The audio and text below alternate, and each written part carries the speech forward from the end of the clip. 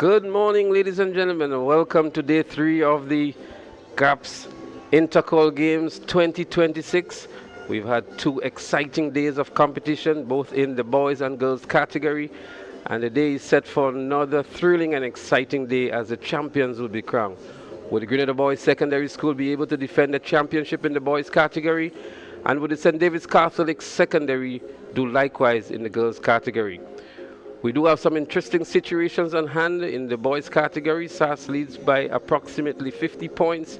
They're currently on 196 points. GBS as the defending champions on 146.5 points. And then we have the Presentation Brothers College on 79 points, the top 3 in this category. The girls is a much closer encounter, and St. David's again is hard pressed to retain the championship. They used to be runaway leaders very early in these championships, but this year they've been challenged by the likes of the St. Andrews Anglican Secondary School and the Anglican High School, as well as the St. Joseph's Convent St. George. The scores at the end of day 2 in the girls category: St. Andrews Anglican Secondary in the lead on 120 points, and 2 points behind them, the St. David's Catholic Secondary, the defending champions, on 118 points. In the next 8, maybe 9 hours or so, we are going to know for sure who are the eventual champions of Intercol 2026. Stay with us. We're going to have a lot of these exciting events to bring to you wherever you are. From what we can tell you, the environment here and the atmosphere here at the Kirani James Athletic Stadium will be electrifying. Already there are very, very long lines outside of persons trying to get in, and we expect the stadium to be filled to capacity on day 3 of Intercol 2026. What we're going to do now, we have some distinguished colleagues here who have been trailblazers for Grenada that we want to have a chit-chat with before we go on to the track and field events. And we are going to be speaking with members of the Olympians Association of Grenada. We're going to be speaking with the president, the treasurer, and the chair of the fundraising committee. And so I want to introduce, first of all, Ms. Hazelyn Regis Buckles, a very familiar name to track and field in Grenada. So I had to. Can you see me good? A very familiar name to track and field in Grenada, and she has represented Grenada at 2 Olympics before, and holds the national record in the 400 meters at 50.64 outdoors and 50.90 indoors. Only last week she had one of our LSU records been broken, but she's still a happy camper. She still holds the Grenada national record. Good morning, Hazelyn, and welcome to TNR Communication. Welcome to Intercol 2026.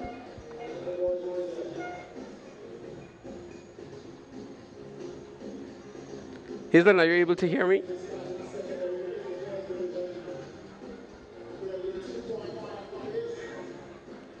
Hazelyn, are you able to hear me? I'm going to ask Charmaine or Alison, are you also able to hear me? Yes, you can. Yes, we can. Yes, we can. I'm sorry. So maybe we'll come back to Hazelyn. I'm not sure what But I'm the here. issues. Hazelyn, can you hear us now?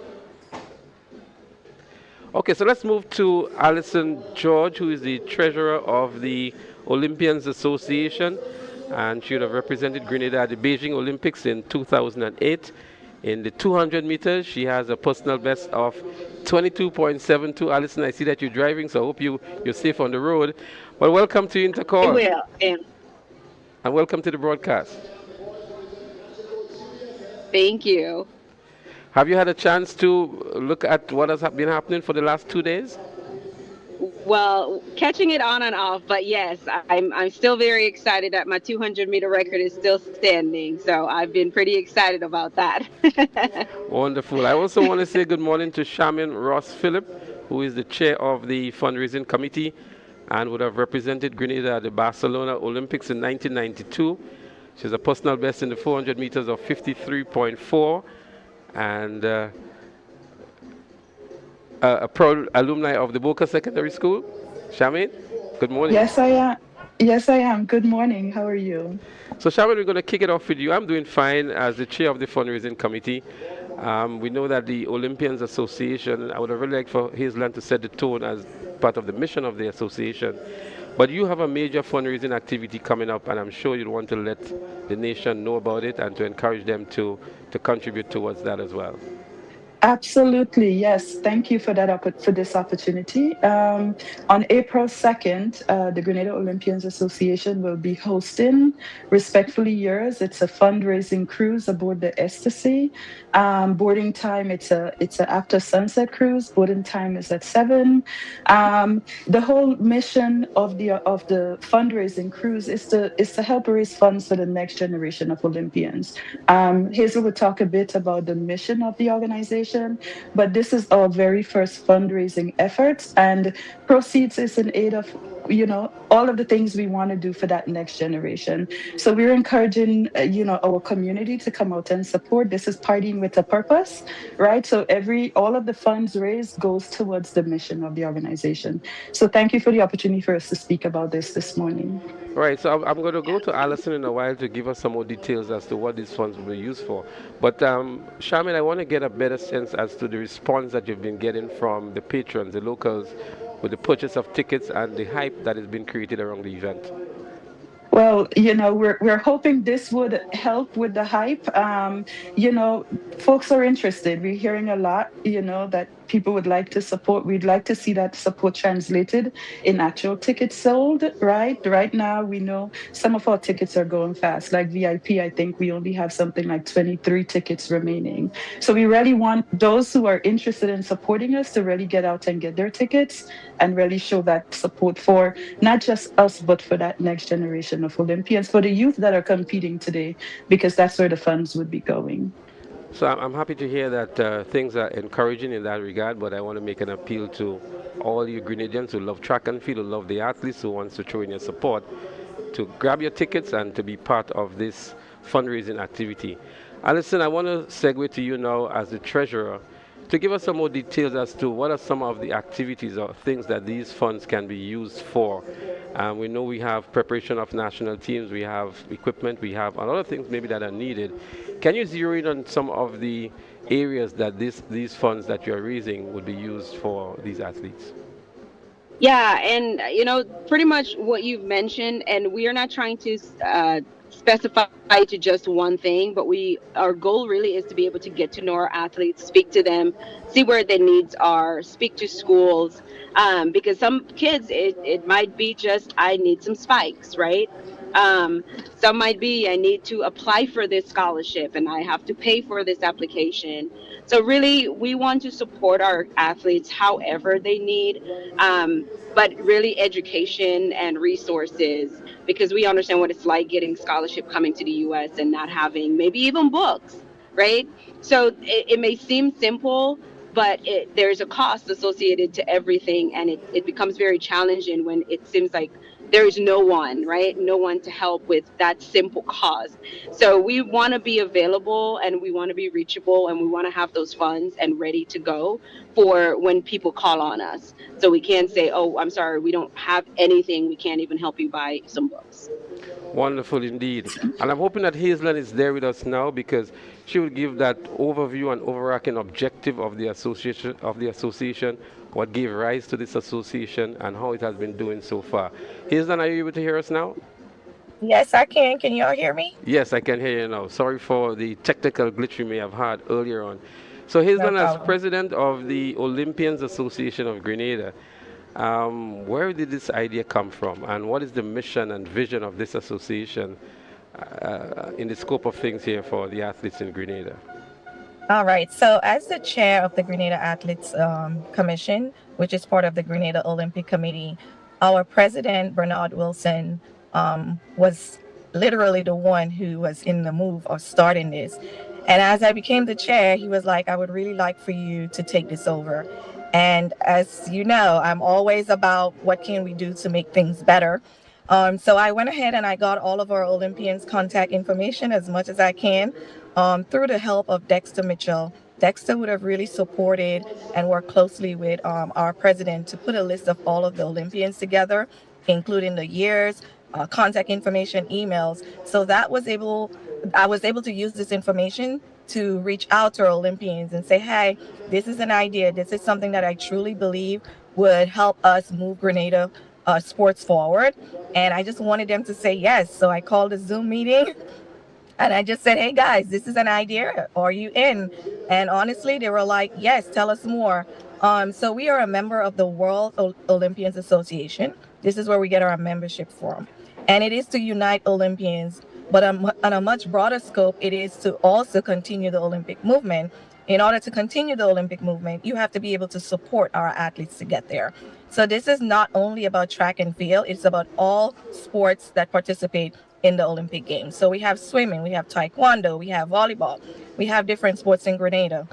While track and field might be the biggest, we want to make sure everyone knows the Grenada Olympians Association is not only about track and field. It's about all of our different sports that is under the Olympic Committee and will be considered an Olympic sport. Well, wonderful. Just for our viewers here, just in case you've just tuned in, we're actually speaking to members of the Grenada Olympians Association just before we get into the live track and field action. And we have with us the president, a familiar face that you're seeing on screen now, Ms. Hazelyn Regis Buckles. We also have Ms. Alison George and Ms. Shamin Ross Phillip, 3 Olympians from Grenada.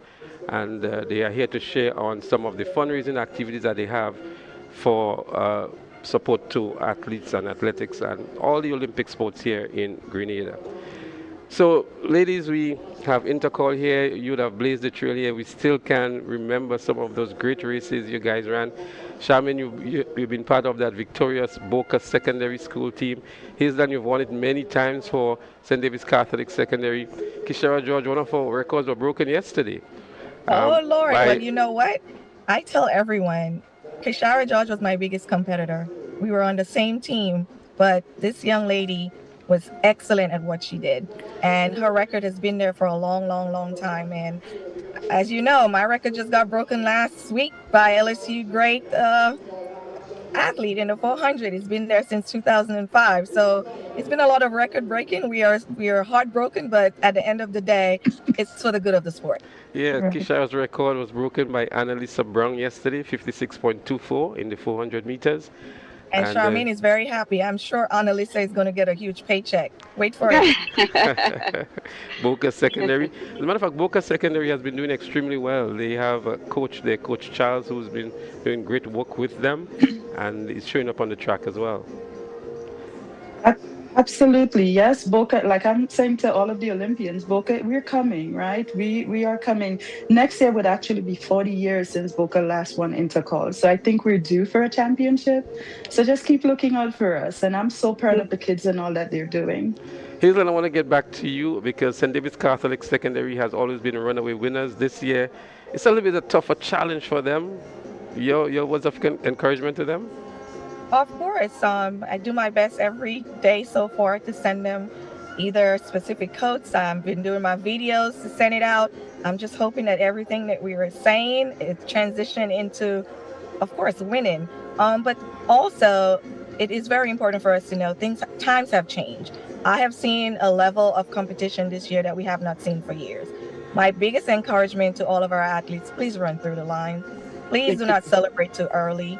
It breaks my heart to see so many almost records being broken for the simply just celebrating too early. And we want to make sure that they understand this practice could cost a lot during the Carriacou Games. So as much as we love the competition, we love the celebration, just want to point out, run through the line, finish the races, celebrate after. I am, of course, going to push and hope that my school wins, of course. But I just also want to just tell all of the athletes, great job. All of the coaches, all of the supporters, we are seeing talents and we must ensure that they have what they need to get to the next level.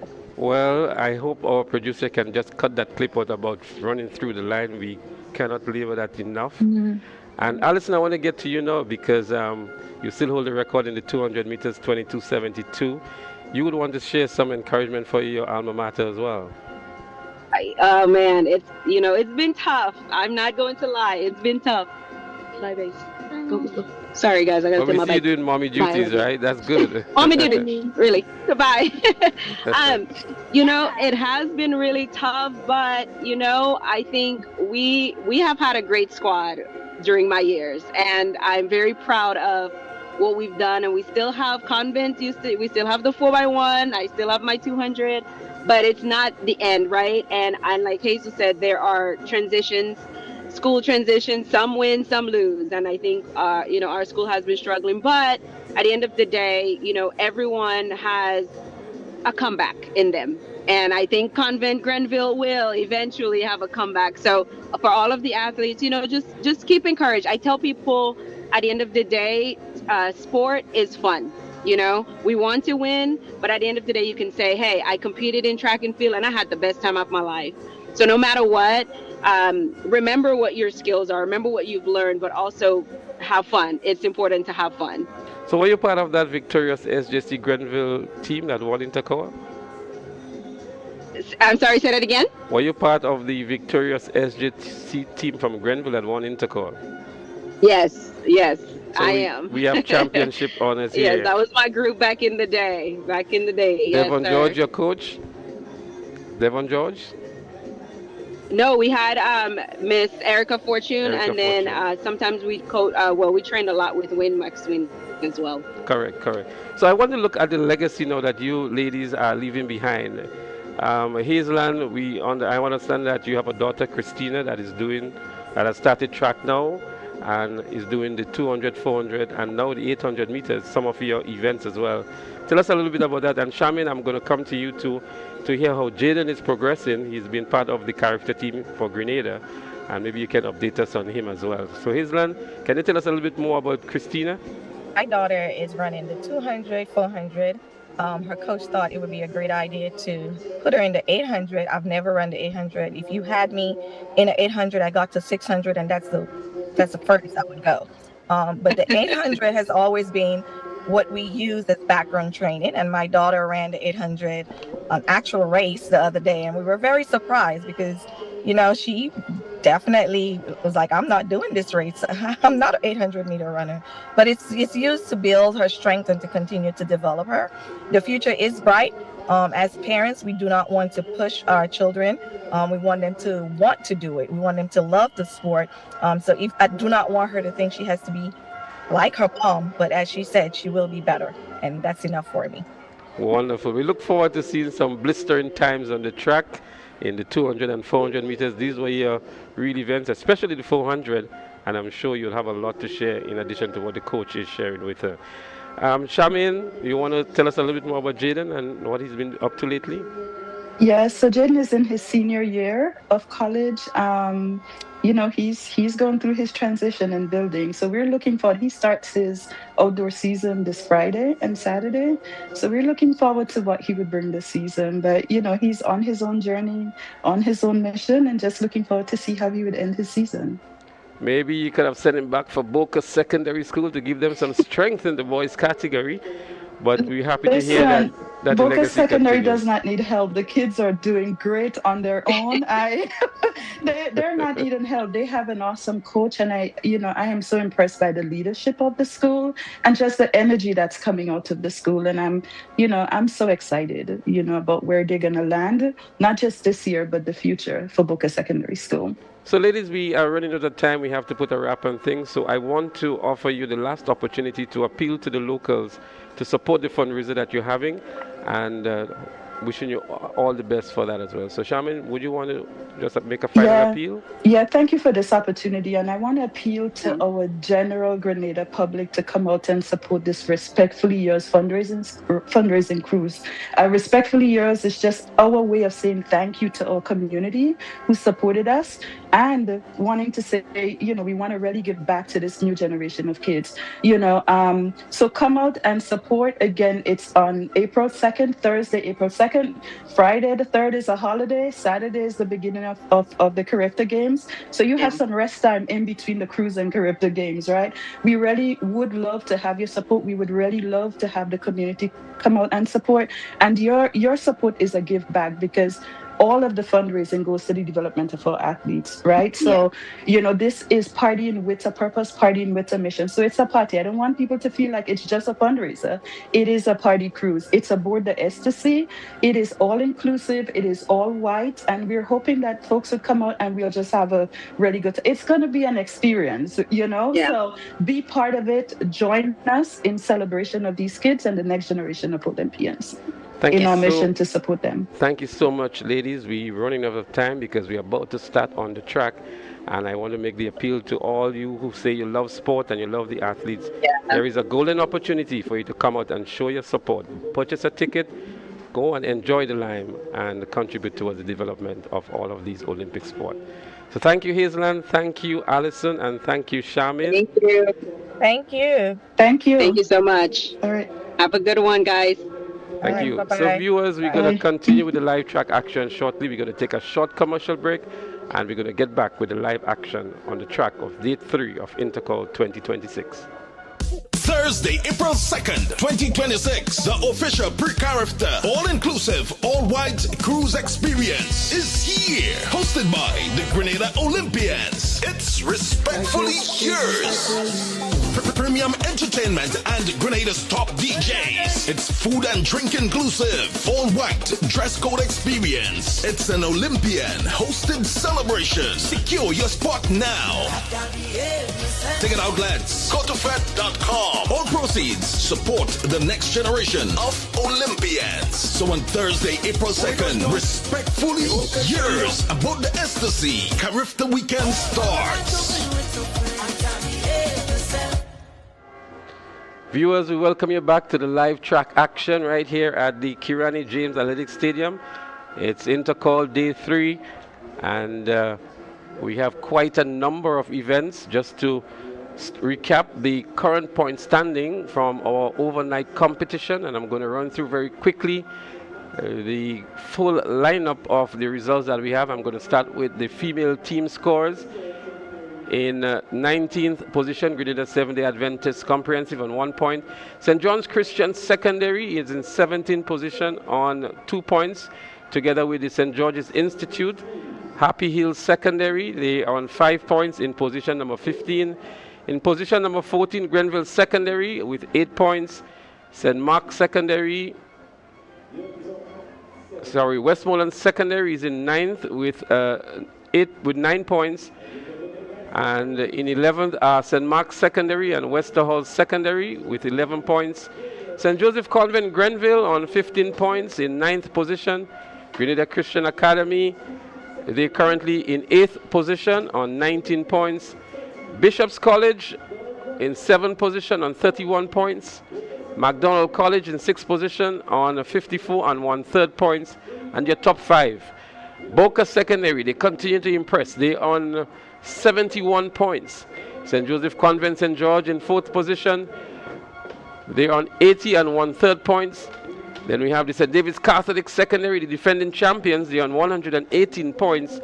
And the St. Andrew's Anglican Secondary are up front in the girls category on 120 points, a lead of only 2 over the St. David's Catholic Secondary School. In the boys category, we're going to start with the St. George's Institute. They're on 2 points together with Wesley College and the Grenada Seventh-day Adventist. St. Rose Modern Secondary, they're in position number 15 on 3 points. J.W. Fletcher Catholic, they're in 14th position with 6 points. Grenville Secondary in 13th position with 7 points. Happy Hill Secondary in 11th position on 8 points together with St. Mark's Secondary. Hillsborough Secondary in 10th position on 10.5 points. Westerhall Secondary in 9th position with 11 points. Grenada Christian Academy in 8th position with 19 points. Then we have St. John's Christian Academy in 7th position with 26 points. St. David's Catholic Secondary in 6th position with 38 points. And your top 5, MacDonald College in 5th on 48 points. Boca Secondary continuing to impress, as I mentioned, in 4th position on 53 points. Presentation Brothers College, they're in 3rd position on 85 points. The Grenada Boys Secondary in 2nd position, they are the defending champions. They are on 153.5 points. And up front, the St. Andrew's Anglican Secondary School on 199 points. So that's the updated point standing after all of the events that have been completed on days 1 and 2. And the stage is set now for exciting competition. And joining me in the commentary position, we have Bernstein Calise and Bernard Antoine, and we're going to be bringing the live action to you wherever you are. So we say a special good morning to all of those who are out there online on your various devices. Those of you who are in the offices, we know many of the offices have television sets set up for this, in the workplace as well. And we know there are people who are on their mobile devices, even while they are driving. We urge you to be very, very cautious. A large number of persons have been online, and the gates have been filled this morning, long lines outside as well. But just some introductory remarks from you gentlemen as we get set for day number 3, the final day. Good morning, and thanks for welcoming us into your homes, on your sets, whatever devices that you're working with today. If the first day was a day of introduction, the second day, the day of moving, day number 3, the day that you would consolidate, and it's all about getting to the finish line. Absolutely correct. A huge crowd is on the outside trying to make their way inside, and we have somewhat. In the morning session number 1, we have some 19 events that will be contested today. And of the 19, we have 3 that are finals. We have 3 final events, all field events, and 19 overall for the morning session. So we expect a real competitive day of track and field. Good weather also, Bernstein. Oh yes, a pleasant good morning to everyone. Well, good morning, good evening, good night, wherever you are, because we know we are viewed all over the world. So we welcome you to the final day. It's Championship Thursday, and at the end of today's event, we're going to be crowning 2 champions, and we hope that we'll keep you on your feet all day long. We know that you are prepped and ready for final day. It's going to be exciting, and we welcome you into. We want to welcome you into this big event, and we ready to move forward to the Intercol 2026. I just want to recap one of the events yesterday that we need to pay maybe some attention to. We were not able to give the full results, and that's the Heptathlon Open Girls, where Montisha St. Bernard of Bishop's College, Carriacou, was the runaway winner here with 3,684 points, and she dominated most of these events. And tell you what, we have a very nice interview line up here with Montisha St. Bernard, and what we're going to do, we're going to go over now to Blossom, who did this interview with Montisha yesterday. To 7 events in the girls heptathlon, I have the winner with me right now, Montisha St. Bernard, coming straight out of the sister isle of Carriacou, representing Bishop's College. Congratulations on your victory. What was your plan and preparation for the 7th event discipline? Well, my plan was to keep my mentality based on the event that I'm good at, and you know, out there I'm a coach, my mother, and I'm supporting the sacrifice, a lot of things for me to do. I'm so happy to be here, and I'm looking forward now to make it to the Carifta and put Grenada out there right now. You spoke about your favorite event. Which event is that? Basically the long jump. I see I break the record, and also the 200 meter. I was not running for my time, but like the coach they just give it all that I got, so I run and break the record. I'm not looking forward for that, but everything's in God's hands, and I thank God for that. And events, mostly I'm good at everything, but the high jump is not for me really. And representing the sister isle as well, you felt any pressure knowing you're carrying the islands with you? Yeah, not really accustomed, so.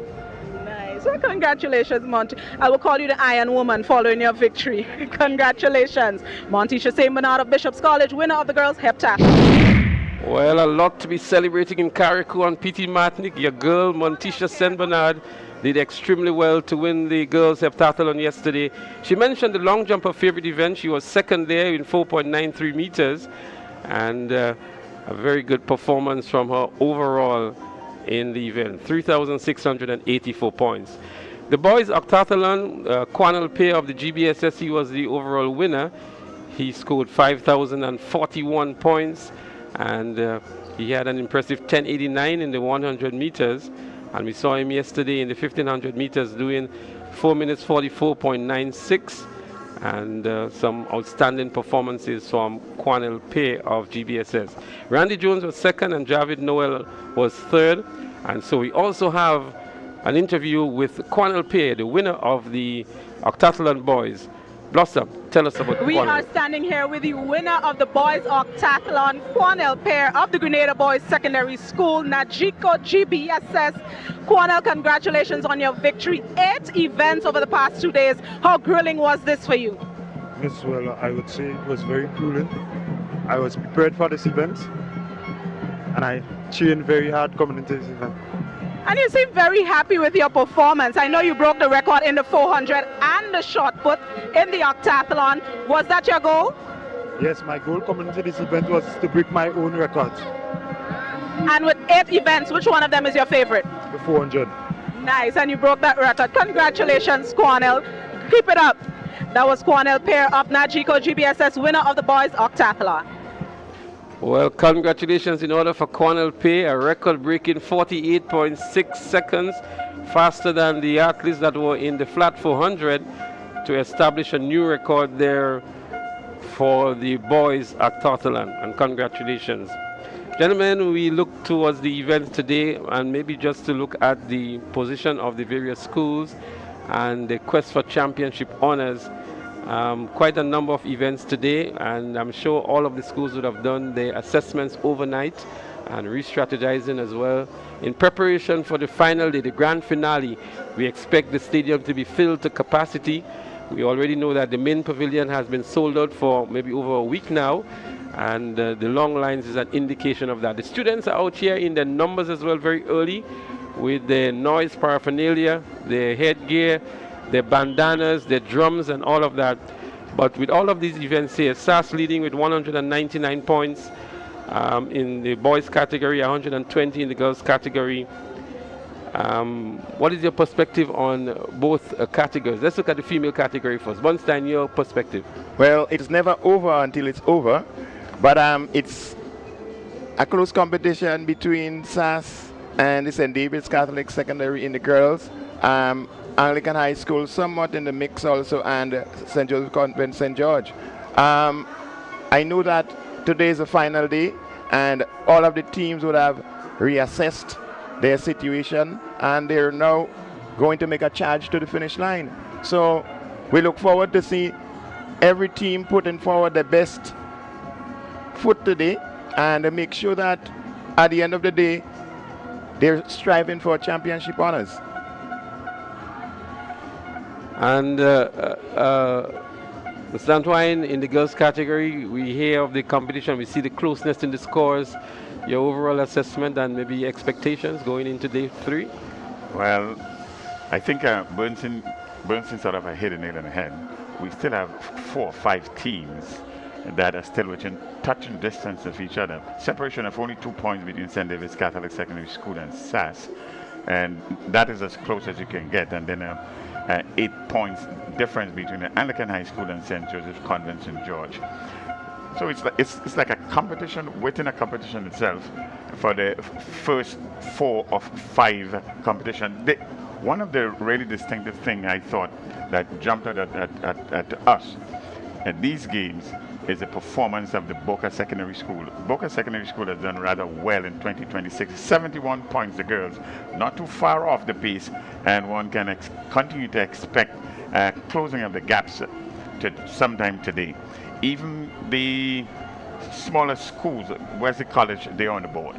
So one expects a good, keen competition to continue, and the odds-on favorite to win the girls' championship doesn't exist. Well, if you can just very quickly look at some of the events in the girls category. The girls long jump senior, SAS is expected to win that here with Christina Charles. She represents Grenada at the carriacou in this event, and that's why I'm saying that she's expected to win. We have the girls discus throw sub-junior. We're basically not aware of who's going to win this one. The 100-meter hurdle sub-junior, again, St. David's has had some better athletes on the track than SAS in the junior category, the likes of Tishana and others. And then we have the girls 100-meter junior, which we expect St. David's maybe to be ahead of SAS in that as well, with Tishana and others. And the 200-meter dash senior, I think Shadi would be a good candidate together with Kayla Christopher. And then we also have the girls 400 meter sub-junior. SAS is actually stronger in the sub-junior category and may be expected to win here. And the 4x100 meter relay sub-junior, again, SAS has been defeating St. David's in that over the season. So it's wide open, and then we have the 4x400 meter relay at the end of the day. So these are some of the events in the female category that can really be very competitive in the girls category. So it is very competitive in the girls category. We cannot declare any clear winner right now. It's going to be competitive, and that's what we are here for today, to ensure that you have an interesting and competitive spectacle in terms of the athletics that we're going to present to you today. And at the end of the day, maybe it might just go down to the relays to decide the champion in the girls division. And if you can quickly look at the boys category, I mean, SAS has a commanding lead over GBSS. And if we look at some of the events today, I think it's going to be an even more difficult undertaking for GBSS. So for example, there is a boys shot put junior that's going to be happening. The boys high jump sub-junior. SAS has been dominating the sub-junior category. There's also the 110 meter hurdles sub-junior. SAS again in Oliver is expected to do well there. There is the discus throw sub-junior. So a lot of sub-junior events today where SAS has been strong. The triple jump junior is one up for grabs. The 400 meter sub-junior boys is up for grabs as well. And then of course we have the 4x4 and the 4x100 meter relay for sub-junior. So that's in the morning session. Later on in the afternoon we have the long jump and triple jump for senior boys. Christophe Caliste is one of the athletes that we're looking forward there. We have the 200 meters for the senior boys as well. We saw Ian George dominating the 100 meters. Once he's fit, he's expected to win the 200 meters. And the second, third, and fourth can go anywhere between Deron Sincere, the second place winner in the 100, and the champion in the 400, Daniel. We also have the Josh Charles of GBSS and the Kamal as well for GBSS. So second, third, and fourth can go anywhere between these 3 or 4 athletes. And of course the 4x400 meter relay later on as well. So it's a daunting task for GBSS in my honest opinion, and I believe the real competition today lies in the female category amongst those top 3 or 4 schools. Well, to a certain extent you are correct, Leslie, but for most of the schools, especially the smaller schools, the real competition is to do better in 2026 than they would have done in 2025. Good representation or good competition amongst the smaller schools. 53 points for Boca Secondary, Magdalena College, and 48 points. And St. David's Catholic Secondary School sliding a bit with 38 points.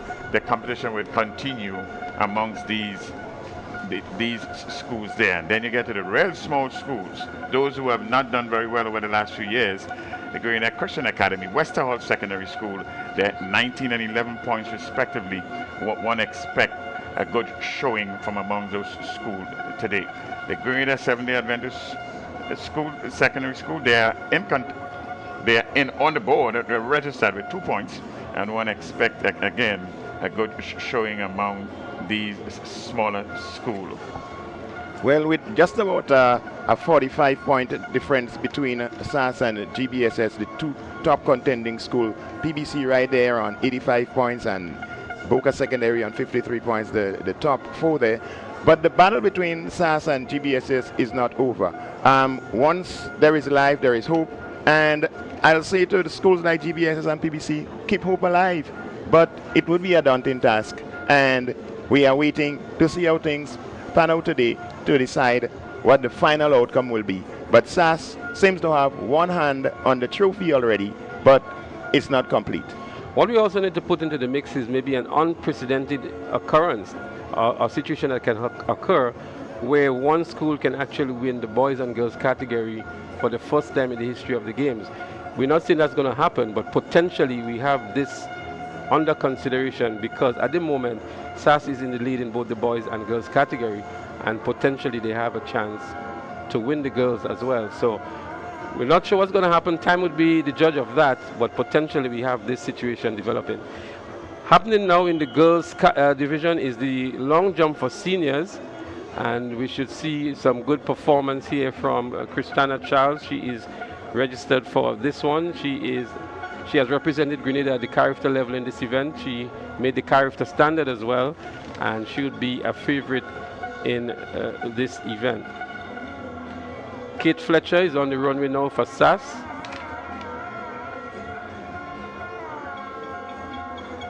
The lineup here, we have Shade John, Natalia Strawn, Kayla Christopher, Odisha George, Shadal Antoine, Kimaya Charles. From Grenada Seventh-day Adventist, we have Talia Richardson, Kate Fletcher from SAS, Rachel Etienne from Anglican High School, Jana Cambridge from St. Joseph Convent, St. George's, Christina Charles from SAS, Nikaya Roberts from the Boca Secondary, as we look at Fletcher here on her attempt. Abigail Williams from MacDonald College, Kimaya Bain from Grenada Seventh-day Adventist Comprehensive, Leanna Bubb from Happy Hill Secondary, and Mia Henry from Anglican High School, and Saraya Phillip of the Boca Secondary School.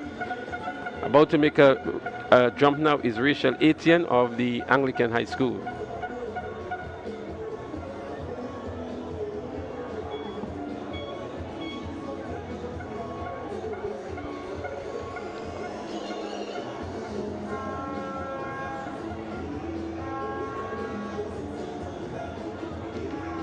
Some of the other events that are going to be happening this morning. We'll also have the boys shot put junior, the girls discus throw sub junior, the boys high jump sub junior, which they are doing their warm up jumps now. That's the sub junior boys high jump. We're also going to have the 100-meter hurdle sub junior boys and girls, and the 100-meter dash for the juniors. So that's Anglican High School there on the runway moments ago.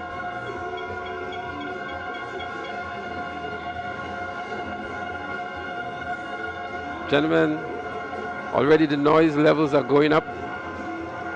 A lot of these horns have been sold, and the police were there very early. They've been able to do a good job over the last 2 days, but the magnitude of today is a different kettle of fish altogether. That we can repeat. It is going to be the sights and sound of Intercol 2026. One expect by 11:30 to midday, most of the stands will be filled. That was Jana Cambridge of the Convent St. George's a while ago on her long jump attempt. We see the hurdles have been prepared already, and we're going to have the 100-meter hurdles for the sub-junior boys and girls starting in a while.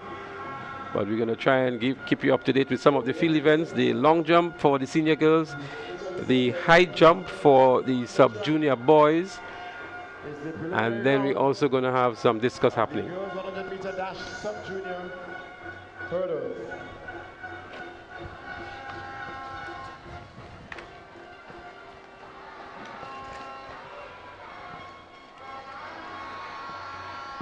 So there the athletes getting ready for... We've got a total of 2 heats in this event, this preliminary round. The winner qualifies automatically, and the next best 6 times will join them into the final. Record currently stands at 16.47 seconds, held by Sydney Douglas of the St. David's Catholic Secondary.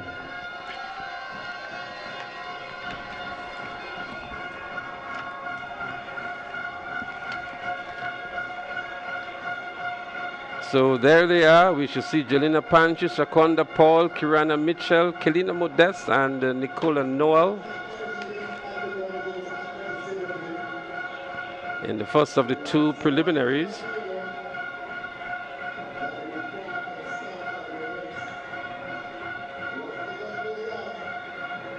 Sydney Douglas of the St. David's Catholic Secondary, the record holder at 16.47.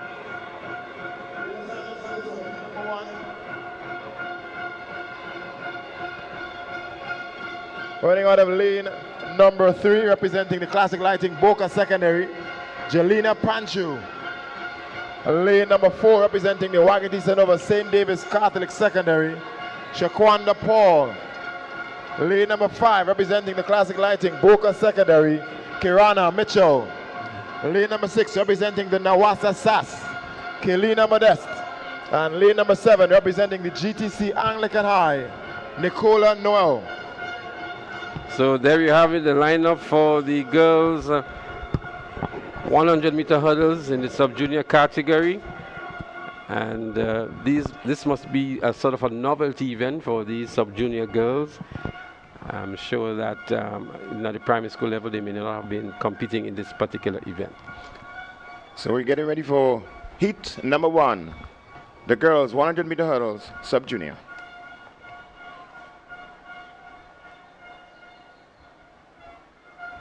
And here we go. It's Sass, that's Modest of Sass, getting over the hurdles much easier than the rest of the field. Modest, Kailana Modest of Sass, she's going to take this one. Boca Secondary. Well, a good run here by Kailana Modest of Sass. She maybe not the best technique, but had the best technique of those who were in the race, and returning first place for an automatic qualifier in 17.79. Bernard and Jelena Panchu would have been was second in 1950.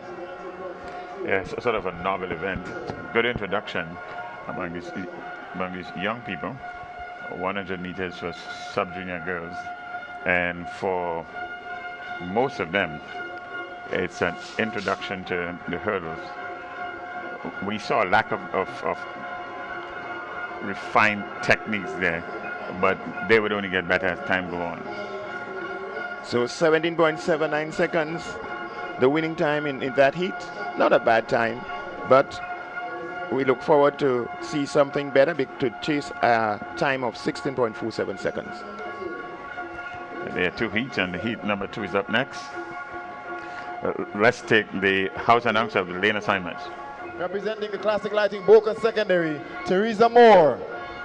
Lane number 2, representing the GTC Anglican High, Ava Plenty. Lane number 3, representing Classic Lighting Boca Secondary, Chloe Mitchell. Lane number 4, representing the Nawasa Sass, Teresa Fraser. Lane number 5, representing the Wagati Sonova St. David's Catholic, Adrenal Grappi. There we have a lane assignments there. Grappi in 5, Teresa Fraser in 4, Mitchell in 3, Plenty in 2, and the winner qualifies automatically. Well, and again, next best 6 on time. Intense competition and rivalry in the girls category, and they will be running for a first place, and then the next 6 best times emerges into the finals. Moore, Plenty, Mitchell, Fraser, and Grappi. They're on the starters' orders. 100-meter hurdles. Clean started is up and off. They are St. David's Catholic Secondary to the middle. Nawasa Sass fighting for the first spot. St. David's Catholic Secondary in the lead here with Grappi, but she has Fraser to her left. Grappi in the lead here for St. David's Catholic Secondary. As they battle for the finish line, she celebrates early again. Adrenal Grappi of St. David's Catholic Secondary. Teresa Fraser was second, the top 2 finishers. Yeah, the technique in this particular heat was much more improved than heat number 1, and so we see that reflected in the winning time for Grappi there. Grappi from St. David's Catholic Secondary School, fairly easy winner. Had some competition right up to the 20 meters to the end, and completing there, Grappi from St. David's Catholic Secondary School, the winner.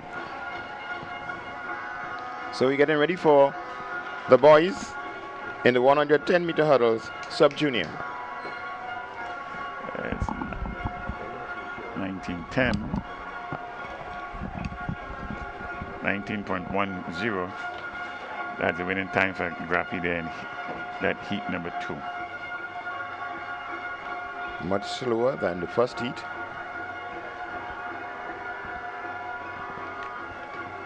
The boys will be taken to the track next, so some adjustments to be made to the hurdles. They'll be doing their 110 hurdles instead of the 100 meters that were done by the boys. And the hurdles would also be lifted a little higher as well.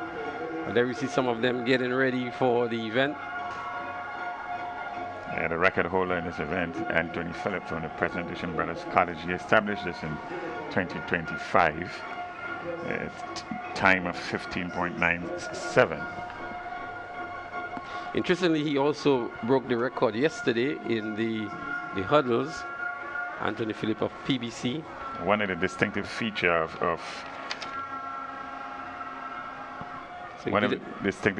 of Anthony Phillip was his technique. It's rather good hurdling technique he has. The boys are up next. So we're getting ready for heat 1 of 2. First place advances into the finals automatically in the 2 heats, and the next 6 fastest times will join in for the final coming up later this afternoon.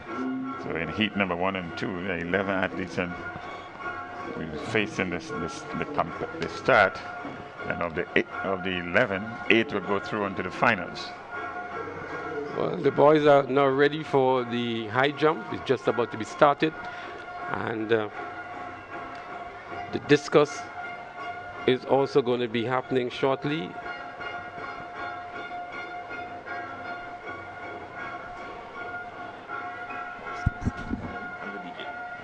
Maybe on the other side.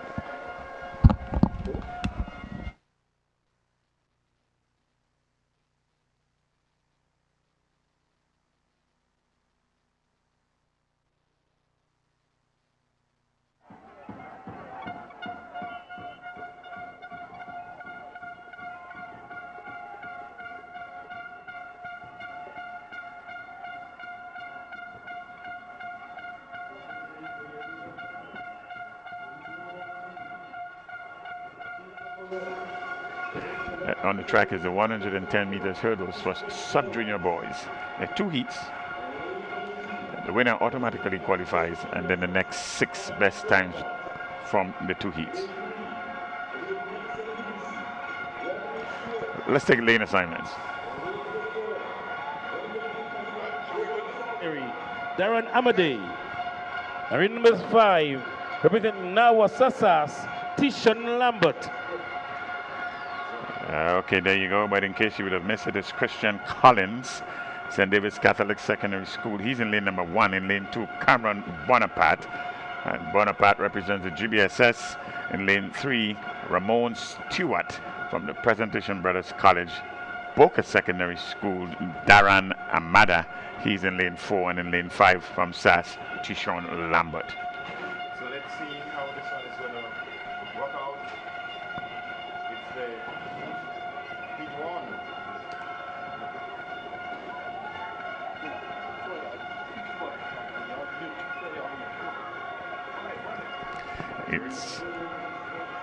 We are about to see the start of heat number 1.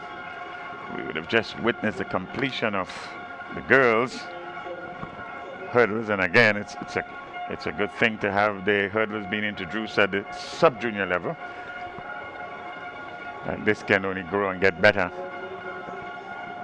and more competitive at these games.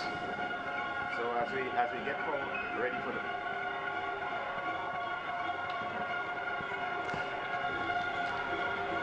So we continue with the competition on the track. So as we get ready for the boys, we're expecting to see how far they advanced they are in terms of their techniques. We expect to see Collins, Bonaparte, Stewart, Amada, and Lambert. That's the 5 competing athletes in heat number 1 of 2 of the boys 110-meter hurdles sub-junior. Interestingly, these sub-junior boys are really, really hard-working boys in this Intercol game. We see the same names coming up for almost all the events, so not just the 1, the 2, and the 4, but here we see it in the hurdles as well. And again, if it goes true to form, we should expect the faster times coming from the second heat, where we have the winners of the 100 and the 200 meters there. And the winners of the 100 meters, they're actually in the second heat. And so we should expect a much faster time in the second heat. Well, it's not unusual to have boys at this age, that's sub-junior boys, doing multiple events until they're settled into pep event. So we're getting ready for the next event. As we say, welcome to the viewers in the watch party at St. Andrew's Methodist School. Welcome. Well, there are several watch parties going on. I've heard some being advertised for the south of the island as well, as the boys get ready for the 110-meter hurdles preliminary in the sub-junior category. Collins, Bonaparte, Stewart, Amada, and Lambert.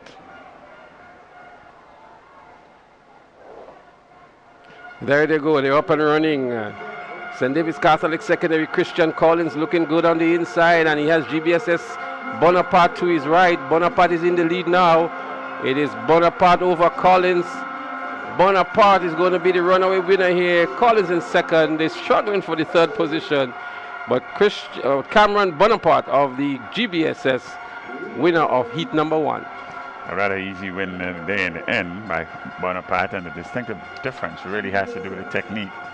His technique was much better than his competitors in this heat, and so with a time of 16.30, Bonaparte is your winner here.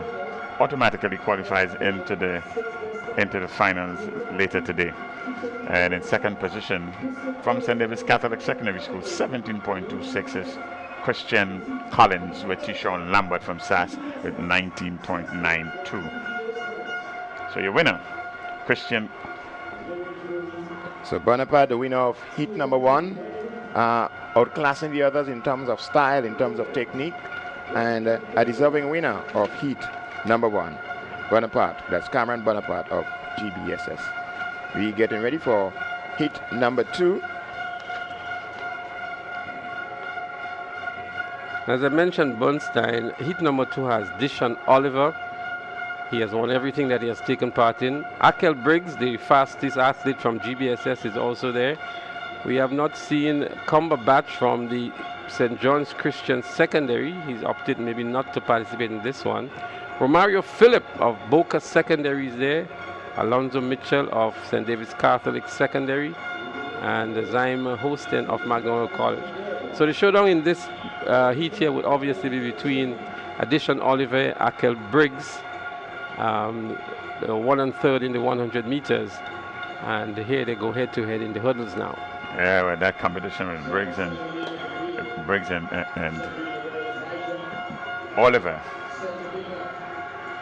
It continues. The head-to-head continues as we get ready for heat 2 of 2. Boys 110-meter hurdles, sub-junior.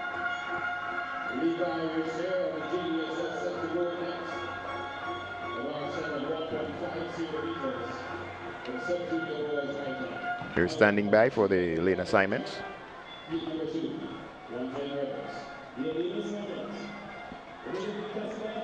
McDonald College, Zahim Hussein, lane number 2.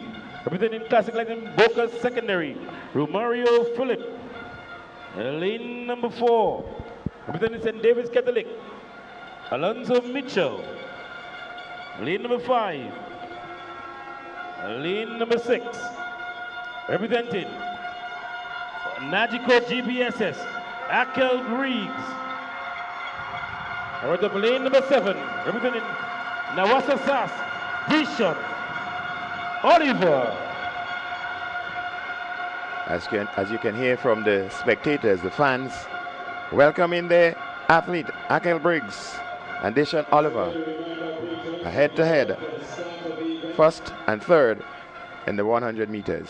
Well, like hurdles all over. It's not just about speed, it's a combination of speed and technique. We will see what is exhibited here. Well, Dishon Oliver established a new record yesterday in the 400-meter sub-junior hurdles. Let's see what he can do today in the 110. So look for the running in lanes 6 and 7.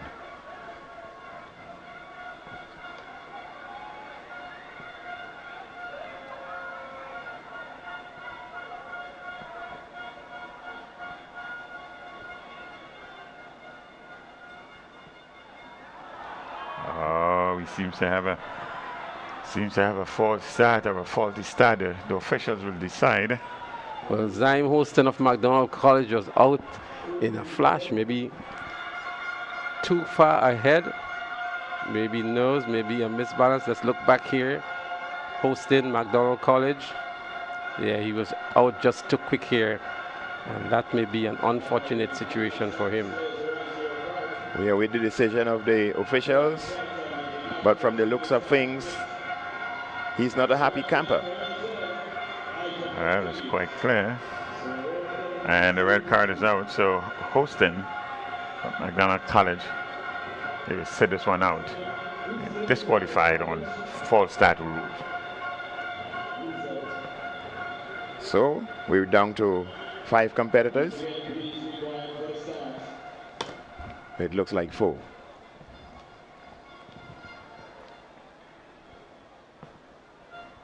So they will try this a second time.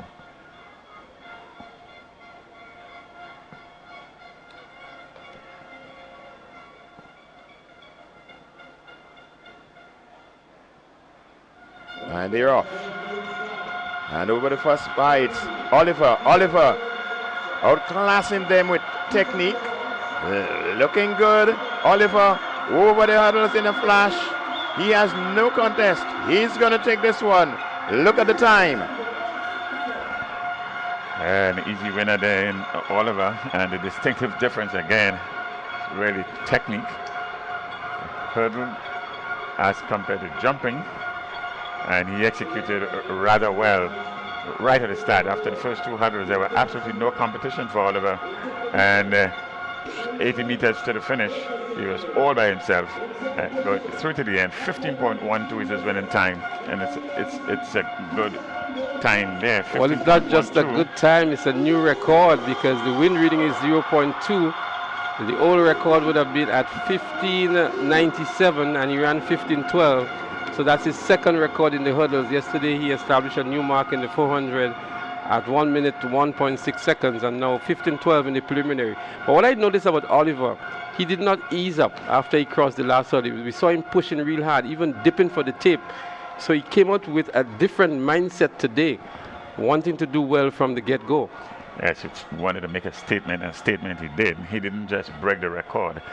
In a sprint event like this, one would consider this to be, he has totally destroyed the existing record. 15.12, that's the winning time for Oliver. As we segue to the high jump that's happening now for the sub-junior boys, we just saw a field attempt there by Westmoreland Secondary.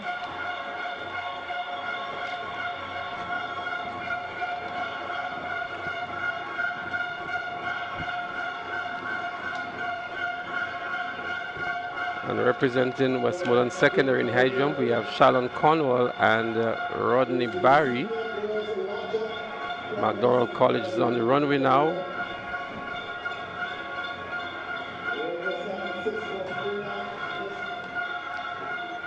McDonald College represented by Zaim Holston, who was just been disqualified a moment ago, so that's not Holston there.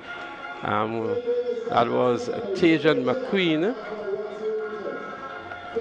The attempted height is 1.50 meters. So it baffles us why they had, two sub-junior events happening at the same time. So we have the hurdles and the high jump actually occurring at the same time. Yes, we actually saw this all of Tuesday and yesterday, Wednesday. Because we're realizing that at this age, these young boys are not ready to specialize. So most time they are in multiple events. So better planning needs to go into how we schedule those events as we move forward. The height is 1.50. And these young men attempting. The junior boys are also in the shot put. That's happening at the moment as well. The sub-junior girls discus is also in progress.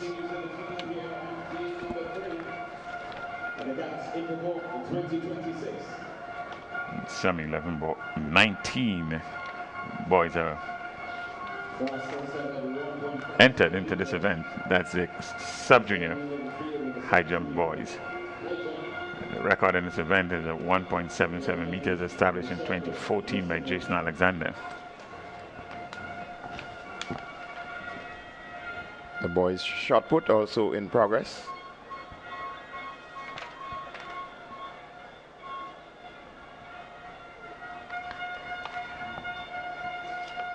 On your screen, Happy Hill Secondary clearance there in the high jump. Happy Hill is represented by Zilon Charles. So there was a good successful clearance by Charles there.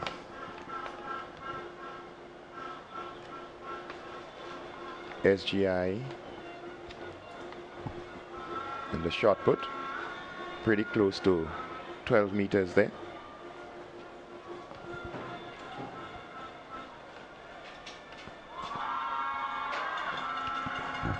So another clearance by the athlete there from St. David's Catholic Secondary School.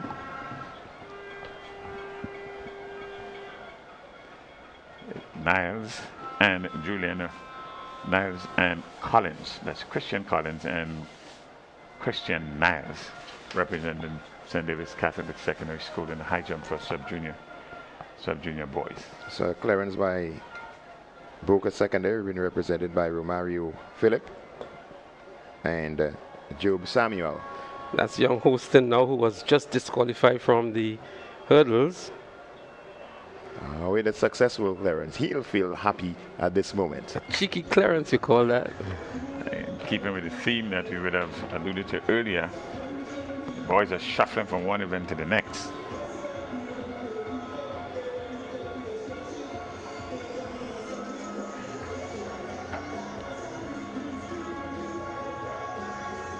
Tyler Julian with the clearance here for St. John's Christian Secondary.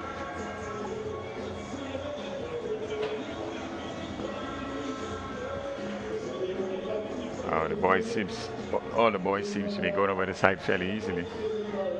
Wesley College up next. Shallon Cornwall of Wesley College.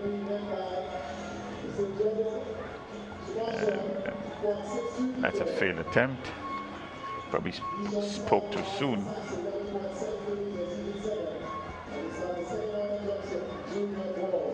Bishop's College just above 10 meters there in the shot put. But up next on the track will be the 100 meters for junior girls. So we'll be going back alive in a while for the 100 meters preliminaries for junior girls.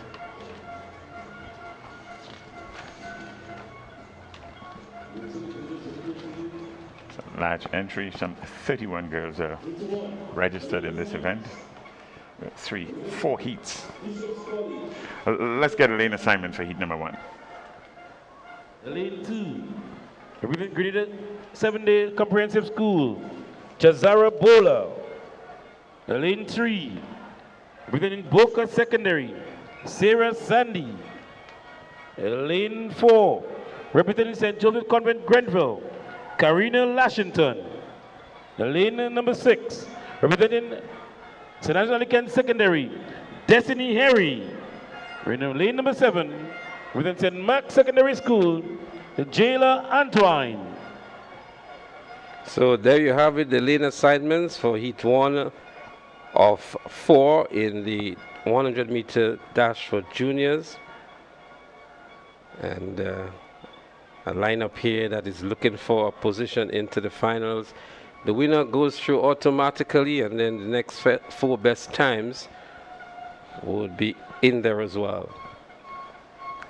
One of the pet events, juniors tend to get a lot of the faster boys and girls at these meets. Most competitive, one would probably say, among the juniors. Record in this event is established in 2014. One Melanie Rodney from St. Joseph Convent, St. George, 11.70 second. Well, that's going to be a real record to beat here. 11.70 seconds. The seniors did 12 flat yesterday. Sub-juniors did 12.2. So there is Kayla Allen from Bishop's College. I'm wondering if she got some inspiration from Montisha Saint Bernard, the winner of the heptathlon yesterday. Very outstanding performance from Montisha Saint Bernard. So winning becomes a habit, so let's see what happens here. They're on the starters' orders. Allen, Bowler, Sandy, Lashington, Alexis, Harry, and Antoine.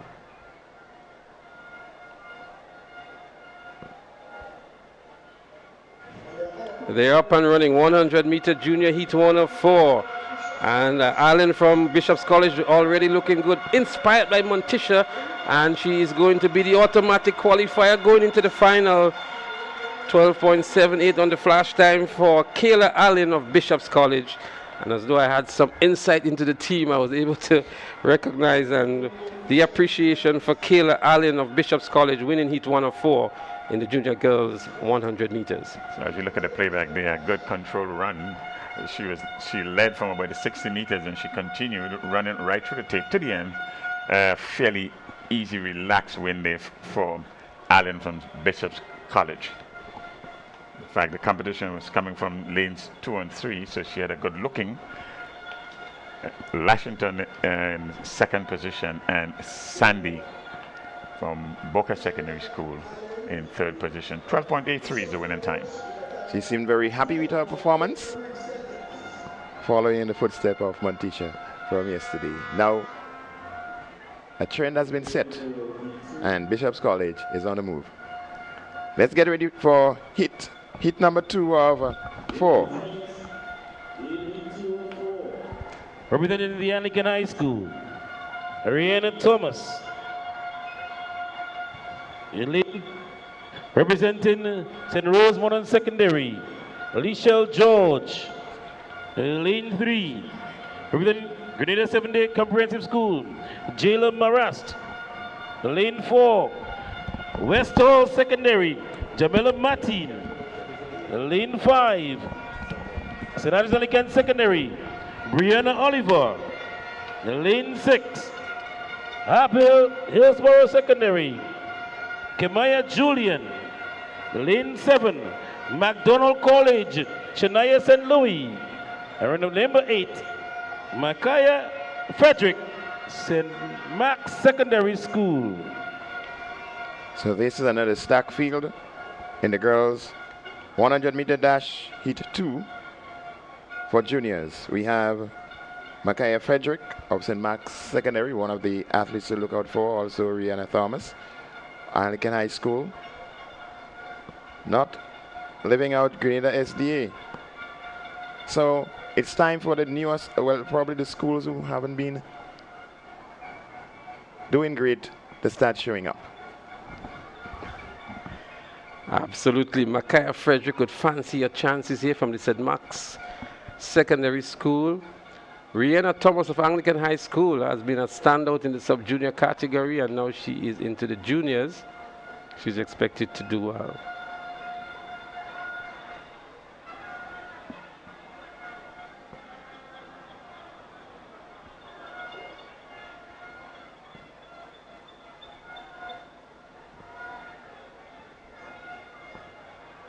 And they're off. It's a clean start on the outside. It's Anglican High School, Thomas. In the middle of the track, Brianna Oliver of SAS. But it's going to be Micaiah Frederick and Brianna Oliver right to the line there. Interesting finish. We wait for the official time and positions. Well, I'm not quite sure what it would have happened there. For the first 40 meters, it was all Rihanna Thomas. And then right here, she would have felt something, had a bubble, had a stop, and she didn't finish as she started. Your winner, the Micaiah Frederick from St. Rose Modern Secondary School, 12.45 seconds, a faster heat here than heat number 1. And in second position, Oliver from Sassid, 12.48. Well, congratulations to Micaiah Frederick. She was one of the favorite going into this event, and she has registered a fast time, faster than the first heat. She had some good competition from Brianna Oliver of SAS, and they're going to have a showdown again in the finals later on today. We still have 2 more preliminaries to go in the 100 meters for the junior girls.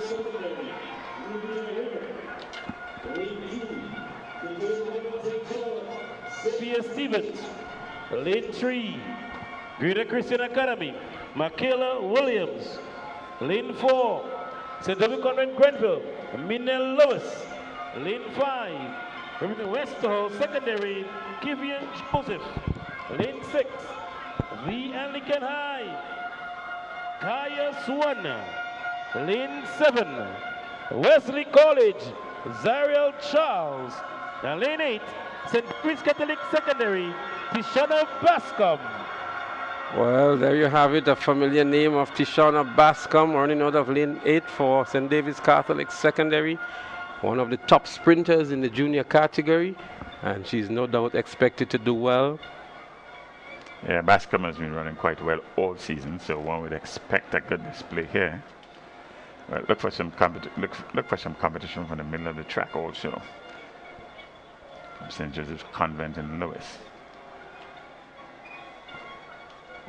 There they are, right in front of us here, to the right, to our left, in lane 8, Tishana Bascom, St. David's Catholic Secondary. Zariel Charles is there. Kaya Swan, Kevin Joseph, Minna Lewis, Michaela Williams, Sophia Stephen, and Nubia Renwick. They've been called to the starting position one more time. The third of the 4 preliminaries in the junior girls 100-meter dash.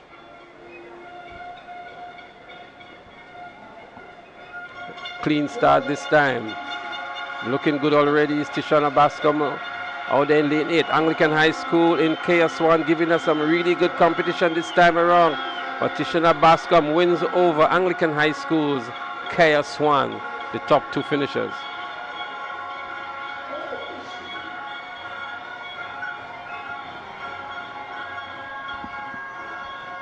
It's a good start there, good clean start. The athlete there from Anglican High School, St. Joseph Convent and St. David's Catholic Secondary School. But here comes for 3rd position.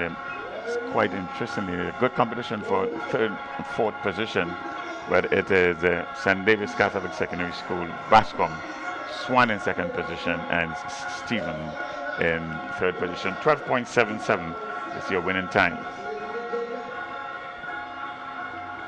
So that was the completion of the 3rd preliminary heat of the girls 100-meter dash for juniors. We're getting ready for the 4th and final heat.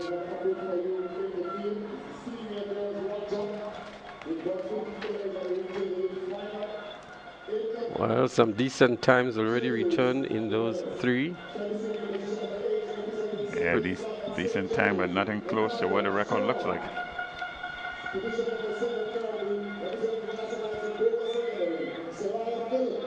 Let's take some lane assignments.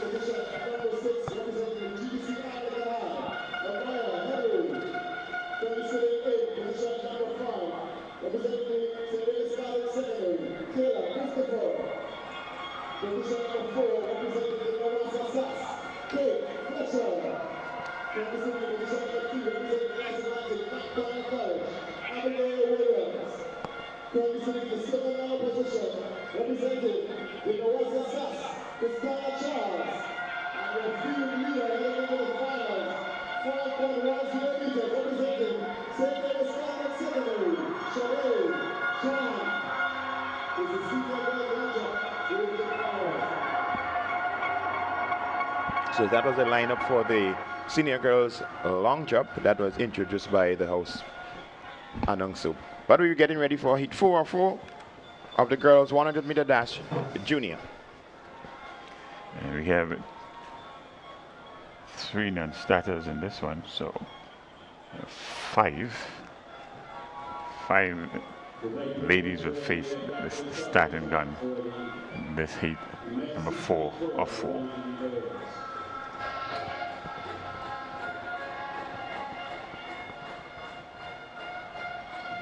Samuel, Street, Patrick, Charles, and then we have another Charles from the Grenada Christian Academy right outside there in lane 8. And they're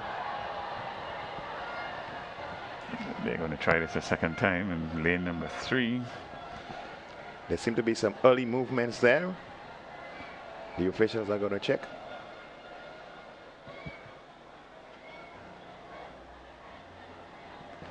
It looks like lane number 4 may be triggered by 3.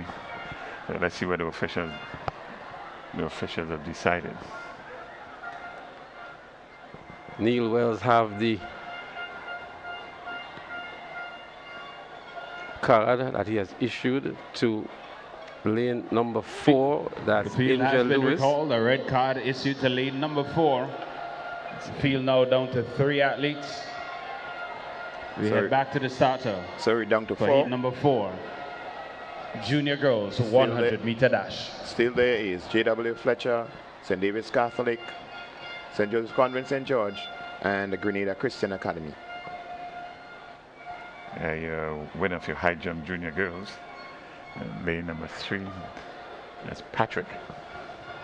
Let's see what she brings to the table in terms of speed.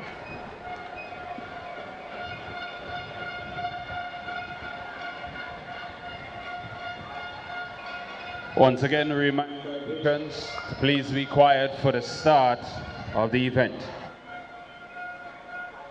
Angel Lewis a little bit distraught here with the disqualification. Yeah, I'm not sure if the rules of running in a protest applies to these games. She'll be disappointed.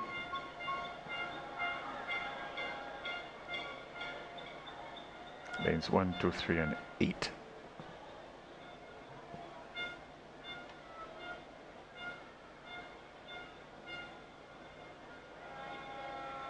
So it's the start of the final heat in the girls 100-meter dash for junior. And it's St. Joseph's Convent there, but a good run from Grenada Christian Academy. It's Grenada Christian Academy who is going to take this one. In lane 8, Rishana Charles, the winner of the heat number 4 of the girls 100-meter dash for juniors. We look at the replay here. All even Stevens at 20 meters right at the start, and then thereafter by 30 meters to the end, easily with the finish with Shanna Charles. Well, she looked really good there. 12:62 for Rihanna Charles to win this heat. Michaela Patrick of Convent St. George's, she was second in 13:03. And Angelica Street of St. David's Catholic, secondary 13:46 to pick up the 3rd position. In fact, this heat number 2 was the fastest of the 4 heats, 12.45. Nakaya Frederick in heat number 2, and even the second place finisher at 12.48. So by some distance, the fastest heat in show. Quite a number of sub 13 times.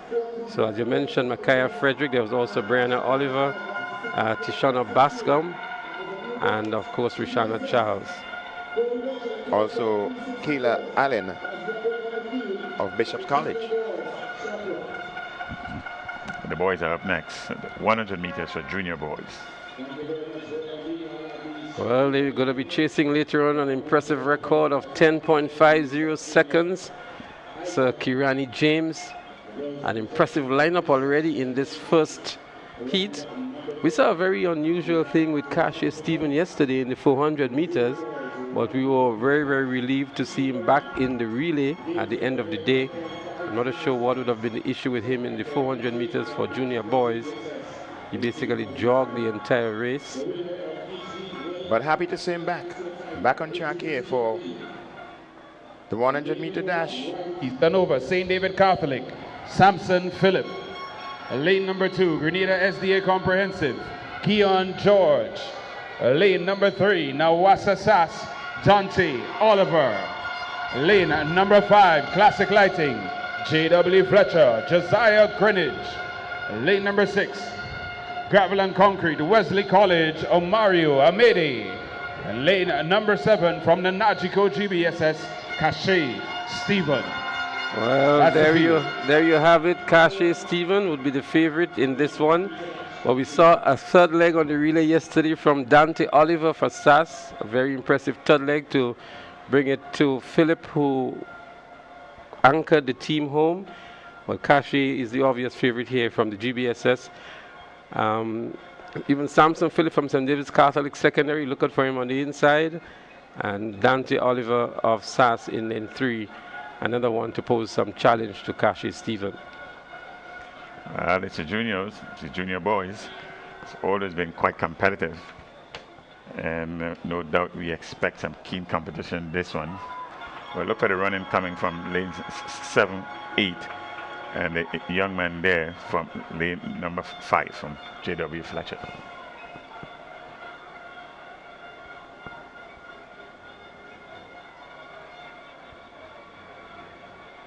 Junior boys 100-meter heat 1 of 4. The winner of each heat advances to the final, and then the next 4 best times would accompany them as well. Heat number 1 of 4.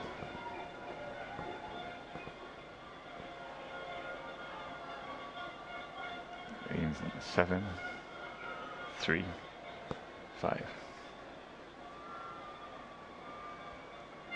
Nice clean start, 100 meters. Let's see who emerges first here. Cache Stephen with a slender lead over Dante Oliver, but also running good is Keon George from St. David's. It's a close one here, a very close one between Cache Stephen and Dante Oliver. It may very well go to the photo finish. It was that close. Let's wait for the official result. It looks like Stevens just a whisker, by a whisker. But the official results would certainly make that declaration. Seems as though it was indeed Cache Stephen on the replay here. Let's look back. Cache with an advantage at this point in time and lean into the tape. Indeed, Cache Stephen in my opinion. What a way to start. The boys 100-meter dash for juniors. Very close indeed. 11:09 for Cache Stephen. 11:09. And Dante Oliver 11:15. And then Samson Philip of St. David's Catholic Secondary 11:27. Keon George, who had a very good run as well, 11:28 from the Grenada 7-Day Adventist Comprehensive. Some very competitive time by these youngsters in the first heat. Quite competitive indeed. We're getting ready for heat 2 of 4. So automatic qualification is you got to win the heat. So you win your heat and you're into the final.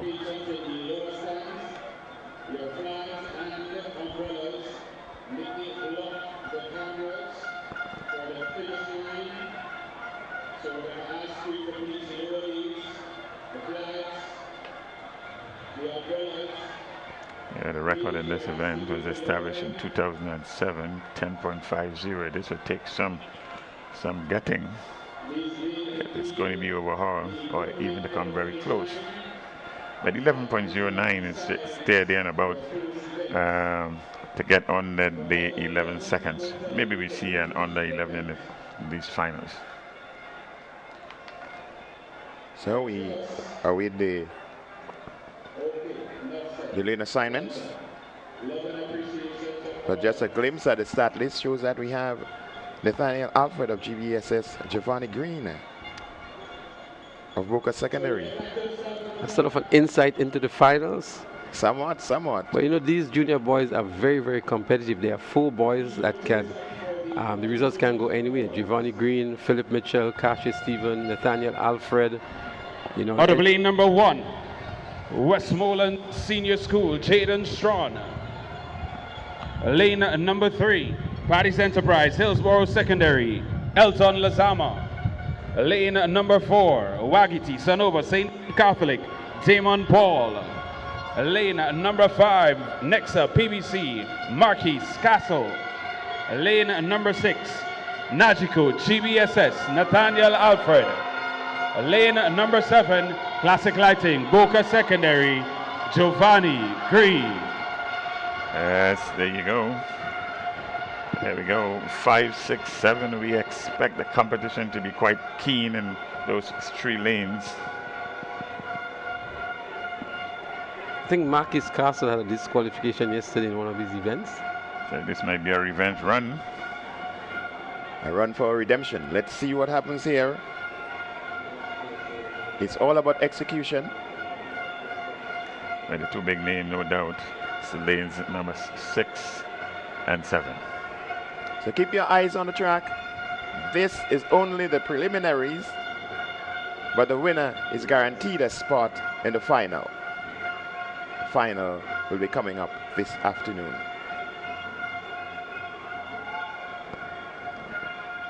Yes, there are 4 heats. And only 8 get into the finals.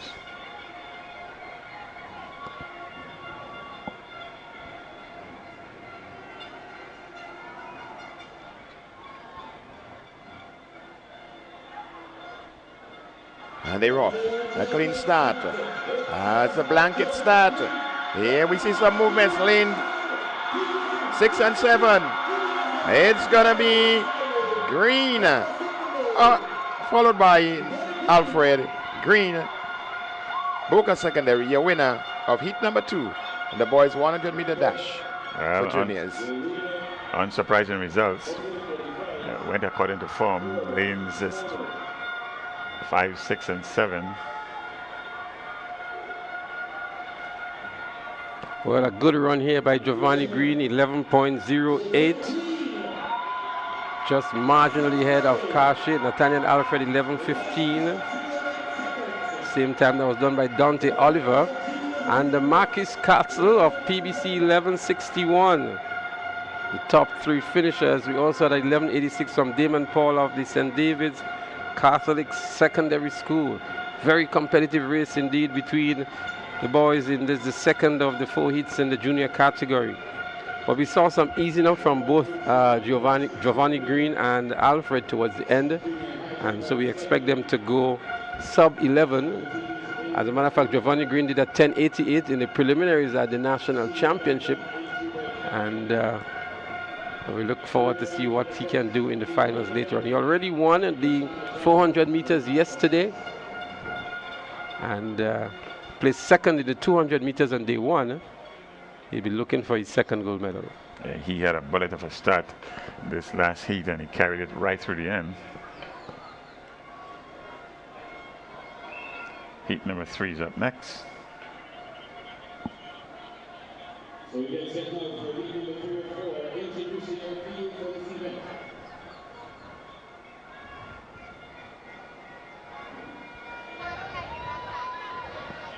Lane number 1 from the Classic Lighting, Boca Secondary, Kelson Francis. Lane number 2, Classic Lighting, McDonald College, Michael Aberdeen. Lane number 3, Paddy's Enterprise, Hillsborough Secondary, Taquan Boatswain. Lane number 4 from the Grenada SDA Comprehensive, Kewani Matthew. And lane number 7 from the Nexa PBC, Anthony Phillip. That's the field. Well, Heat I number can 3 of tell 4. you for in this lineup here, Michael Aberdeen from McDonald College would fancy his chances to emerge. Also, Anthony Phillip, who we saw in the hurdles earlier on. He's actually the record holder for the hurdles junior and the sub-junior. He's back here now to do the flat 100. Michael Aberdeen, McDonald College is there. Kevin Panchu, Grenville Secondary.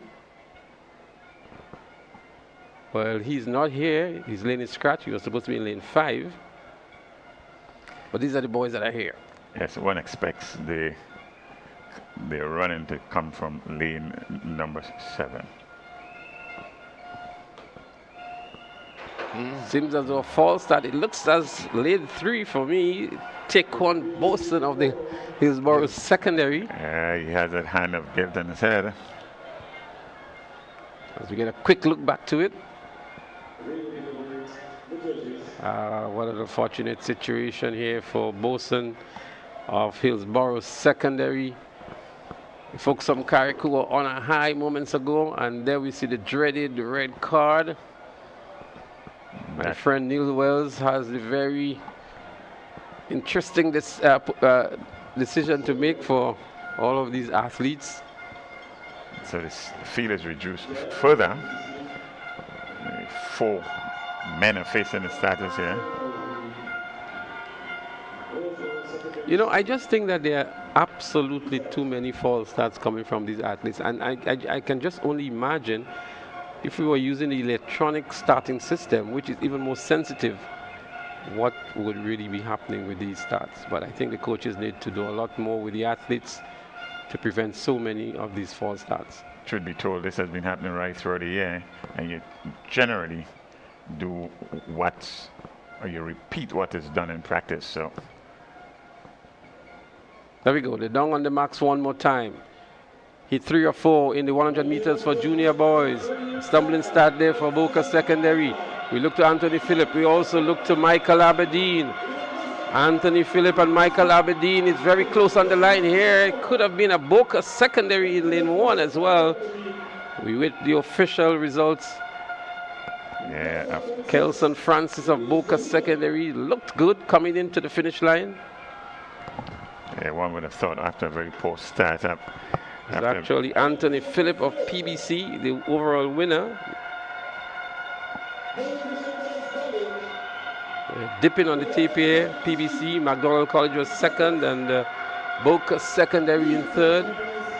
11:27 for Phillip, 11:33 for Aberdeen of McDonald College, and 11:37 for Kelson Francis of Boca Secondary School. Yeah, despite a very poor start there from Phillip, in the end, it's about 50-60 meters. He'd have caught the leaders and winning in the end. 4 sprints fairly easily at the end. 11:27. You win in heat number 3, Anthony Phillip. So we're getting ready for the final heat. This is heat number 4 of 4. The boys 100-meter dash, junior. Some more pedigree in this one as well, Bunstein. Yes, as we look through the start list, we see Philip Mitchell. Rilani Bascom of the Happy Hill Secondary is another one to look out for.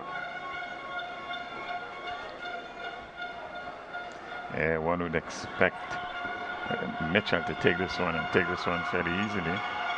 He has been performing all season and has been performing quite well at these games. So it's SAS, McDonald College, and GSS is there. GSS has made their mark here at the Intercol games. Let's take the introduction of the field. Jaden John. Lane number 2, St. Rose Modern Secondary, Joshua Brathwaite. Lane number 3, Classic Lighting, Happy Hill Secondary, Rilani Bascom. Lane number 4, Classic Lighting, McDonald College, Zuriel Fleming. Lane number 5, Nawasa Sass, Philip Mitchell. Lane number 6, Classic Lighting, J.W. Fletcher, Christian Cato. Lane number 7, Gravel and Concrete, Wesley College, Jonathan Alexander. Lane number 8, Classic Lighting, Westerhall Secondary, Shakel Bascom. So the favorite in this one, junior boys, Philip Mitchell, 100-meter dash. SAS, winner of the 200 meters, second in the 400 meters. He'll want to make his mark here. All right, it's good to see a representation from J.W. Fletcher, Wesley College, and these two schools. They have missing in action, so to speak. They're making a good representation here. Let's see if they will distinguish themselves. Also from the Westerhall Secondary School, Bascom.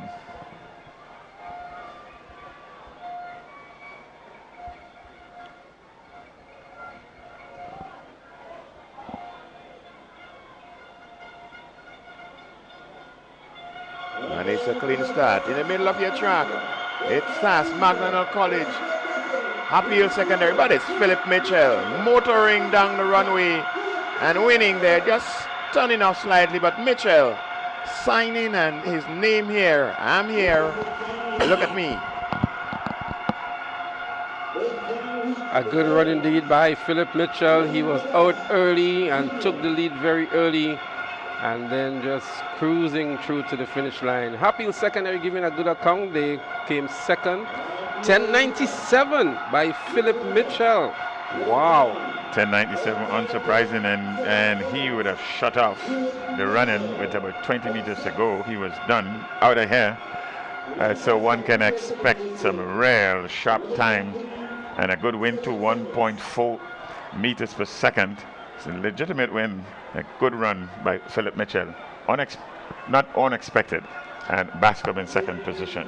Yeah, Philip has been doing some sub 11 times, throughout the season. And we have to take into context the run by Giovanni Green, easing down towards the end and doing a 11.03. But the top times coming out of these preliminaries would be Philip Mitchell with a 10.97. And then we had Giovanni Green 11.08. We also had Kashi Stephen 11.09. These are the top three times coming through. And then we had Nathaniel Alfred 11.15, and so too was Dante Oliver of SAS with 11.15. So these boys would make their way on to the final, and they will just be joined by another one of the next best times. 11.27, maybe Samson Phillip of the St. David's Catholic Secondary, but also Anthony Phillip did at 11.27 as well. So we have an interesting situation. We have to go to the third and fourth decimal points to break the scores between Anthony Phillip at 11.27 and Samson Phillip at from the St. David's Catholic Secondary. Well, Anthony Phillip was the winner, so he goes. Anthony Phillip in heat 3, he was the winner. You're correct. Yes, you're correct. So he goes straight into the final. So what the other time of 11.27, that's Samson Phillip, he should be. So we anticipate an exciting final this evening. So stay tuned. Get yourselves ready for the final.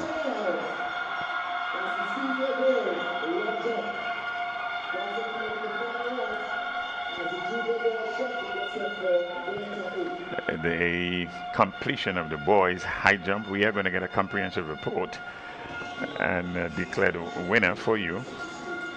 But you would have just seen the athletes there walking off to suggest that the event has been completed. That would be the first completed final of the final day. Boys high jump, sub-juniors.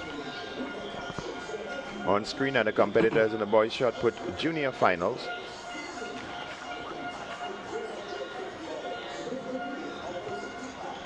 Just to give some quick results from what we have so far in the sub-junior girls discus. The top three performers there so far, we have Tasia Thomas from McDowell College at 23.45 meters. Nikisha Romain of St. David's Catholic Secondary, 23.13. Gabrielle Hobson of St. Joseph Convent St. George, 21.08, and Destiny Coutin of Convent St. George's, 20.35. The leaders in the sub-junior girls discuss at the moment.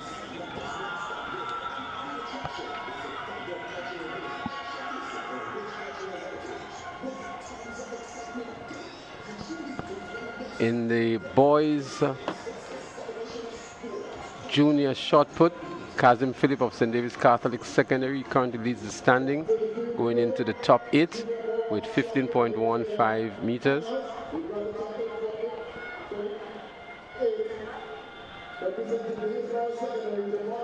As we go to the house microphone for the introductions for the junior boys. Kyle Abraham. Currently sitting in position number 6, representing the Paddy's Enterprise Hillsborough Secondary, Eon Clouded. Position number 5, representing the Nagico GBSS, Aiden Williams. Currently sitting in position number 4, representing the Nawasa SAS, Deshaun Smart.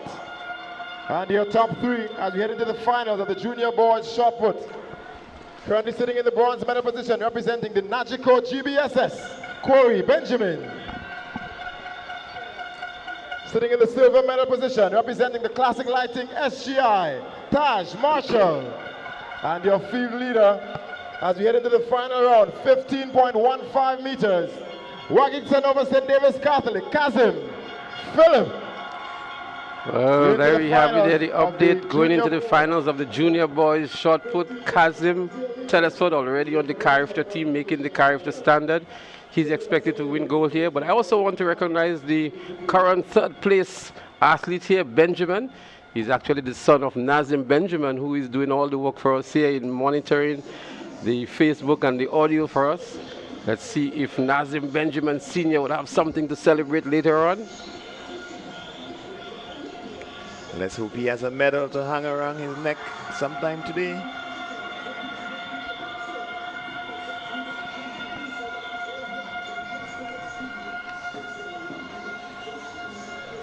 The high jump for the sub-junior boys continues.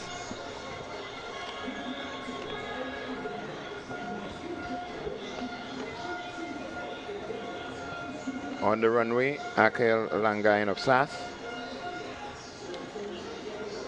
You may remember him from sub-junior champion of primary schools last year.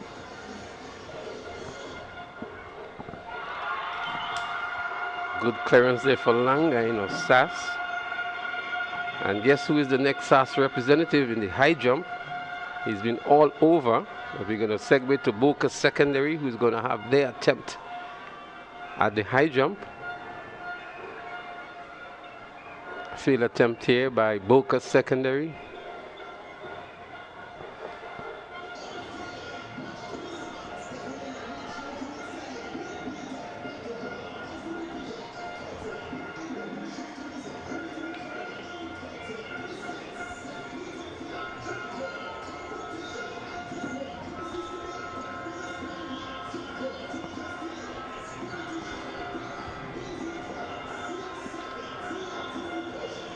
Athlete there from the GBSS.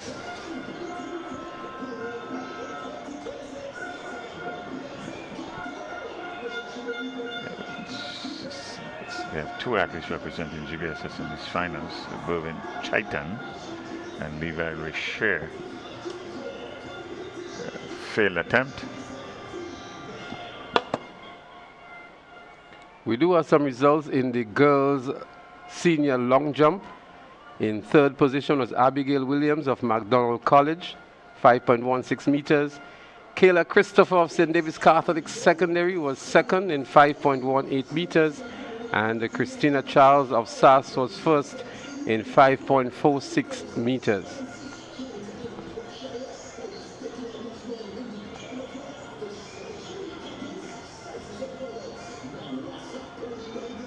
Failed attempt by the McDonald College competitor. McDonald College represented by Tajan McQueen and Zaim Hussein.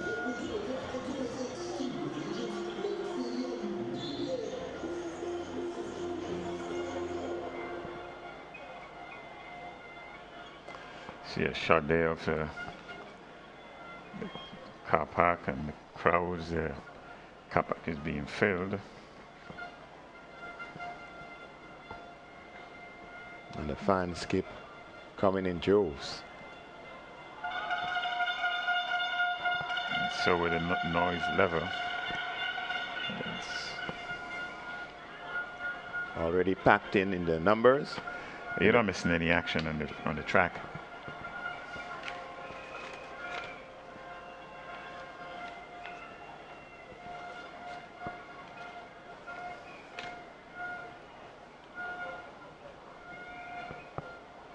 As soon as we get an update for you on the field events that's ongoing, we'll let you know.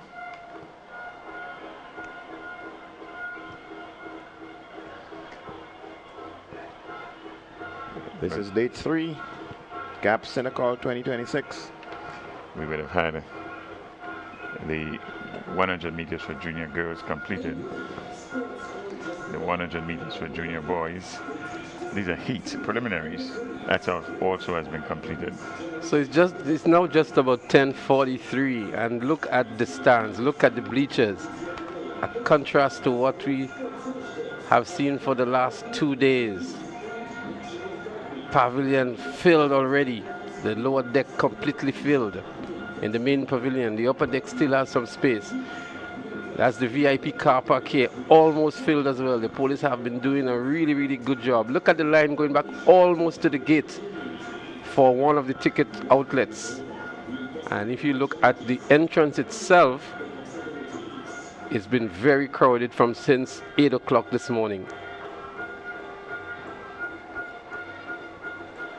We also saw the completion of the 100 meters hurdles for sub-junior girls, preliminaries, and the 110 meters for sub-junior boys. That also has been completed, preliminaries. And see the finals of these events later in the afternoon. And continuing with the high jump for sub-junior boys. Another failed attempt there from the athletes from GBSS.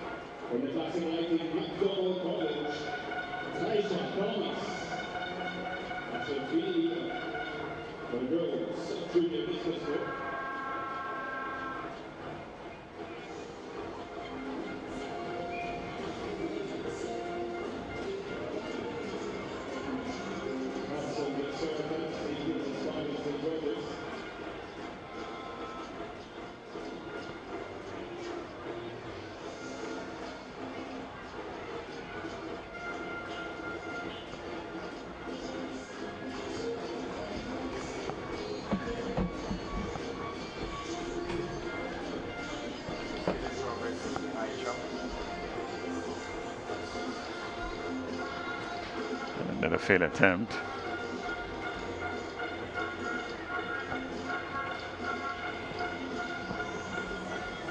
We're having some competition here to identify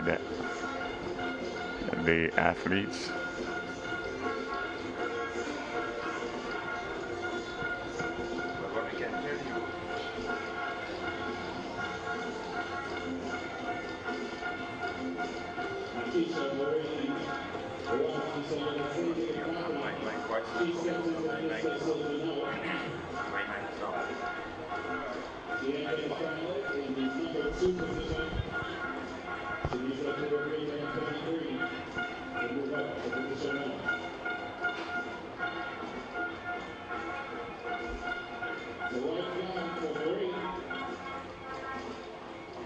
So we continue with the high jump.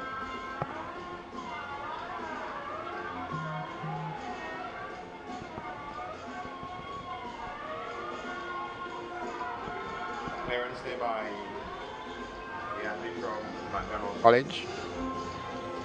Is the boys' high jump sub-junior final in progress.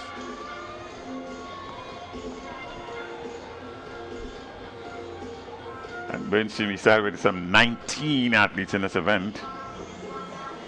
And with a height of 1.77 meters, which was established in 2014 by one Jason Alexander as the height to beat. If you want to get into the record books, and they now at a height of 1.62 meters. 1.62 meters, that's the current height.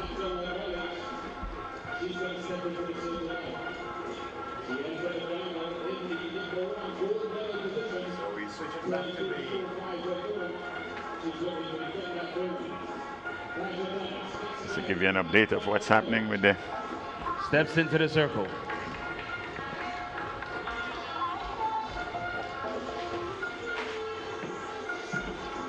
On your screen, shot put.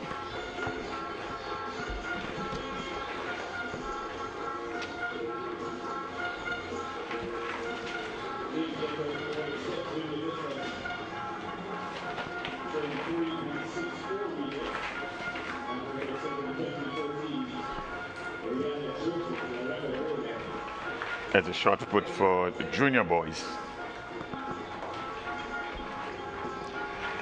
Throw there from the athlete from the GBSS.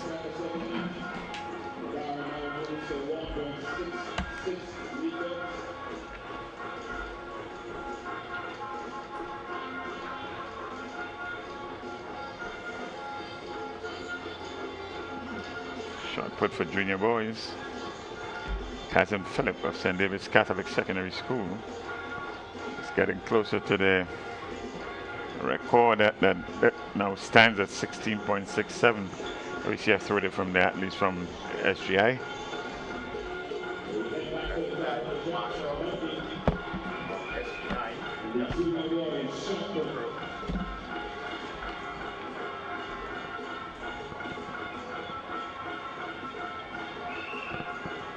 That's Taj Marshall.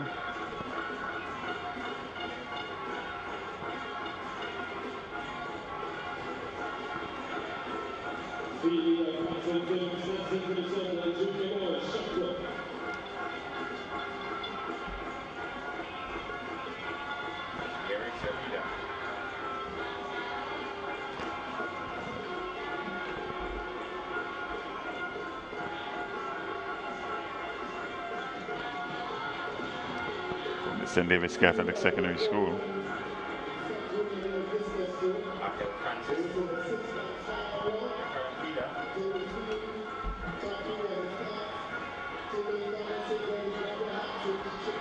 The height has been adjusted to 1.66 meters in the high jump for sub-junior boys.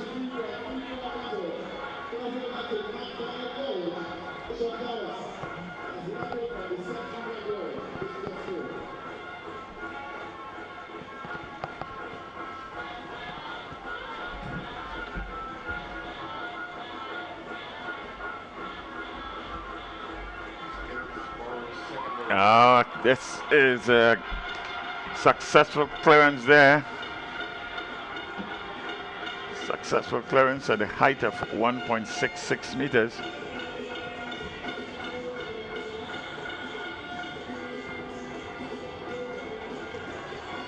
Athlete from the GBSS. Now there is an attempt.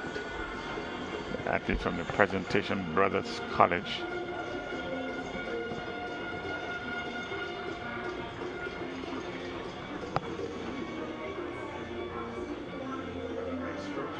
That's Ramon Stewart.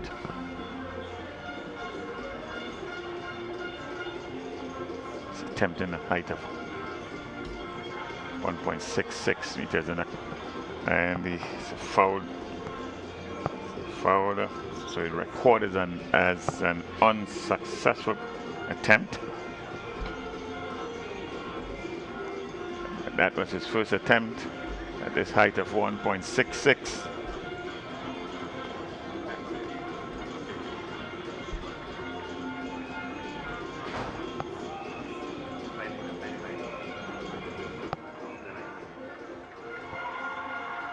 That's a successful clearance of the athletes from SAS.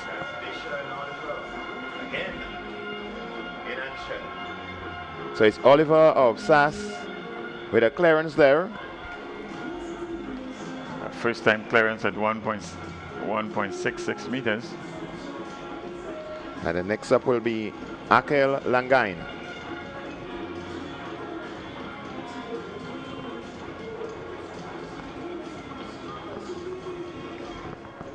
That's a boys high jump. That's a sub-junior boys high jump. It's a final event.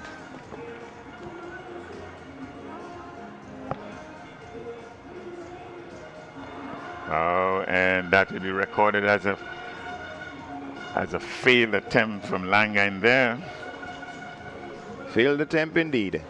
So it was a first time attempt. He has two more chances.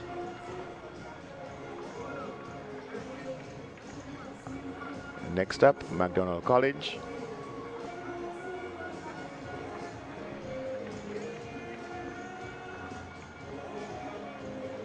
McQueen of McDonald College and Zaim Hustin.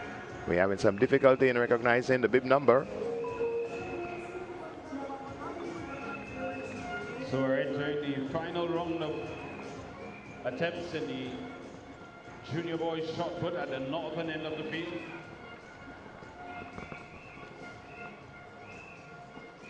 And he has a certain time limit to complete the jump. Into the circle. He had an aborted attempt, and now he's going to have At last year's games, another try.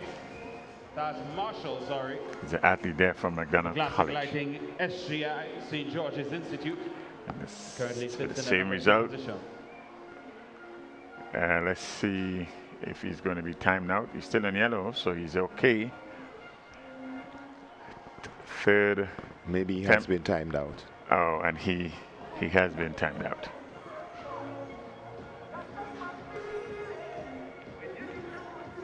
It's a boys, sub-junior boys, high jump. That's in progress. And here we go, ladies and gentlemen. It's a final attempt. Final athlete in the junior boys shot put. So this is Kazim, tell us first. Jedediah Roberts of BBC. He looks for his biggest yet. This is Roberts' Unfortunately, first attempt. steps out of the circle. Successful clearance there for Roberts. He's going after the record with that one. That's a successful clearance for Roberts there. It's going to be a red flag. At the height of 1.66. Your junior boys shot put. But on the track next. Ladies and gentlemen, it's official. Track being readied. 200 meters. Taj Marshall of the SGI will take the silver. But the gold medal. The gold medal goes to Wagiti Sunover, St. David Catholic Secondary. In a Carifta qualifying distance. 200 meters for senior girls. The preliminaries. Philip Telesford. Some 27 athletes are recorded here. In 4 heats. And heat number 1 is up next. Well, just to give a quick update on what has happened in the shot put for the junior boys. Kazim Telesford won that in 15:72, and second was Taj from the St. George's Institute. Currently number 7. Representing St. Anne's Anglican Secondary, Christina Charles.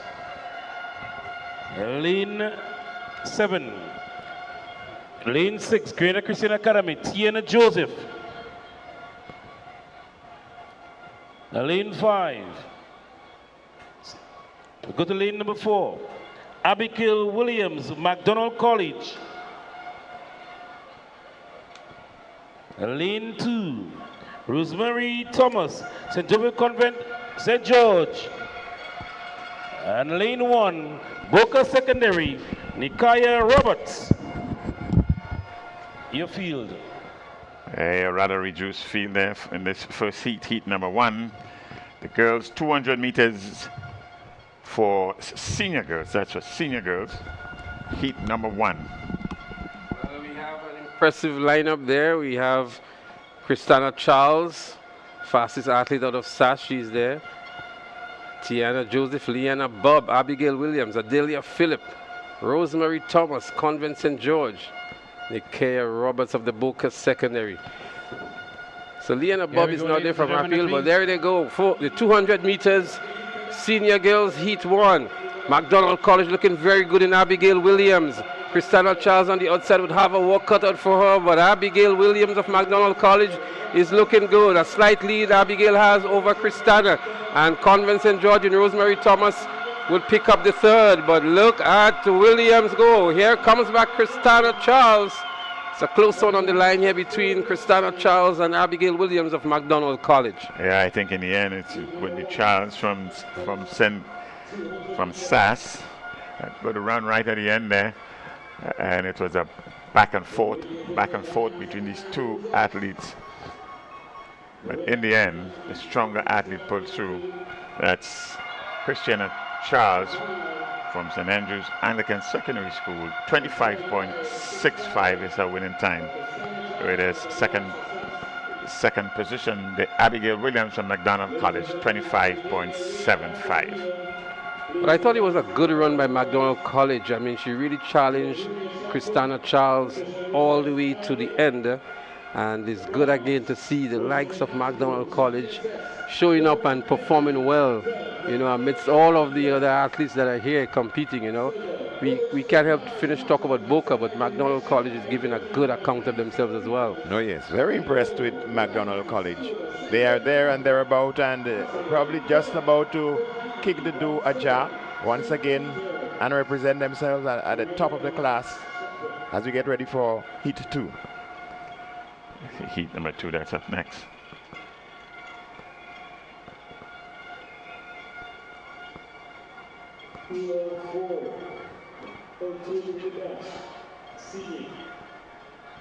Let's take some lane assignments. Ariana Gelino, Anglican High School.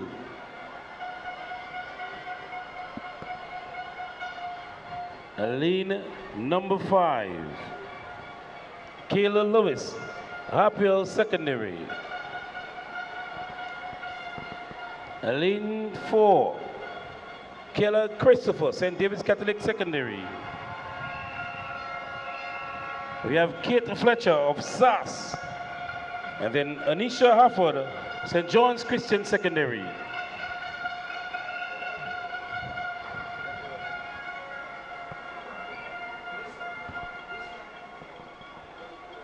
Yeah, so we have some 5 athletes in this heat. Heat number 2. Heat number 2 or 4. So are you getting ready for heat number 2 or 4?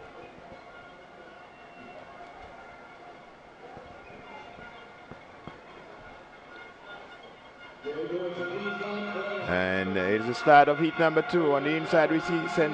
John's Christian Secondary making a strong run, but on the outside it's the Anglican High School being represented here by Gelino. It's Gelino of Anglican High School on the outside in the middle of your track.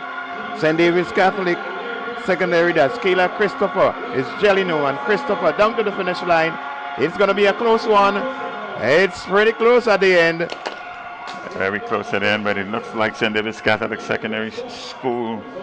Christopher would have nipped her just at the line, but we are going to wait for the official results. A good, strong run at the top of the 100 meters.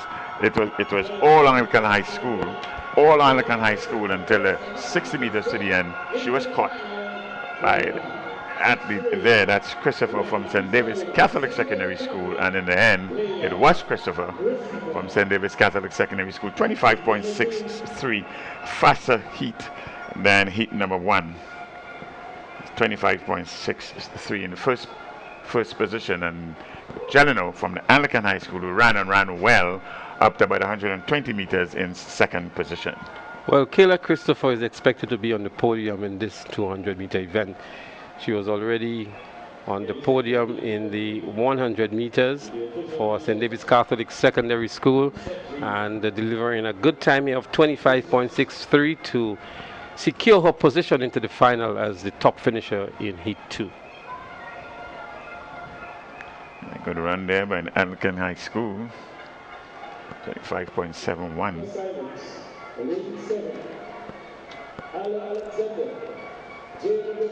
Let's take some lane assignments.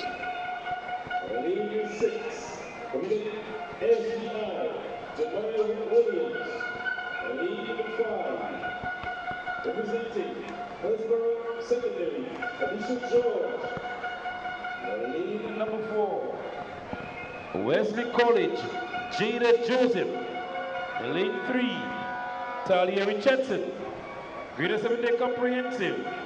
Lane 2, Sierra Phillip. Boca Secondary. Lane 1, Jada Roberts, Anglican High School. Well, there you have it, the lead assignments for the girls 200-meter dash senior, the third of the 4 preliminaries, and a pretty interesting field here. Soraya Phillip of the Boca Secondary, she has been doing well, especially in the hurdles event, and she's one to look out for. Jada Roberts, Anglican High School, is also there. They're up and running the 200 meters preliminaries for senior girls. The Grenada 7-day Adventist Comprehensive, Talia Richardson is also looking good, but on the outside, out there in the net, she crosses badly. She picks up there by the lines, and that's the JW Fletcher Catholic, but Boca Secondary and Grenada 7-day Adventist Comprehensive. Boca Secondary with a slight advantage. Soraya Phillip and Talia Richardson. It's unfortunate that JW Fletcher Catholic, who was looking good on the outside, had a little mix-up there with the 100-meter lines and the 400-meter lines. But in the end, it was Soraya Phillip of the Boca Secondary School who edged out Talia Richardson of the Grenada 7-day Adventist Comprehensive. Yeah, it's a good run there by Phillip with a time of 27.36. That's Phillip, 27.36. Good run. The slowest of the 3 heats, but a good win. Richardson from the Grenada 7-day Adventist Secondary School. That's Talia Richardson's second position, 27.75. Well, it's good to see Grenada SDA Comprehensive in the top 2, banging on the door to get a position into the final this afternoon. Let's wait and see if the time qualifies her to be in the final later. Heat number 3. Well, the Grenada 7-day Adventists would really want some points here. They're currently on 1 point in the girls category, and that would be something. If she can get into the finals, at least 1 more point can be added to the Grenada 7-day Adventist Comprehensive. The folks in St. Patrick's, we say good morning to you, and hoping that we can get some really good performances from St. David's, from the 7-day Adventist Comprehensive and McDonald College. Lane number 6 from the Classic Lighting Wester Hall Secondary, Fiara Edwards. Lane number 5, Classic Lighting McDonald College, Summer Batiste. Lane number 3 from the Grenada Christian Academy, Kedona Rogers. And in lane number 2, Wagiti, Sunover, St. David Catholic, Shadi John. You have it. Yeah, status for heat number 4. Or 4. Well, our 100 meters champion is in this event. She was second in the 400 meters. So this is expected to be a strong run from Shadi John of the St. David's Catholic Secondary. Only 4 athletes are facing the starters.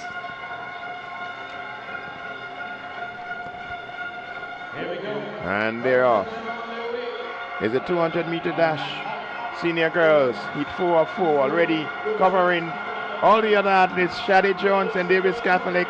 It's going to be an easy run for Shadi. I guess she's going to shut down somewhere just about now, winning quite comfortably. The rest of the field getting there, some distance behind McDonald College. It's a tale of 2 halves. John, very easily in the first 20 meters, would have cut up with all the staggered lead, and very easy at the end. Well, she's at 12.0 seconds 100-meter runner, so she's expected to do well. And we'd love to see her break the 12-second barrier and get into the 11.9s maybe. But she's having a fantastic season. 12 flat would be her season best. A good run indeed from Shadi John. We expect her to show up in the finals coming up this afternoon. Well, not much of a competition. She didn't have 24.47. That was a winning time in the McDonald's College Batiste in 27.49 in second position. So that's done and dusted. So the girls, 200 meters, that's the senior girls, 200 meters preliminaries. Well, the top times coming out of the 4 heats, of course, Shadi John, we saw a while ago in 24.47. We also saw a 25.65 by Christina Charles, a 25.63 by Kayla Christopher, St. David's Catholic Secondary, and a 25.75 by Abigail Williams, McDonald College, and of course the winner in Heat 3 from the Boca Secondary, Soraya Phillip in 27.36. So up next would be the boys, 200 meters. That's the senior boys, 200 meters. This promises to be a very exciting heat. And the record for this event is 20.80, established in 2009. Karani James. Number 7. Lane assignment. St. John's Christian, Kareem Sampson. Lane number 6, Classic Lighting, Happy Hill Secondary, Clifton Romaine. Lane number 5, Classic Lighting, Boca Secondary, Jamal Nichols. Lane number 4, Grenada SDA Comprehensive, Vishon Edwards. Lane number 2, Horizon Credit Union, Grenville Secondary, Johnson Lewison Jr. Lane number 1, Westmoreland Senior, Max Richards. Well, there you have it. They're chasing a record of 20.80 seconds, established in 2009 by none other than Sir Kirani James himself. The running should come from lane 2 here with Johnson Lewison Jr. from the Grenville Secondary School. It's good to see Grenville Secondary being highlighted here. And Clifton Romaine from Happy Hill Secondary, you're looking out for him as well.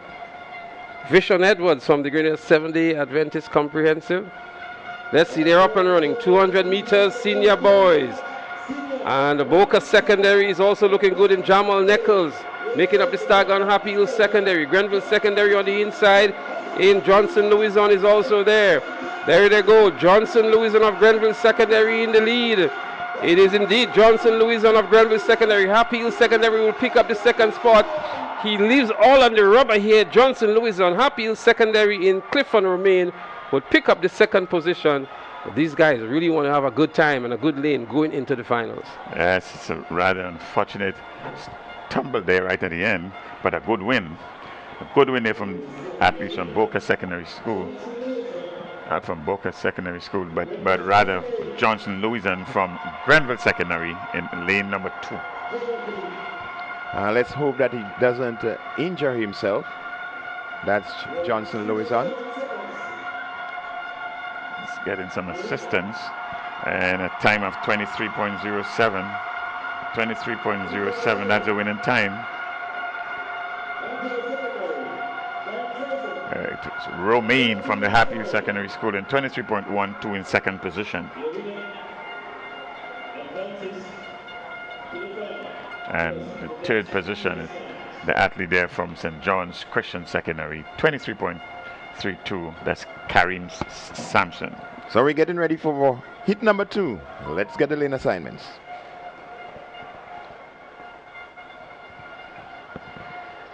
So as we get set for heat number 2, official results from the sub-junior discus. The bronze medal goes to Wagiti Sanova St. David Catholic, Janice Francis, 23.07. Nakisha Romaine, also of St. David Catholic, she takes the silver, 23.30 seconds. And the gold medal goes to Crown City St. Patrick, Classic Lighting McDonald College, Taisha Thomas. Some smiling faces in McDonald College. Now complete. We head back to the track. Heat number 2. Senior boys.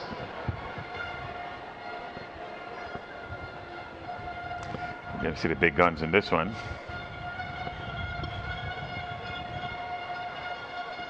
Or a big gun in heat number 2. Introducing heat number 2.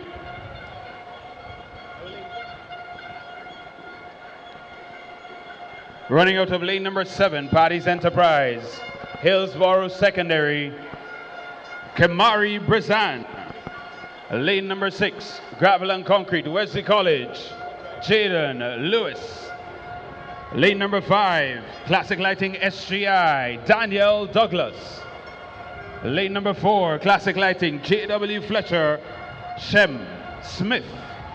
Lane number 3, Classic Lighting Wester Hall Secondary, Michael Alexander. Lane number 2 is vacant, so we head to lane number 1. Birds, St. John's Christian, Ian George.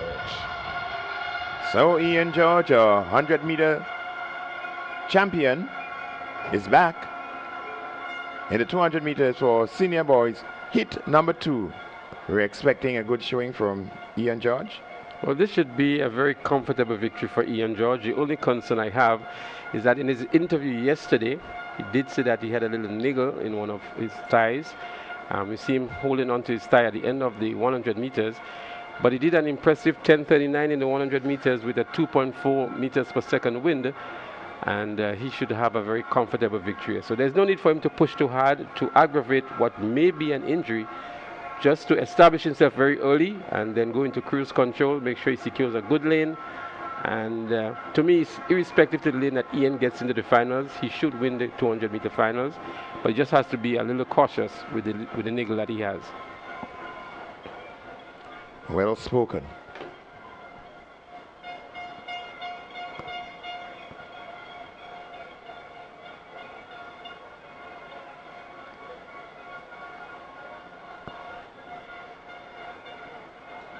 And there we go.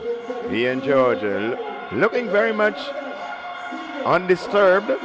We have some running from J.W. Fletcher in the middle of the track, but it's all Ian George. As he bounces down the 100-meter track, he just about shuts it down. Comfortably crosses the line. J.W. Fletcher, SGI to follow in second and third position. A comfortable qualification there for Ian George. I think it's an easy run. 80 meters to go, he was finished. And not unlike Shadi Johns winning her heat in the 200, Ian George winning quite easily. 21.49 seconds, a very good time for an athlete who would have shut down the guns very early in the piece. 21.49 is the winning time, with the second place finisher in Shem Smith, J.W. Fletcher, 23.18. I think we really need to recognize Shem Smith from the J.W. Fletcher Catholic School coming up against Ian George. And Ian looked really, really comfortable there. I mean, a 21.49 in the manner in which he ran there, not being pushed, sends us a real clear signal what he can do in the finals later on. He had a 2.9 meters per second wind behind him, so that has some influence on the time. It's an illegal wind speed. But Shem Smith of the J.W. Fletcher Catholic School and Daniel Douglas of SGI holding their own nicely here among the big boys. So it's always good to see a small school like SGI in third position there. And in Wesley College, a good representation. It's good for these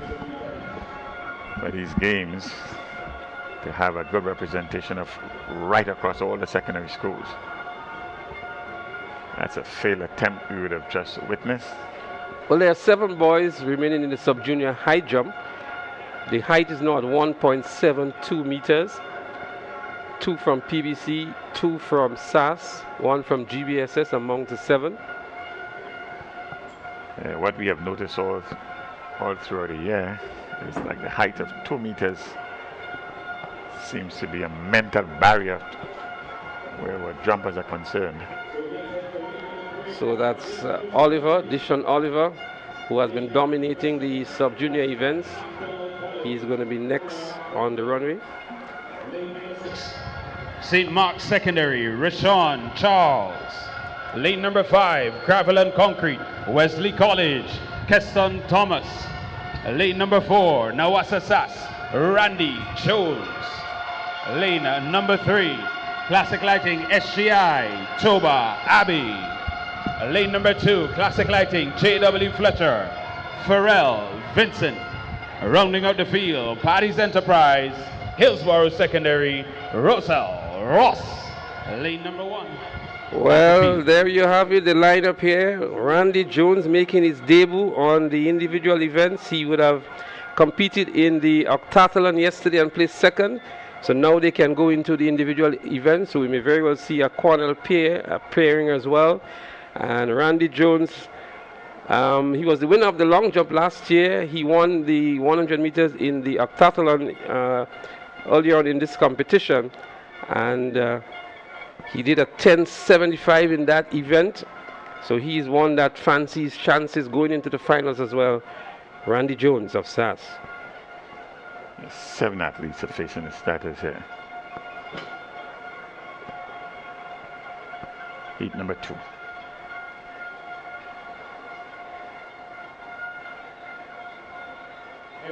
They are up and running 200 meters. Heat number 2, 200 boys senior. Randy Jones making up the stag on Wesley College.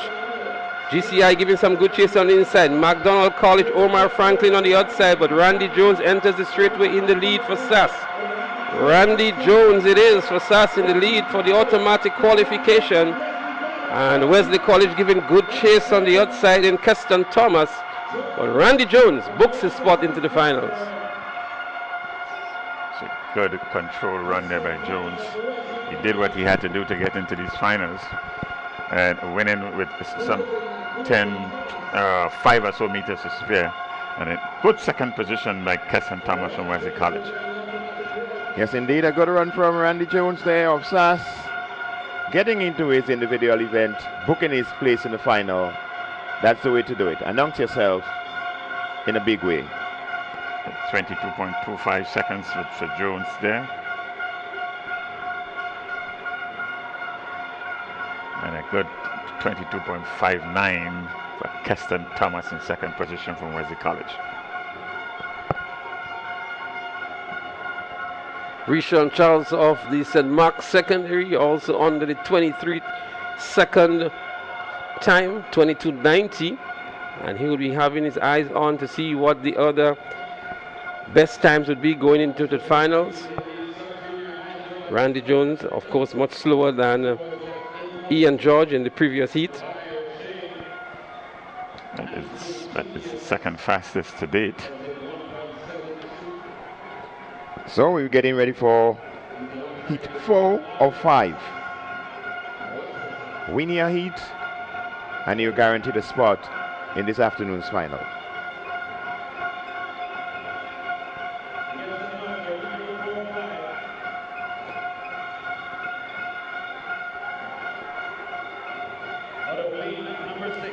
Classic Lighting, McDonald College, Tyreek Thomas. Lane number 5, Grenada SDA Comprehensive, Darvin Charles. Lane number 4, Najiko GBSS, Kamal Joseph.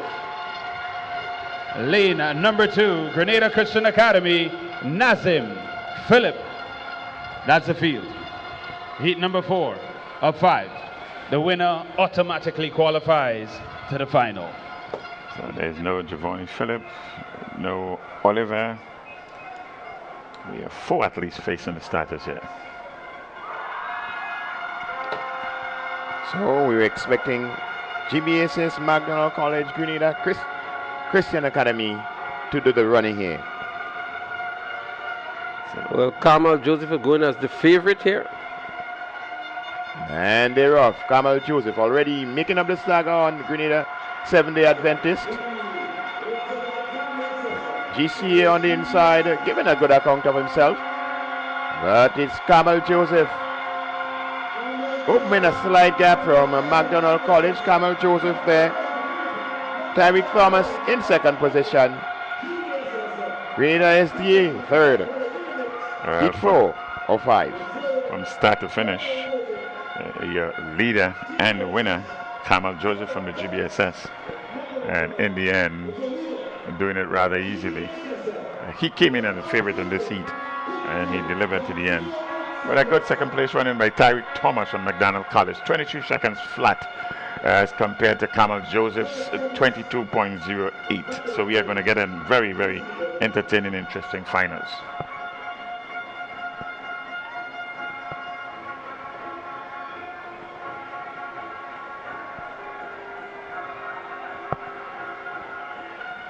Well, that's the second fastest time so far, Kamal Joseph, GBSS. And he looked pretty easy as well going into the finish line. He actually shut down with maybe 10 or more meters to go. And so he looks very comfortable going into the finals. Certainly did. And this is what makes it exciting. Himself and Ian George. I was expecting a little better from Tyreek Thomas from the McDonald College. I mean, he ran at 23 flat. That may take him into the finals on the next best times. GBSS doing very well in the high jump for sub-juniors. They're still there. They just had a clearance, and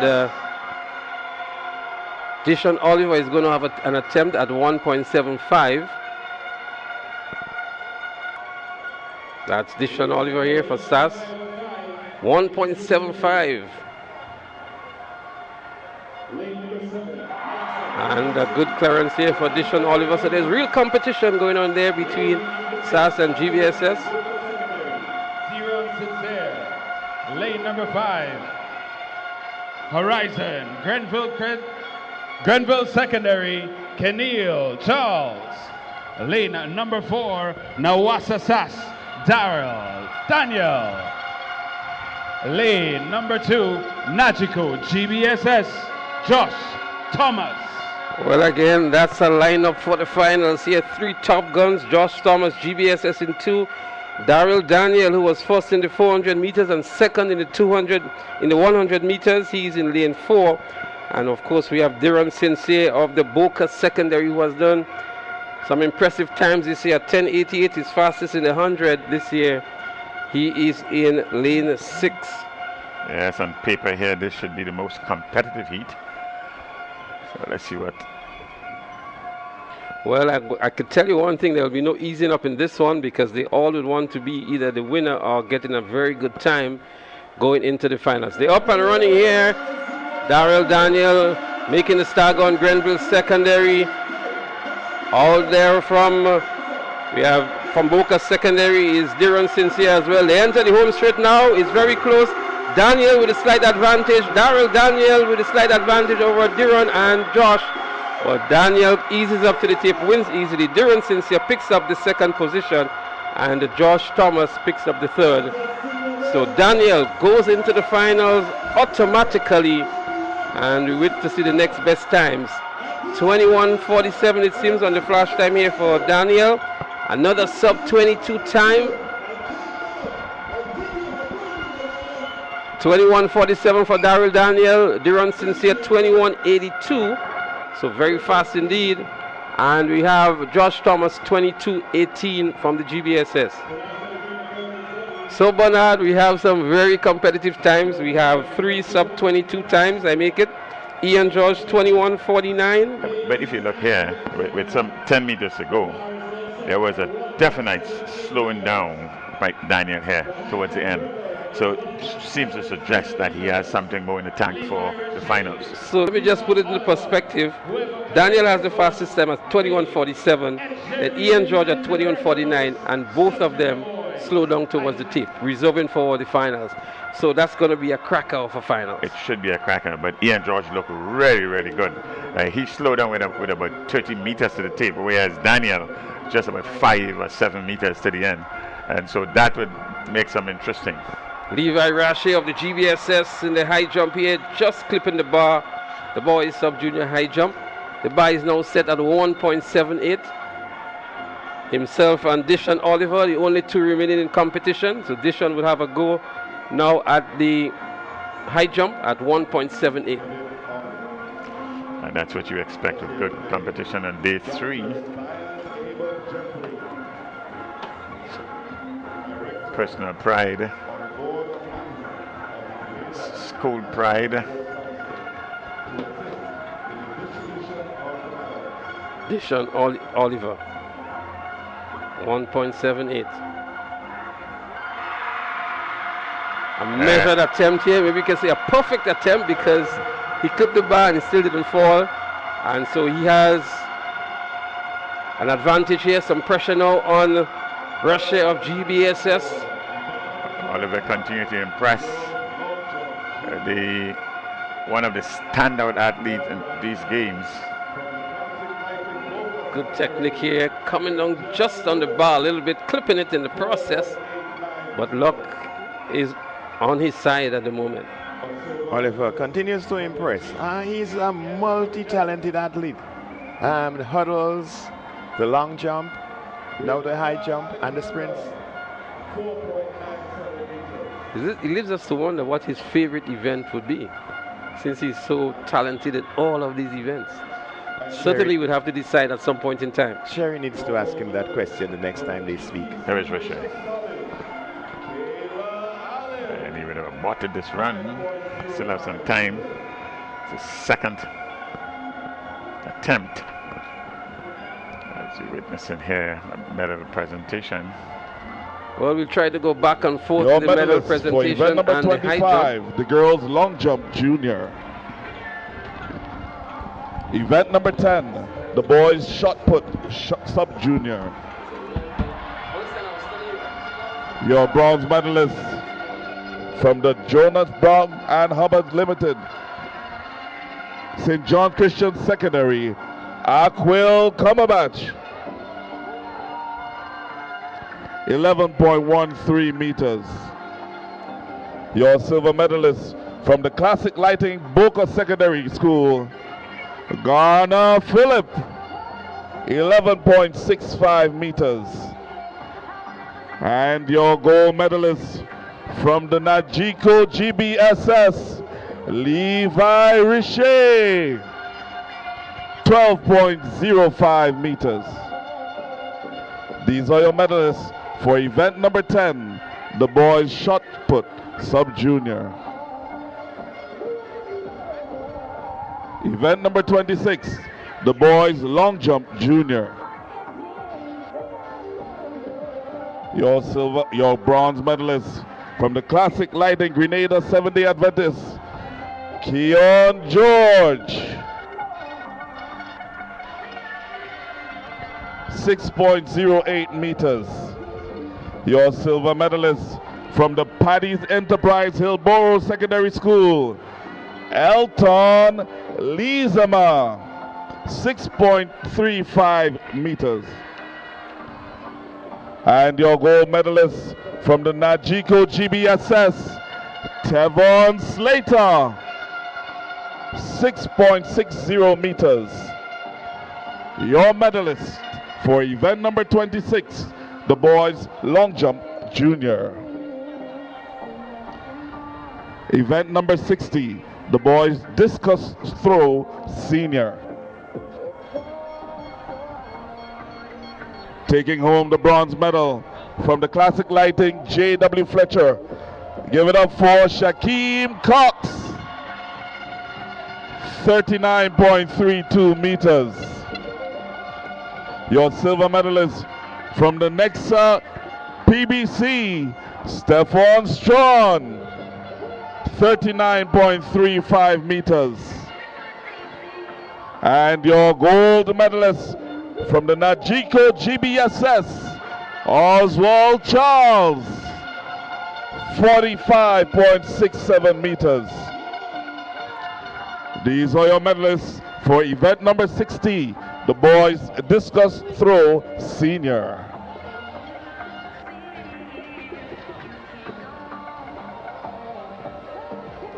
We would like to thank Dr. Jeffrey for assisting us with this segment of the medal presentation distribution.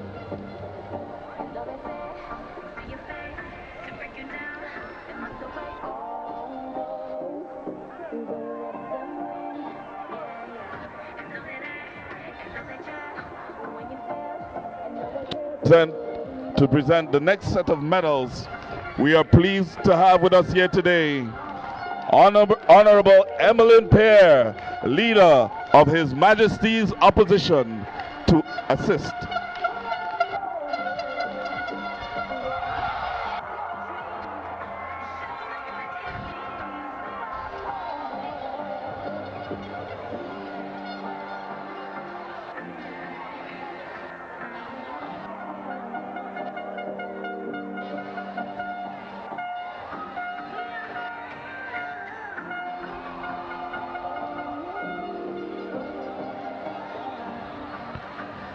Medal presentation for the girls 4x100 meter relay junior. Taking home the bronze is the classic lighting Boca Secondary School, 49.83 seconds. Bringing home the silver, Nawasa Sass, 4.51 seconds. And taking home is the GTC,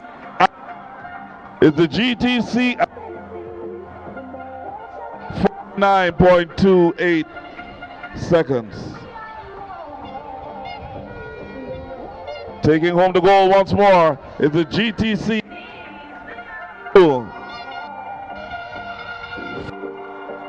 2.8 seconds. Medalist number 51, the girls 4x100 meter relay junior.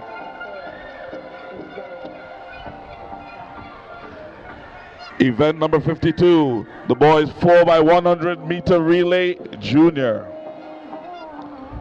Your bronze medalists, the classic lighting Boca Secondary, with a time of 45.46 seconds.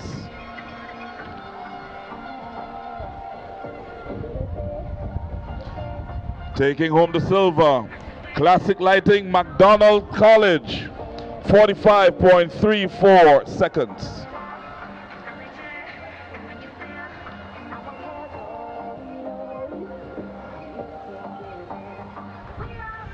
And bringing home the gold and establishing a new record, Nawasa Sass,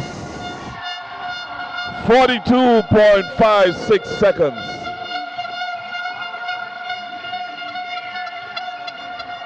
These are your medalists for event number 52, the boys 4x100 meter relay junior.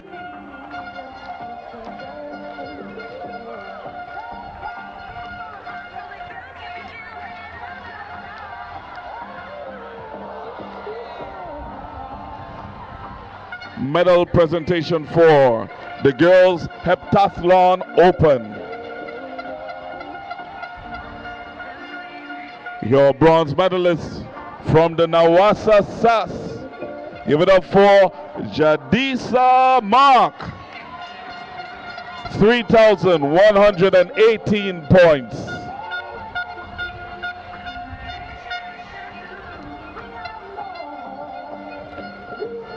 Your silver medalists from the Wagiti Sonova St. David Catholic Secondary School, Janaya Hazard, 3,146 points. And bringing home the gold from the GTC Bishop's College, Montisha St. Bernard, 3,684 points. Your medalists for the girls heptathlon open. Medal presentation for the boys octathlon open.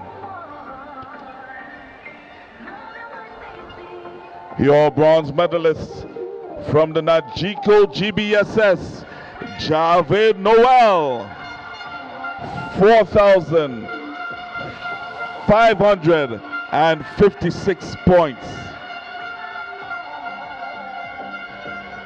Your silver medalists from the Nawasa Sass, Randy Jones, 4,946 points. And it is useful to note, ladies and gentlemen, that the Carifta standard is 4,800 points. So Randy Jones has made the standard. Your gold medalist from the Najiko GBSS, Cornell Pear, 5,041 points, also making the standard. These are your medalists for the Boys Octathlon Open. We want to congratulate all athletes for their performance here today, and in particular the two for making the Carifta standard. And also we would love to thank Honorable Emmeline Pear for assisting us with the distribution of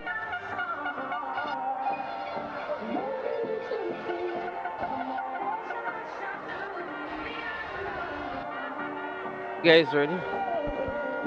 We welcome you back to the Kirani James Athletic Stadium for day 3 of the Intercol Games 2026. We're getting ready for we have just witnessed a medal presentation, and we do have some other results to share with you. The boys high jump in the sub-junior, we had a record-breaking performance from Dishon Oliver of SAS, 1.78 meters, going past the old mark of 1.77. And that was by Jason Alexander in 2014. And this young man, Dishon Oliver, continues to do well in the sub-junior category.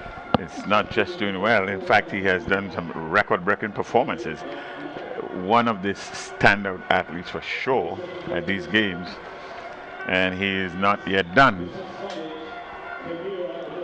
In fact, he has established 2 records this morning. In the 100-meter hurdles, in the prelims, he already established a record. Okay. She goes in lane number 3. And ladies and gentlemen, from the St. Joseph's Convent, Grenville, lane number 1, Jada Calder. That's the field for heat number 1. Sub-junior girls, 400-meter dash. Once again, we ask for silence for the start of the event. Very small field here for heat number 1, 400 meters for sub-junior girls. Only 3 girls that are contesting this event. So we have Calder, Harris, and Noel, Convent St. George's, Convent Grenville, and Bishop's College.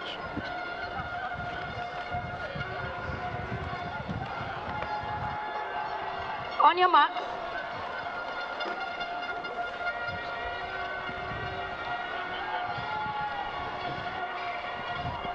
Set. Well, they're up and running, the 400 meters sub-junior girls. And again, we have Calder, Harris, and Noel. Convent Grenville off in a flash here. That's Jada Calder of the St. Joseph Convent Grenville. And the Convent St. George has Kaya Harris. Bishop's College has Camira Noel. But up front and looking good is Jada Calder of the St. Joseph Convent Grenville. Alison George of Convent, our Olympian, must be proud to be looking at Convent Grenville in this one. She has a commanding lead going into the home straight, looking for the top spot to qualify into the finals later on. Jada Calder of the Convent Grenville. Slowing down a bit here, Convent St. George is coming in nicely with Kayla Harris, but it'll be too much for her, I think, towards the end. But a strong finish from Convent St. George in the end. A fiery start from Convent Grenville nonetheless. Yeah, good win there. Good win from Harris there from Convent Grenville. You win and you win. There are 5 heats and a good run back. Good run back there. That's Calder. Calder, your winner in heat number 1. St. Joseph's Convent, St. George and Harris in second position. 1 minute 07.28 seconds, and the winner from St. Joseph's Convent Grenville, Calder in 1 minute 06.97 seconds. So Calder has booked a place into the final this afternoon. That's Jada Calder of the St. Joseph Convent Grenville and St. Joseph Convent St. George in a close second, expecting to squeeze her way in as one of the faster times into this afternoon's final. We're getting ready for heat 2 of 5. The bronze medal goes to next up PBC, Jedediah Roberts, 1.66 meters. The silver medal goes to the Nachico GDSS Levi Roche, 1.75 meters. And the gold medal, ladies and gentlemen, goes to the Nawasa Tisha Oliver.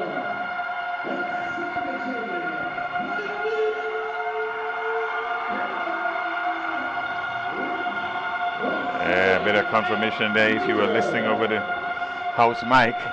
It's confirming, establishing a new record in the boys high jump, that's sub-junior boys high jump, Ishan Oliver.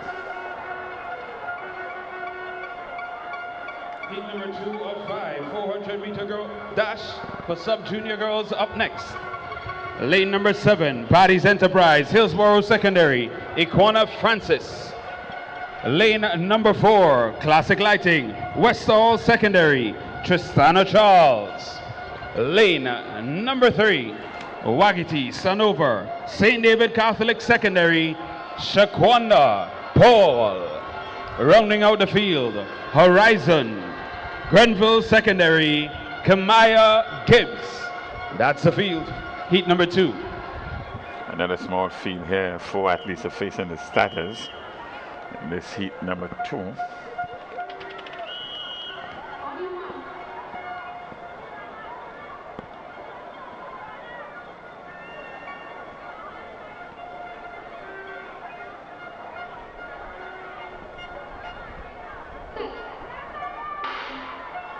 And they're off. It's the heat number 2 of the girls 400-meter dash sub-junior. And out in the distance, Hillsborough Secondary. It's Hillsborough Secondary on the outside. That's Equina Francis. Hillsborough Secondary leading down the backstretch, but Wester Hall is making a go for it there down the backstretch, closing the distance on our current leader.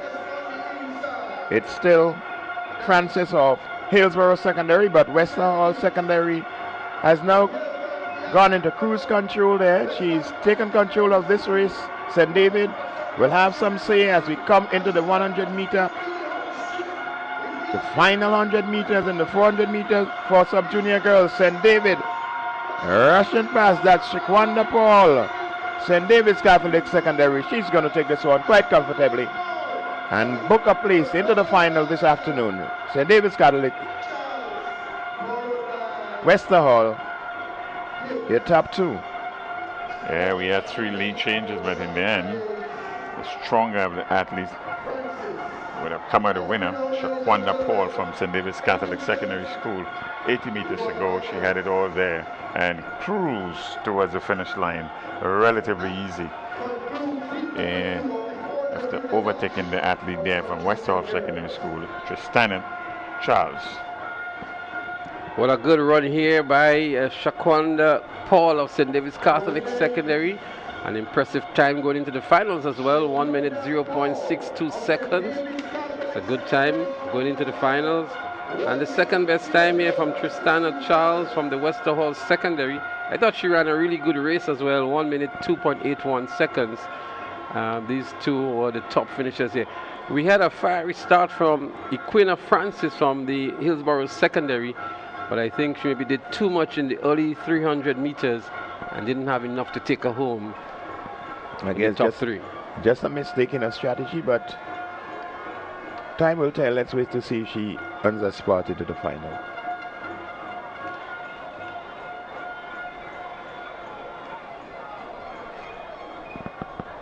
It's rather interesting. The top 3 finishers here at better times than all of the runners in heat number 1. Let's get a lane assignment. St. Rose Modern Secondary, Connell Mitchell. Lane number 4, Classic Lighting, Boca Secondary, Karana Mitchell. Lane number 3, Parties Enterprise, Hillsborough Secondary, Nia Alexander. Lane number 2, St. Joseph's Convent, St. George's, Ariel Edwards. Lane number 1, St. Joseph's Convent, Grenville, Lily Rose Jones. That's the field. Heat number 3, 400-meter dash for sub-junior girls. We head over to the starter, and once again, we ask for silence. Well, there you have it, the lineup for the third of the 5 preliminaries in the girls 400-meter dash sub-junior. And we're going to see some good competition here as they look for a place into the finals. St. Joseph Convent, St. George seem to have an issue there where the blocks have been placed, the starting blocks. And her hand was up very early. She doesn't seem to be favoring the starting blocks at the moment.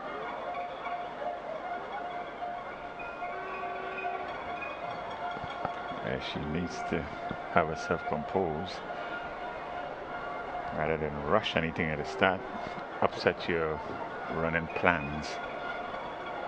So lanes 5 and 6 are scratched. So we have in 1 Jones from Convent Grenville, Edwards in 2 from Convent St. George's, Alexander from the Hillsborough Secondary in 3. In 4 is Mitchell from the Boca Secondary. Mitchell again from St. Rose in 7, and Frank from the Wesley College out there in lane 8. So this time they have a good start and they up and running. 400 meters. Convent St. George's looking good already in Ariel Edwards. Ariel Edwards has a very fiery start. So too is Mitchell from the St. Rose Modern Secondary. We've not seen them too much on the track, but they're looking good here, St. Rose Modern Secondary. But it is Ariel from the St. Joseph Convent St. George's, Ariel Edwards, with just about approaching the 200-meter mark. St. Rose Modern Secondary still holding strong. But Ariel Edwards with the bomb start here moves into the lead out there in lane 2. As they run the turn, she is still in the lead. Ariel Edwards, St. Joseph Convent St. George's. She is working really hard. Convent Grenville on the inside and Lily Rose Jones is making a run back here. But Ariel Edwards of St. Joseph Convent St. George's with 40 meters ahead. And then Lily Rose Jones of St. Joseph Convent Grenville in second. But a good, powerful run from start to finish for Ariel Edwards of St. Joseph Convent St. George. In the end, St. Rose Modern Secondary picking up the 3rd position, and we'll be looking forward to the times to go into the final. Yeah, you are absolutely correct. After about 20-25 meters, the athlete there from St. Joseph's Convent St. George, that's Edwards, she made up the stagger, and in the end, winning rather easily.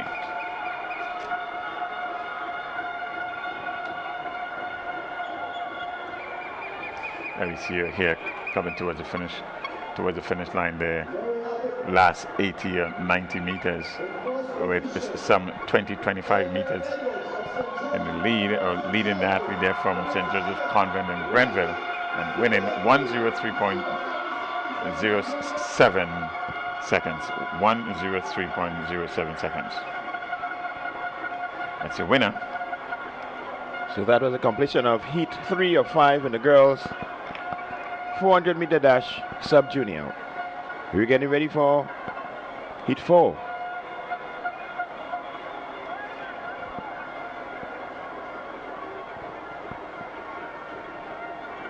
So we've seen some impressive running already from the competitors so far in the 3 of the 5 heats. We're getting ready for heat number 4. The athletes are already on track, setting up their blocks. And in a short while, we're going to have the start list for this event.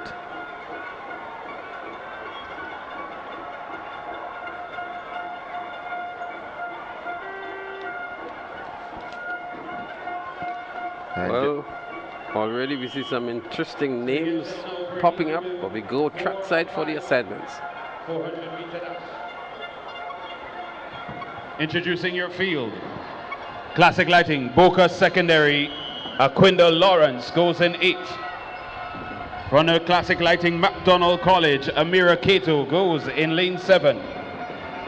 From the GTC Bishop's College, Kenya St. Paul, she goes in 6. From the GTC Anglican High, Connor Marie Monroe, she goes in 5. From the Nawasa SAS, Gavia Walker, she goes in 3. And from the Classic Lighting, Happy Hill Secondary, Rena Hosford, she goes in lane number 1. That's heat number 4 of 5. 400-meter dash for sub-junior girls. So 6 of 8 lined up there for this heat, number 4 of 5. Well, Connor Marie Monroe would want to fancy your chances here from the Anglican High School. And also Gavia Walker of SAS. Gavia was on the podium last year at Intercol in the sub-junior category. I think she placed 2nd, and she would want to secure a berth into the finals as well.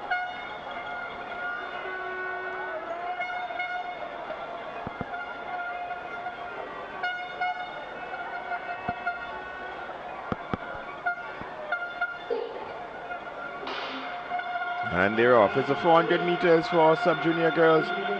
Heat number 4. And making an early movement is Connor Marie Monroe and Gavia Walker in the middle of your track. McDonald College also making up the stagger on the Boca Secondary. McDonald College here. Amira Cato. Cato, it's there. It's Cato with a slight lead, but here comes Monroe. But on the inside is Gavia Walker. She's taking control of this one now. Gavia Walker of SAS. Connor Marie Monroe of the Anglican High School. McDonald College. Cato is also there. But Walker is establishing herself on the inside. We see Happy Hill. That's Rena Hosford. Gavia Walker extending her lead. Building the tempo, building her speed. She's going to win this one. The battle is for 2nd and 3rd. Walker, is she going to shut it down?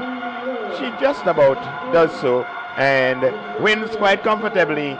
Here comes Happy Hill Secondary and Anglican High School, 2nd and 3rd respectively. Walker, they're winning rather easily, like some 85 meters after having turned off. What I see happening here is a showdown in the finals between the likes of a Walker and a Shakonda Paul. We're going to tell you what the time for Gavia Walker is, but Shakonda Paul had a very good time. 101.28 for Gavia.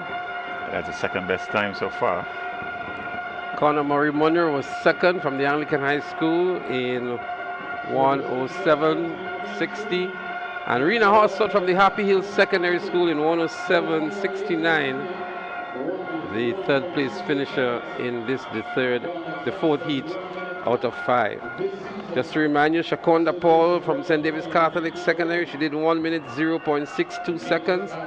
And so far, Gavia Walker 1 minute 1.28 seconds. It's the 5th and final heat for the sub-junior girls 400-meter dash. Introducing your feet. In lane number 8, Classic Lighting, SGI, Estimone, Lacqua Moraine. Lane number 7, Horizon, Grenville Secondary, Haley Edwards. Lane number 5, Wagiti Sanova, St. David Catholic, Rena Hosford. Lane number 4, Gavilan Concrete, Wesley College, Armani Philip. Lane number 3, Nawasa SAS, Kelina Modest. Lane number 2, GTC Anglican High, Sophia Collins. And lane number 1, Classic Lighting, McDonald College, Emma Frederick. Well, we have another very interesting lineup here again, but I can tell you, keep your eyes on lane 1, Emma Frederick. She has established 2 records in these games already. Yesterday we saw her setting a new record in the 400-meter hurdles. This is the flat 400 now, so she's expected to do extremely well. Yesterday she did 1:7.86 in the hurdles. She has seen the times done by the previous athletes. She's in the final heat here now. But Kalina Modest of SAS would want to offer us some challenge. And so too is Raina Hossot from the St. David's Catholic Secondary School. So it's a good field, not discounting Haley Edwards. Well, they're up and running here. The final of the 5 heats in the girls 400 meters sub-junior in lane 1. Emma Frederick already making up the stagger on Sophia Collins of the Anglican High School. She's heading now for Kalina Modest of the St. Andrews Anglican Secondary. St. George's Institute in Lockport Moraine is out there, but look at Emma Frederick go from MacDonald College.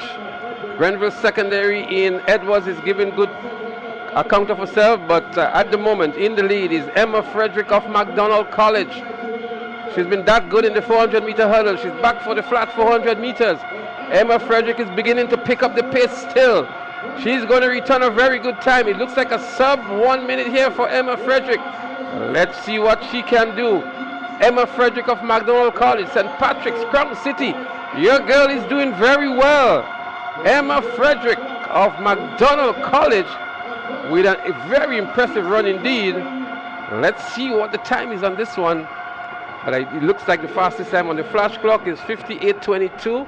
Let's see what the adjustment will be.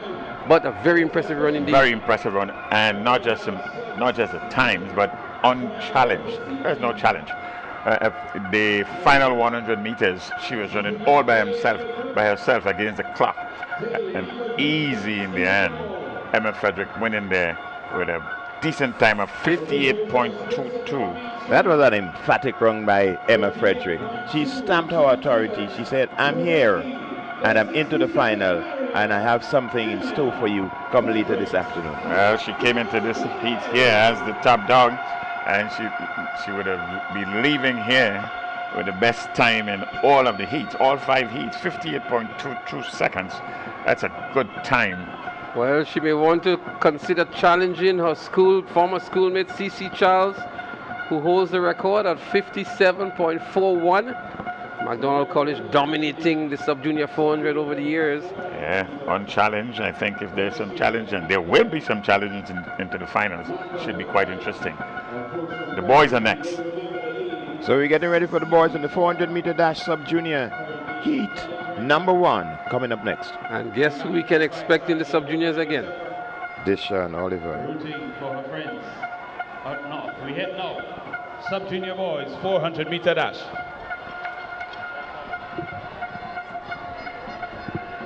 Introducing your field for this event.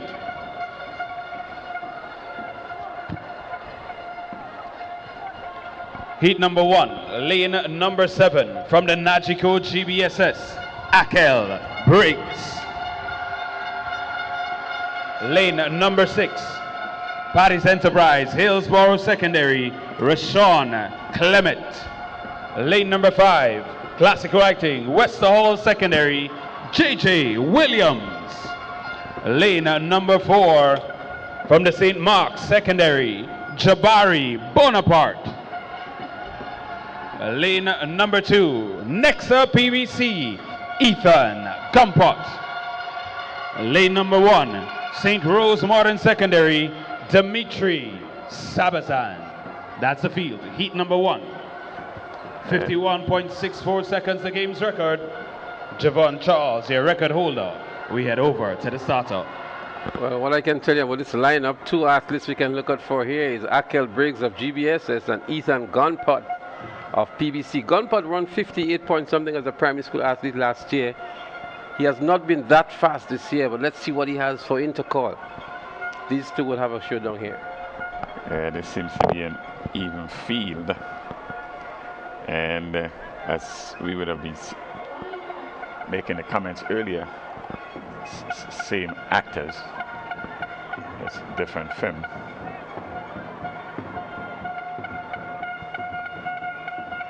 Jabari Bonaparte, another one to look out for from St. Mark's Secondary.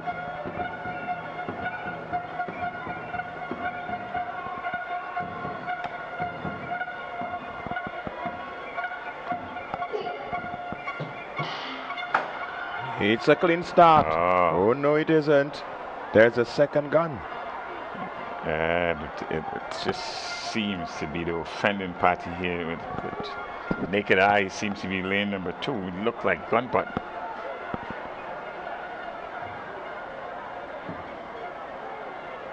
Indeed, it looks like Gunpot. Lane 7 was out very fast too in Briggs, but I believe it was Gunpot who may have just gone out first. And wow, that's going to be a detriment to this young man if that is the case. The officials are conferring. Ethan Gunpot is also a national swimmer. Very talented young man. He has a look of guilt all over his face. Oh yes, and what is glaring, we're seeing a number of 400-meter false starts. Well, we have seen a number of false starts right throughout the meet from day 1. It seems to suggest that a lot of work would have to be put into the starts of these races. When you get in false starts in 1500, 400 and 400 hurdles, it tells you that something must be done to do some corrections and to do some quick corrections before Carifta. Okay, so some work for the coaches.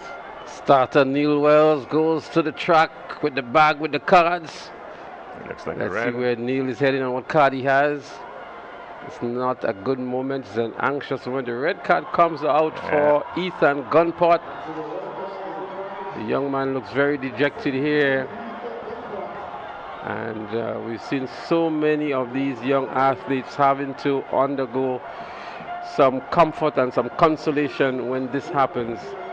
Not the best situation they'd want to be in. Certainly not in the 400 meters. False start in at 400 meters suggests that something is amiss. Although there seems to be an earlier trigger from by the judges are final here, so Gunpot is out. And we are down to 5 athletes here. 5 athletes facing the starters here. Lanes 1, 4, 5, 6, and 7. Well, there they are, getting ready again to go. Lane 2 and 3 are scratched. So we're getting ready. We have Sabazan, Bonaparte, Williams, Clement, and Briggs. Briggs was third in the 100 meters. Would sit a lot more comfortable now knowing that Ethan Gunpot is not in the race anymore. So he's breathing a lot easier as we get ready for the start of the race. Hit 1.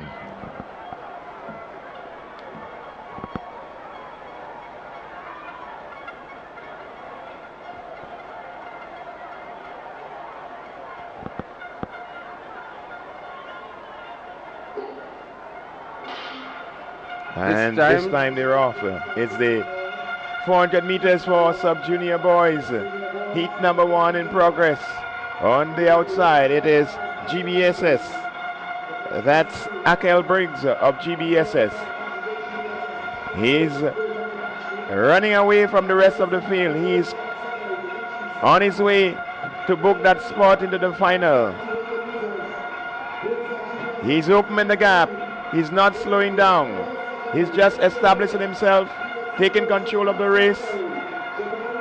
With just about 150 meters to go. A chasing pack of Westall Secondary and St. Max trying to reel him in, but Gunpot is holding his own. He's going to finish strong. Briggs it is. It's Briggs. He's going to finish strong. Briggs your winner. I thought it was a good, strong and measured run by Briggs. He knew that he was the favorite going in there, and he held his form very nicely. 56.10 for Briggs, the winning time from the GBSS, and 59.16 for Jabari Bonaparte of the St. Mark's Secondary, the top 2 finishers. Yeah, we see Briggs here, rather easy at the end.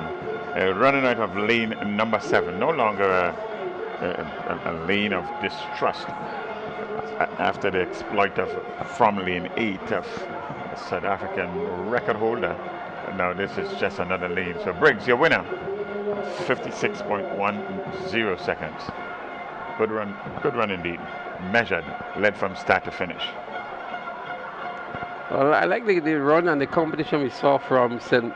Mark's Secondary and West Hall Secondary when they were really contesting for that second and third spot. Wester Hall having to settle for, I think, fourth in the end.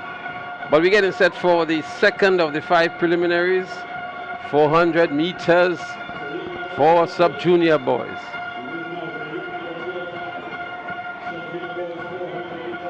The crowd continues. St. Joseph Convent Grenville are down here very early.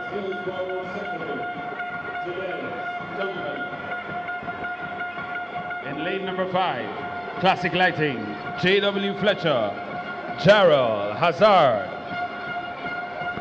In lane number 4, Westmoreland Senior School, Ethan Belma Roberts.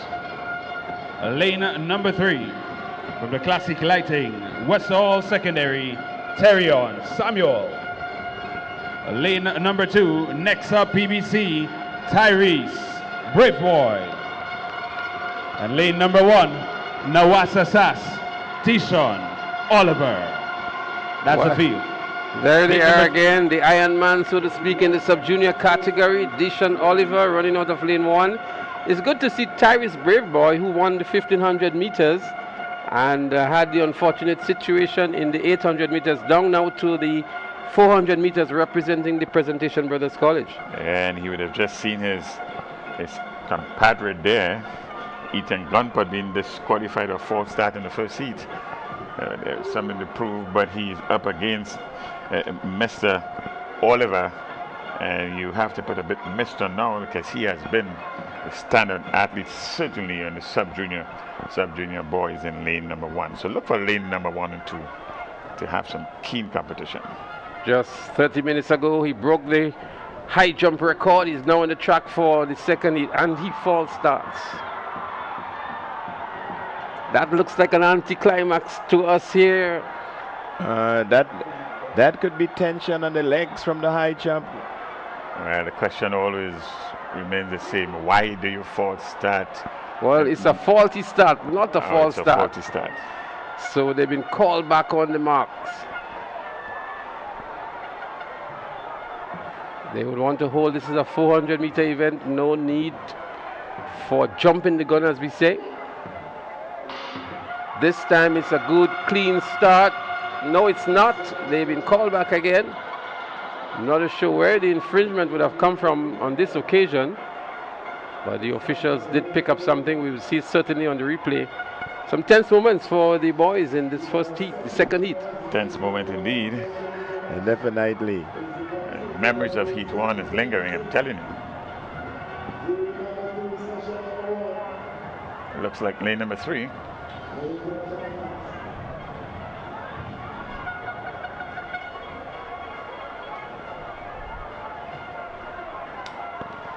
And it would be a shame if someone gets disqualified in another 400-meter event. Let's have a look.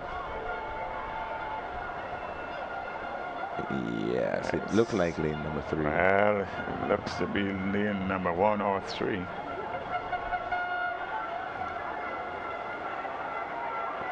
The discussion continues. Have another look at it. Yeah, it's either 1 or 3. We are going to await the judge's decision. This is a really close one. They may have to go to the video referee for that one. It looks very, very close. The question remains. Whenever they have doubts down there, the starters, they have the option to go to the video referee for confirmation. The decision is made by them on this occasion, not by the video referee. The starters are responsible for calling the false starts. Let me turn off this thing. I thought I had this thing turned off already. Whoever called me, they'll call it.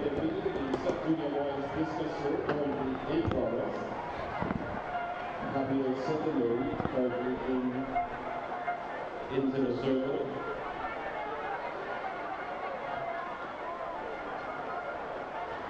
So the officials are conferring on this one. It's a very close one indeed. Red marker on the field indicates the standard.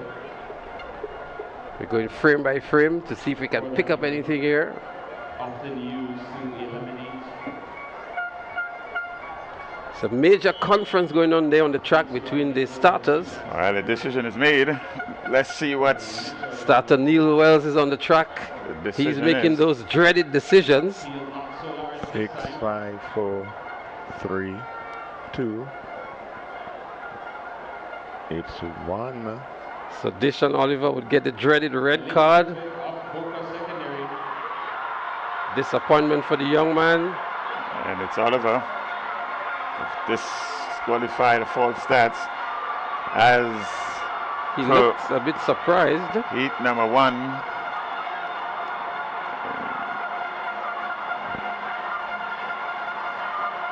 False start in heat number 1. False start in heat number 2.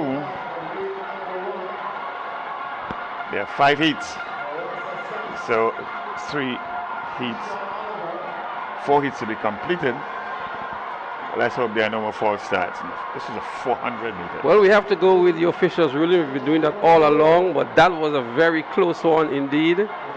And the officials have ruled. So he's launched a protest. He's going to run on the protest. And they're going to have another look at it from the video screen. He has the opportunity to run on the protest. So I see the SAS fans are all in jubilation, but that's not the final decision yet.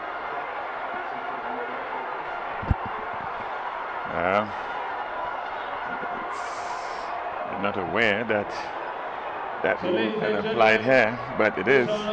It is applied. The full rules are applied here. Athletes do have the option to run on the protest, and the final decision will be made. So if in the judgment of the officials it's a false start, and let's suppose that he qualifies into the final, he will be DQ'd eventually. And that's the ruling for these kinds of circumstances. Heat number 2. Heat number 2 will now continue.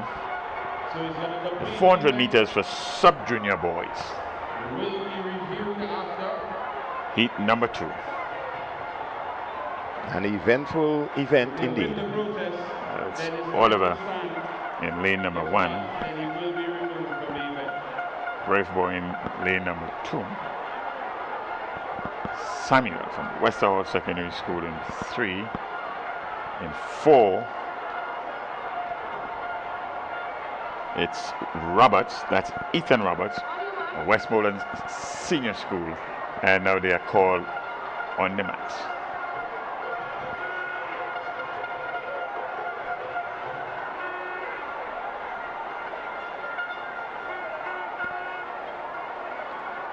Boys are going to have a go at it again. Some very tense moments down there on the track. Bigger crowd in here today as well. Greater expectations. This time they're up and running here now. And the favorite Deshaun Oliver in lane 1 has established a number of records already in these games. He has made up the stagger on 4 of the athletes. And heading now for Hillsborough Secondary. Deshaun Oliver going down the back straight already in the lead. Tyrese Braveboy is giving chase here for the Presentation Brothers College. But Deshaun Oliver already stamping his authority on this one with 200 meters to go. Deshaun Oliver of the St. Andrews Anglican Secondary. Tyrese Braveboy of SAS. And then we have from the Westerhall Secondary, Ethan Belma Roberts. But it's Deshaun Oliver of SAS entering the home straight now. Westerhall Secondary moves into the second position. That's Belma Roberts. Tyrese Braveboy in third, but it is Deshaun Oliver. Deshaun Oliver of the St. Andrews Anglican Secondary winning this heat, and a battle between Braveboy and Westerhall Secondary. And that was for Westerhall Secondary, Terrion Samuel. Actually, it was Terrion Samuel of the Westerhall Secondary.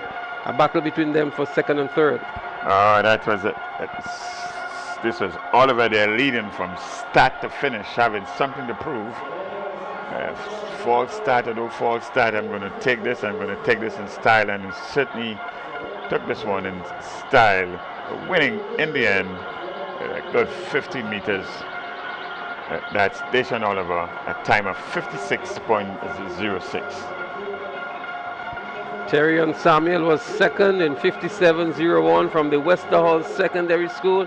And the Tyrese Brave Boy, the winner of the 1500 meters, he was third in 57.04. The top three finishers. So there will be further judgment on this race because Deshaun Oliver ran under protest. And so we're going to get the ruling and share it with you as soon as it comes to hand when the finalists have been selected for later on this afternoon. Heat number 5. Heat number 3 is up next. Hey, lane assignments. Out of lane number 7 from the St. Rose Modern Secondary, Shondell Harriman. Lane number 6, Westmoreland Senior, Romuald Beggs. Lane number 5, Classic Lighting, Happy Hill Secondary, Zilon Charles. Lane number 4, Nawasa Sass, Tishon Lambert. Lane number 3, GTC Bishop's College, Anton Douglas. And lane number 1, from the Grenada Christian Academy, Remy Daniel. That's field. Heat number 3, Sub-Junior Boys, 400-meter dash. So we have 6 athletes here that will be facing the starters in this heat number 3. So we're ready to go. Heat number 3 of 5.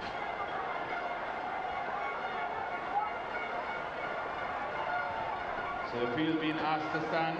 Okay, it's a bit of a slight delay as the officials. And once again, we ask our patrons, our friends on the bleachers, advising with the noise level. let's have silence for the start of the event.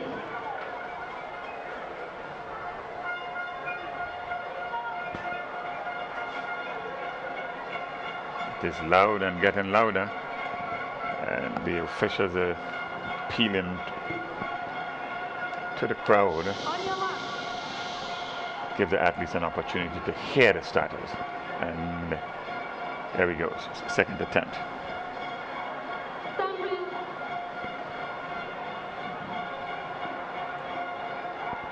So the officials are trying to get Once again, everything those on the correct bleachers, let's have silence for the start of the event. before the start of the race.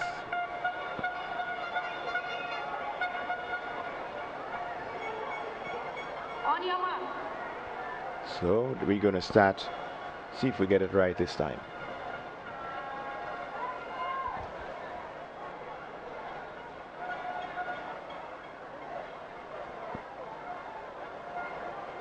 Heat number 3 of 5. And there is a hush. And they're off. It's a 400 meters for sub-junior boys. Preliminary number 3 in the middle of the track. Sass is right there. Up on Happy Hill Secondary is in the ascendancy, but here comes Tishon Lambert of Sass running past all the staggers there, making up quite smartly. And it's a chase, a battle between Lambert of Sass and Charles of Happy Hill Secondary. We're getting ready to head into the final 100 meters. It's Lambert of Sass. Charles. So it's Lambert of Sass. It's Tishon Lambert it is. Taking it to the finish line, winning quite comfortable. And comfortable indeed. And your winner there, Tishon Lambert from Sass, with a good time of 54.65 seconds. And in second position, that's Zilon Charles from Happy Hill Secondary School, 56.44. Well, a good run here by Tishon Lambert indeed from Sass. If you look at some of the previous times, that would have been the fastest time. As a matter of the fastest time so far, 54.65. Even Deshaun Oliver, from what we have here, he did a 56.06. So that would go down as the fastest time so far, 54.65. So good run here by Tishon Lambert. Yes, it is the fastest time. I guess he was just running this one angry after what had happened in the preceding race. We just want to make the point a little clearer. There are some athletes that get disqualified that choose not to, or maybe been unaware that they can run under protest. It's not that this is an advantage to any particular school, but we just have to make that point, because some people may think that one school may be allowed to run under protest and others are not allowed. But every athlete have that option. If you think you have not been false started or been treated unfairly in that kind of circumstance, you can indicate your protest and you can run under protest. So that's an option that all of the athletes have. Magico, GBSS, Levi Richer. Lane number 5, Classic Lighting, Boca Secondary, Job Samuel. Lane number 3, Classic Lighting, Happy Hill Secondary, Crispin Lampkin. Lane number 2, from the St. Mark's Secondary, Yannick Charles. Rounding out the field, lane number 1, Wagiti, Sunover, St. David Catholic, Christian Collins. That's the field. Well, there Heat you number have 4 or it. 5. Heat number 4 or 5, Christian Sub-junior Collins. boys, 400 One to look meter out dash. for. I would also think the likes of a Job Samuel from the Boca Secondary. We saw Levi Richer a while ago jumping for GBSS in the high jump. He placed second. And he's now on the track in the heats for the 400 meters sub-junior boys. The lineup here seems to suggest it's going to be a very competitive race, even Stevens, right through to the end. Let's see what materializes. Collins, Charles, Lampkin, Charles, Samuel, Richer, and Garnis. Heat number 4.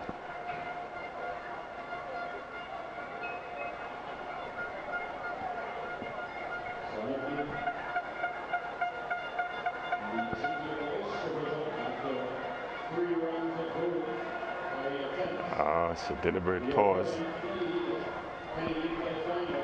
So they've been called up.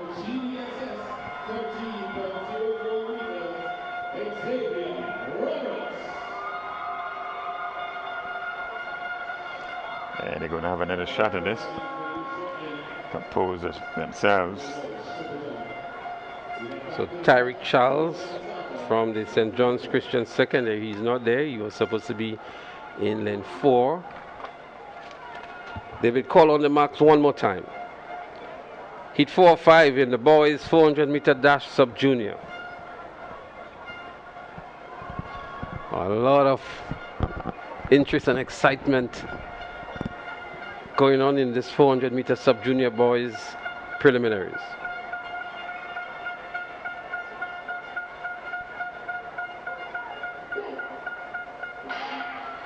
So it's a fair start this time. They're up and running and looking for a position into the finals. On the inside, Christian Collins of the St. David's Catholic Secondary is making a good run. So too is Kashim Ganes of McDonald College, who is out there, and Levi Richer of the GBSS. But St. David's Catholic Secondary and Christian Rollins is looking good going down the back straight. So too is Kashim Ganes of McDonald College and Levi Richer of GBSS. But McDonald College in the lead at the moment with Ganes. Christian Ganes is looking around, maybe extending a lot too early. GBSS in Levi Richer in good position. We're looking to see when Christian Collins will make his big move. Here comes Levi Richer now. Levi Richer, but he's been held out here by Ganes for the moment.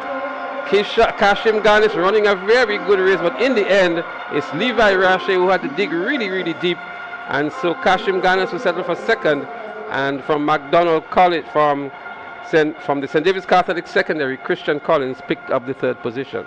Richer winning, but no easing up here. He had to run right through. Good competition coming from lane 7 for McDonald College and Ganes. And there they are, side by side almost. And just a little bit more in the tank there. There's an athlete there from the GBSS, Richer, taking this one at 55.06 seconds. 55.06 seconds, a good time. And in second position, Ganes at 55.35. So your winner, Richer from the GBSS, in the second position, Ganes from McDonald College. Heat number 5 is up next. So we're getting ready for the final heat and the boys' preliminary rounds for the 400-meter dash sub-junior.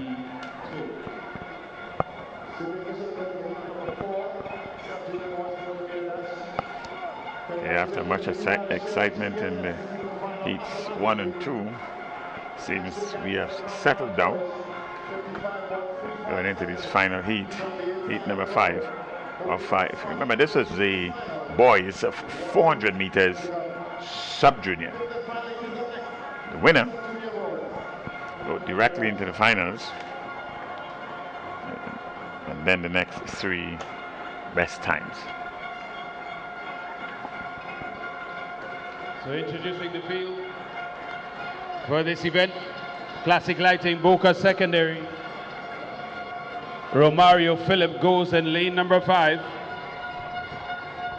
Classic Lighting J.W. Fletcher, Jalen Moore Bartholomew, he goes in 4. And Wagiti Sanova, St. David Catholic Secondary, Aidan Klein, he goes in 3. We have 3 athletes here facing the starters and for a place into the finals. St. David's Catholic Secondary School in lane 1, J.W. Fletcher, and Boca Secondary School. These are your 3 athletes that are facing the starters here. Heat 5 of 5. 400 meters sub-junior boys.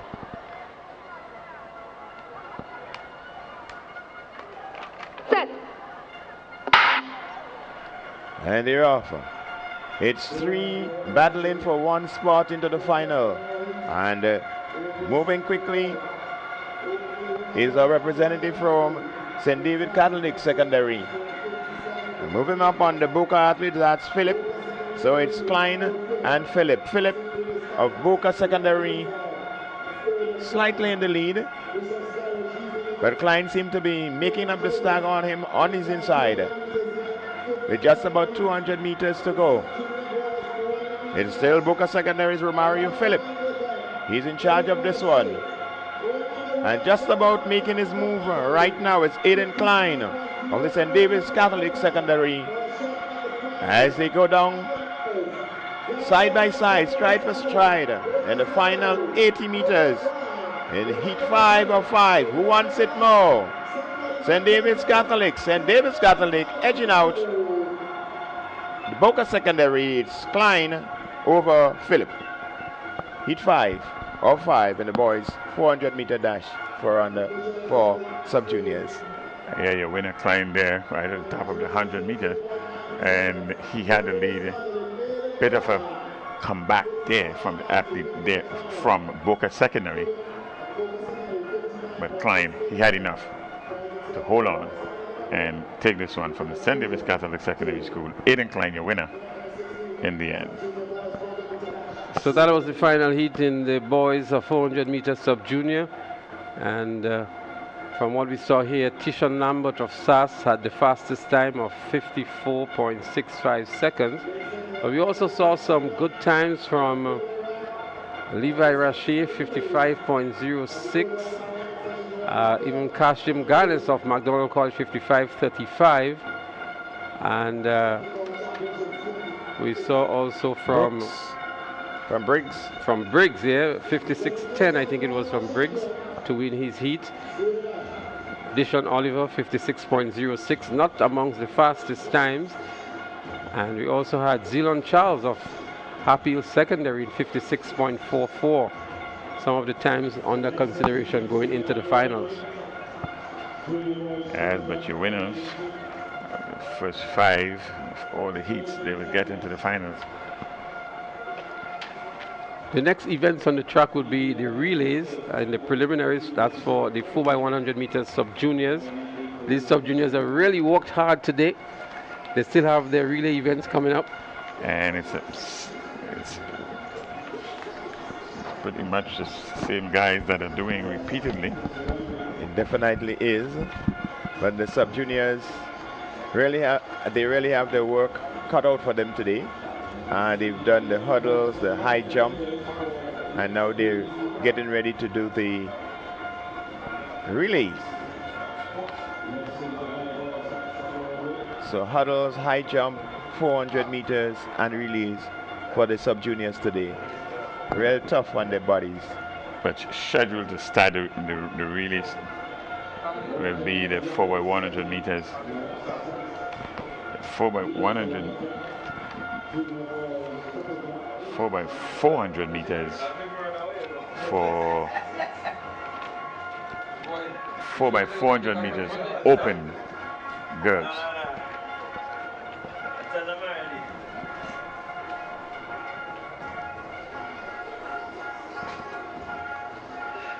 So up next on the track is a 4x400 meters unscheduled here, and that will be open.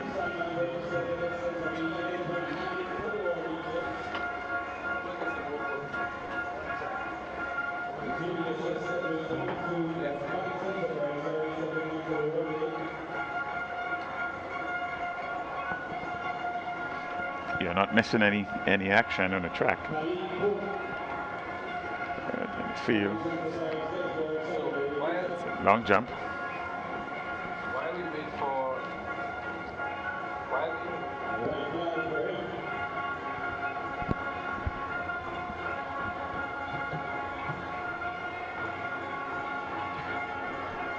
While we wait for the action on the track to continue, we want to give you the latest point standing we have. That was after the intermission with the medal presentation we had earlier on. And in the interest of time, we're going to go through again all of the schools. So in the girls category, in 19th position still is the Grenada Seventh-day Adventist Comprehensive. In 17th position, St. John's Christian Secondary and the St. George's Institute, they're on 2 points. Wesley College is in 16th position with 4 points. Happy Hill Secondary, they're in 15th position with 5 points. Grenville Secondary in 14th with 8 points. Westmoreland Senior School, they are in 13th position with 9 points. St. Mark's Secondary in 11th position with 11 points, together with the Westerhall Secondary School. In 10th position is St. Joseph Convent Grenville with 15 points. 9th position, Hillsborough Secondary with 17 points. The Grenada Christian Academy, a school that has been doing well with only just over 100 students. They're in 8th position on 19 points. Bishop's College Carriacou in 7th position on 31 points. MacDonald College in 6th position on 57 and 1/3 points. And the top 5, Boca Secondary on 72 points in 5th position. St. Joseph Convent St. George's in 4th position on 81 and 1/3 point. Anglican High School, they're in 3rd with 89 and 1/3 point. The defending champions, St. David's Catholic Secondary, they're in 2nd position with 125 points, and the 3 points ahead of them, St. Andrew's Anglican Secondary, SAS, on 128 points. In the boys category, Wesley College, Grenada Seventh-day Adventist Comprehensive, and Bishop College, they're all in the 17th position on 2 points. St. Rose Modern Secondary, they're in 16th position with 3 points. J.W. Fletcher Catholic Secondary in 15th position with 6 points. St. George's Institute and the Grenville Secondary School, they're tied in the 13th position with 7 points. Tying in the 11th position are Happy Hill Secondary and St. Mark Secondary with 8 points.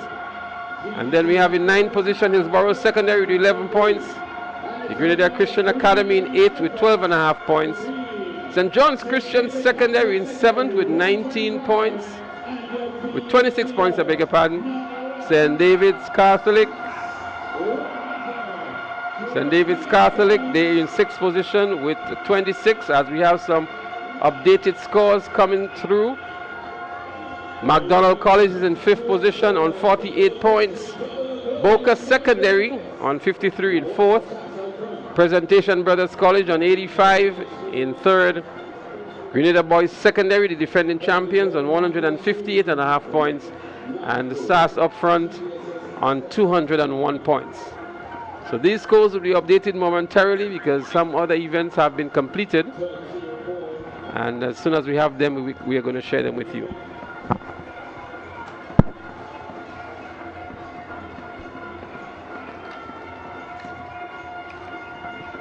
screen, the long jump. Long jump. Let's see, oh, the triple jump.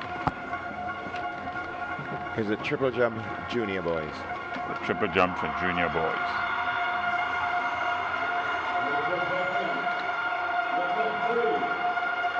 We have 10 athletes registered here.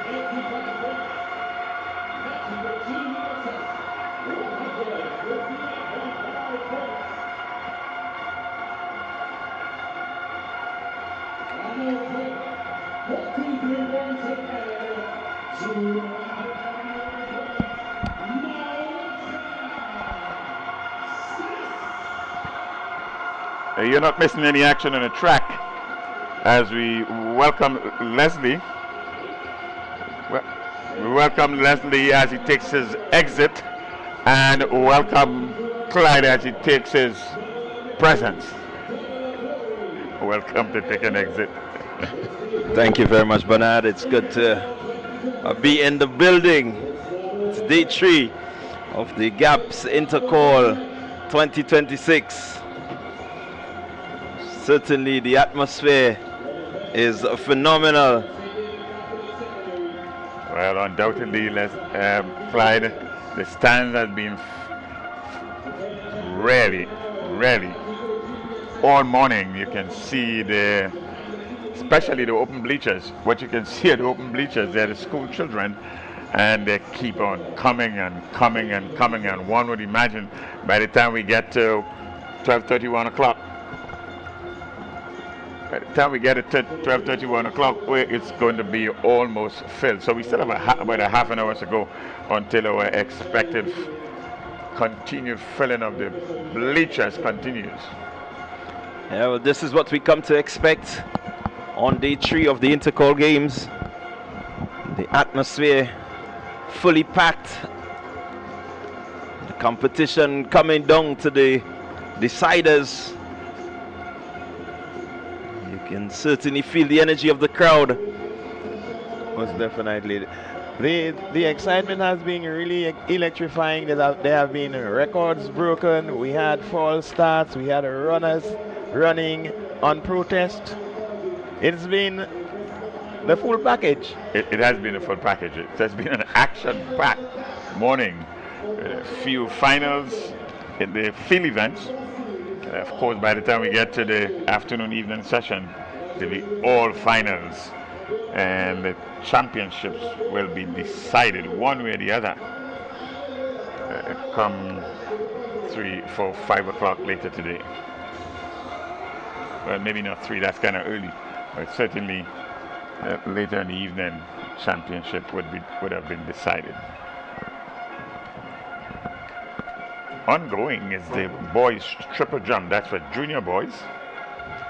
The record in that event stands at 13.98 meters. That was established in 2015 by one Kitafura Nelson. That's Nelson, the record holder there, 13.98 meters, and we have some 10 athletes registered to compete in this boys triple jump. So that's Kita Kofi Nelson. Kita Kofi Nelson. And this is the current presentation, and this is the crowd here. It's a beautiful shot, and there we can see a snake of a line. Tells you that the place is filling up and filling up fast. Yeah, it's certainly filling. Just passed through some parts of St. George, and you can see the lines are queuing from as far as the bus terminus, persons just streaking along, and some of them just sauntering in, ensuring that they take their time. They're not in a rush. They just want to be here just to soak in the atmosphere. And what a beautiful background. There we have one of the cruise ships in the background. What you're looking at there, directly on your screen, the bleachers, and only students are allowed to populate these bleachers. So on track, we're getting ready for 4x100 meter relay. It's the preliminaries, 4x100 meters, sub-junior girls. Sub-junior girls, they're up next, 4x100 meters.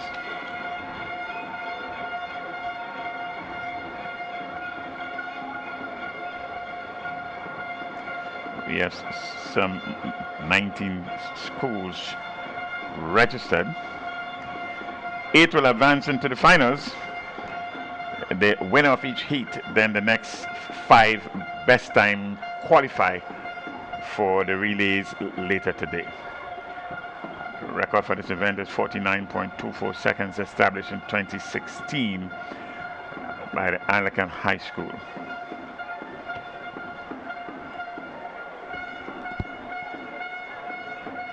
So that's your lane assignment right there. Anglican High School, McDonald College, St. Joseph Convent Grenville, Happy Hill Secondary, Wester Hall Secondary, Westmoreland Senior School, and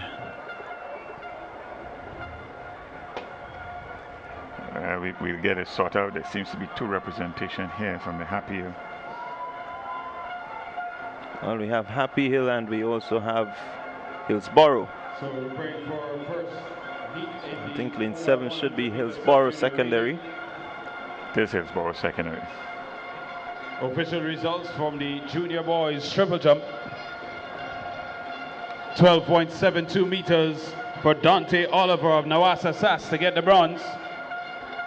The silver goes to Najiko GBSS. Tevon Slater, 12.82 meters. And ladies and gentlemen, the gold goes to Xavier Roberts, Najiko GBSS. They go 1-2 in the junior boys triple jump, 13.04 meters. There you have it there. Over our house announcer, the triple jump for boys. Junior, GBSS 1-2, and in 3rd position, SAS. Let's get a lane assignment. 49.24 seconds is the record held by the girls of the GDC Anglican High since back in 2016. Hillsborough Secondary goes in lane number 7. Westmoreland School goes in lane number 6. Wester Hall Secondary lane number 5. Happy Hill Secondary lane number 4. St. Joseph's Convent Grenville lane number 3. MacDonald College lane number 2. And the Anglican High School lane number 1. So that's your lane assignment for heat 1 of 3. And the sub-junior girls 4x1 qualifying. It's all about getting the batter around and getting the batter around successfully as fast as is possible.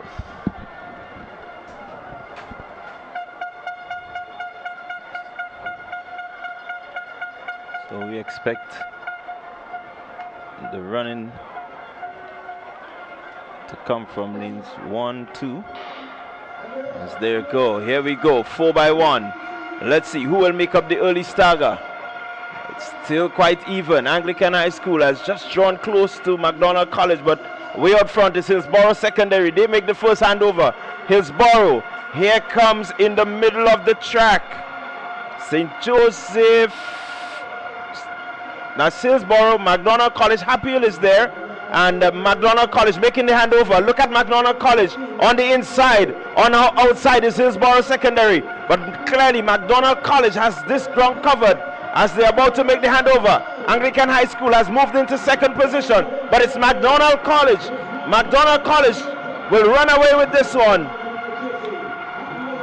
MacDonald College, and here goes MacDonald College qualifying ahead of the Anglican High School, followed by the Happy Hill Secondary. Certainly MacDonald College has made their statement. They're into the finals. And there we see the playback here. Good batter exchange. MacDonald College here as they get home into the home stretch. Good clean batter passing. 3 first teams, all good batter passing, good clean passing. But in the end, MacDonald College by 10 meters, rather easily at the end. So that's your anchor there, Emma Frederick. Certainly we've heard her name quite a lot over these past 3 days. She's just anchored her team to the finals, so they are in automatically. And this winner go directly into the finals, and the others will have to be on the outside looking in, see if they are going to be one of the next best 5. So there's 3 heats. That's your heat number 1. So as we take a look at it again, McDonald College really efficient with their batter pass, and by the time Frederick got that baton, she was clearly distance ahead, and all she needed to do was to maintain her distance. And she did just that, maintain she did. And it turned out to be a fair distance of 10-50 meters, winning by 10-50 meters over the second place Anglican High School. That was fast approaching, where there was too much grounds to make up. Heat number 2, that's up next. So with 1 of 3 heats being completed in the girls 4x100 meter relay for sub-junior, we're getting ready for heat 2, 4x100 meter relay sub-junior girls. We're going to get a lane assignments shortly, and we'll get ready for the winner really of this heat.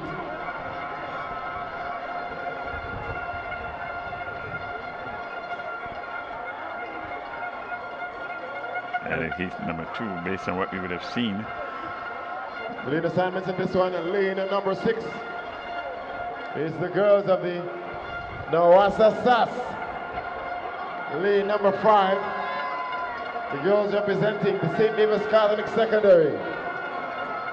Lane number 4 is the quartet of the Classic Lighting SGI. Lane number 3 is the St. Rose Modern Secondary. Lane number 2 is the Grenada STA Comprehensive. And running out of lane number 1 from the Sister Isle is the Bishop's College. Heat number 2 of 3, sub-junior girls, 4x100 meters. And I tell you, we expect the competition to be lanes, these outer lanes, lanes number 5 and lane number 6. It would take some running to get in between these 2 teams in St. David's Catholic Secondary School and St. Andrew's Anglican Secondary School. Most certainly. So we're getting ready for heat 2 of 3. Well, these teams are packed with superstars. And I can tell you, Haley Terrell, she is running for the St. Andrew's Anglican Secondary School, and we've seen her on the track. And what she's capable of, you have the likes of Raina Hosford as part of the quartet for St. David's Catholic Secondary School. Certainly, this sub-junior girls will be important. One team will automatically get in, the other team will have to wait. So each team here now will want to run a fast time. Into the final 8 at the southern end of the field. But it's a relay. It's batter passing. It's not naked speed only. A lot depends on the team effort and the coordination of these athletes here. So anything can happen in a relay. I think this is what makes the relay so dramatic.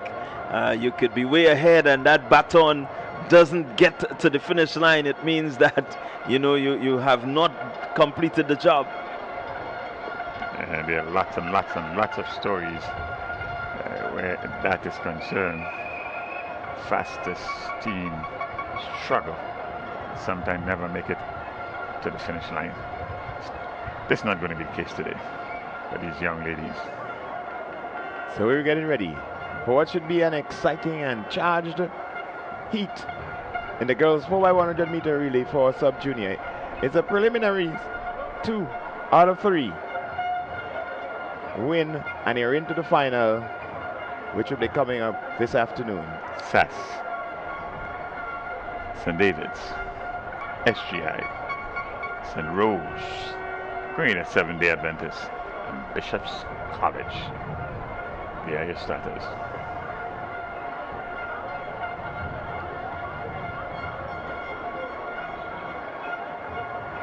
As the athletes are made to wait, just soaking up the electricity in the stadium. I think the officials are trying to get a bit of a bit of a hush so that the starters can hear the instructions.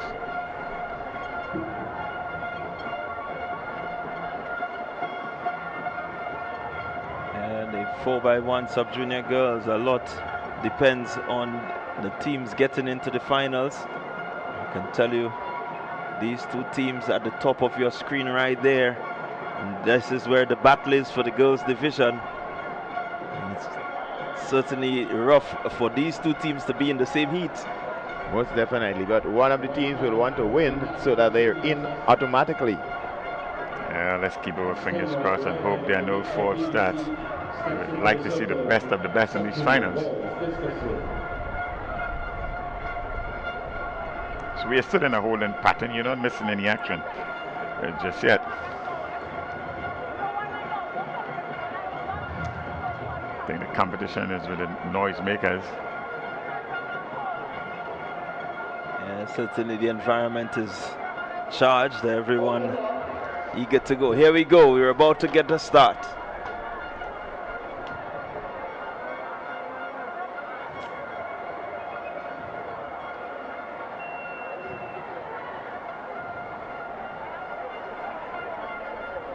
Girls, 4x100 meter relay, sub-junior, preliminary number 2. And they're off. A clean start. Sass on the outside, being chased by St. David's Catholic. SGI is there, so is St. Rose. As we get ready for the first handover, down the back stretch they go. It's Sass, St. David's Catholic. Sass opening a slide gap, but St. David's simply responding. SGI is there. As we get to the next handover, it's St. David's, it's Sass. Sass pulling away. St. David's is right there. It's going to be exciting. It's going to be tight at the finish. Let's see what happens as we come to the anchor. It is going to be Sass with the first to get that, and it's Haley Tyrrell. There is no catching Haley Tyrrell. A little bubble from St. David's Catholic, but Sass is going to win this one. Comfortable indeed. Sass crosses the finish line. St. David's Catholic. And a close one for third. Looks like SGI. Heat 2 in the books. Yeah, Heat 2 is in the books, all right. One was just making a comment that the passing makes a difference. A good, clean pass all the way by pretty much all the teams. Good, clean, crisp passing until you get to the last handover, and St. David's Catholic Secondary had a real tumble of it, and Sass in the end winning rather easily. What, 50 meters? But we saw a real mix-up there in the last baton exchange from the St. David's Catholic Secondary School. SGI in a good third, a 54.78, but your winning team, Sass, in 49.47. Well, 49.47, pretty close to record pace. Maybe just a bit smoother run in the finals. You just may see that record being broken. But really, this is the hallmark of the relays, the baton passing. It has to be efficient. It has to be as smooth as possible, else you're not really going to get your team to the ascendancy. As we look at the replay here, really, St. Andrew's Anglican Secondary had it. They were smooth. They still could have been a little bit more clinical, but certainly they have laid down the gauntlet here, and they're saying, you got to come catch us. Most definitely. Remember, the first place goes into the final. Let's see what happens in the third. And that's what it looks like. And so St. David Catholic Secondary, they have been disqualified. An infringement on in the lane. Final handover. Yeah, we have a DQ there from St. David's Catholic Secondary School. Not surprisingly, passing way out of the passing zone. So that was quite apparent.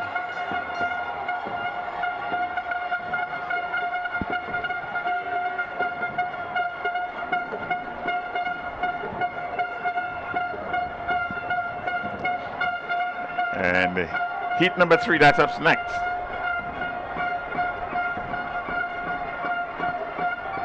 getting ready for heat 3 of 3. Can look forward to the likes of the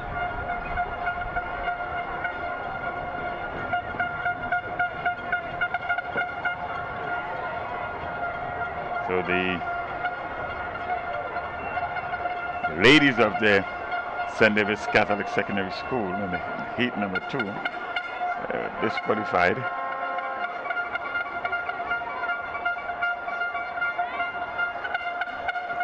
Lane infringement, passing outside the passing zone.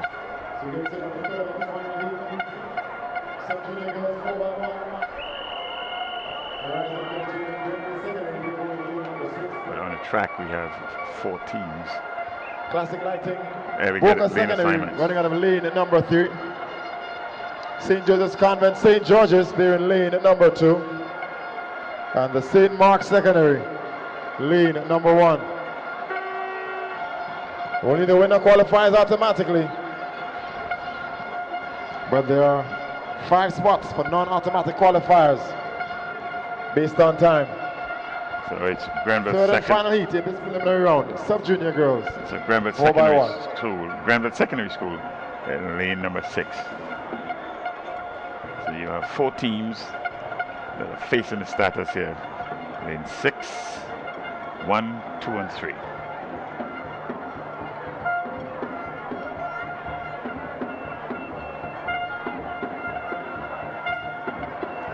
Seems to be evenly matched lineup here. So one expect competition right to the end.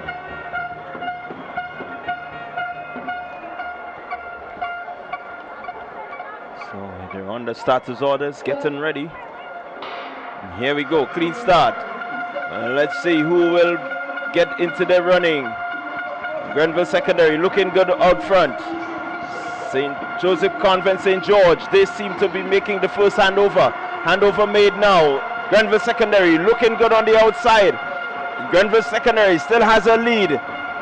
St. Joseph Convent, St. George, followed by Boca Secondary. GSS, here comes St. Andrews, St. Joseph Convent, St. George. This is a really good third leg for St. Joseph Convent, St. George. They're in the lead right now. Final handover. And here they come. St. Joseph Convent, St. George. Here comes Boca Secondaries. Grenville Secondary on the outside. But keep your eyes out front. St. Joseph Convent, they will pick up an automatic qualifying spot into the finals of the sub-junior girls. 4 by 1. What's really impressive here, if you have a look here, is the passing. The pretty good synchronization here of St. Joseph Convent, St. George. In fact, the second and third place teams, the passing was quite good from also, but the speed, and certainly on the second leg, St. Joseph's Convent, St. George, in the end, winning by some 15 meters, winning rather easily. A time of 52.50 seconds, your winning team. Girls sub-junior 4x100 meters, heat number 3.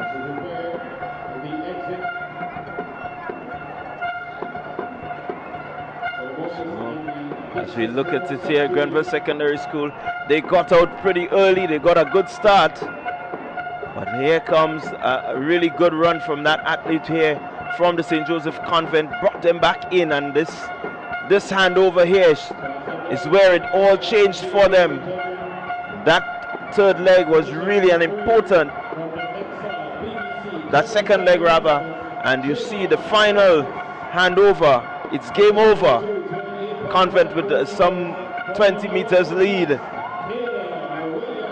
Just ensuring that she kept her composure, kept focus on the finish, crossing the line, automatic spot. Well, that's the end of the preliminaries for the 4x100 meters for sub-junior girls. The boys are up next. So the boys are up next. 4x100 meters sub-junior boys. It's hit 1. Oh, 3. Junior boys 4x1. Only the winner qualifies automatically. Oh, it's for 100 meters. Let's go to the house announcer for the lane assignments. 45.02 seconds is the record set by the boys of the GBSS. Here are the lane assignments. Lane number 7, GTC Bishop's College. Lane number 6, Classic Lighting, Wester Hall Secondary. Lane number 4, Nawasa SAS. Lane number 3, St. Mark's Secondary. Lane number 2, Westmoreland School. And lane number 1, Classic Lighting, Grenada SDA Comprehensive. Heat number 1 of 3, sub-junior boys, 4x1. So we're getting ready for the first of 3 heats, 4x100 meters for boys, sub-junior. On your mark. And they're on the starters orders. 6 teams are facing the starters here. There's a hush over the field, which is good for starting.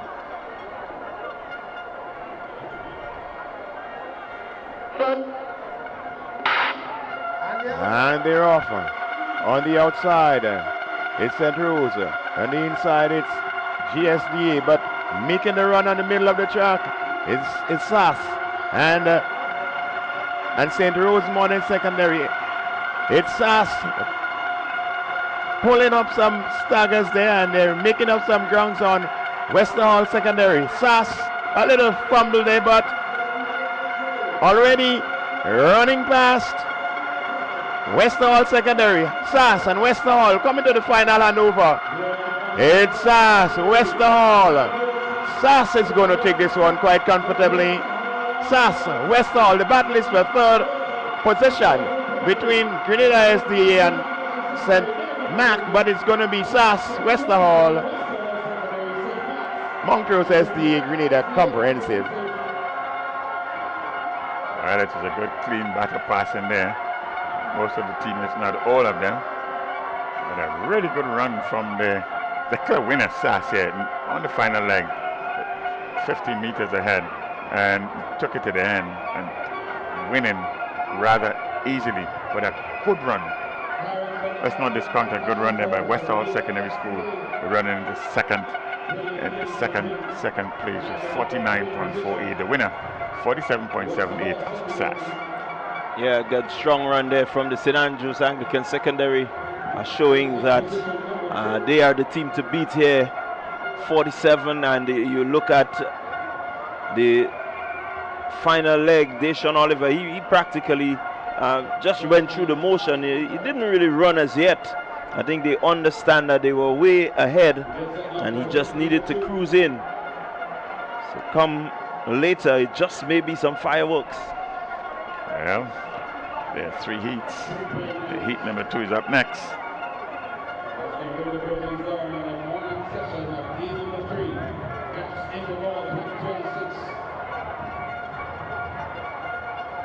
Let's get lane assignments from the house announcer.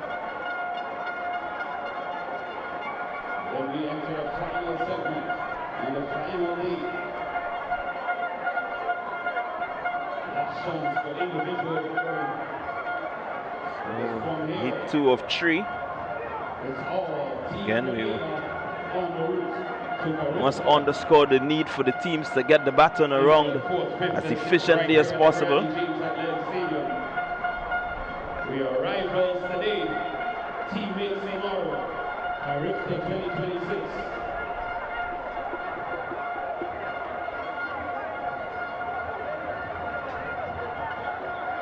There are 6 teams lining up in this second heat, this heat number 2. St. Rose Modern goes in 7. Next up, PPC in 6. Classic Lighting, SGI in 5.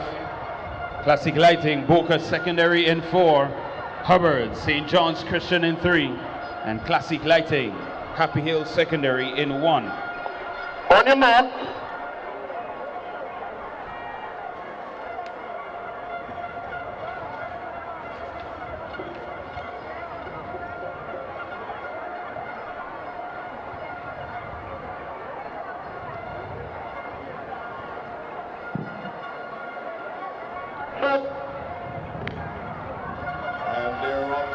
Here they go. 4x1. Presentation Brothers College making up the saga very early. Boca Secondary looking good. St. John's Christian Secondary looking good also. But here goes PBC. Here comes Boca and St. John's Christian. Presentation Brothers College, they're in the lead.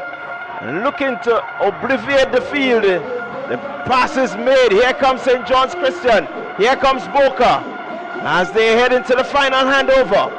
It's Presentation Brothers College. Gets in the baton. He's off. Cumberbatch for St. John's Christian Secondary. He's going to look to run down Labari. Keep your eyes on third position. Happy Hill Secondary in the far corner. But certainly, Presentation Brothers College doing the business. Yeah, Presentation College here had a good, clean batter exchange all the way around. You couldn't say the same for St. John's Christian Secondary School. There we see the batter exchange here. A bit of a bubble from St. John's Christian Secondary School. But in the end, three teams were competing and competing well. But PBC was too far ahead to be caught by the second place finisher, St. John's Christian Secondary School. Good showing by Happy Hill Secondary School to end in third position. So a very good run by the PBC team, qualifying there 47.68 seconds. Just booking their place into the final this afternoon.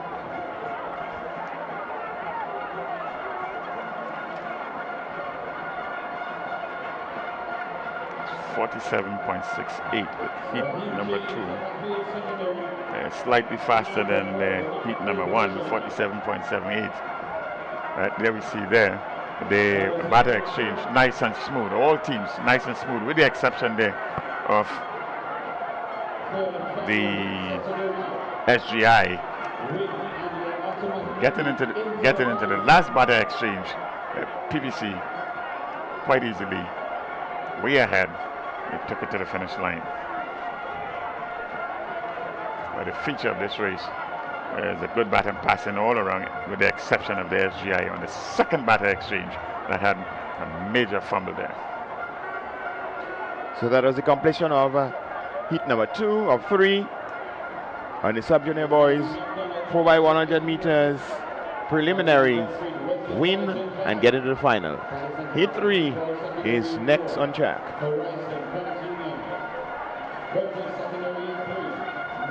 We're going to see another one of the favorites in this second heat. Sunover, St. David Catholic. They'll go in 1. Third and final heat. Sub-junior boys, 4x100 meter relay. It's win and you're into the final. So very quickly give you a rundown of the lane assignment in case you missed it. St. David's Catholic Secondary School in lane number 1. GBSS, they are in 2. Grenville Secondary in lane number 3. In lane number 4 is Hillsborough Secondary School. Lane number 5. Good to see an appearance here by Wesley College. They're in 5, and in 6, McDonald College. So this should be another interesting and exciting race. Each of the teams there are trying to punch their ticket to get into the final, which we call the big dance, coming up this afternoon. And they're ready.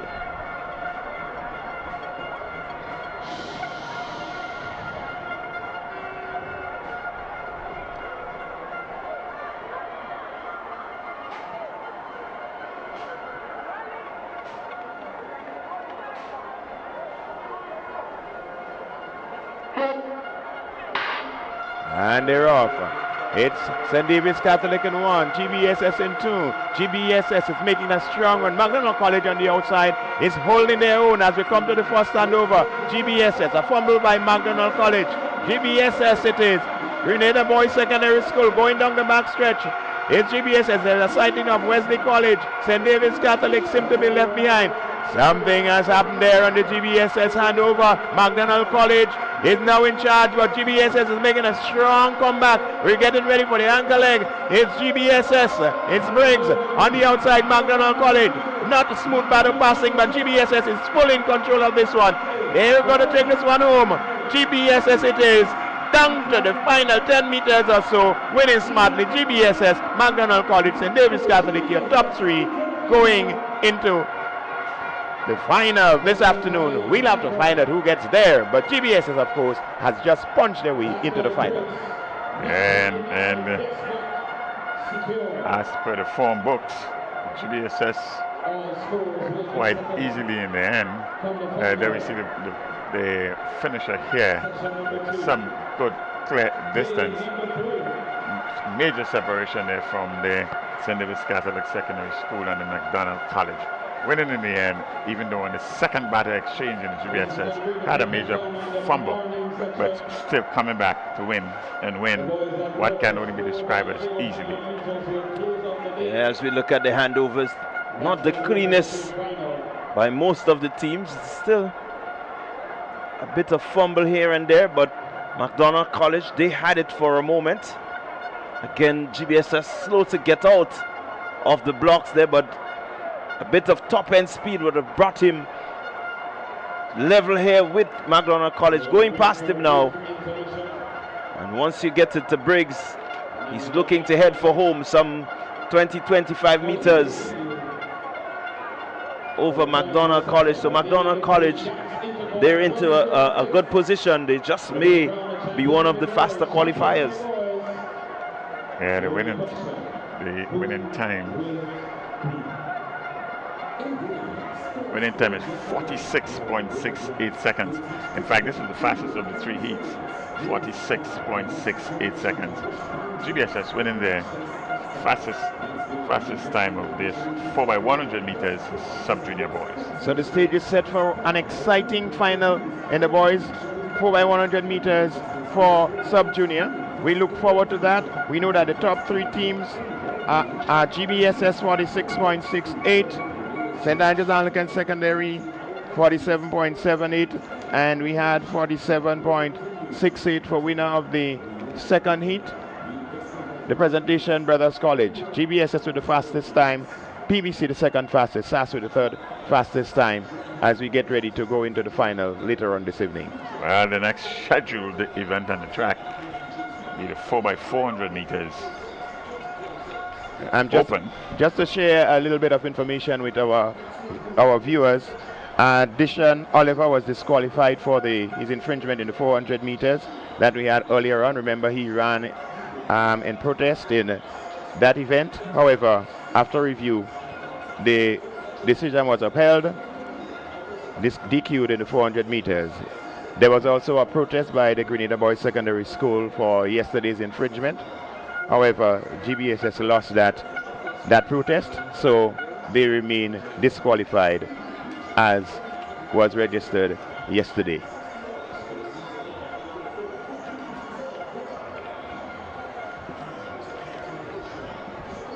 All right, so just a bit of information coming to hand is that the first heat in the 4x1 sub-junior girls, they will have to have a rerun. So hopefully we will get this going before we break for the afternoon session. 4x100 sub-junior girls, heat 1, as you just heard, and the rerun.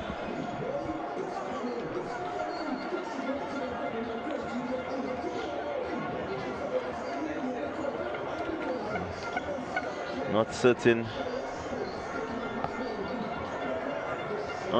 the rationale in here yet, but certainly that's the information coming to hand, and so we just are waiting for one more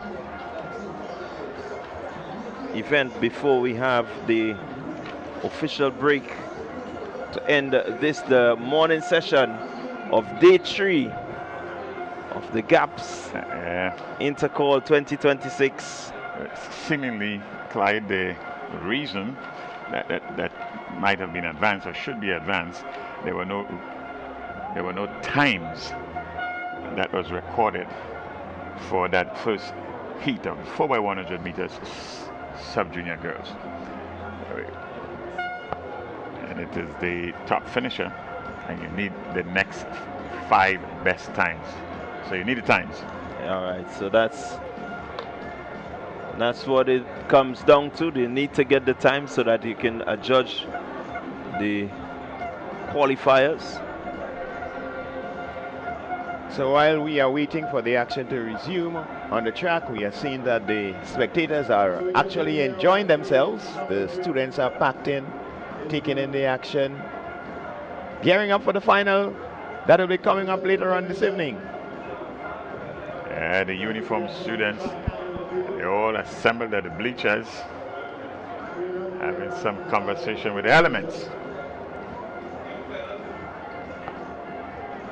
Yeah, they're not contemplating the weather right now. All they know is that they're having fun. They're cheering their teams on, enjoyment to the max. We must say that the weather has been really good. Well, I think I better stop here with this weather. The next thing, it jinx it. Well, Bernard, when you speak, a lot of things tend to happen. Except for that prediction that you made of 45. No, but you didn't hear the completion of this. I never said it was going to be achieved in this year's Intercol. I said it will be achieved. The question is always when. All right, well, if I have to take you to court, I've already lost, Bernard. So we're having a bit of a light moment here whilst we wait the rerun of the 4x100 meters for sub-junior girls. You are missing nothing in terms of action on the field, but we are going to go back to some live actions shortly. I can see the girls are coming out there. So it's a rerun of heat Different number 1 legs are getting into position. Girls preliminary round. The athletes are out.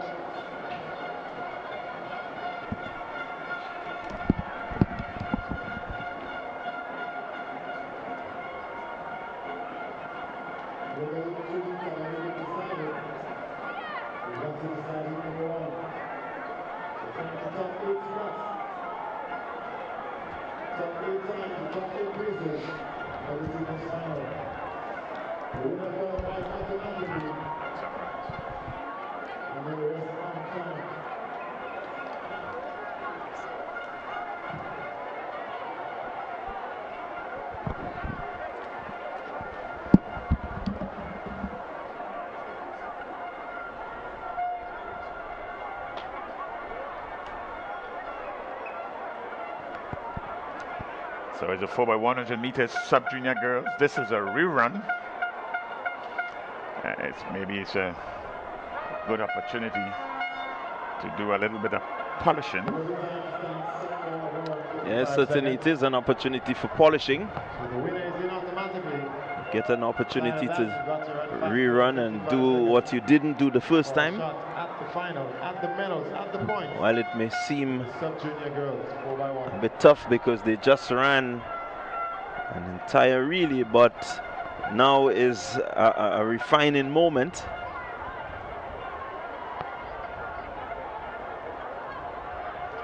Coaches may just want to ensure that you have a chat with the girls before they come out.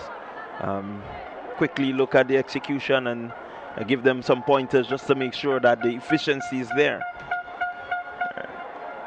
Absolutely. We need the times, and that's the reason in advance for this rerun. Bit of a hiccup. Didn't get the times. This one as follows. Lane number 7, heat. Paddy's Enterprise, Hillsborough Secondary. Lane number 6, Westmoreland School, Westmoreland United. Lane number 5, Classic Lighting, Wester Hall Secondary. Lane number 4, Classic Lighting, Happy Hill Secondary. Lane number 3, St. Joseph's Convent, Grenville. And lane number 1, GTC, Anglican High. Is the final heat, a rerun of heat number 1, sub-junior girls, 4x100 meters. The winner qualifies automatically. 55 seconds is your bubble time. So heat number 1.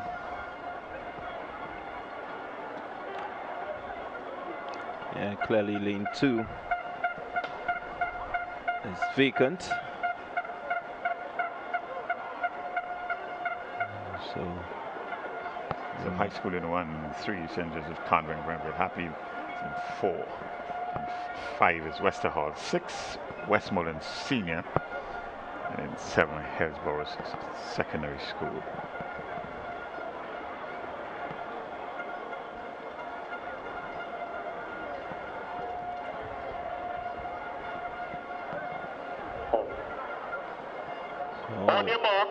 Getting ready to go.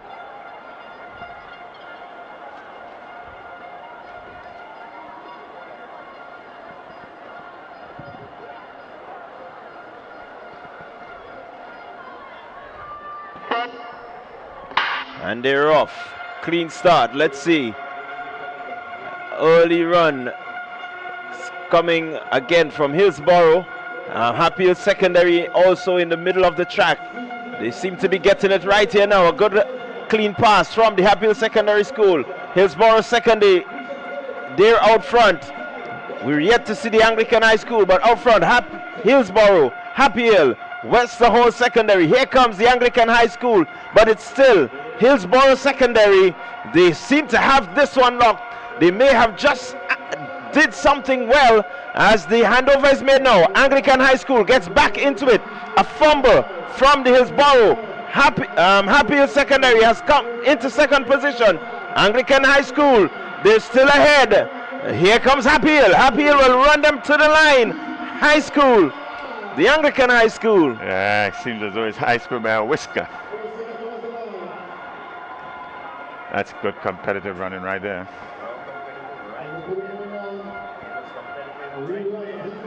And we can see here on the replay, last baton exchange, and Anglican High School, the 3 teams in a row, pretty much all would have gotten the baton at the same time, but a good run back there by Happy in the middle of your track.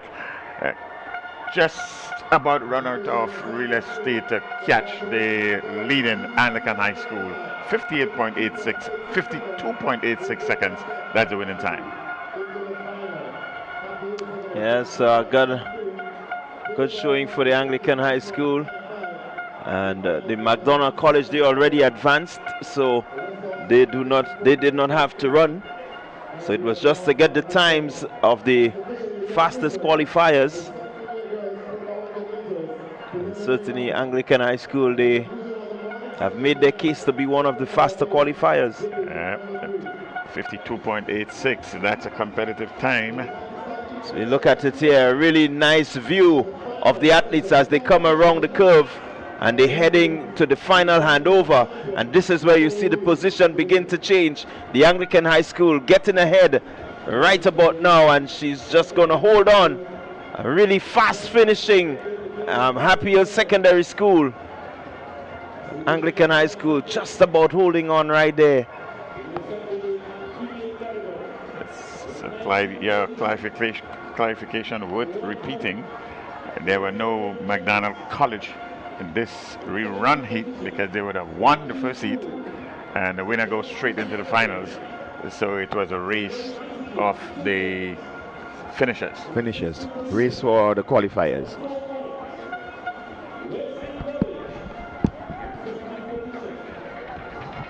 On 5 points, Happy Hill Secondary. In 14th position, on 8 points, Grenville Secondary. Okay, we are in 13th position. We are going to get an on update 9 of the point system. Let's go to the house, Mike. Westmoreland Senior School.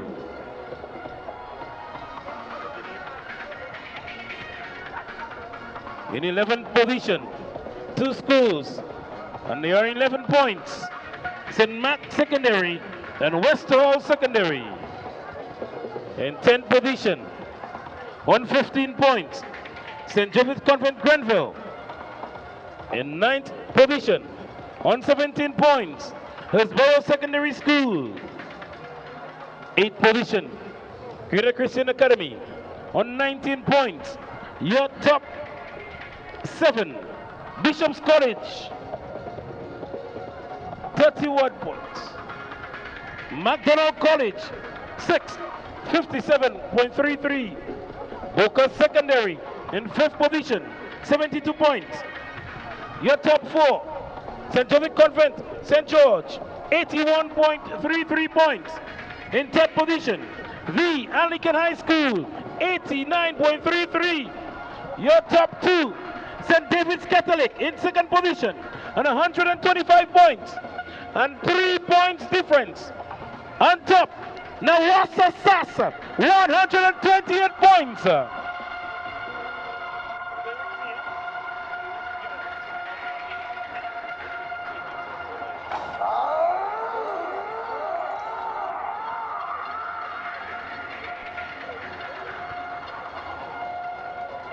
All right, those were the results for the girls.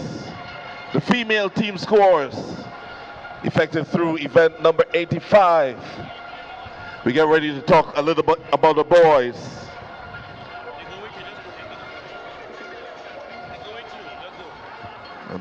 These are the results at the conclusion of the morning session. In 19th position, with 2 points, we have the Wesley College. Position number 18, with 3 points, St. Rose Modern Secondary School. Position number 17, 4 points, Bishop's College. Position number 16, 5 points, the Grenada Seventh-day Adventist. Position number 15, with 6 points, J.W. Fletcher Catholic Secondary.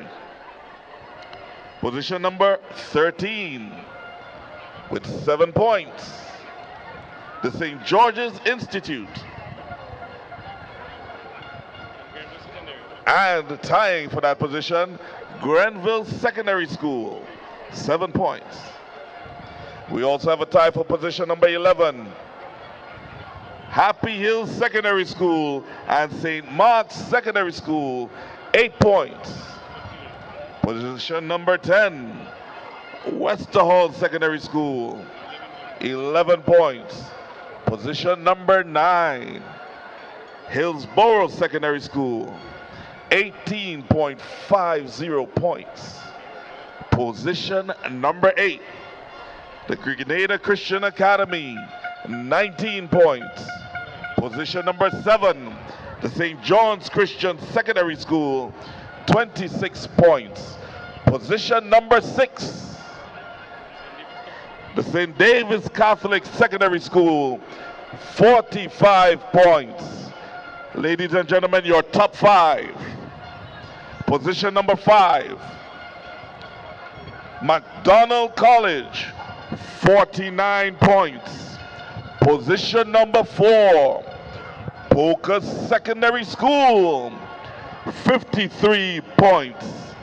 In position number 3, Presentation Brothers College, 89 points. And there is a 30 point, just about 30 point lead, 29.5 point lead between the first and the second. Ladies and gentlemen, in position number 2 with 177.50 points, the Grenada Boys Secondary School, Nawasa Sas, leads at 207 points. Anybody from Nawasa Sas?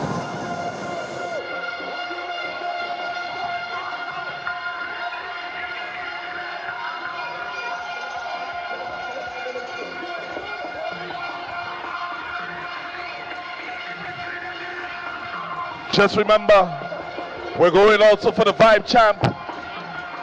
It's the posse that makes the most noise, the posse that brings the biggest vibes. You get to walk out here with $500 prize.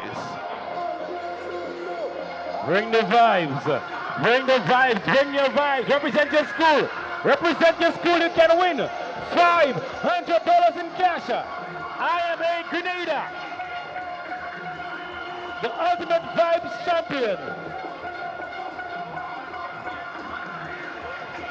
It is victory. Intercol 2026.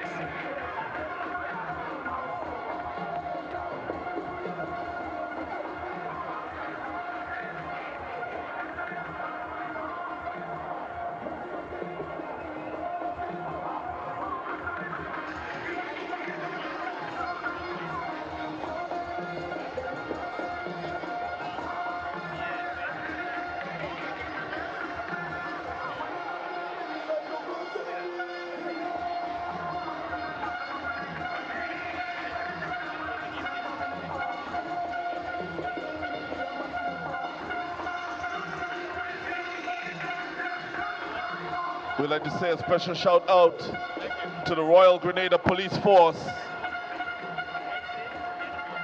for keeping us safe and secure throughout the last 2 days into today.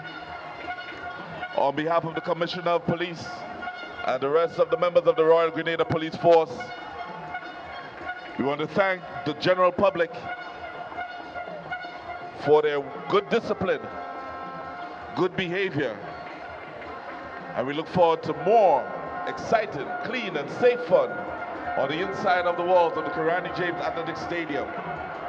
Once again, to the RGPF, we say thank you.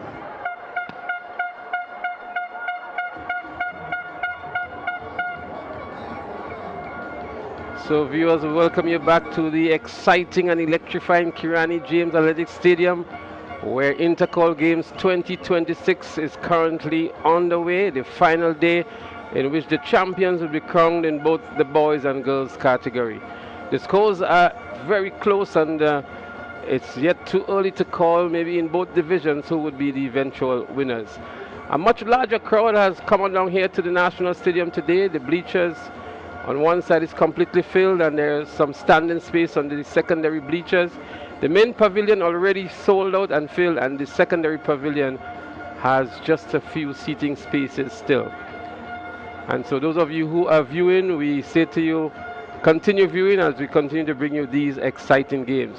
These games have been put on by the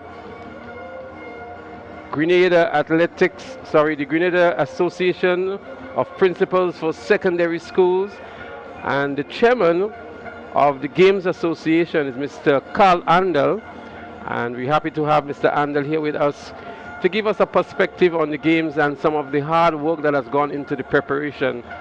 Intercol is not only about 2026, it has been happening for several years.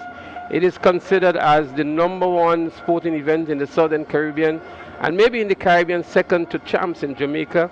At the national level, it is a significant national event. For the last 2 weeks or so, not much has been happening. Everything is centered around Intercol. And these last 3 days is the high point of that.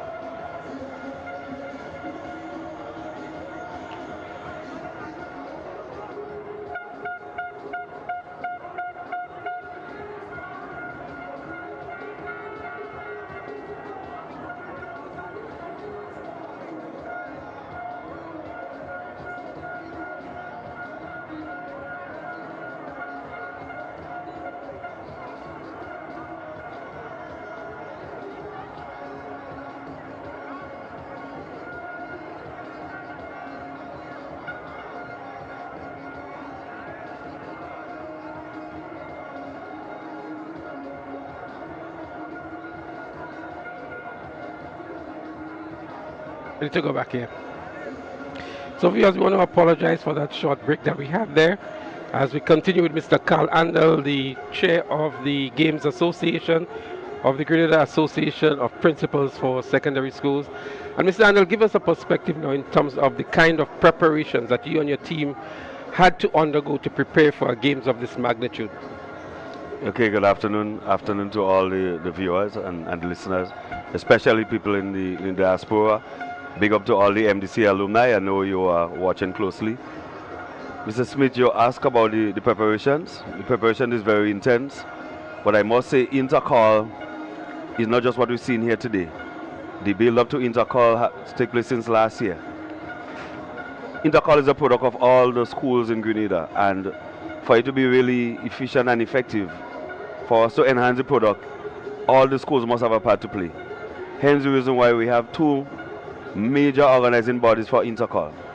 We have the Grenada Association of Principals of Secondary School, as well as the Grenada Secondary School Games Association. The Games Association consists mainly of a lot of technical persons, all the main stakeholders who are involved and are very important in getting these games off. So for example, in the Games Association, we have the Royal Grenada Police Force, we have Mr. Alvin Clouden, who is part of the media houses, we have a representative from the GAA. So all the major stakeholders are involved in the planning association.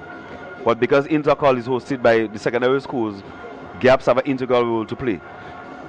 Today, we have our officials who is under the auspices of the GAA, but we also have each school here is playing a role today because Intercol is voluntary. We cannot afford to pay our workers. So as we speak, the various gates are manned by different schools, and it's a collaborative process, and I think that would make it so important. You know, for many years they say that Intercol and Soccer Monarch is the two big activities in Grenada, but in my opinion, Intercol is the biggest activity, and I will tell you why. Soccer Monarch just appeal to a section of the population, but Intercol we appeal to persons of all ages, even the religious persons, because you know Soccer Monarch, the religious persons don't want to involve in that, but Intercol transcends all aspects of Grenadian society, and that's what we really make it important. For many years you say that we are second to Jamaica. I trust that sometime in the not too distant future we could even surpass Jamaica, because this is something to aim for. But as you said, the preparation has been very intense. It has started since last year, and what you're seeing here today is just a combination of this. Absolutely, and we cannot leave out those who are not in Grenada, who are just as keen and interested in Intercol. So the diaspora, yes, on day one we had over 13,000 viewers looking at Intercol, and the expectation that today would be even significantly more. So the people who are in the diaspora, who are in the school systems, they are, who still support the alma mater, they have just a keen interest as those who are here as well. To me, the people in the diaspora, the interest might be even keener than some persons here, because just about a minute ago, in my alumni chat, we have over 250 persons. More than half of them is in the diaspora. And even before we came on air, they made the comment on the chat, the WhatsApp group, that look at our principal on air.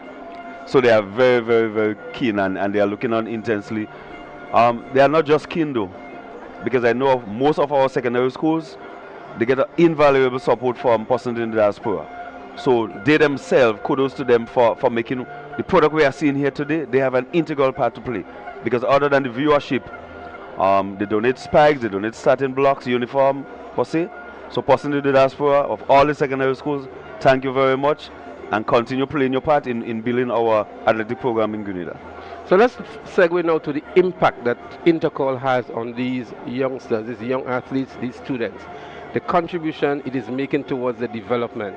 How do you rate Intercol Games, which has transcended from 1 day to 2 days to now 3 days, and what it is doing for these young athletes that are looking to build a career out of track and field and looking for opportunities even outside of Grenada? Right, so you talk about a career in track and field, and you know what is happening here today have an integral role to play, because it provides a platform for them to the rest of the world. I have some contact with some coaches in the United States, and I must say, normally after Intercol, they will contact you, because even some of the coaches overseas, they are looking on at Grenada. So firstly, there's a platform for our young athletes to showcase their skill, and they also get opportunities to go on scholarships to further their education. But other than the opportunities for scholarships, athletics is a very special sport. I've been involved in the various sports, cricket, football, and athletics, and I know because athletics is so difficult, it helps the kids even with their academics. It takes a special kid day in, day out to actually train and hone the skills. And a lot of the time, this discipline would translate itself into the academics. So athletics, to me, is the mother of all sports. And then I want to follow up with another question, Mr. Andel. With the level of support that the schools have to put up, we're going to come back.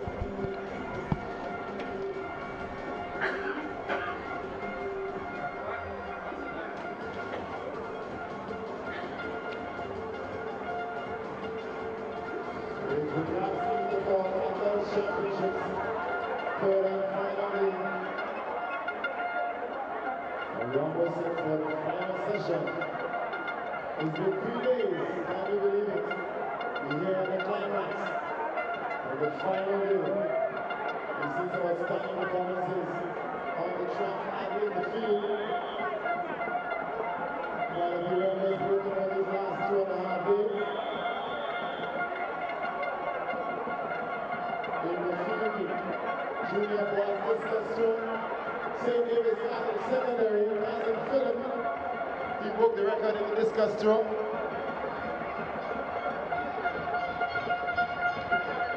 In the junior boys 400-meter hurdles, next up PBC Anthony Phillip, another one of our record breakers.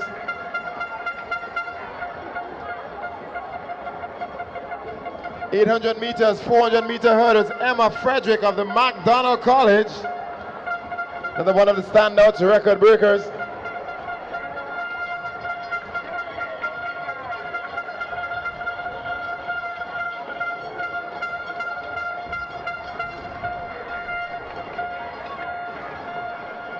And we've seen quite a few records, quite a few on the track. From the boys of the Nawasa SAS, 4x100-meter junior relay. So we're back. I do apologize for the abrupt interruption that we've had, but we seem to be okay now and ready to continue. So Ms. Daniel was talking about the contributions and the support from the schools. My understanding is a very expensive undertaking for many of the schools in preparing these athletes, and also coming down on the day itself, the expenses for transportation, for meals, for the nutrition, the support for the medical team, and everything that goes into Intercol. You're intimately involved in that, a principal yourself. How difficult is that for the schools, and what kind of support do they get from the Principals Association or anybody else outside of the corporate sponsorship to enable them to adequately prepare for Intercol games? That's a wonderful question, Mr. Smith, because as I said, I'm intimately involved, but I must tell you, I believe that my part to being the chairman is a special one, because I've been involved at Intercol as a teacher, manager, coach of McDonald College winning team. So I'm intimately involved. As I correctly said, athletics is whole year round. So the expenses start from your program. You have to feed the athletes, you have to get equipment for the athletes. The expense that we have today is just a drop in the bucket. And if you're going to put a value to it, it's a lot of money. Corporate Grenada, I must say, in the last 5 years or so, I'm seeing a big shift regarding the support schools are receiving. And to Corporate Grenada, big up yourself. Please continue on that part. If you notice, most schools coming here today, they have some sponsor before the name, and that augurs well for the sport. The Principals Association, yes, we are doing a lot now to help the schools. So for example, last year we had a prize giving ceremony where we are able to award the top 10 schools in each category, both male and female. However, that was possible mainly due to the contribution of the government of Grenada through the National Lotteries Authority and the Investment Migration Agency, who has increased our sponsorship threefold. So as principals, that put us in a much better position to assist the schools. So from where we sit, the contributions we have made to the school thus far cannot really cover all the expenses, but it goes a long way. It is my dream that one day we will be able to award to the schools all that they have spent and even more, so they could continue to build on the program. At the gaps, we are also trying to collaborate with the Ministry of Sports to ensure that all schools in Grenada have a robust athletics program, so that when you come here, other than the traditional big guns, all of the small schools, they could do well also. Because you know, sometimes persons think about numbers, but athletics is not just about numbers. You could have small numbers, you have the children who are disciplined and willing to work under a good program, they will do well also. So that's part of our vision at the Grenada Association of Principals of Secondary Schools. Well, I like the vision that you have, because I know for a fact there are some schools that spend in excess of thousands of dollars to prepare their athletes, and the returns that they get, as you mentioned, is insufficient to cover those expenses. So it must be a profitable and rewarding activity for the schools to encourage them to participate. But I want to move on a little further and to look at the games itself, what happens on the 3 days and the number of events. We have a lot of events. If you look at today, for example, a number of events for the sub-juniors. We had an issue yesterday and maybe the day before with so many athletes competing in the 800 meters, for example. So are these events being looked at to see how they can be best organized for the benefit of the students who are competing? And let's look at the 800 meters, for example, 34 athletes registered. Is there any thought about having a preliminary for the 800 meters and doing a finals? Or how we can redistribute the events to allow the athletes to get maybe sufficient rest, taking into consideration how the managers of the teams would allocate the athletes for the events as well? Okay, that's a key point that you're making, and it's something we have a lot of discussions on. But I must say, when Intercol moved from 2 to 3 days, we got very excited, and persons saw that as an opportunity to increase the number of events. In my opinion, the increasing number of events is too much as we speak. We got in the 800 and 1500 last year and even the year before. We try having the heats for that. But what we realized is that the recovery time was not long enough. So some of the athletes, after they competed in the heats, when they had to do the finals, they were not fully recovered. You know, at carriacou, it don't happen like this. You would have the preliminary in one day, the kid will be able to rest 24 hours, and then be able to do the finals.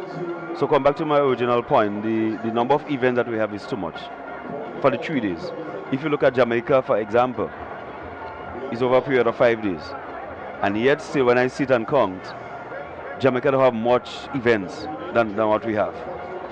So this is something that has to be reviewed.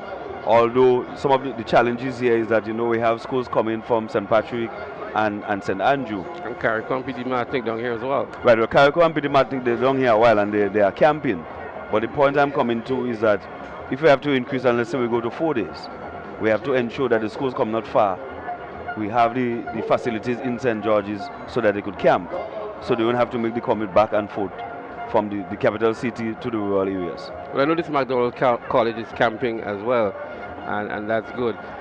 So that's a good point, because I know it's costly, and in addition to being costly, it's a drain on the athletes as well. It's costly both financially as well as the physical of the athlete having to do the traveling. At McDonald College, we have been camping for the last 6 years or so. We started with the girls initially, and last year we were able to bring the boys down, and it's a big relief for everyone. Absolutely. What can we look forward from the Principals Association moving forward with Intercol? Are there any changes that you're going to be making? Are there any innovations? We're in the age of science and technology. Are you considering anything special for Intercol? First innovation we have is to ensure that we get excellent performances from our athletes at the game. I must say this year I'm extremely impressed. After the long hiatus due to the walk to rule and the COVID-19, I am seeing an upkeep, and I will tell you that just off my head, I am seeing at least 20 records or more than 20 records being broken thus far. And it's not just new records being broken. So for example, we had a record being broken in the junior girls 400 by Kishara George. That was established since 1998. And after a while I was wondering if that record would ever be broken. So without a doubt, there's a tremendous increase in the performance or improvement in the performance of our athletes. Regarding the innovation, Intercol, yes, GAPS, we are the organizing body. But personally, if we want to take it forward, it is very, very important for we to collaborate with the main stakeholders. And here I'm referring to the Ministry of Education, the Ministry of Sports, National Sports Council, the GA, and all persons who have a vested interest in the development of the sport. And to me, we have already started the process this year with all the bodies that I've called. So after this intercall, it is very, very important that we meet together and plot the way forward to build on this. So one key point I want to do before we wrap up this section of the interview is the number of students we see on day 1 and day 2. I'm not speaking about the adult population yet, but these are school days as we call it. But yet still we're seeing very sparse amounts of students on days 1 and day 2. And there are some people who believe that in order to encourage the students, the association can do several things. Amongst them maybe making a free entry for students on days 1 and day 2. Because imagine a parent having 2 kids going to secondary school from Grenville or Paraclete and having to pay the transportation, give them money for food, and still have to give them money to get in for 3 days. That is a huge amount of expense for these parents. Are there any considerations for, first of all, increasing the number of students on days 1 and day 2, and considerations for any adjustment in the fee structure that may encourage or get more of them to come? I'm very, very interested. As I said, I've been involved in Intercol a while. I have been attending Intercol meetings since 2010, even when I was not principal of McDonald College then. And I know all sorts of innovation were tried over the years to see if we could get the crowd to come on the first 2 days. The match pass that we speak about, and that is having a great impact on the public. We introduced the match pass in 2024. And one of the main objectives was to get persons interested to come in. Regarding the price structure, we have already reviewed that. That's why on the first day, we just charge $5. I'm concerned, but I realize that when I look at even the champs in Jamaica, the first 2 days is very sparse also, despite the fact we know the passion of the Jamaican people for athletics. I know more than 20 years ago, the principals then, under the stewardship of Victor Ashby, they provided free entry, they provided free bus for the kids, and persons still refuse to come. So one of the things I'm appealing to do now, you speak about the cost, I'm appealing to the schools in St. George's and the persons in St. George's who could walk to the stadium on the first 2 days and pay $5 to get entry. That's one of the first appeal I'm making, because I know the children in the rural areas, it's extremely difficult for them in terms of cost. Absolutely. So these things would continue to be discussed at the administrative level, and let's hope that in years to come we can see much more students, as we're seeing today, enjoying this track and field. What we're going to do, we're going to introduce another of our special guests who is with us here to talk a lot more about Intercol and about sports administration as well. We have none other than Mr. Gotti Robinson, and we're going to have a chit-chat with Gotti in a short while. But Mr. Arnold, before we go to Gotti Robinson, you mentioned that you've seen some brilliant performances, some record-breaking performances as well.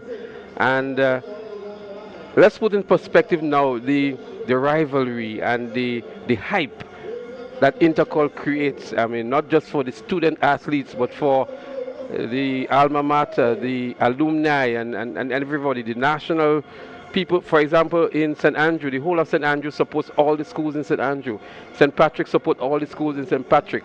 And that kind of thing, that kind of support that Intercol generates, and the unity that it brings from people. Your perspective. Wow. It's out of this world. It's totally out of this world. And for the time we started the torch run, when we look at the impact the torch run had on the general public, one of my biggest concerns now is the size of the stadium. I'm really concerned regarding the size of the stadium, because what I'm saying is that I know Grenadians were passionate about athletics, but to me it has gone to another level. However though, I still want to say, and I want to appeal to the public out there, the passion that you are showing over the last few weeks, please continue to show it throughout the year. Because if that passion continues throughout the year, in terms of encouraging the athletes to train, supporting them one way or the other, just so Jamaica would be, they cannot even compete with us. So that is my appeal. Please don't go on the hype and just show the passion when the season comes, and by the time we reach in June, you forget it until next year, because really and truly, athletics is an all-round sport. So I agree with you there, but I also want to say to extend it not only to track and field, but everything else that happens in the school for the students. But one last question again. that I want to raise with you. It sort of slipped me here now, but will come back. Yeah, we'll come back. So it's good. we're going to segue to George Goatee Robinson, a man who has been around from time immemorial, if you ask me. He's been around here for the last 50 years, both as an athlete and a sports administrator. He has directed his games maybe more than any other person in Grenada as the director of Intercol, and he has been a member of the Grenada Athletics Association over the years as well. Has even gone further to help other schools in the rural communities. I remember Goatee giving some assistance to SAS over the years. And we welcome George Goatee Robinson. Goatee, congratulations first of all on 50 outstanding years as an athlete and a sports administrator, and as an official of these games throughout the length and breadth of Grenada. And welcome to Intercol as well. Thank you, Mr. Smith, and a pleasant good day to all the viewers and listeners, both at home and in diaspora. Yes, my involvement, in actual fact, my whole sporting career, after playing junior school, football, track and field, cricket, all the sports representing PBC. At that point in time, we're looking at mid-70s, early 70s, when PBC dominated football, cricket, track and field. My involvement basically in track and field started in PBC. When we, like say, in 1970, I was part of the first victorious PBC team, and also the second one in 1972. In those days, track and field was, like today, the major sporting activity. Intercol, based on volumes, at least we have a big national stadium. I think the crowds was almost the same, with 9 secondary schools that participated during my time. There were 9 schools. Today we have some 23 or 24 schools participating. Correct.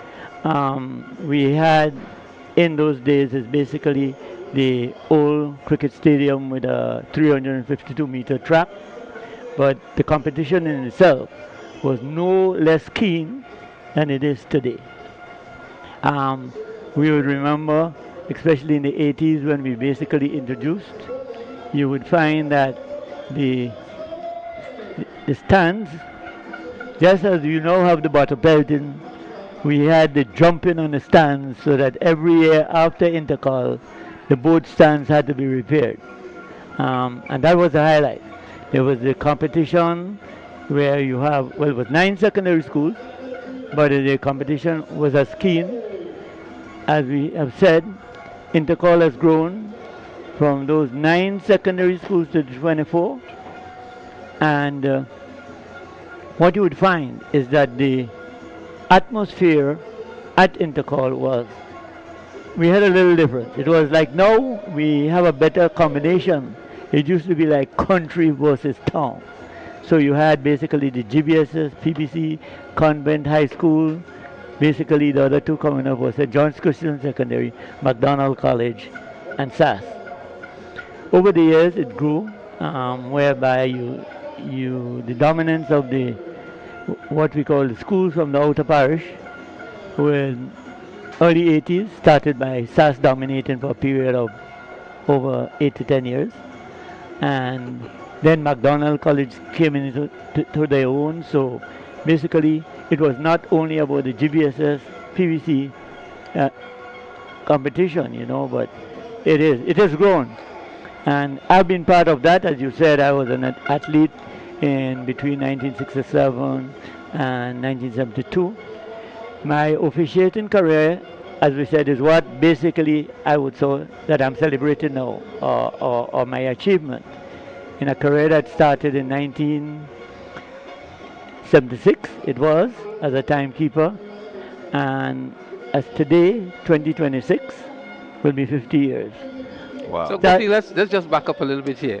So of course, when you started as an official or an administrator, you didn't start at the top as a mid director. So take us through the ranks. Goatee's first introduction to Intercol or track and field as an official, and your progression through the years? Well, I would say that it started, it's 50 years. But if you would recall, the 1974 and 1975, there was no Intercol because of the political unrest and what went on at the time. That was the first time that Intercol, there was a break in the Intercol. So when 1976, at that point in time, I started coaching as an official coach, not in the ministry. That's another misunderstanding. I've never worked in the Ministry of Sports or as a public servant. But we volunteered. All coaches, at least I was trained, and this is one of the reasons, the habits that I have, even being here today. All my mentors went into officiating and coaching way past 70, right?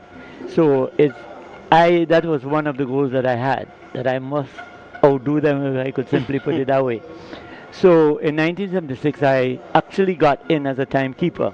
In those days, to get into the timekeeping zone, you had to be respected, because I remember one, can't call the name, one old elderly teacher or one of the people, and these guys were really good with those silver watches, bang on time. I came by with my fancy thing watch, and one of the people said, no, this little boy can't come in. But I did prove myself, because when these guys struck on time, they were all close together, and we were sometimes directly on time. And this was one of the things, I think, the discipline of those officials. Their problem was young people couldn't get in the system very easy. But I was lucky. Then I moved on to be a starter, trained under Mr. Alistair Clouden and Charlie Francis. So the progression came so that when they sort of went out, I sort of the one that came into starting. Then as starter, I became, Dr. Pitt was preparing to vacate the whole directorship, and I became the technical advisor to Dr. Pitt and to the committee, the games. For about in 1986, Dr. Pitt decided it was time, and I became the director of sports in 1987. I remained as director for up to 2012, which was 25 years. And at that point in time, basically, as it used to be, succession. At that point in time, we thought that Colin Peters, at that point in time, was ready to take over, because Colin came through the system, and our officiating system started way back. I will take the opportunity now to really mention this. As far as I can remember, if we look at from Whitsuntide to the OECS games to our hosting of Carifta games, our officiating, if I can say, I think we equal, and at times we would surpass Jamaica in itself.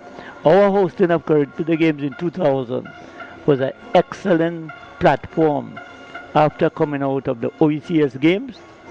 Our level of officiating was second to none in the Caribbean. So, Goti, you've been through those ranks, 25 unbroken years at Intercol as the director of games, and you touched on it a little bit earlier on in terms of the arena, the old Queen's Park with the bleachers and so on. And we have seen that progression now to the Kirani James National Stadium. Put in perspective for us now the facilities and the equipment and match that with the performances that the athletes are returning now, as that has happened from way back when to what we see now. So, for example, in the 80s, we thought that these guys were that quick, that good, that impressive. But now we're seeing a whole different thing happening in this modern era. Give us an account of that. It is, for me, if I would explain it, what it is, this is a dream. It just took a little too long to come. I would say our experience, leaving our first Carifta games in 1972, which was quite good. When we got to Barbados, it was like the first time most of us, if not all of us, was seeing a synthetic track. What we discovered is that that preparation on the grass track and going and run there, it took us to another level. This is why I'm saying it was a dream.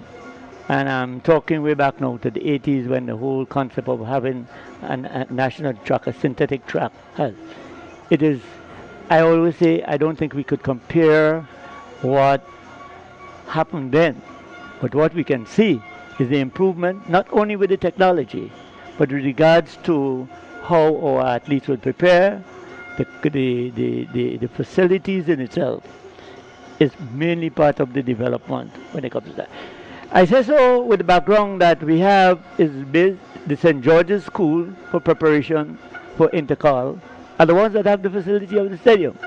If you look at where St. David's that dominates, or SAS in themselves, who have been multiple winners of Intercol, they still operate and they compete on the grass track.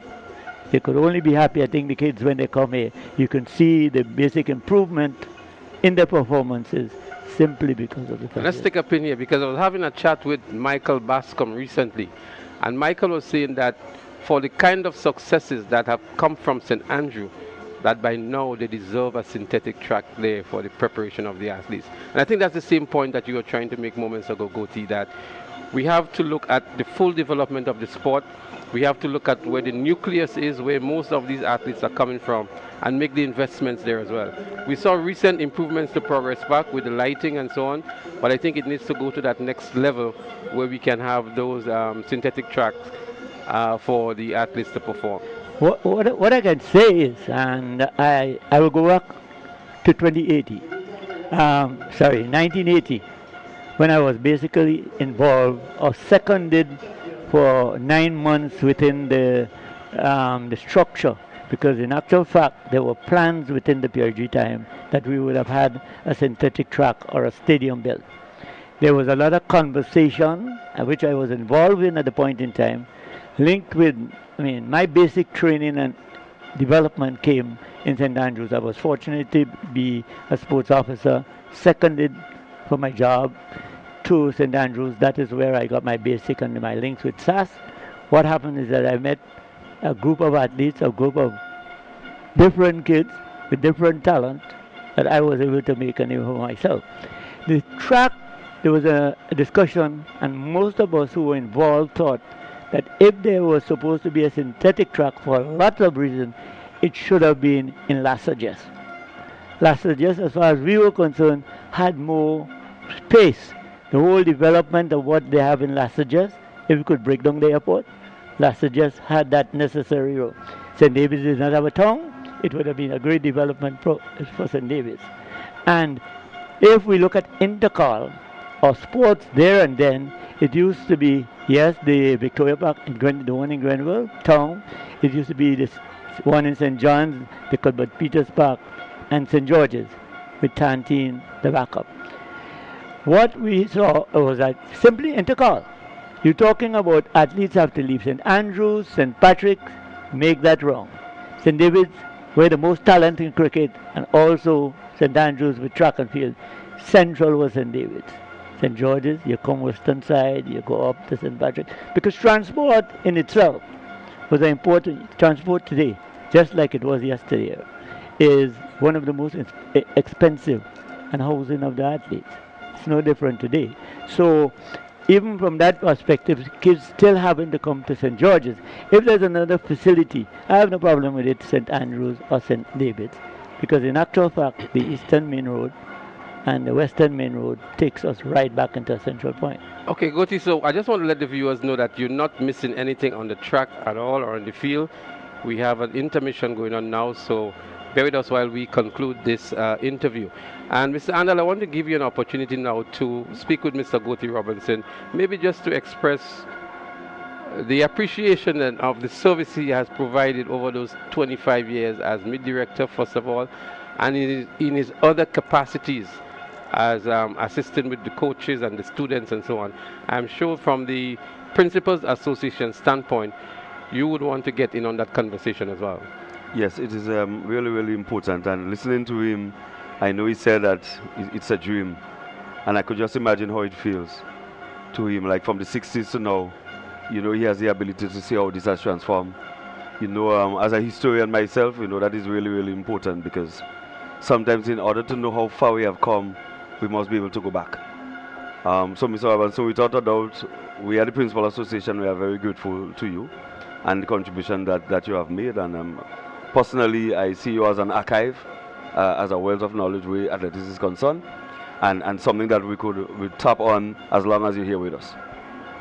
Right. So, Goti, we want to express that to you publicly in appreciation of your long-standing contribution. And you're still here. You're still an official today in whatever capacity. I remember you, Goti, maybe doing 5 miles in an intercall, more than the athletes, because you were up and down all around. Yeah. Much more than 5. You know? Yeah. So again, we thank you, and we want to wish you well, an outstanding career that you've had as a track official, and that no doubt will go down in history. As they say, we need to give people their flowers while they're alive. Without a doubt. And this is an effort here to at least present you with some flowers here today. This is very good. I appreciate it very much. So thank you very much, gentlemen. We're going to take another short break, and we still have another interview lined up, but we're going to take a short break and get back with more interview before we get to the track action. Grenada, we are back. Our senior women's national team returns to the pitch for a massive CONCACAF W qualifier, and they need your power behind them. Tuesday, April 14th, Carriacou James Athletics Stadium, Grenada versus Cayman Islands. Kickoff 5 p.m. This is national pride. This is passion. This is the road to glory. Tickets, adults just at $25, children $10, and kids under 12 get in free. Get your tickets now at gotofet.com or at these outlets: Chucky's Bar, Grenadian Optical, St. George's, and Spiceland Mall. GFA office. Bring your flags, bring your voice, and come support our Grenada women's national team as they battle for victory. Follow the journey on social media at Grenada Football Association. Grenada versus Cayman Islands, April 14th, 5 p.m. Be there and stand with Team Grenada. Attention Grenada! Get ready for the clash of the champions. The Classic Lighting Communal Credit Union Invitational Game is coming to the Carriacou James Athletic Stadium April 25th and 26th. Watch the intense rivalry as the GUT Primary School goes head to head with Huggins Private School in a battle for speed, pride, and bragging rights. This is not just about style, it's about the fastest time. It's about power on the track. It's about glory, honor, and fame. Who will rise? Who will dominate? Who will take home the golden stake of the CLCCU Invitational Games? Don't miss the action. April 25th and 26th at the Carriacou James Athletic Stadium. Classic Lighting Communal Credit Union Invitational Game, where champions are made. Every generation has its moment. A moment when a nation decides to build something greater for its people, for its future. For Grenada, that moment is now. The government of Grenada invites the entire nation to witness the groundbreaking ceremony for the new General Hospital under Project Polaris. Be there as we break ground on a future where every Grenadian has access to modern, world-class healthcare. Friday, 27th March, at the Project Polaris site, Calavini, St. George. Arrive at 3:30 p.m. The ceremony begins at 4 p.m. sharp. Bring your pride, bring your hope, and witness the beginning of a new chapter in Grenada's history. Project Polaris, building the future of healthcare, building the future of Grenada. Be there at 3:30 p.m. on Friday, 27th March at the Project Polaris site in Calavini. Thursday, April 2nd, 2026, the official pre-carriacou all-inclusive, all-white cruise experience is here. Hosted by the Grenada Olympians. It's respectfully yours. Premium entertainment and Grenada's top DJs. It's food and drink inclusive. All-white dress code experience. It's an Olympian hosted celebration. Secure your spot now. Ticket outlets, gotofet.com. All proceeds support the next generation of Olympians. So on Thursday, April 2nd, respectfully yours, about the ecstasy, carriacou weekend starts.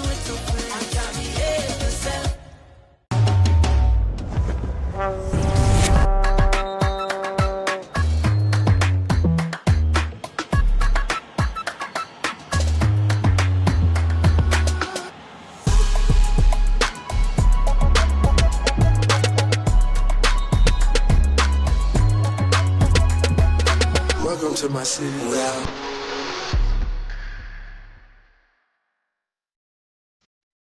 Kites in the sky, families on the beach, good food, good vibes. It's the Easter season. But parents, remember this. Even on holidays, your parenting duties continues. If they're at the beach, stay within arm's reach. If they're flying kites, keep them away from the roads and electrical lines. If they're out, know where they are, who they're with, and what time they're coming home. And remember, if you're liming, somebody must stay sober to supervise. More free time means more screen time. Monitor online activity. Maintain curfews. Keep structure in place. Because safety starts at home. This Easter, let's protect what matters most. A message from the National Parenting Program, Ministry of Social and Community Development, Housing and Gender Affairs. Empowering parents, protecting children. All right, so welcome back to the Kirani James Athletic Stadium. You're not missing anything as yet. I see some of the officials out on the track getting themselves ready for the restart. But I have with me here the president of the Grenada Athletic Association, Mr. Conrad Francis, as we continue to speak to some of the officials responsible for these games. Mr. Francis, welcome and good afternoon. Good afternoon to you, Rondell, and good afternoon to all our listeners, both locally, internationally, and our people out in the diaspora. Well, Mr. Francis, it's day 3 of the GAPS Intercol. 3 really wonderful days for athletics. Can you tell us how you feel based on the 3 days that you've seen? Well, as usual, the Grenada Principals Association is doing a really good job in really planning and executing this meet. We assist them with technical assistance, making sure that all the technical aspect of it is okay. We supply our equipment and all the new technologies to ensure that this games is a success. And thus far, as you can see, the patrons have turned out in the numbers, and people are still coming in. I don't know where it will be, where they will put them. But yes, the games, there are little issues, that the public does not see. But all in all, I think that the games is a success thus far. I mean, people are enjoying the games. The fans are having a wonderful time. The kids are jumping on the beaches, and that's important. That's part of the culture, the Intercol culture. So, I think we are in for a treat later on in terms of the competition itself and the results. Well, we started on Wednesday, Tuesday, day 1, and to the start of day 1, we noticed some repairs to the track. Can you speak to us concerning the repairs that were done? Well, there are some minor repairs to be done to the track, and as a federation, we highlighted those issues, and in collaboration with the Ministry of Sports, they have instituted a national organizing committee, and the deputy chair of our Carriacou LOC is the chairman of the NOC, so therefore our voices were able to be heard, and the track was attended to in time for Intercol and for Carriacou. So hats off to the Ministry of Sports in acting swiftly in having the track repaired and also cleaned up. Well, I know we must talk Carriacou, but before we get to Carriacou, I want you to just give us your sentiments on the athletics that has taken place over the past 2.5 days. Well, yeah, the performances have been very good. We have seen some excellent performances. There are some outstanding athletes that who we actually knew about before this Intercol, because as you know, we have had at least 8 meets for the season before this one. So any track and field fan would really know these athletes, and they were expecting to do well, and they have done well thus far. But there are some I don't want to call it surprises, but there are some outstanding athletes that we see who were not in the rankings come to fore in this Intercol thus far. All right, so we have a medal presentation. We are going to take the medal presentation and we'll get back to you shortly, Your Mr. bronze Francis. medalist from the St. David's Catholic Secondary School, Janique Francis, 23.07 meters.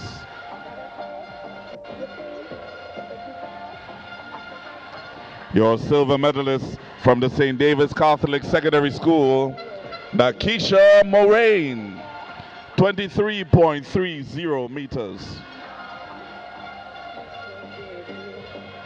And your gold medalist from McDonald College, Tasia Thomas,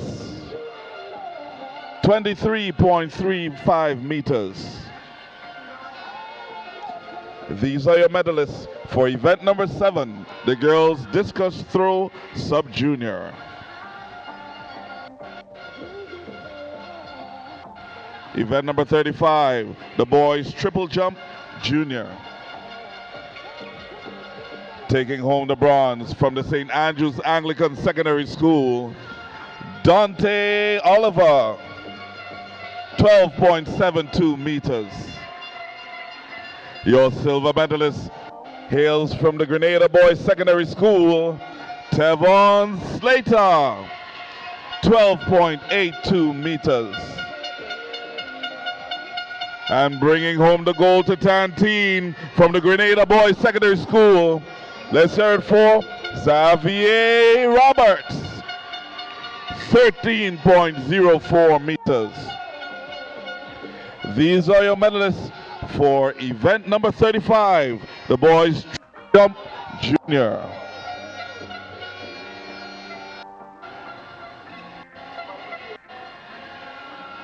Event number 34, the boys shot put junior. Your bronze medalist from the Grenada Boys Secondary School, Corey Benjamin, 12.88 meters.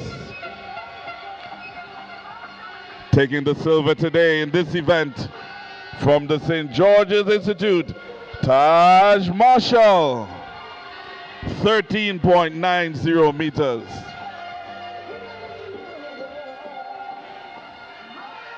And in the lead, your gold medalist from the St. David's Catholic Secondary School, Kazim Phillip, 15.72 meters.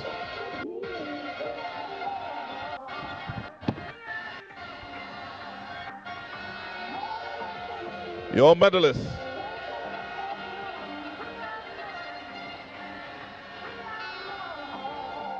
We'd like to thank Mr. Akin Benjamin, sales manager at Huggins, for assisting with the distribution of these medals.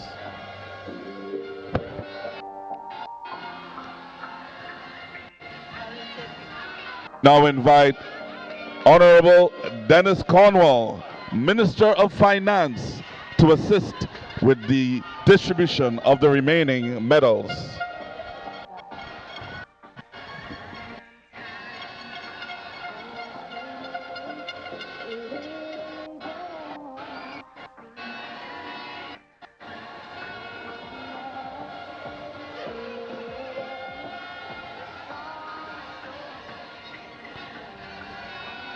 Medal presentation for event number 53, the girls long jump senior.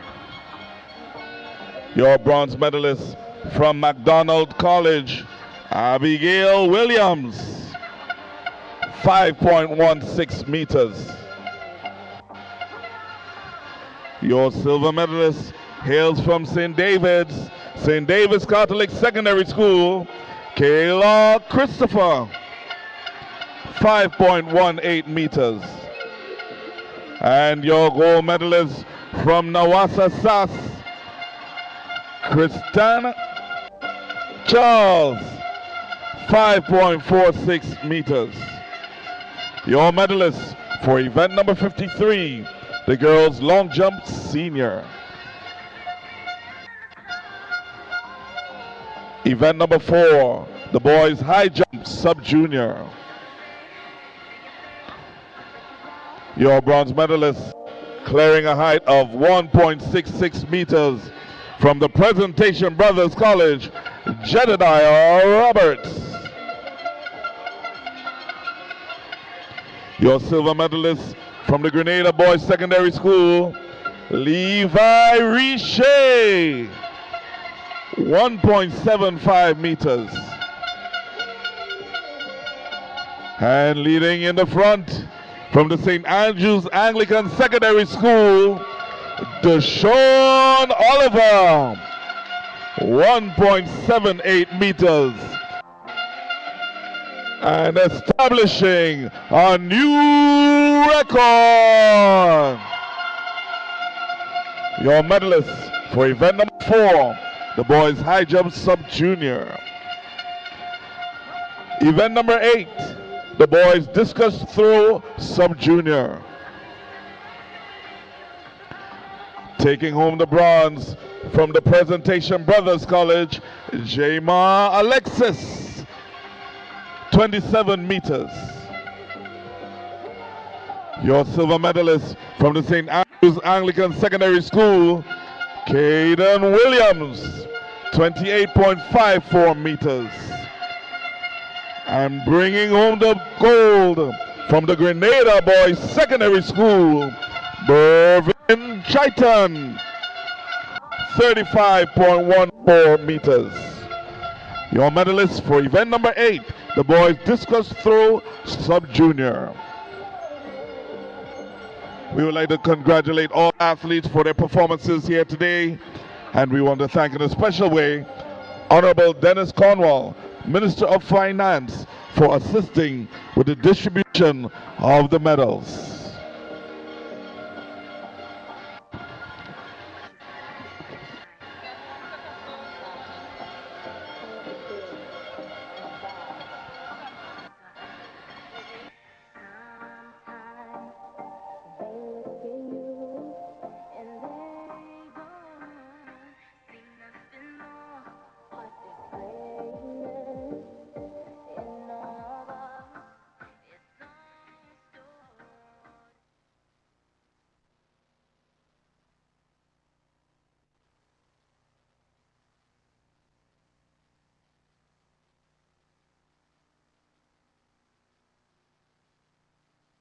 All right, so welcome back.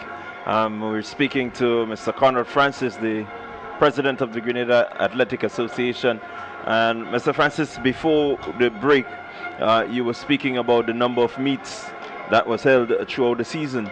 And you were speaking directly to the fact that Intercol concludes more or less the national meets. We've seen quite a number of athletes throughout that season. Who are some of the standouts for you? Well, there are many athletes who came to the fore during these meets, I'm not too sure if I want to call names because I just may leave out some, but I will just like to single out a couple athletes who have really impressed me during these games. We probably would have these two athletes probably would have slipped through the crack, if I may say so. But one of them we do have them on the carriacou team that was selected, and that is Micaiah. I think it's Micaiah Frederick from St. Mark's Secondary School. I'm really impressed with her. I think she's a talent. And also Emma Frederick. To be honest, she did participate in I think 2 of our mini meets, but I think she was swallowed up in the fact that both juniors and seniors ran together, and she probably did not come to the fore there. But I'm really impressed with her, Emma Frederick. She has run some serious times in this games here. She looks good, and it's a real talent. So I just want to single out these two athletes who have not been prominent throughout the meets that we've had and have shown today thus far for Intercol. In terms of the impact of the mini meets, how impactful would you say they have been to really bringing the athletes, because we noticed that most of the meets are being streamed, and so bringing the athletes to the fro, how satisfied are you? Yeah, well, I'm really satisfied, and the impact is tremendous. When we started these meets, it was simply just to give the athletes some competition, but then we said, hey, we have to make these meets more professional, make it more meaningful. So therefore, we have entered them on the World Athletics ranking system. So each meet we have, the results goes there. So you know, the World Athletics ranking these days, you know, to qualify for regional meets and so on, they choose the top people from these rankings. So we have made it meaningful, and what we have done was to name some of these meets after some of our stalwarts in the sport. For example, we have Neville Glenn, who is an outstanding coach. You know, he's retired now, still work behind the scenes, but we think that this is someone who we needed to give him his flowers right now. And then we have Adrian Mitchell. God bless his soul, you know. But we were able to honor him before he had passed by naming one of the meets in his honor, and we continue this. And then we have Charlie George, our past president, who has served well for over 20 years. We think that he's deserving of such a meet, and we intend to develop these meets further as the years goes by. So coming from these meets, you could have seen the talent, and I mean, you announcers, you benefited from that, because you would have seen all the athletes, you would have done your work, you would have collected your data. So when you get here at this point, you know exactly who the athletes are, who is who in track and field. But apart from that, it's very important that we stream these meets also. Do not take your job here lightly, because there are coaches out there that look at these videos. They look at it. So when they come for Carifta, and we have dozens of requests for Carifta, they are coming, and they come in. They know who they're looking for. They know who are their targets. So it is extremely important that this meet goes live, and all our meets goes live. And not forgetting our senior citizens, people at home who cannot come to the stadium to witness this scenario. Right, so they get it in the bedroom. So this is important for us to bring track and field to the people, and bring people to the stadium. So it's more fans, more athletes, and we get a real sports that reaches everybody from our under 9. I mean, we have athletes under 9 that are superstars already, because the fans come and they look out for these athletes, and you could hear them shouting their names. So this is important for us. Yeah, very important. And one of the things that you mentioned is the fact that many of the meets have been registered with the International Athletic Federation. And so it brings me to this very important point, because we saw a number of athletes slowing down before the line, and you know, making their little gestures and so on. And I'm wondering, now that you say this, it makes the fact that them getting to the line before celebrating very, very important, because that would have a lot of implication for maybe them getting selected by a coach. Yeah, well, I've seen it done a lot here in this meet, in the heats. For me, that's okay if it is done in the heats. But in the finals, you want to make sure that you're running through the line. In the heats, yes, you're conserving energy, because you're preparing yourself both physically and mentally for the finals. That is where you have to run at your best. All right? But yes, it is important that you run through the line so that you get good times. You run as fast as possible.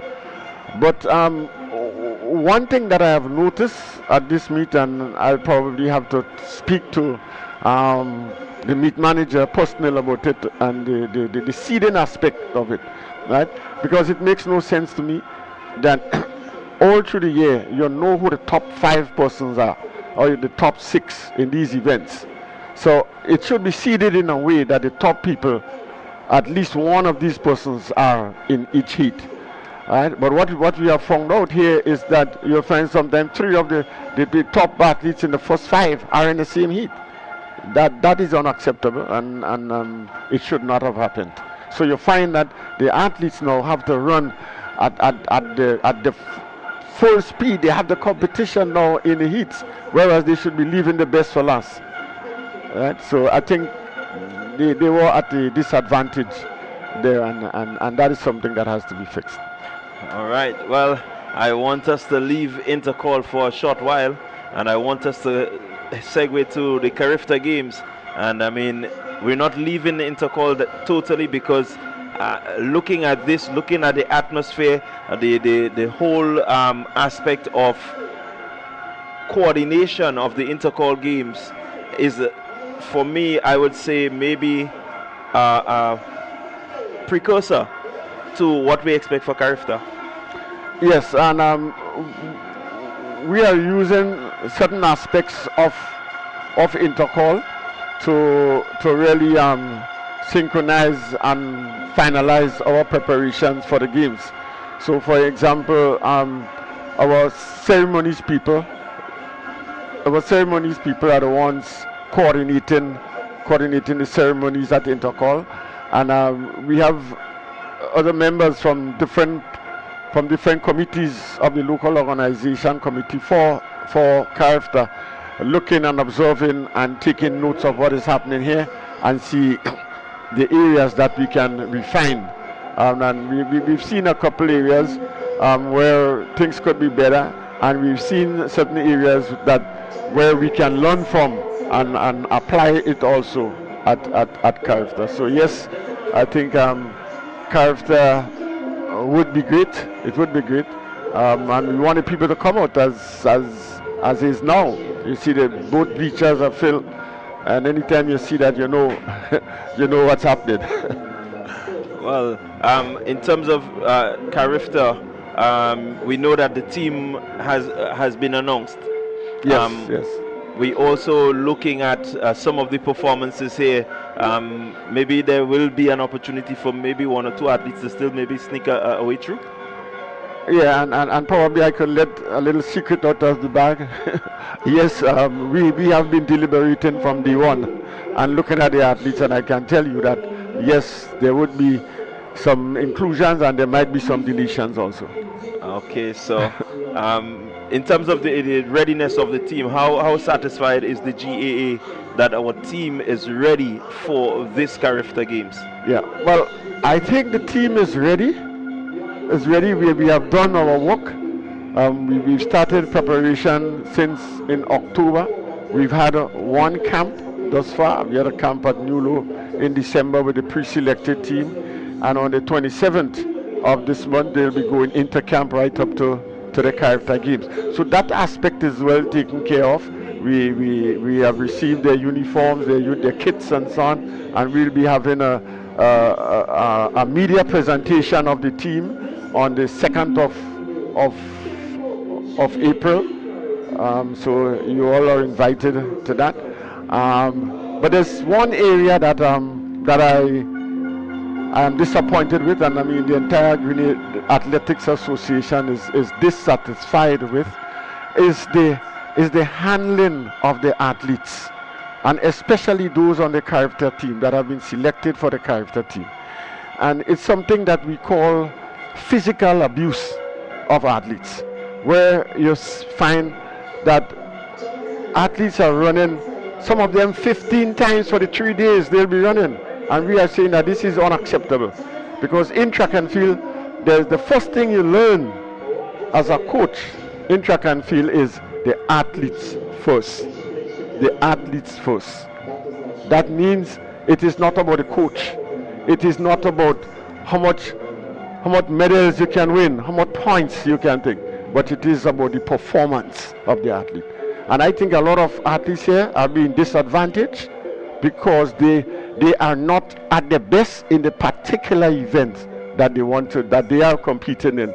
at the Character Games. And it's not only for the Character Games, but it is for the future. The vision has to be further than just Intercol. I know it's a debatable subject, but we are very clear as an athletic association on that. I know the schools, they want to win, they at all costs. But what happens to the athletes after? Some of these athletes are injured, and you would have noticed that some of the heats, you had a lot of DNS. It did not start. Right? It is because some of them, they're injured, they're tired, right? And we are saying that this have to stop. This have to stop. We cannot sit by as an association and do not voice of our opinion and create an awareness of what is happening. It is not right. It is not right and should be stopped. Looking at your statement, what measures do you think maybe you as the governing body can put in place? Well, the first thing is what I'm doing here now, and every opportunity that I get to speak about it, I do, is to create an awareness to people that this is not supposed to happen, because sometimes people don't know that it is not correct.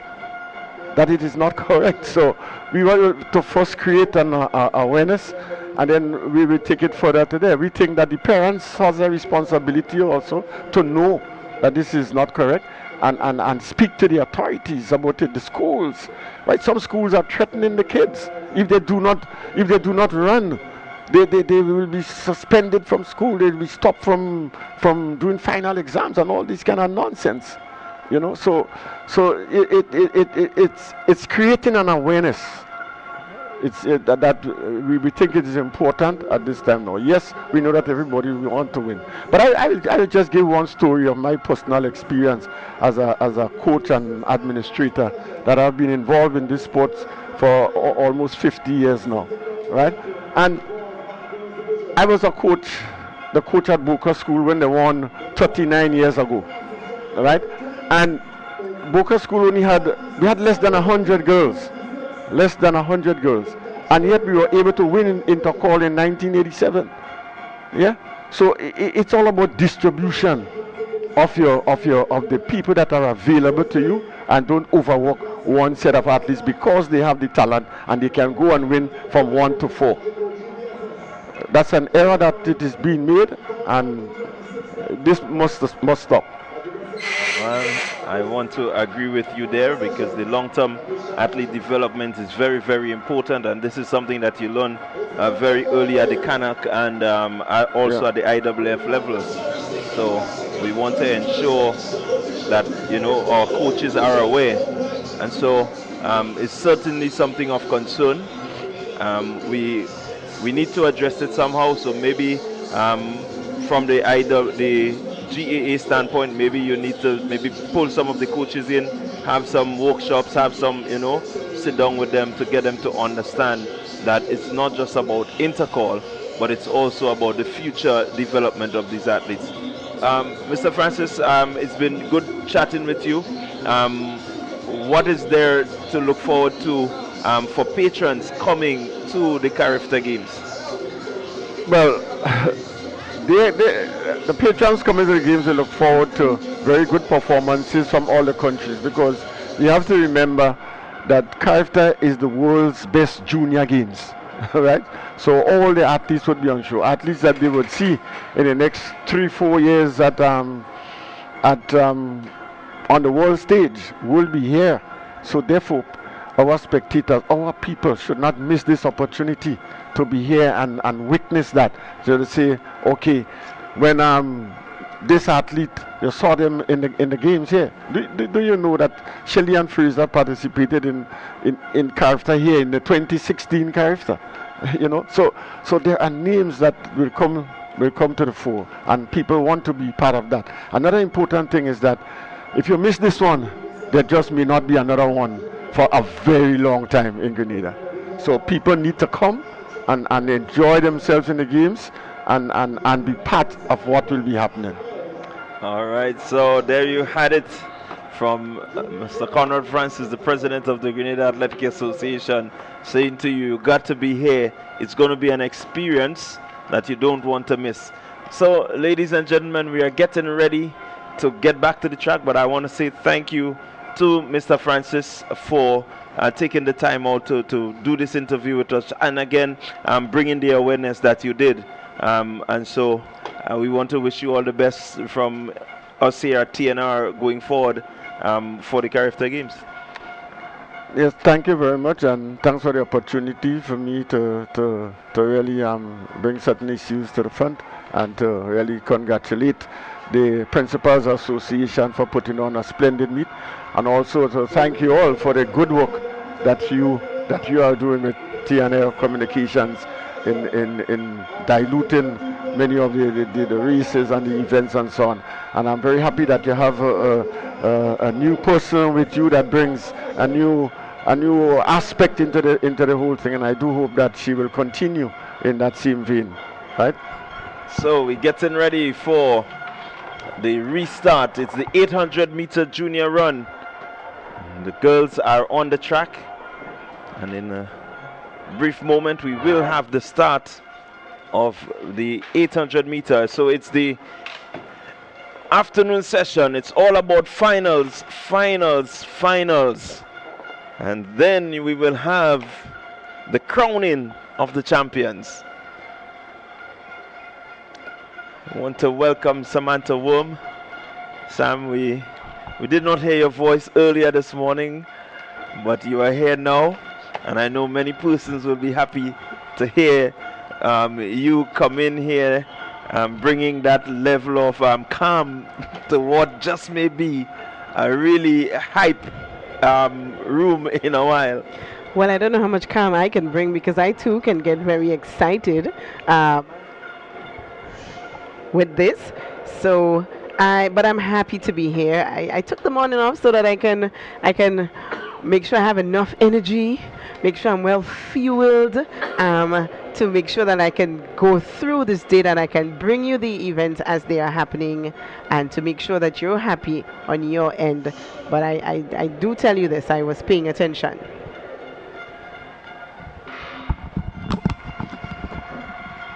Well, the race has started. It's the 800 meters that is in progress, and that's the 800 meters in the junior girls category. We have 25 athletes registered here. Annalisa Brown already taking the lead in this one from the Boca Secondary School. She set a new record yesterday in the 400 meters, 56.4, I think it was. A 20-something-year-old record by Kishara George that went down. And in speaking with Hazel and Regis this morning, she too was surprised that that impressive record went down yesterday. And so Annalisa Brown is a favorite in this one here, the 800 meters. Yes, it was 56.24 seconds. And up front there already, Annalisa Brown from the Boca Secondary School. She is expected to do well. Yes, she has some good challenge now from Anglican High School. But she runs Annalisa Brown runs a very smart race. And she has that top end speed as well. Anglican High School is there, so too is St. Joseph Convent, St. George's, St. Mark's Secondary Convent, Grenville. They've just completed 400 meters and they have one lap to go. The 800 meter junior girls. As we start back the afternoon session, we are going to have a nice conversation too in the prospects of the championships, especially in the girls category where it is that close. We're going to look at some of the events this afternoon, the final events, and see if we can put together some numbers and have a conversation around that, so that our viewers out there can get a better appreciation of what's happening as well. But Annalisa Brown continues to lead in the 800 meters, marginally so over Anglican High School and the St. Joseph Convent, St. George. St. Joseph Convent, St. George's, they move into the second position now. They're challenging Annalisa Brown on the outside. And that is Ariana James of the St. Joseph Convent, St. George's. Anglican High School is there as well, giving good challenge. That's Shania Nelson. Annalisa Brown not yet into top end speed. As she enters the home straight now, she's going to turn it on and she's going to kick. Ariana James is giving her a run here. Ariana James on the heels, virtually on the heels of Annalisa Brown. And Annalisa Brown pulls away from her now to win with a 5-meter cushion. But a good run from Ariana James And then we have Nelson of the Anglican High School picking up the bronze medal. Well, there is no surprise to this one. What Annalisa Brown has is an excellent finish. She plays with her competitors. She keeps them in the loop. She makes them feel like, okay, you and I can run along with this. But she knows that when it comes to crossing that finish line, that is what she has over them. She has that strong, excellent finish, and she displayed it again here today, crossing the finish line first and making sure that she cemented that gold medal. Look at it at this point. Any of those athletes may have been thinking, well, maybe look, I still have a chance. But it is not going to happen. Annalisa Brown finishes. She demolishes them. She puts them to rest. She says, all right, I gave you a chance to prove yourself, but you know what? You're not going to get that chance. Young James tried her very best, but the glory goes to Annalisa Brown. Yeah, and that's the thing about Brown.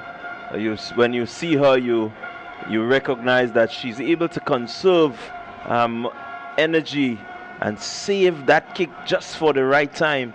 And being challenged there in your picture, but she knows that she has the strength, she has the power, and she's able to leave the others. Even as she gets closer to the finish, she has that sort of strength, a very determined run. What I see there also is a good combination of 800-meter athletes, because we know how good Annalisa Brown is, but look at the challenge she received from Ariana James and Nelson from Anglican High School. It was not just a runaway win for Annalisa Brown. So 2:29.20 for Annalisa Brown for the victory. The record is at 2:15.10 by Norina Aberdeen of St. David's Catholic Secondary School. And a good start for the afternoon session. The list of finals. The boys will be up next in the junior category, and we should see again some very impressive running from the junior boys. The junior boys have been that competitive throughout the 3 days. All the schools have been registering good distances and good times.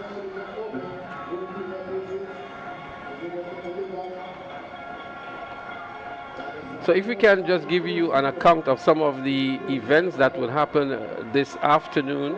The girls javelin throw senior, the girls high jump sub junior, which is in progress. The girls triple jump open.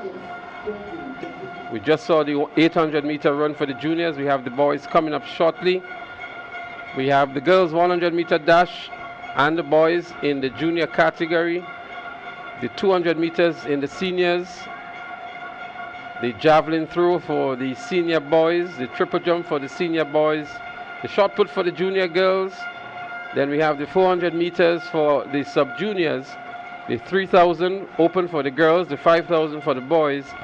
And then we have the 100-meter dash for the special education. We're going to have both boys and girls. And then we go into the 4 relays to cap it off in 2026. Yeah, quite a lot of action to come on the track. And certainly, I know that the stands, as you look at that cascade from the different schools, I know they will be jumping to their feet in a while. It will be pretty Pandy, let's put it euphoric. Well, it's a complete difference to what we had over the last 2 days. These bleachers here were very sparsely populated. Now they're filled to capacity. The main pavilion is also filled. The secondary pavilion still have some seats, but I'm sure that's going to be taken up later on when we get past 4 p.m. maybe. Well, I do believe you have a number of patrons standing, so it just may be filled. They're just trying to stay away from the hot sun. Well, we expected this. If there's anyone that said, they don't expect day 3 to be ram-packed, they would be dreaming. They would have been dreaming. So we expected this, and I expect it to be even more concentrated a little bit later, like Leslie said. Once that 4 o'clock, 4:30 time gets there, we are going to see more persons finding their way into the National Stadium, because this is not something you want to miss. You want to be there and say, I saw this happening. I don't want to just watch it on TV. I saw this happening. So it is going down. It is going to happen. You're not going to get a chance to go back on it if you're not here. It's day 3 of the action. Just to give you a quick rundown of the athletes competing in the 800-meter run for junior boys. Jensen Mitchell of St. David's Catholic. Yannick Felix, who was disqualified for a false start yesterday in the 400 meters, he comes back for SAS. Nobi Charles of Hillsborough Secondary. Jadon Henry of Grenville Secondary. Omari Maxwell of Presentation Brothers College. Rene J. Joseph of J.W. Fletcher. Caleb Williams of PBC, Randy Creedland, Westerhall Secondary, Alex James, Wesley College, Malachi Noel, he's from the Beacon, Isaiah Caton from Hillsborough, Zion Blackett from St. David's Catholic, Damari Peters, J.W. Fletcher, Denrick Dolan of Boca Secondary, Chris Ferguson, St. Mark's, Rickson Tika, St. John's Christian Secondary, Aaron Alexander, Grenada Seventh-day Adventist, Calvin Glood, Boca Secondary, Cameron Gidhari, Westerhall Secondary, Adam Francis, Happy Hill Secondary, Jordal Glean, Wesley College, Nike Phillip, Grenada Seventh-day Adventist Comprehensive, Nike, and then we have Malric Rubin of McDonald College, Carlon Phillip, St. Mark Secondary, Jordan Griffith Hazard, GBSS, Rogel Cummins, McDonald College, Raheem Stephen of St. John's Christian Secondary, Joman Williams of SAS, Chantel Mark of Grenada Christian Academy, Kimron Welsh of Bishop's College, Noah Kutain from GBSS, Rondell Thomas of GSS, and Chavez Compton of Bishop's College. 33 athletes in this one, and we still ask the question if we're going to see sometime in the future preliminaries for the 800 to avoid this massive amount of athletes in this event. Yeah, I want to agree with you. I do think that they need to look at the number of athletes, and before I don't think we really had this keen interest in 800 meter and 1500 meter running, but of late you're seeing the numbers really increasing, and not just increasing, but the races go down to the finish line. And that is because the narrative has changed. Long ago, we thought these to be long distance, energy exerting races or energy sapping races that many people didn't want to do. But now they are moving into more or less sprints. You are in and out of the race with record time. So the narrative has changed, hence the increase in participation in these events. So there they are, lined up waiting for the instructions from the starters. We see in the front line there Noah Kutain, GVSS. We also see Williams of SAS. We see from the St. John's Christian Secondary, it looks like Ryan Stephen. McDonald College is also there.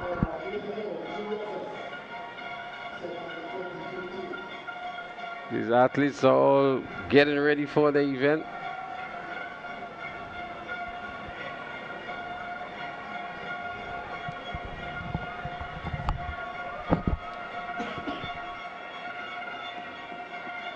Beautiful shot here with the cruise ship in the backdrop. They're called to the mark. And here they go, 800 meter junior boys. And let's see, St. Andrew's Anglican Secondary looking to get ahead very early in this one. It's St. Andrew's Anglican Secondary leading the pack, 1-2. GBSS is there. McDonald College slots into that leading pack.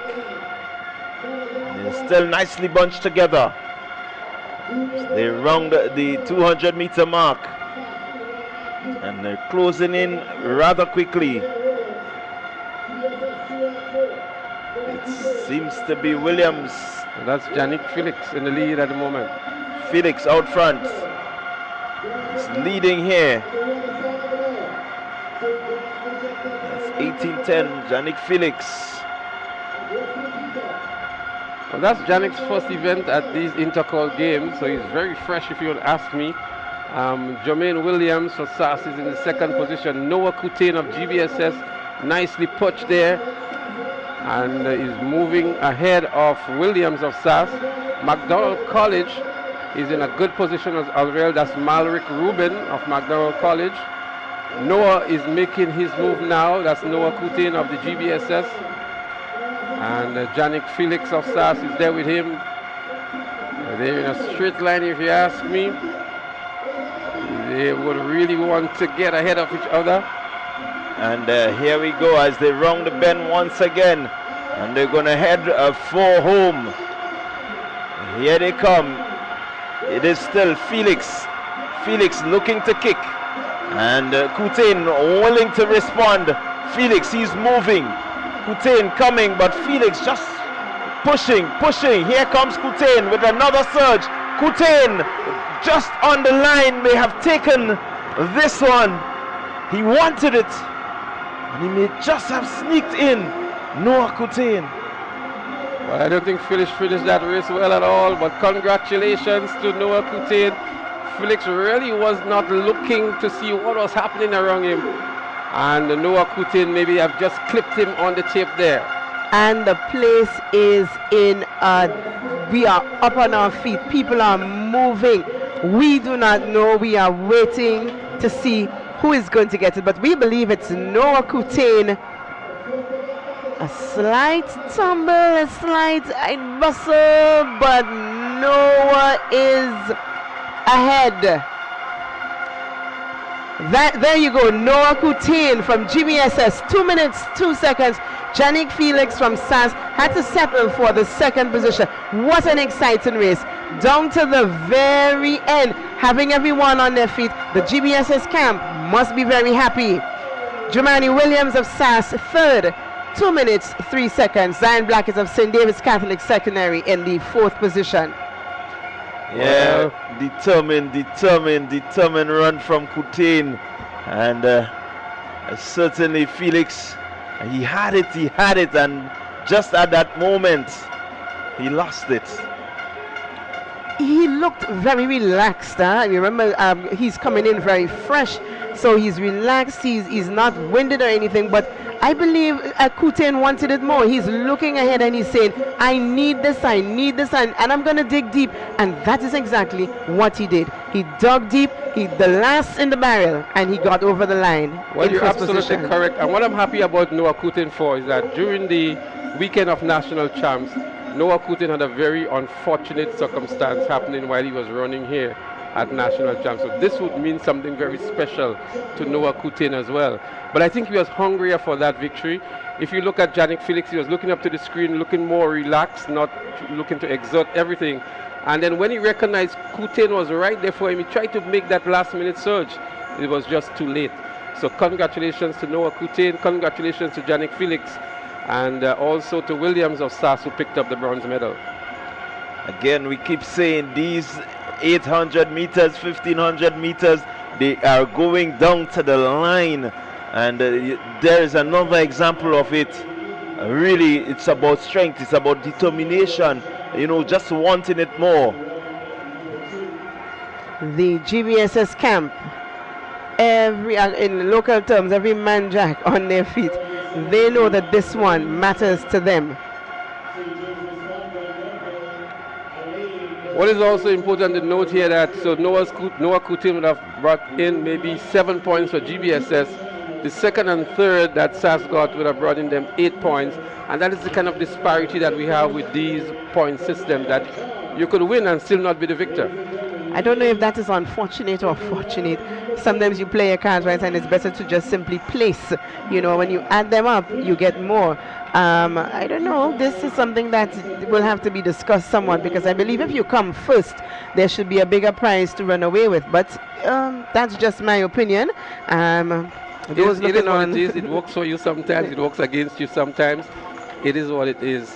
And that's the situation. But a very exciting race. Even the 800 meters for the junior girls with Annalisa Brown and Ariana James, I beg your pardon. It was that close as well, except to the very, very last 5 meters or so. So a good way to start the afternoon session. Some exciting races, and we're getting ready now for the hurdles, which would take place shortly.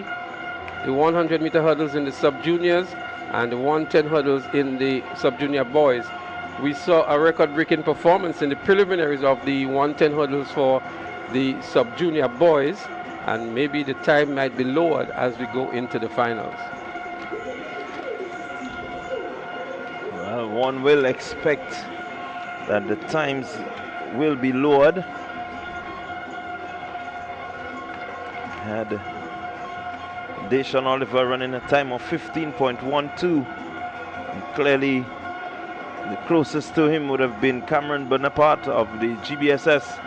And when I talk about close, looking at the time, it's not that close to speak of.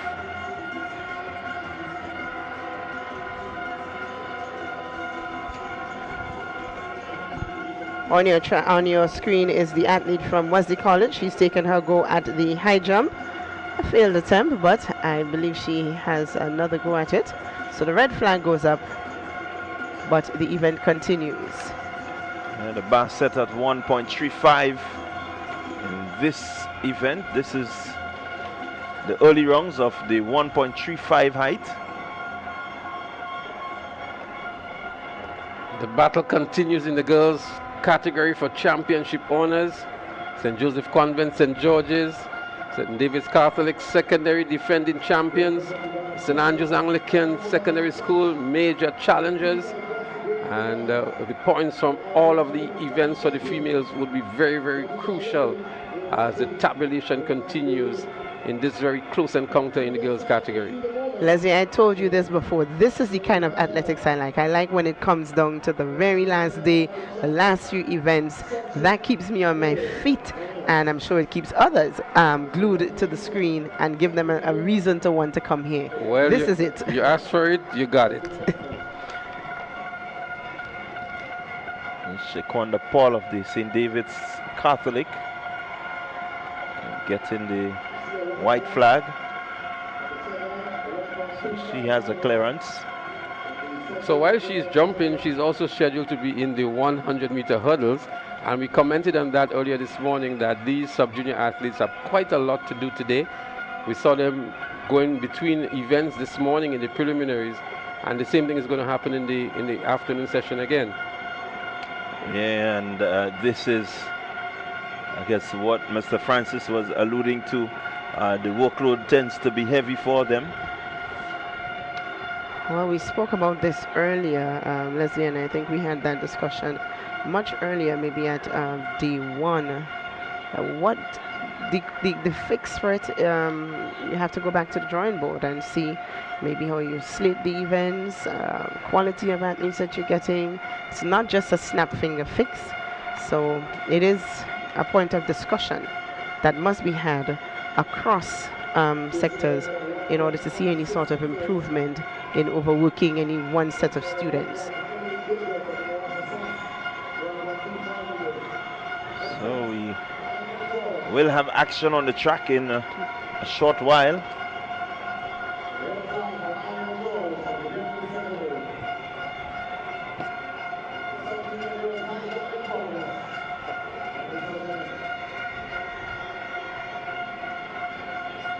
The high jump continues.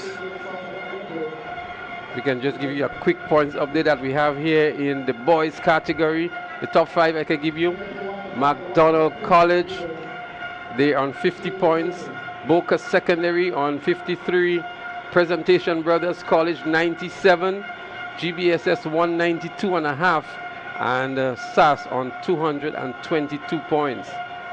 So SAS leads by just about 30 points, 29.5 points, going into this afternoon session. So I'm going to be the devil's advocate. Could you literally call 20 points a runaway? Definitely not. No. And that's the reality of it. So they cannot jump yet. What they must ensure is that this afternoon they pull out all the stops and they do what has to be done. Because at this point, you can safely say that the game is not theirs as yet.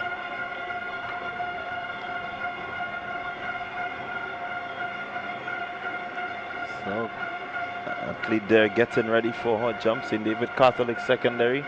Keisha Klein just touching the bar there. Red flag means that she will have another go.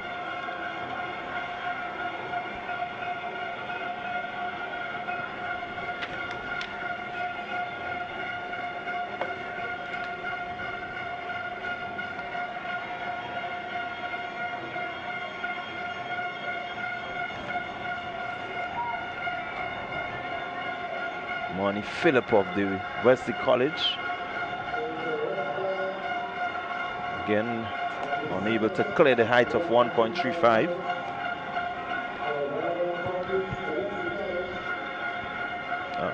That's Charlene Williams of Wesley College, beg your pardon.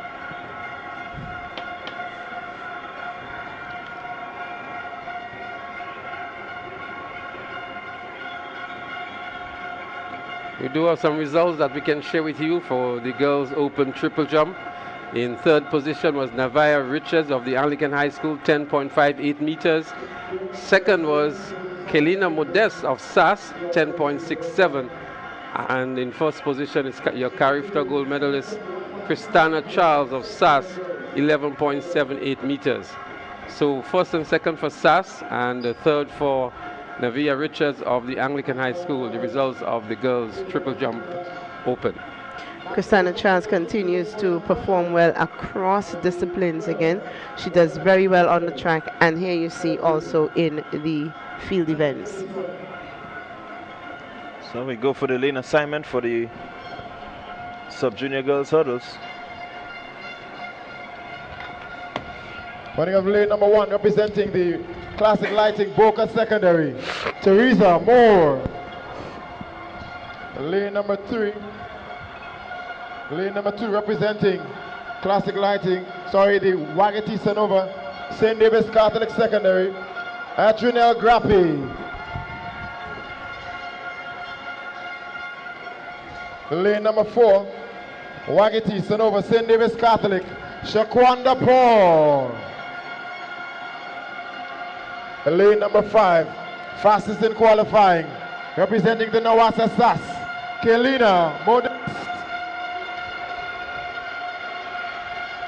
Lane number 6, Nawasa SAS, Teresa Fraser.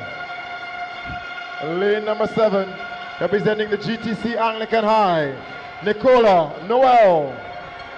And lane number 8, representing the Anglican High, Ava Plenty. Well, there you have it, an impressive lineup in the girls 100-meter hurdles. And Kelina Modeste of SAS, who is running out of lane 5, had the fastest time. Adrianelle Grappi of St. David's Catholic Secondary, she came in with the second fastest. So whereas Kelina Modeste was at 17.79, Grappi 19.10, and the third fastest time was Teresa Fraser of SAS, 19.21. So the top running would come from leads 3, 4, and 5. Let's see how it happens here in the final. Shaquanda Paul, who we just saw in the high jump, she's also in this one. She's a good athlete as well, running for St. David's Catholic Secondary, and she came in with a time of 20.02 seconds.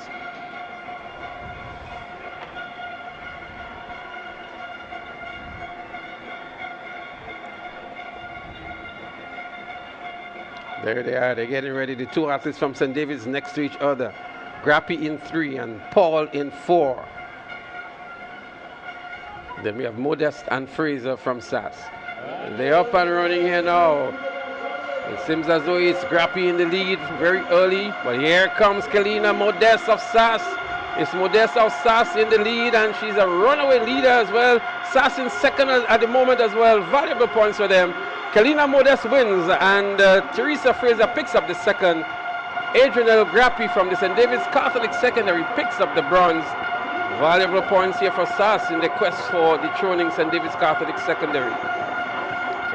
Got a strong run there from Modeste, and certainly she tried to ensure that she had her rhythm on, and she did the job, running away with this one.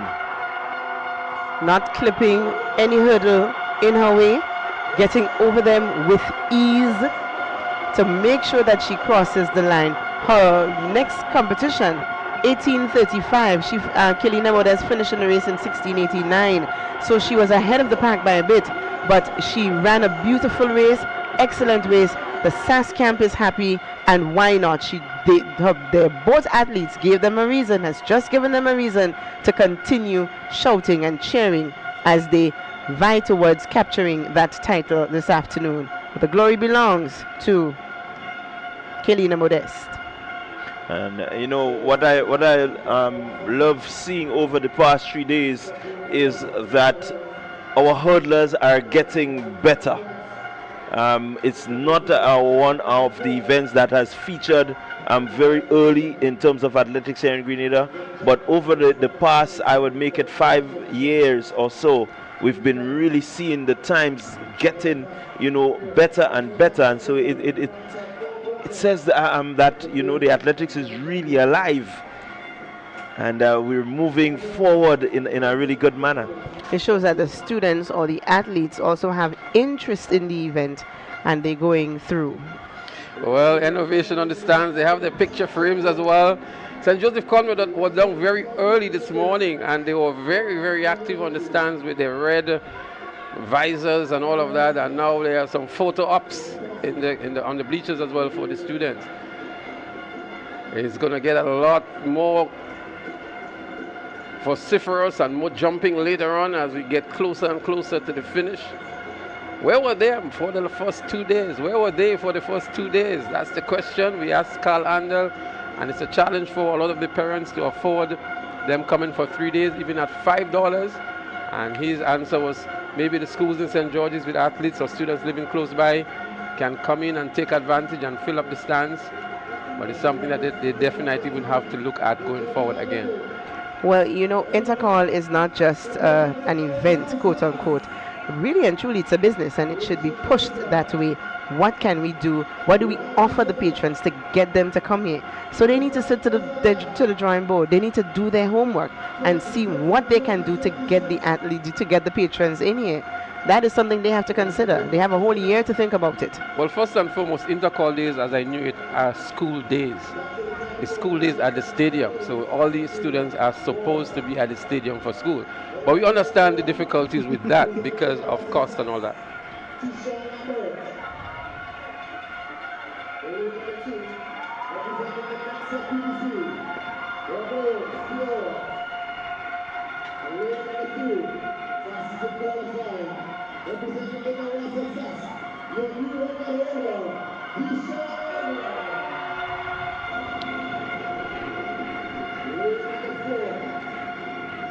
Number 1 contenders representing the Nagico GBSS, Akel Briggs. Lane number 5 representing the Wagati Sanover St. David's Catholic Secondary, Christian Collins. Lane number 6, second fastest in qualifying, representing the Nagico GBSS, Cameron Bonaparte. Lane number 7, representing the Wagati Sanover St. David's Catholic, Alonzo Mitchell. And lane number 8, representing the Classic Lighting Boca Secondary, Romario Philip. That's your start list for the sub-junior boys 110-meter hurdles final. Clyde, another very exciting one. What we can tell you in the preliminaries, the record was already broken in the preliminaries by Dishon Oliver of SAS. He did 15:12. The record was 15:97. Anthony Phillip of Presentation Brothers College established that last year. And he ran really hard, he gave all, and he broke the record earlier on. But let's see what happens in the final here. We have Cameron Bonaparte of GBSS, the next best time at 16:30. And so these two would be the two favorites here going into the finals. We have watched Akel Briggs and Dishon Oliver going at each other since the primary school level. They are now on the secondary level and still going at it. And I remember Akel, muscling up a bit when he got his first whooping from Dishon, and he's still going at it, trying to get to him. But we never know. Let's see if this might be his event. But Dishon Oliver is an elite athlete. I'm just being wishful, but I have to admit it. Oliver is an elite athlete. Well, we have to wait and see. They're on the starters' orders, and they're looking to get up to the finish line. They have these barriers that they must get over in order to do so.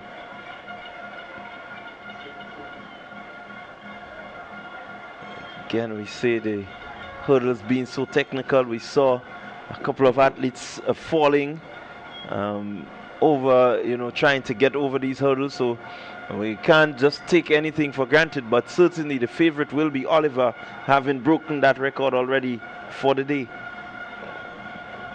Well, as you say, the hurdles is an obstacle race. There is something in your way, and you have to successfully get over it, and skillfully at that. As we look at a section of the SAS supporters here, if you look at the lower deck of the main pavilion, SAS has really outnumbered the other schools.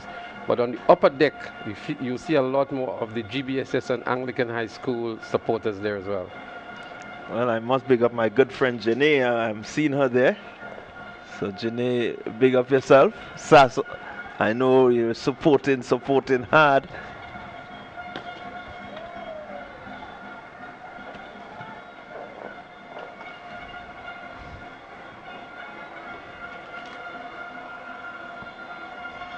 And here we go, clean break. Oliver over the first hurdle, and he's motoring, he's moving. On his outside is Bonaparte, but Oliver, he's gone. Oliver looking to eclipse the time that he set earlier. He's ran through and he's now celebrating. This is what I want to see. I love to see that he did the business, then he decided, hey, this is my moment, I'm going to celebrate it. Look at him go. Well, I would love to see what's written on that paper as well that he was showing. We hope it's not anything that can get him in trouble, but he had his intentions very clear. As soon as he won, he pulled that note to show it to the fans or to the crowd. 15-15. 15-15, he has not lowered the mark he made, but still within the record time. So the 15-12 that he did earlier on will stand as the record. So like we said earlier, Deshaun Oliver is an elite athlete. Who can hold him down? So far, no one. No one can get in his way. He is now the center of attention. Just ran over the 110-meter hurdles in the sub-junior boy division, concretizing his position as number one. Deshaun Oliver delivers again for SAS. I'm sure our producer would get what's written on that paper there. Seemed to have been creating a stir with the journalists. Deshaun Oliver had his mind set on winning and breaking this record. He did just that. And I'm sure that paper is all about the disqualification in the 400 meters that happened earlier on today. And he wants to make a massive statement about it. While Deshaun gets to celebrate, and rightfully so, this is his stage. Let's not forget our second place finisher from the GBSS, who did put on a really good run. I mean, he was no competition for Oliver, but give him his jacket, he tried his best, and Bonaparte took the second position in this race. So SAS first, GBSS second. The battle continues, but Oliver is a force to be reckoned with. Now, you look at a sub-junior, you're talking about a guy that is under 15, and you think about the United States and their collegiate setup where 13 flat is a record-breaking run. You look at a sub-junior here at the Intercol games, and you see 15-15. I mean, you can think about the potential that we can really harness here with these young athletes. It's euphoric. The place is loud. The place is excited. They are all on their feet. Deshaun Oliver is the entertainer on the track this afternoon. What more can you ask for? He's delivering. Yeah, your top three: Deshaun Oliver, Cameron Bonaparte, and Christian Collins of the St. David's Catholic Secondary School. 15-15, 16-23, and 16-83. Really some good performances from all the athletes, and they all lowered the times that they came in with, and so that is pretty impressive. The finals did bring out the best in them. So this afternoon we started off with a bang. The 800. It's going to be hot. So the place is really jumping now. It's alive. You can see the fans, they're all moving. There's no one, I don't think there is anyone within the SAS posse that is seated at this time. They all seem to be on their feet.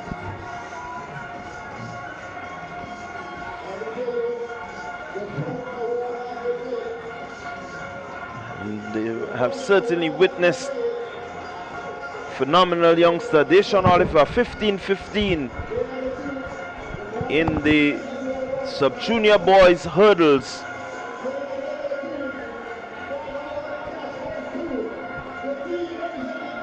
If you're not in the stadium and you're missing this boy, you are not just missing a treat, you are missing a treat, a treat. You are not going to get this again. Because if you are missing the development and the metamorphosis of Deshaun Oliver, you are missing it all. But again, we must say, you know, how happy it is for us to be able to call this, because you've seen them, the primary school games, you've seen how, you know, these youngsters, Briggs, Oliver, Collins, all of them have come through these ranks. Even Cameron Bonaparte. I remember looking at Cameron Bonaparte in primary school games. And just this morning, I'm having a little conversation with my teacher friend at school. And he's so playful and so young and youthful. And here they are. Bonaparte gave a good run. But, I mean, he was no match for Oliver. So it's the final day of the GAPS Intercol 2026. What we have come to back in 2014 expect over the years. St. George's. Sure that is here somewhere. Getting ready for the 100-meter dash, junior girls. Representing the lead assignment for this one.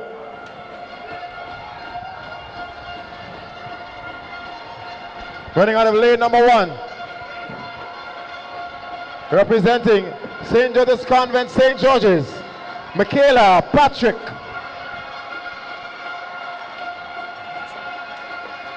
Lane number 2, representing St. Joseph's Convent, Granville, Karina Lashington.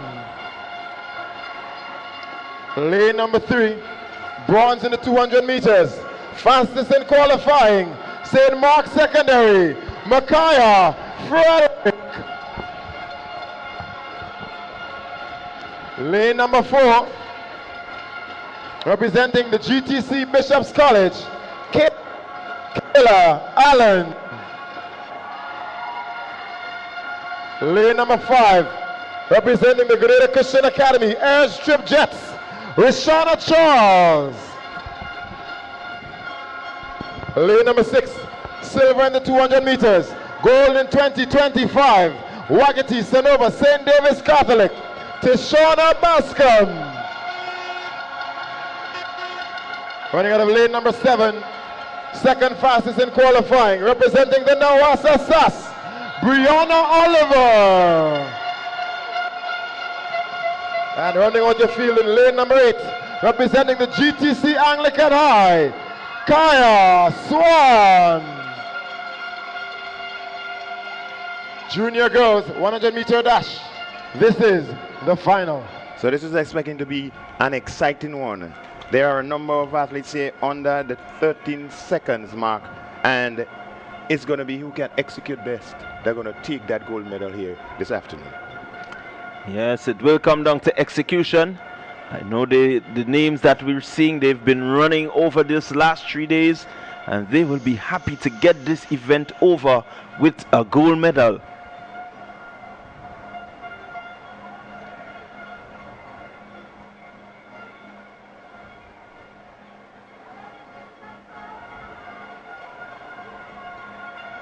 And they're off.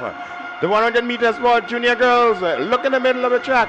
It's a close one. Here comes from St. David's. It's St. David. It's going to be Tishona Bascom. She wins this one from Micaiah Frederick in second position. What a run. Tishona Bascom, St. David's Catholic Secondary. Can you contain yourself? No, Can you feel it? No, this is what you call hunger. Look at this race. This is hunger. These girls want this. Look at them. St. Rose, Micaiah Frederick, St. Mark's, Micaiah Frederick, she was there. She wanted that, but Bascom, she just knew that she had to get it. And from just about 60, 70 meters, she decided she's going. Good run.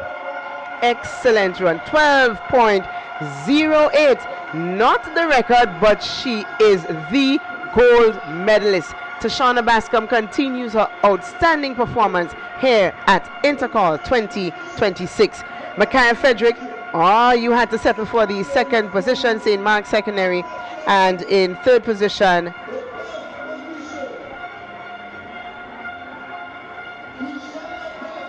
let's cement it still. Let's make sure we have that third position. In third position, Brianna Oliver from SAS, 12.56. So 12.08, Tashana Bascom, 12.38, Micaiah Frederick, and 12.56, Brianna Oliver. What a hot finish. What a hot race this was. And up to 60 meters, it was tight. And then Bascom decided not today. It was an excellent This run. is mine. An excellent run from Tashana Bascom. She wanted this. She wanted this so much. I know that Micaiah Frederick, as talented as she is, was right there. But Tashana Bascom said, not today. This is mine, and I'm going to take this one home. And the hand went up in the end. When she crossed that line, she knew that she accomplished what she set out to do this afternoon, and that was to give her school the valuable points that they needed by securing that gold medal. Well, she didn't come in with the fastest time. She came in with 12.77 and she ran 12.08. So that tells you how much she wanted this, that she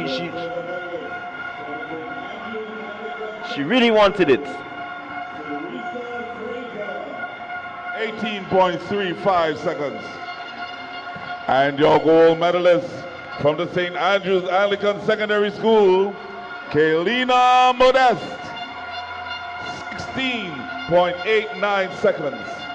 Your medalist for event number 21, the girls 100 meter hurdles junior. And what you're hearing is the medal presentation going on. Event number 22, the boys 100 meter hurdles sub-junior.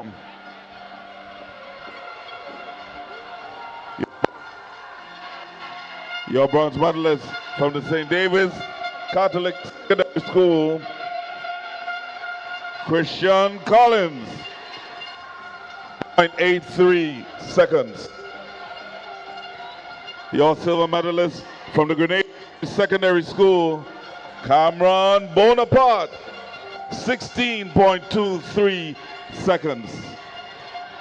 And your gold medalist hails from the St. Andrews Anglican Secondary School and establishing a new record, Deshaun Oliver. Your medalist for event 22, the boys 110 meter hurdle sub-junior. Event number 42, the girls 800 meter run junior. Taking home the bronze from the Anglican High School, Shania Nelson, 2 minutes, 33.01 seconds. Your silver medalist from the St. Joseph's Convent, St. George's, Ariana James, 2 minutes, 0 seconds. And your gold medalist from the Boca Secondary School, Annalisa Brown, 2 minutes, 29.20 seconds. Your medalist for event 42, the girls 800 meter run junior. Event 43, the boys 800 meter run junior. Your bronze medalist from the St. Andrews Anglican Secondary School, Jumane Williams, 2 minutes, 3.99 seconds. Taking home the silver from the same school, Nawasa Sas, Janique Felix, minutes, 2.46 seconds. And leading the field, taking home the gold from the Grenada Boys Secondary School, Noah Kute. 2 minutes, 4 seconds. Your medalist for event number 43, the to run junior. We'd like to congratulate all athletes for their performances, and we'd like to say thank you to Mr. Andal, President of GAPS, for the distribution of the medals. Now, let's turn our attention back to the track.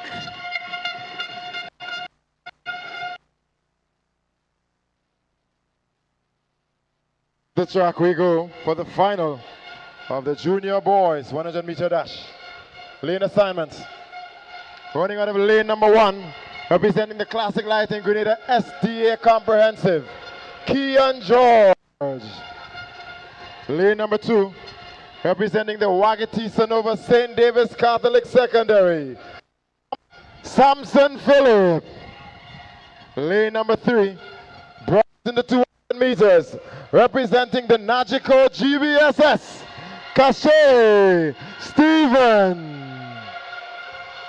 Lane number 4, your 200 meter champion from the Nawasa Sus, Philip Mitchell.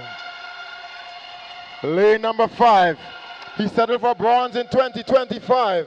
Only got the silver in the 200. Gold in the 400 meters. Classic Lighting Boca Secondary, Giovanni Green. Lane number 6, the 110 meter hurdle champion, next up PBC, Anthony Phillip. Lane number 7, representing the Nawasa Sus, Dante Oliver. And lane number 8, just outside the medals in 2025, representing the Nagico GBSS, Nathaniel Alford. That's your start list for the junior boys 100 meter dash final.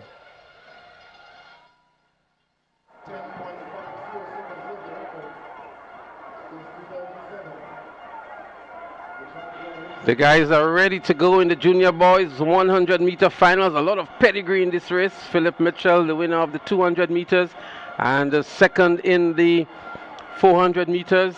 Giovanni Green is there. He's in ripping form this year. He has already done a 10.88 in the national champs preliminaries.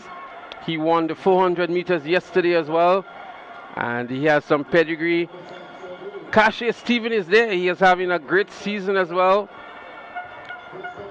Anthony Phillip, the winner of the 110 hurdles in record-breaking time. He's there. Nathaniel Alfred, he's amongst the top 4 in this category as well. And this is a real showdown here this afternoon at the National Stadium. Keep your eyes on your screen, keep your eyes on your devices. You don't want to blink, you're going to miss a moment that you want to regret. This is that exciting here. 10:97, the fastest time coming into the finals by Philip Mitchell of SAS. Giovanni Green was cruising across the finish line in the preliminaries at 11.08.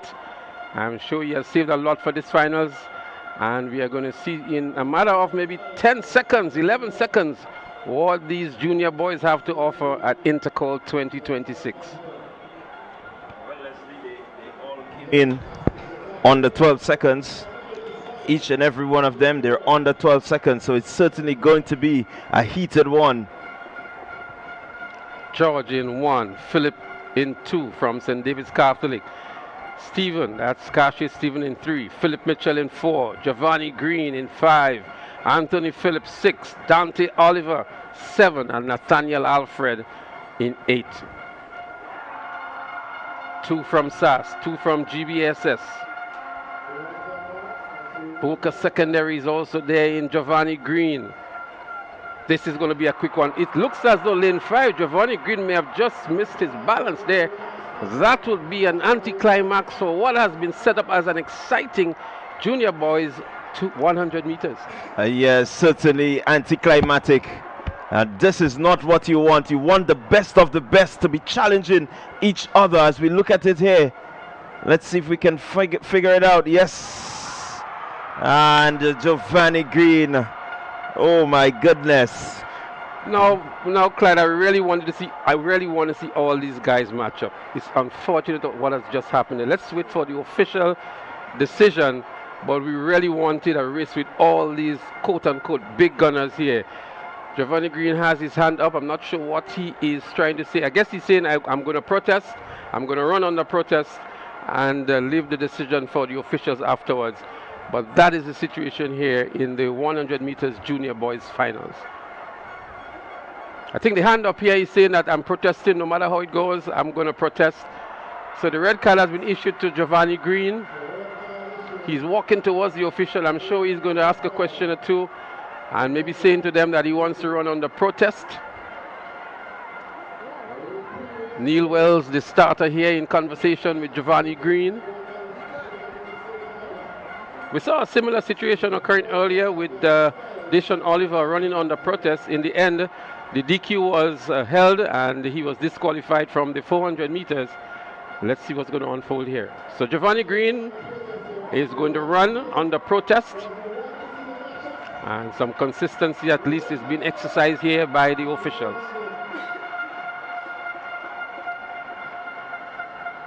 But definitely he was off the block first, anticipating the gun, losing his balance at the same time. And I'm sure the entire field will be held back now. Giovanni Green will be held back as well, having been charged with the false start already. Yeah, it's really unfortunate. They're going to sit in the block. It may affect the time, but the record for this event, 10.50 seconds. Kirani James, 2007. Well, Giovanni Green has been escorted off the track now, it seems. Yes, he is. And he's not going to be allowed to run on the protest. So I think, on the protest is when it's close, when it's uncertain. In that case here, it wasn't uncertain at all. He was the only one that really got off the block. And so that may be, I'm saying that may be the reason why he has been asked to leave the track here by the starter. Anticlimax somewhat, Clyde. Yeah, really anticlimactic. You wanted to see the best of the best. Green being out of this one, it reduces the standard somewhat. The competition was really steady between himself and Philip Mitchell over this season. And I know that Kashe is there and he will put in, a lot of work into this. But again, having the likes of Green just brings a different dynamic to this junior boys. As I mentioned, Green has recorded the fastest time amongst them. 10:88 at the national champs. We saw 10:97 from Philip Mitchell this morning. And I'm sure both Kashe, Stephen and Philip Mitchell are breathing a little bit easier now, in the sense that one of the main challengers from the Boca Secondary School, that's Giovanni Green, is no longer in this race.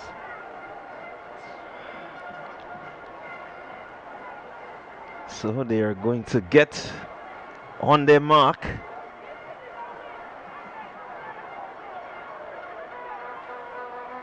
It's the Intercol Games 2026, the GAPS Intercol. The junior boys, they're stacked up and ready to go.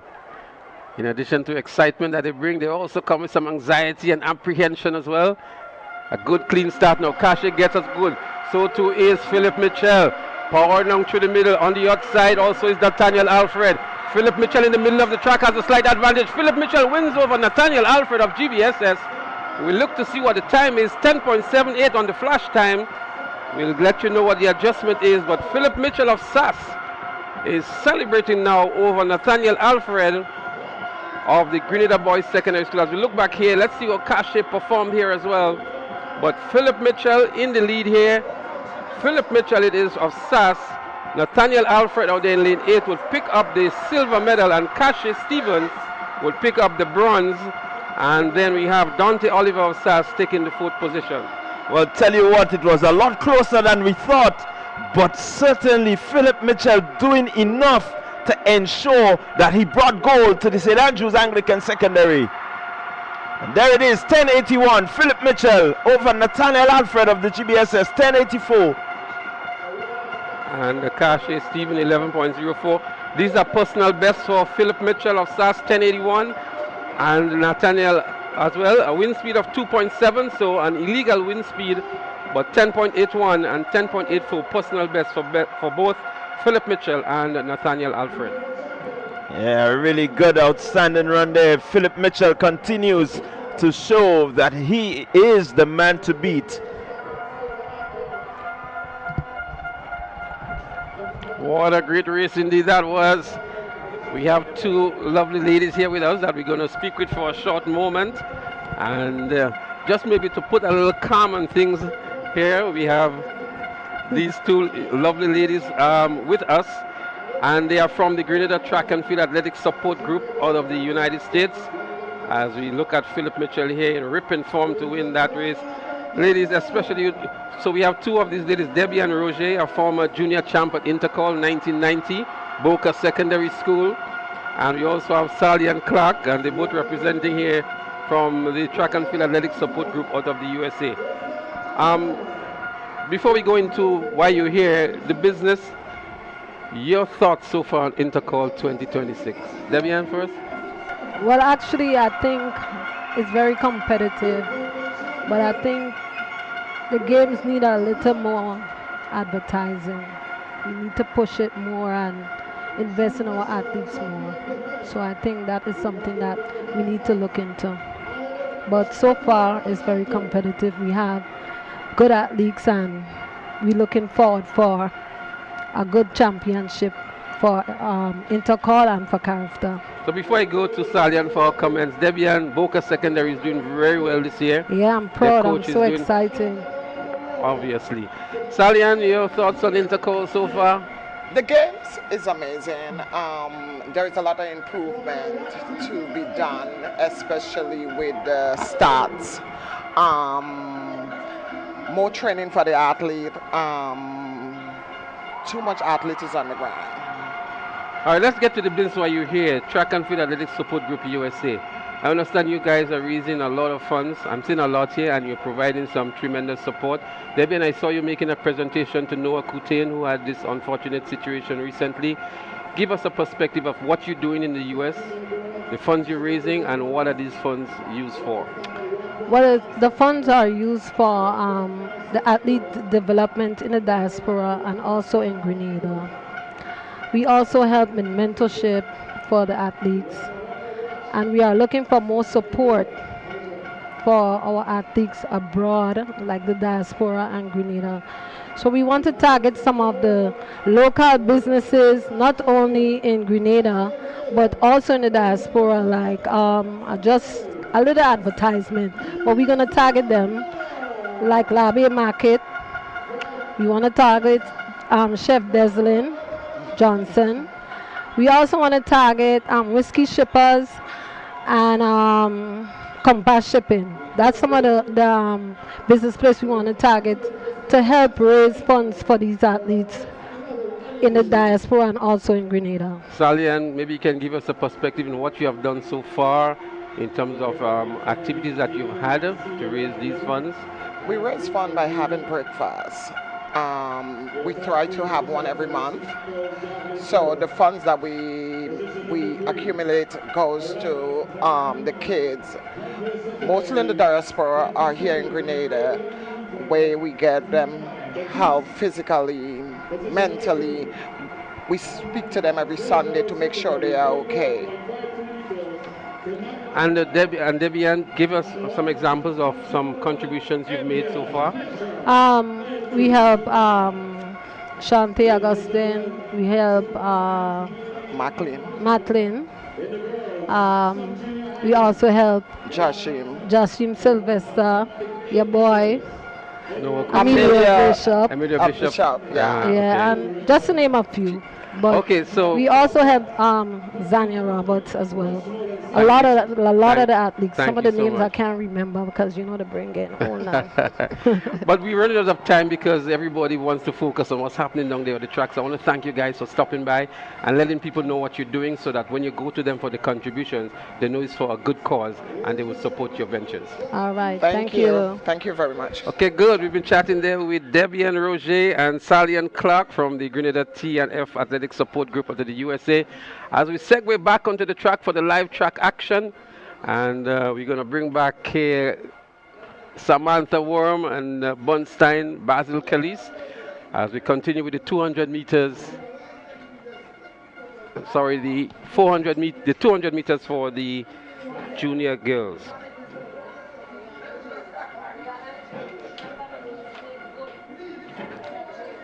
That's the 200 meters for the senior girls, not the sub-junior girls, the senior girls.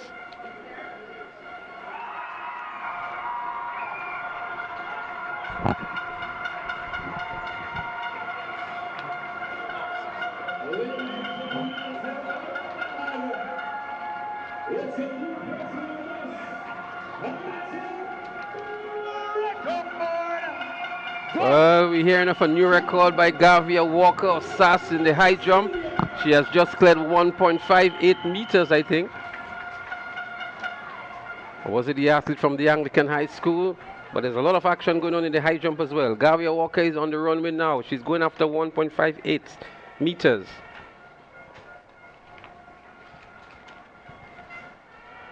And she clears it as well.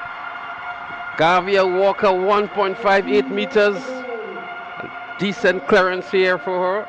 I think she was second in the high jump, or maybe first last year. And there is a real intense battle between Gavia Walker and the other competitor from the St. Joseph Convent, St. George's. These are the last two that are remaining in the high jump.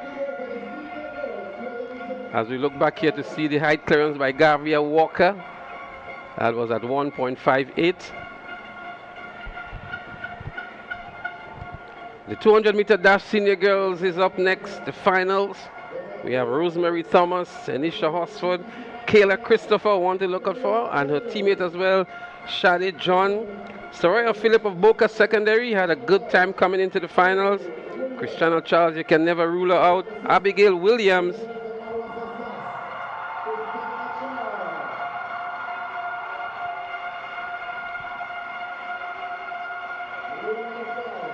Representing the Classic Lighting Boca Secondary, Soraya Phillip.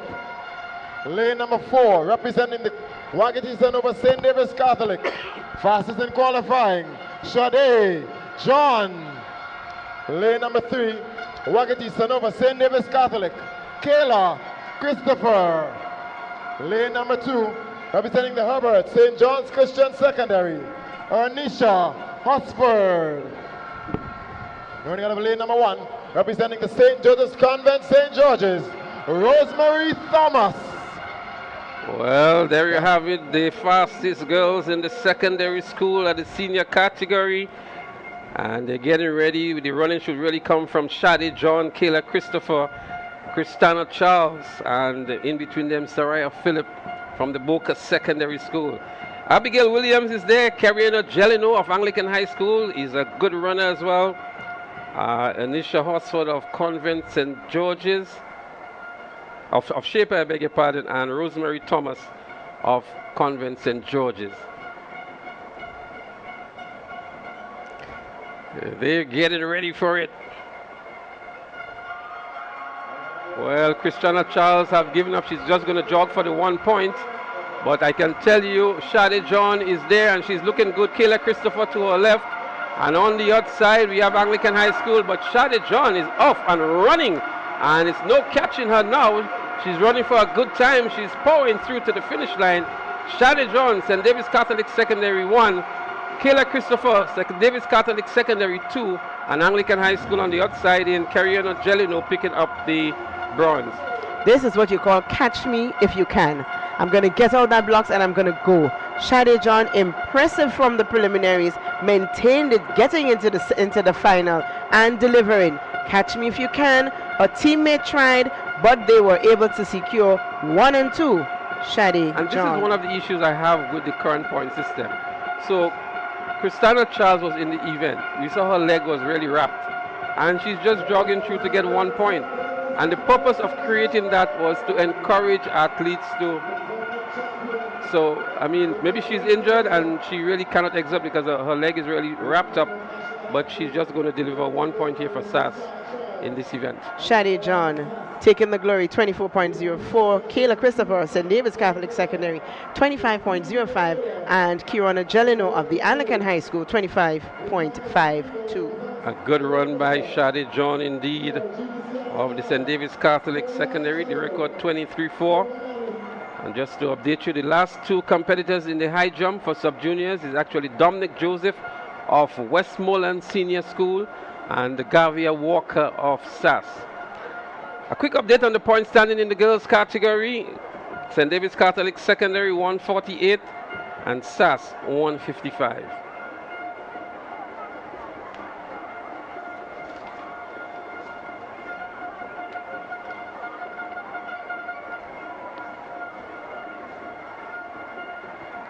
Tense moments here at the National Stadium, Bunstein. Nobody's moving, everybody's just there waiting for the excitement and the action. I think everybody wants to know what will be the final decision when it comes to the championship honors here this evening. Well, if we can segue to the high jump for just a moment as Gavia Walker is getting ready to do something here. But we have some results. SAS on 247, GBSS on 215.5.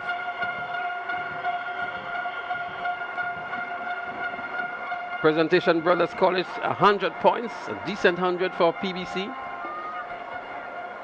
So it's Gavia Walker on the runway in the girls' high jump for sub-junior.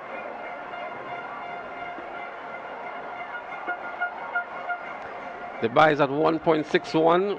She has already done her personal best in the high jump so far. That was her final attempt. Dominic Joseph still has one more attempt at the same height. But the boys are getting ready for the 200 meters senior. It's going to be another fast one. So let's get ready for the lane assignments. There's a lot of pedigree in this event. The big boys are there, the Ian George, the Daryl Daniel. Senior girls 200 meter dash. Running a time of 24.04 seconds. World Junior qualifications at 24.35 seconds. World Junior Championships qualified. Shade John. So what we just heard is that Shade John has met the qualifying mark for the World Junior Champs. Good run by Shade John. Good move here. And she's well on her way.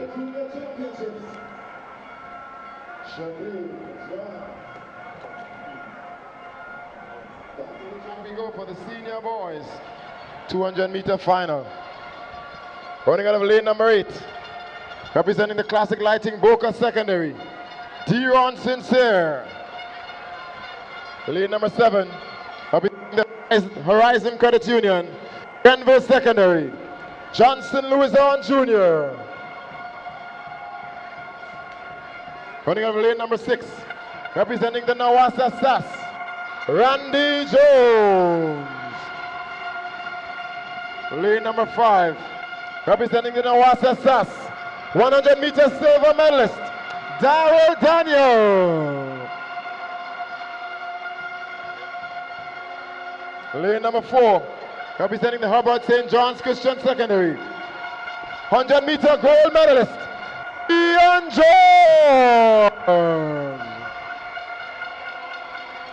Lane number 3, your 2025 junior champion, representing the Nagico GBSS, Kamal Joseph. Running out of lane number 2, representing the Gravel and Concrete Wesley College, Keston Thomas. Running out of lane number 1, representing the Nagico GBSS, Josh Foreman. So these are the fastest junior athletes at 200 meters, senior athletes. Well, junior in terms of being under 20. But we're talking about the fastest seniors here. Very important for me. Wesley College is in the finals here in Keston Thomas. He's running out of lane 2. 21:47, the fastest time by Daryl Daniel. And then we have Ian George, 21:49. Dominic Joseph has just cleared the height there. She's in the lead. We go over to the 200 meters. Bunstein, your call. 200 meters senior final. And they're off. And it's a clean and even start. Daryl Daniel is making some motions. But here comes Ian George. St. John's Christian Secondary. It's going to be a battle between Ian George and Daryl Daniel. But George is holding on. He's a run from Daniel there. George and Daniel. Daniel pushing through on his shoulder. Through the line. It's going to be a photo finish for this one. I believe Ian George may have had a slight lean on Daryl Daniel, but it's very close to call. And we never anticipated that. We thought that Ian George was a runaway winner, but when we look at the times from the preliminaries, Daryl Daniel was looking really, really good. As we look back here, it's the lean from Ian George that's going to take him home. But let's see, let's look at it closely. It's Ian George with over that Daniel. Yes. The look on his face is what just happened there. I don't even think he is sure, but look at it. It has been confirmed. And it's a legal wind speed 20.91. That is almost a new record, but it's the first time he has gone sub 21. The record is 20.80. What an impressive run. Daryl Daniel 20.92. It was that close. But I can tell you, these boys are fast. After that, why not run the whole track? He can run all the way around the track. He deserves it. Why not? Oh, what a run. Can you imagine 21.42 gives you a bronze medal? Oh, the chills, the chills, the chills, the chills, the chills. Ian George delivering. Look at this as they come up the 100-meter track. A highly competitive race. Daryl Daniel having to run from behind and pushing Ian George all the way to the tape. The lean made the difference here, and Ian George would reign as champion of Intercol 2026. It has been quite a while since we've seen a time that fast at Intercol games. The record was established way back in 2009, and two boys sub 21. I've never seen that at Intercol in my life. What a run. Kamal Joseph had to settle for the third with an impressive 21.42. Duran Sincere of Boca 21.73 for the fourth. Josh Thomas of GBSS 21.88. And we also had another sub 21 from Randy Jones 21.96. Well, sixth position. We saw it in our lifetime. We are going to look for Ian George as he develops, but we are able to say that we saw this in real time. This was brilliant. It was brilliant running. It was something that a lot of people are still wowed about. The time is impressive. 20.91, 20.92. What more can we ask for? But see, you know, I think Ian even shocked himself. He is shocked for himself. And the wind speed was legal. And they've also made the World Junior Champs qualification. What a run from these two gentlemen. We have not seen it that good in quite a while. Phenomenal performance by Ian George and Daryl Daniel.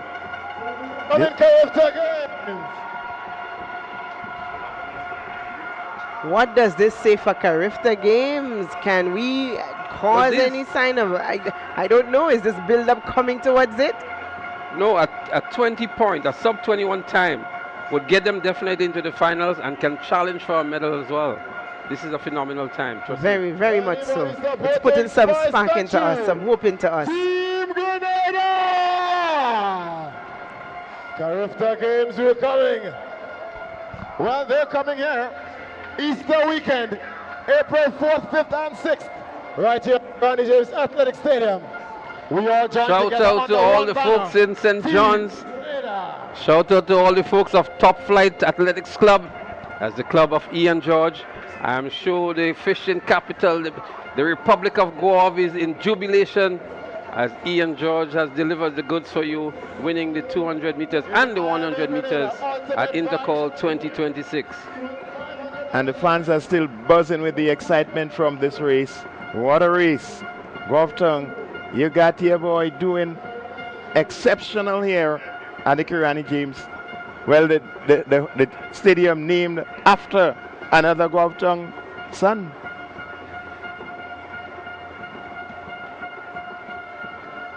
I don't think Ian George saw that challenge coming at all, but it's so good for the sport.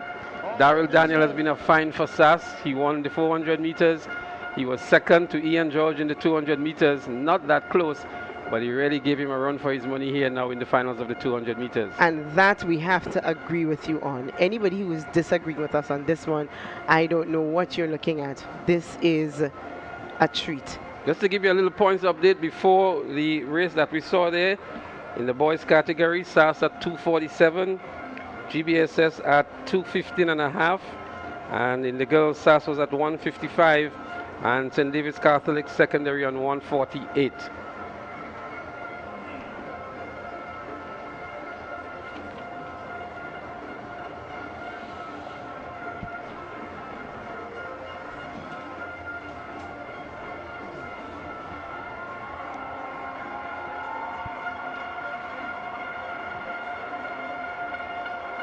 A lot of action.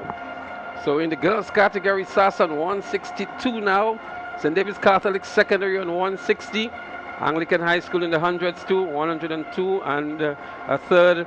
And Convent St. George's 92 and a third. Boca secondary really holding their own. I would love for them to make 100 points here today as well. Annalisa Brown would have to do something special for them again in that 4x400 meters.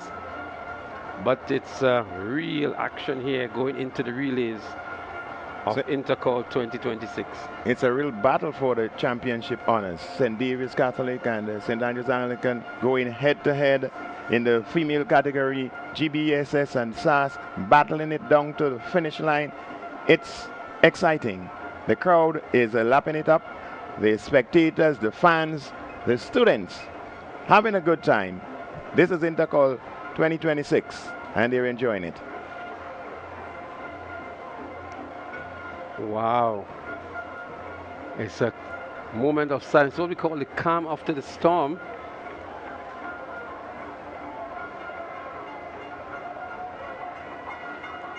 We just want to let you know that the Immigration Migration Agency, they're going to be handing out some special prizes to the fans in the stands, those that are maybe most creative, most energetic, and they're going to be making some presentations to the fans out there who have been here and cheering on the athletes all along. Have you realized that the fan from last year, Lydia, is absent? I noticed that too. She runs more races than the athletes, right? So wherever you are, Lydia, we know you're watching, and we're sending you love from us here at the commentary team from TNR Communication.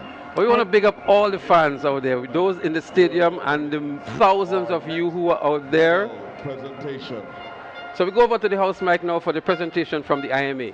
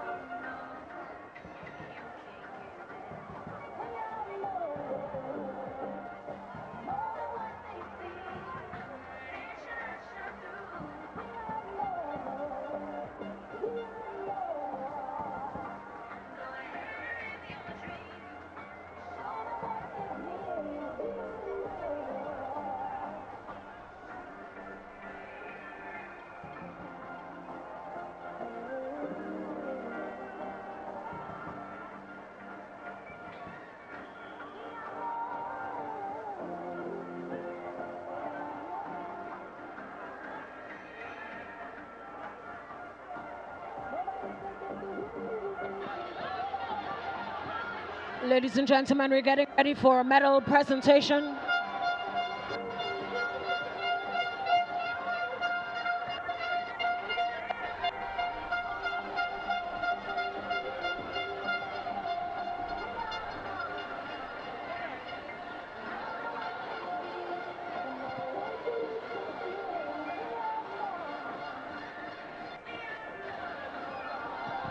We want to welcome Mrs. Gail Purcell, Chairperson of the National Lotteries Authority.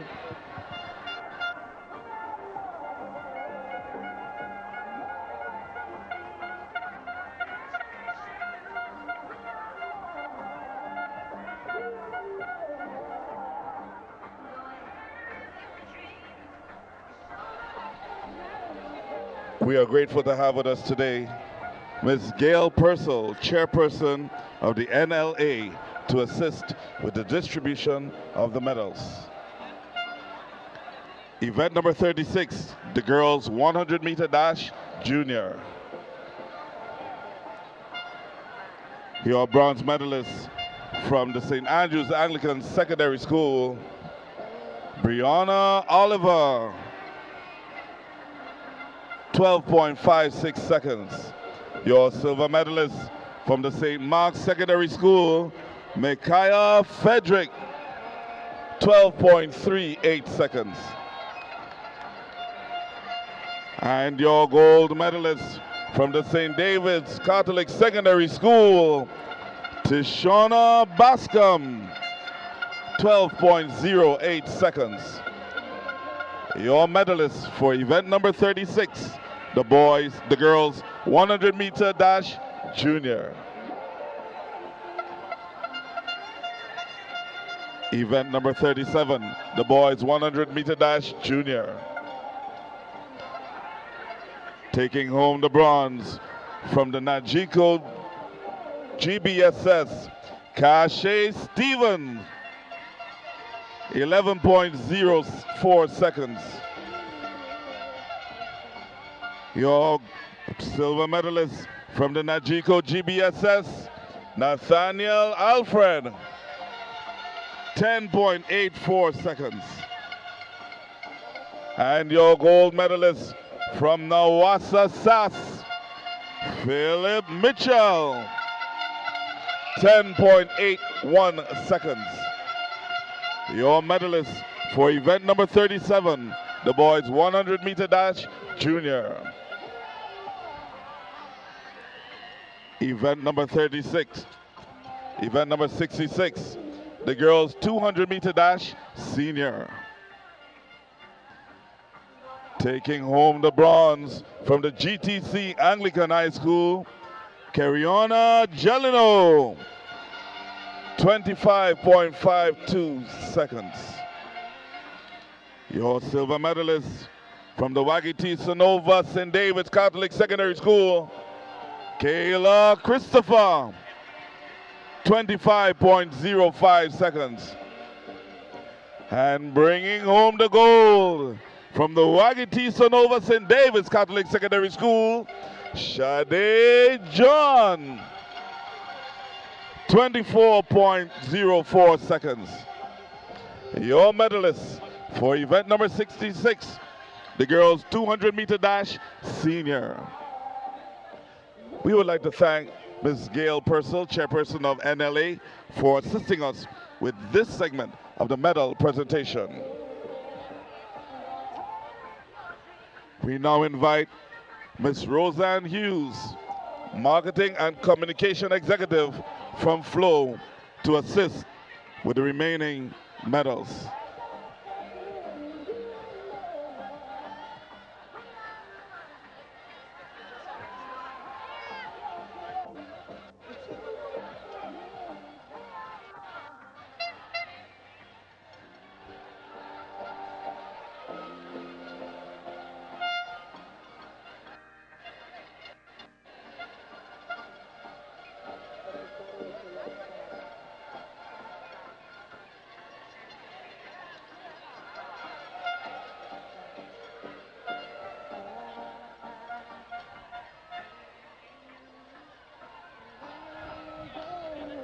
Medal presentation for Event number 67, the boys 200-meter dash senior.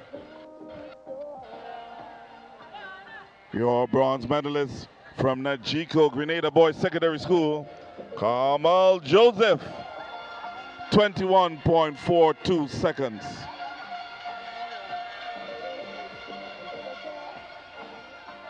Taking second, and the silver medal from the Nawasa SAS, Darrell Daniel, 20.92 seconds.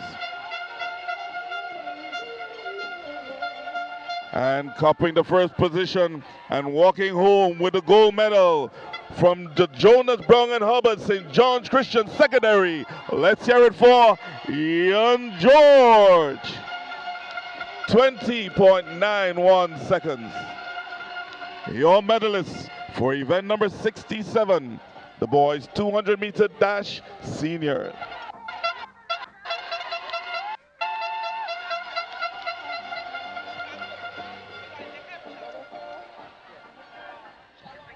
Event number 90, the girls triple jump open.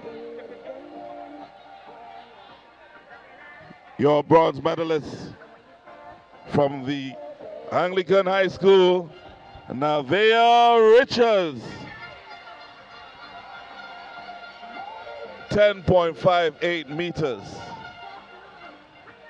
Your silver medalist from Nawasa SAS, Kaylina Modest, 10.67 meters. And bringing home the gold and establishing a new record of 11.78 meters from Nawasa SAS, Christina Charles. Your medalists for event number 90, the girls triple jump open. We would like to thank Ms. Roseanne Hughes, Marketing and Communications Executive from Flow, for assisting with the distribution of the medals.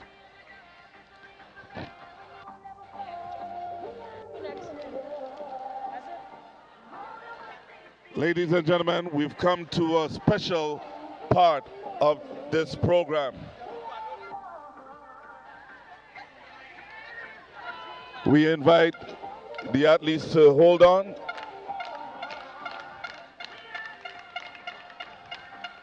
At this time, we invite your attention as we recognize a special moment in the 2026 GAPS Intercol Games. Today we acknowledge a valued partnership with Blue Bubbles Events Rental Services Incorporated through their Gold Spikes initiative. Champion bags are being presented to athletes who place first, second, and third in the girls' heptathlon and the boys' octathlon. These bags are thoughtfully prepared with hydration support, recovery items, and much, much more. We congratulate our champions, and we thank Blue Bubbles for their contribution.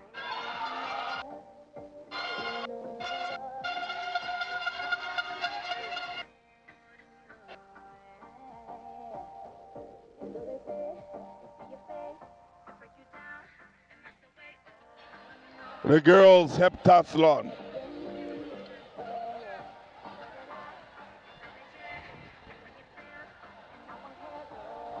In third position, from the St. Andrews Anglican Secondary School, Jadisa Mark.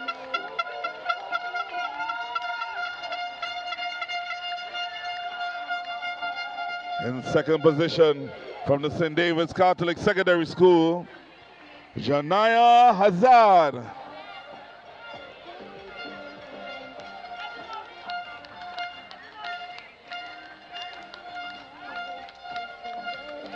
And your gold medalist for this event from Bishop's College, Montisha St. Bernard.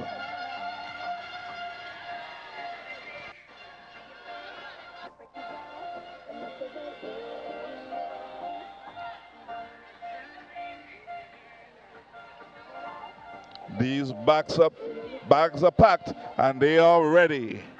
Congratulations to the girls who were successful in copying the top 3 positions in the Girls Heptathlon Open. The Boys Octathlon Open. Placing 3rd from the St. Andrews Anglican Secondary School. From the Grenada Boys Secondary School, Javid Noel.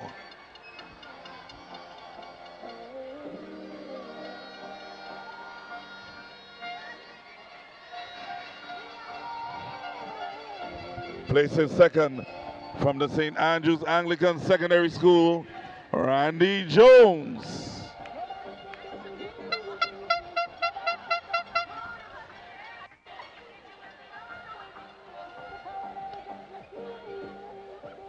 And bringing home the gold and receiving his prize today from the Grenada Boys Secondary School, Kawanel Pierre.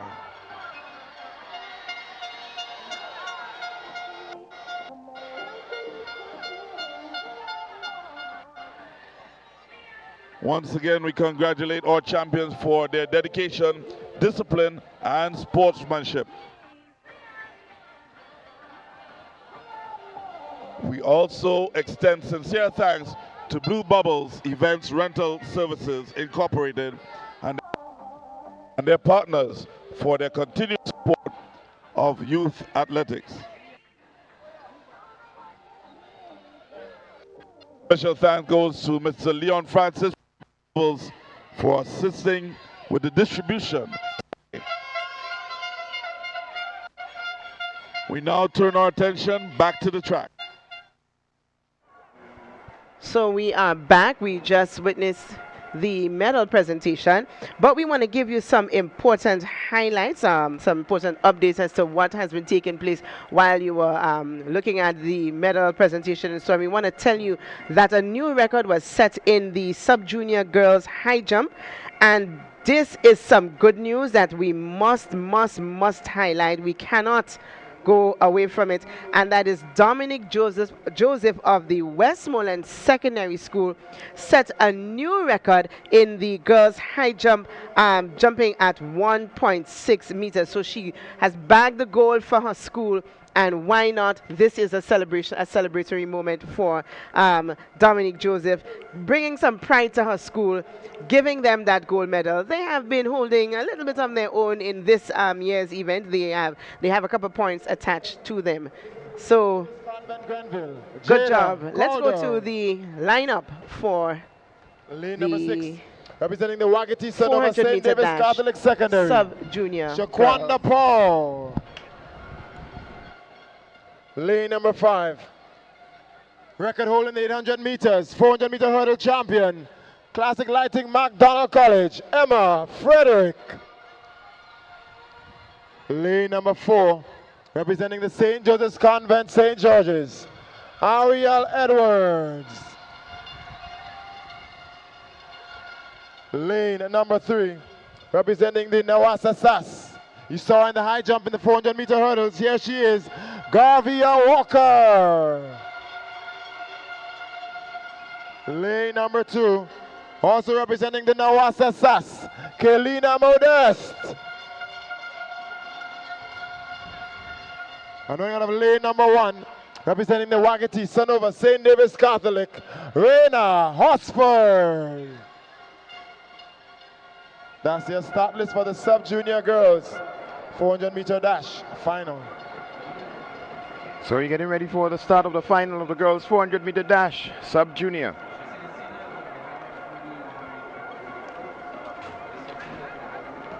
And this one is going to be an interesting one.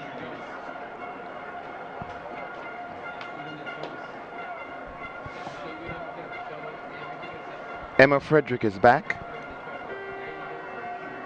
Gavia Walker, one of the standouts here, Kelina Modest of SAS, she's also there, but the best time going into the final is McDonald College's Emma Frederick. Gavia Walker just used her feet in the high jump, and here she is immediately in the lineup for the 400 meter sub-junior girls. Let's see if the legs are going to hold up through this event.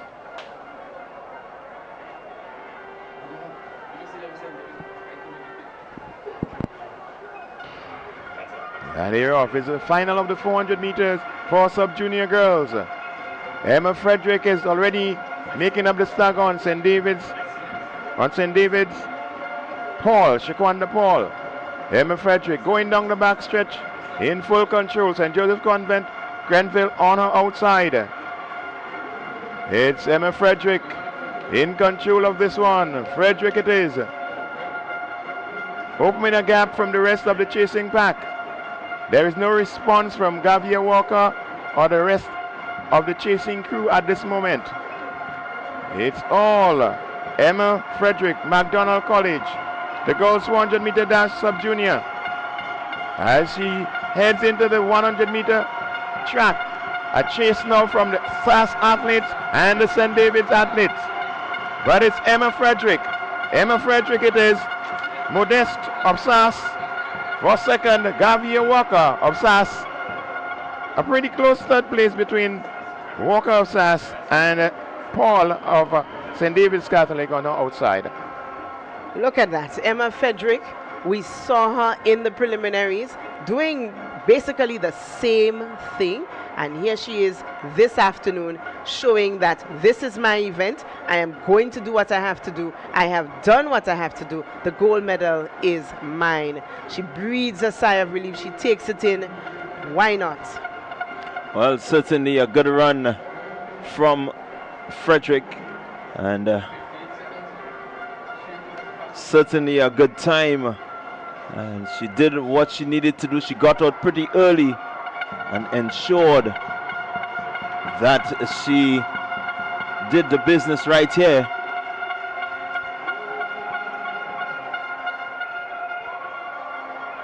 So Emma Frederick, 58.80. So your winner there, Emma Frederick. The gold medalist, McDonald College, Crown City, your girl, has struck gold one more time.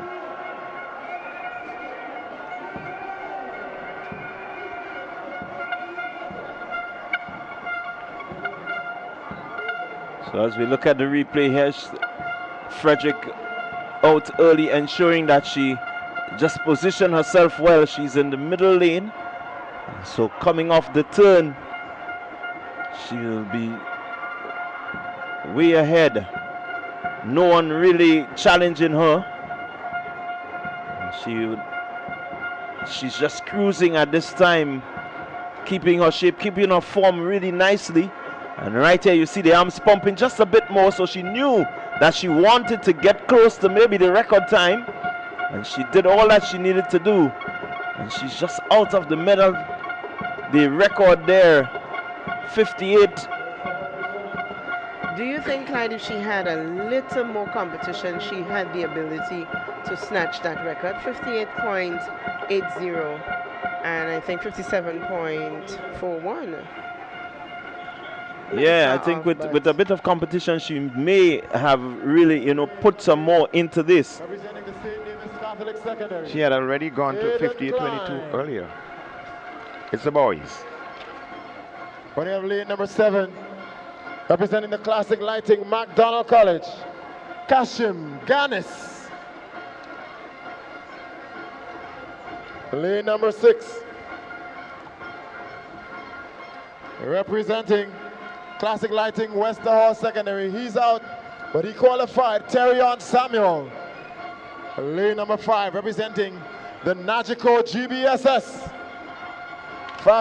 Second fastest in qualifying, Levi Rocher. Lane number 4, also representing the Nagico GBSS, Akel Briggs. Lane number 3, your fastest in qualifying, Nawasa Sass, T-Sean Lambert. Running out of lane number 2, representing the classic lighting, Happy Hill Secondary, Zelon Charles. And running out of lane number 1, your 1500 meter champion, representing the Nexa PBC, Tyrese Brave Boy. These are your finalists, sub-junior boys, 400-meter dash.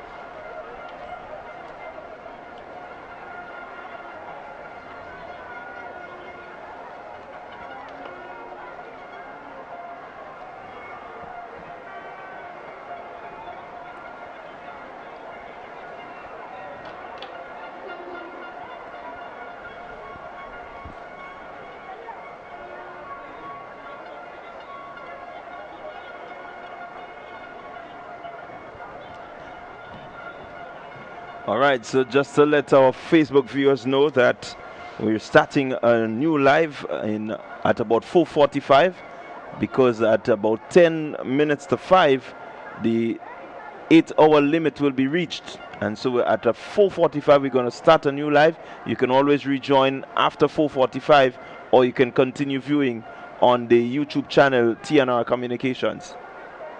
We're getting ready for the boys, 400 sub-junior.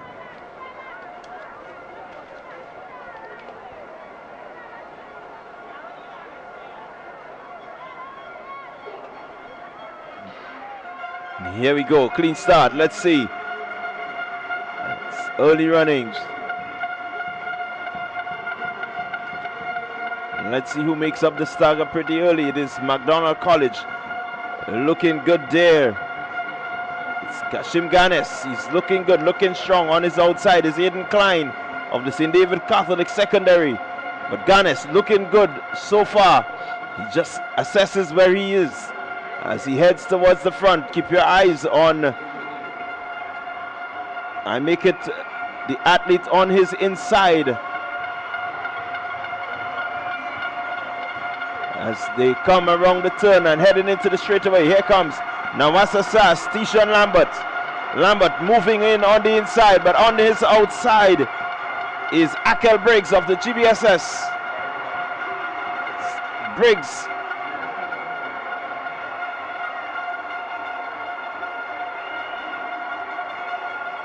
Make it Briggs of the GBSS taking this one. Levi Richer. That's the man who took it. It's Richer.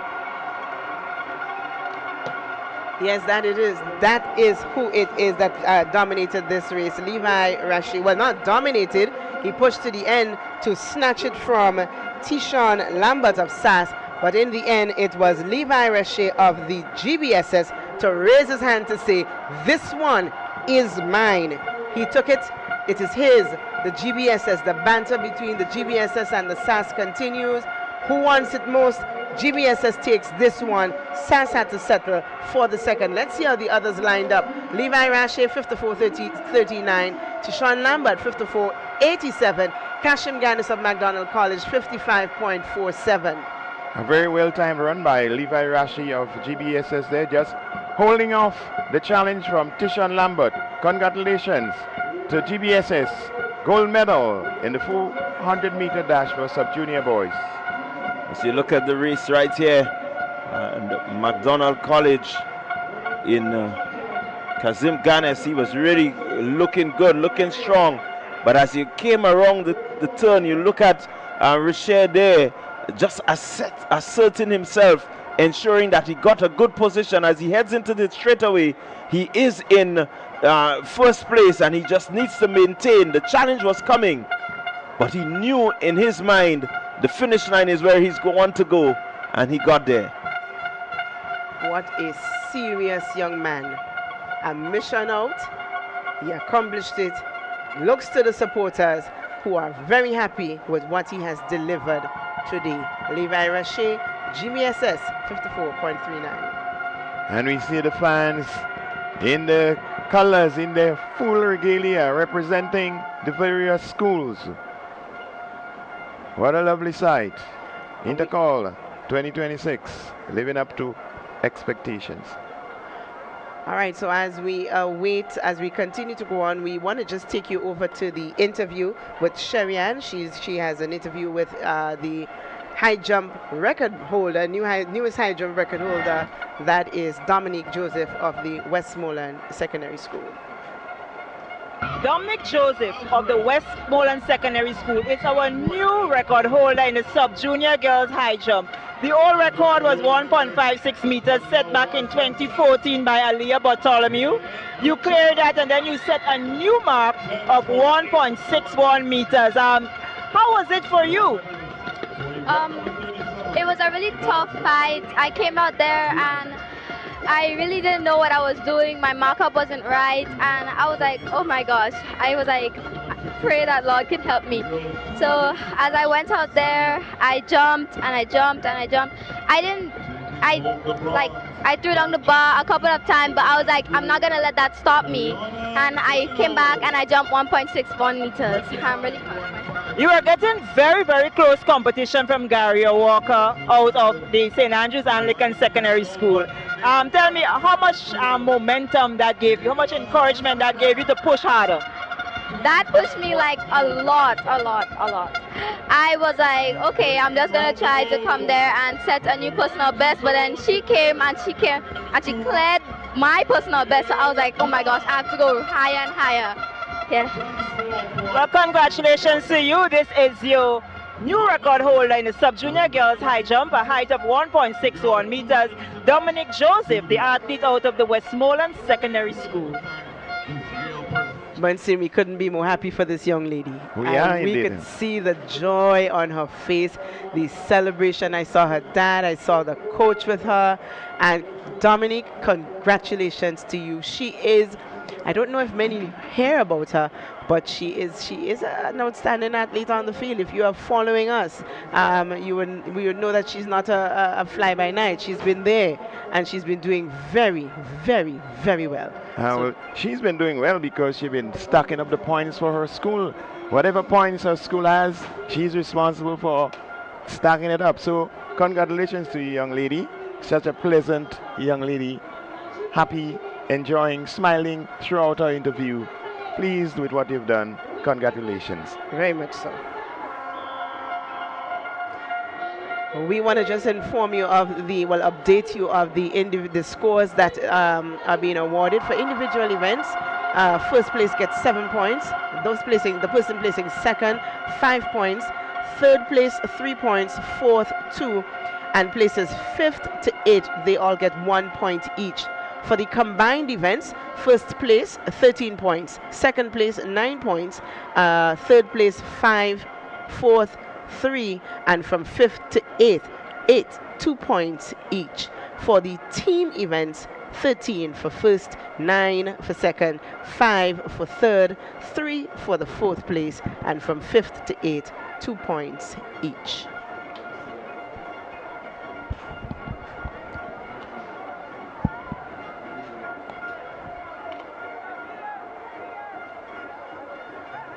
So what you're seeing is that once you're a finalist, there is at least a minimum amount of points that you can get. In the individual events, 1 point once you're a finalist. And in the combined events, once a finalist, 2 points, even for the 8th place finish.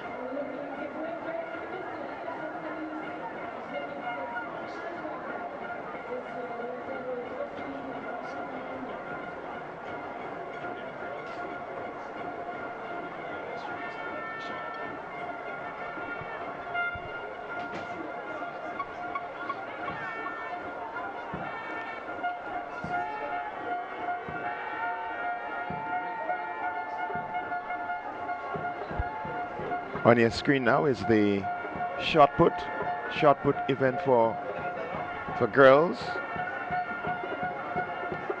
and also going on simultaneously is the javelin for senior boys.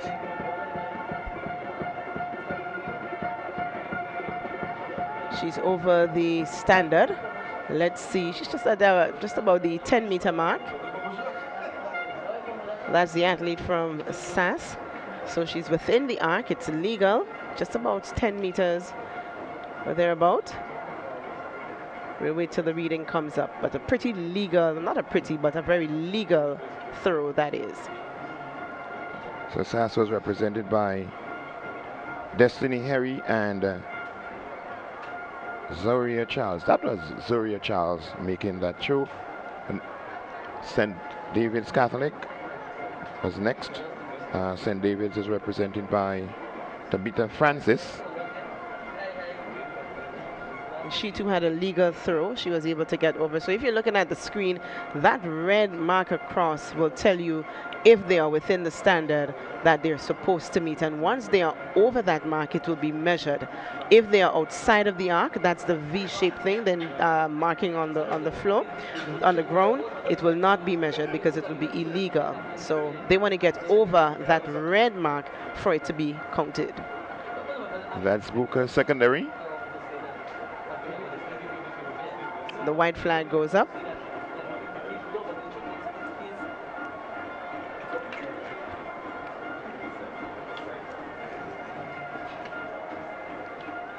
So Wuka's representatives Makila Lawrence and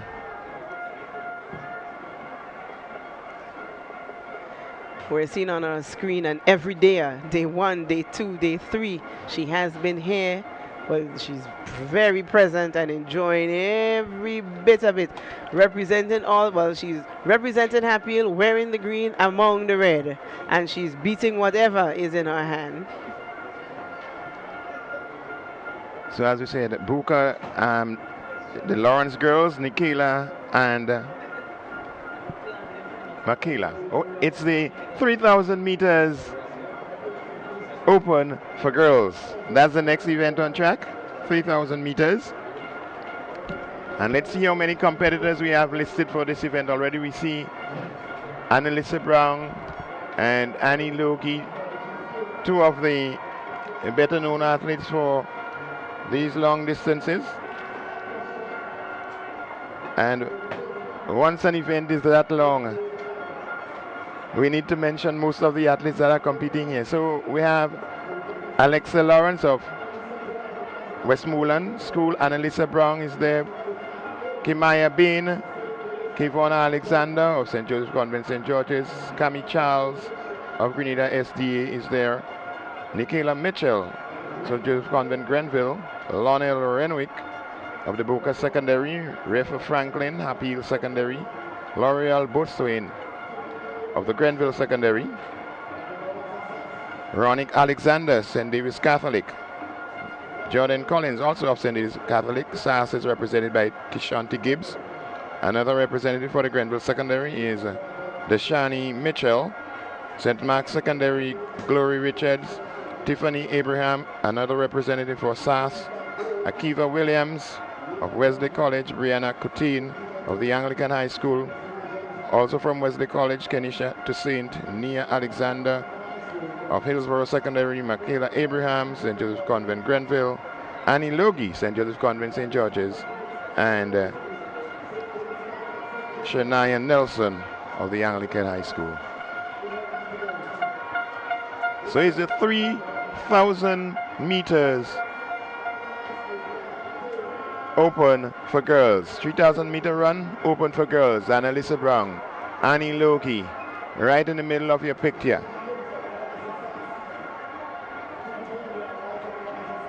So they going to be making just about seven laps. That's 3,000 meters.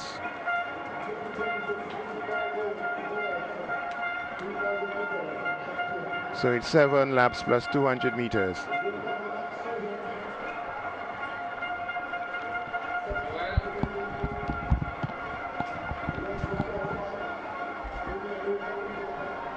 While the 3,000 meters is going, we have a very special guest with us here in the commentary booth. And I want to take this opportunity to welcome the Honorable Minister for Youth and Sports and the Parliamentary Representative for St. Andrews Northwest. Good afternoon to you, Mr. Smith, and good afternoon to all the listeners of our lovely Intercol game 2026. I'm speaking of no other than the Honorable Delma Thomas. And This has been 3 very exciting, competitive, and I guess a lot of preparation has gone into this. We heard from the chair of the Principals Association. We were also told that the Ministry of Sport has made an invaluable contribution towards this event, which is a combination of youth and sports, as your ministry portfolio states. But what has been the contribution from the ministry and the significance of this contribution in terms of the platform it is staging for the premier athletes in the secondary school circuit? So it's important to note that while the ministry is the parent ministry for sports, the decision to provide magnificent support to the Principal Association for Intercol 2026 came from the government of Grenada. So it's a cabinet decision, and so we must commend our chair of the cabinet and the entire cabinet for supporting that worthwhile initiative as it relates to providing support for youth and sport development in Intercol 2026. So we gave in excess of $350,000. So that's cash, but there are other kind support that was provided by the ministry. And so as a government and as a ministry, we are committed to the development of sports and youth development, and so we'll continue to provide the necessary support, because we know from this grassroots level is where we get our athletes going to the regional and the international level, and so we'll put all our support not only for Intercol but even in the infrastructural and the other grassroots support. Wonderful indeed. That's indeed an invaluable contribution. I want us to basically segue to the Intercol itself. The hype that has been created, the whole nation, the diaspora, everybody is glued now to Intercol. This is one of the biggest events in the Caribbean, definitely in the Southern Caribbean when it comes to track and field. How seriously has that been taken by the ministry in terms of creating this platform for these youngsters?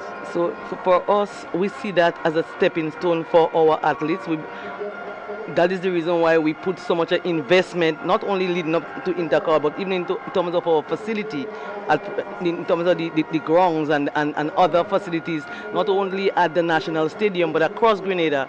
So we have been developing facilities in St. Andrew, in St. Patrick, in Carriacou, and all the other parishes across the country, appreciating that it is a stepping stone for our athletes to start at the school level, because it all starts with the school sports, and then we end up at where all the different schools, secondary schools across Grenada come together to showcase real talent. I mean, we have been seeing 3 days of real talent from all our schools. I mean, we have GBSS, we have SAS, we have, in some instances where we have Ian George showcasing his talent, we have McDonald College, we have Convent, Grenville Convent, St. George's, Anglican High School, and all the other secondary schools. We have seen a real raw talent at the games, and so this is really paving the way for our Carifta team. From what I have seen over the last 3 days, I am optimistic that this year we'll have more medals at Carifta 2026, which will be held right here in Grenada. Well, a number of factors contribute towards the athlete's success. So one is obviously the raw talent that you just articulated so well about. 2 is the coaching levels, and I know your ministry has been doing quite a lot for coaches. 3 is the nutrition. And then a 4th factor is the facilities and the equipment that they need, and I'm sure again your ministry is doing quite a lot for that. So tell us a little bit more about that in terms of the facilities, the equipment and the coaches that the ministry is facilitating to develop these young athletes. So I want to start with the coaches, because in this year we appointed 70 coaches across not only secondary school, because you'll appreciate that our athletes start from the primary school level, and so we have appointed coaches in every school across Grenada. We have been developing the facilities across Grenada. This year is no exception. We have a number of facilities will be upgraded, so we know those that happened within the last budgetary year. But in 2026, we also have a number of facilities, including carriacou, which will be developed in 2026. Well, that's exciting. We have just about 2.5 laps to go in this, the 3,000 meters open for girls.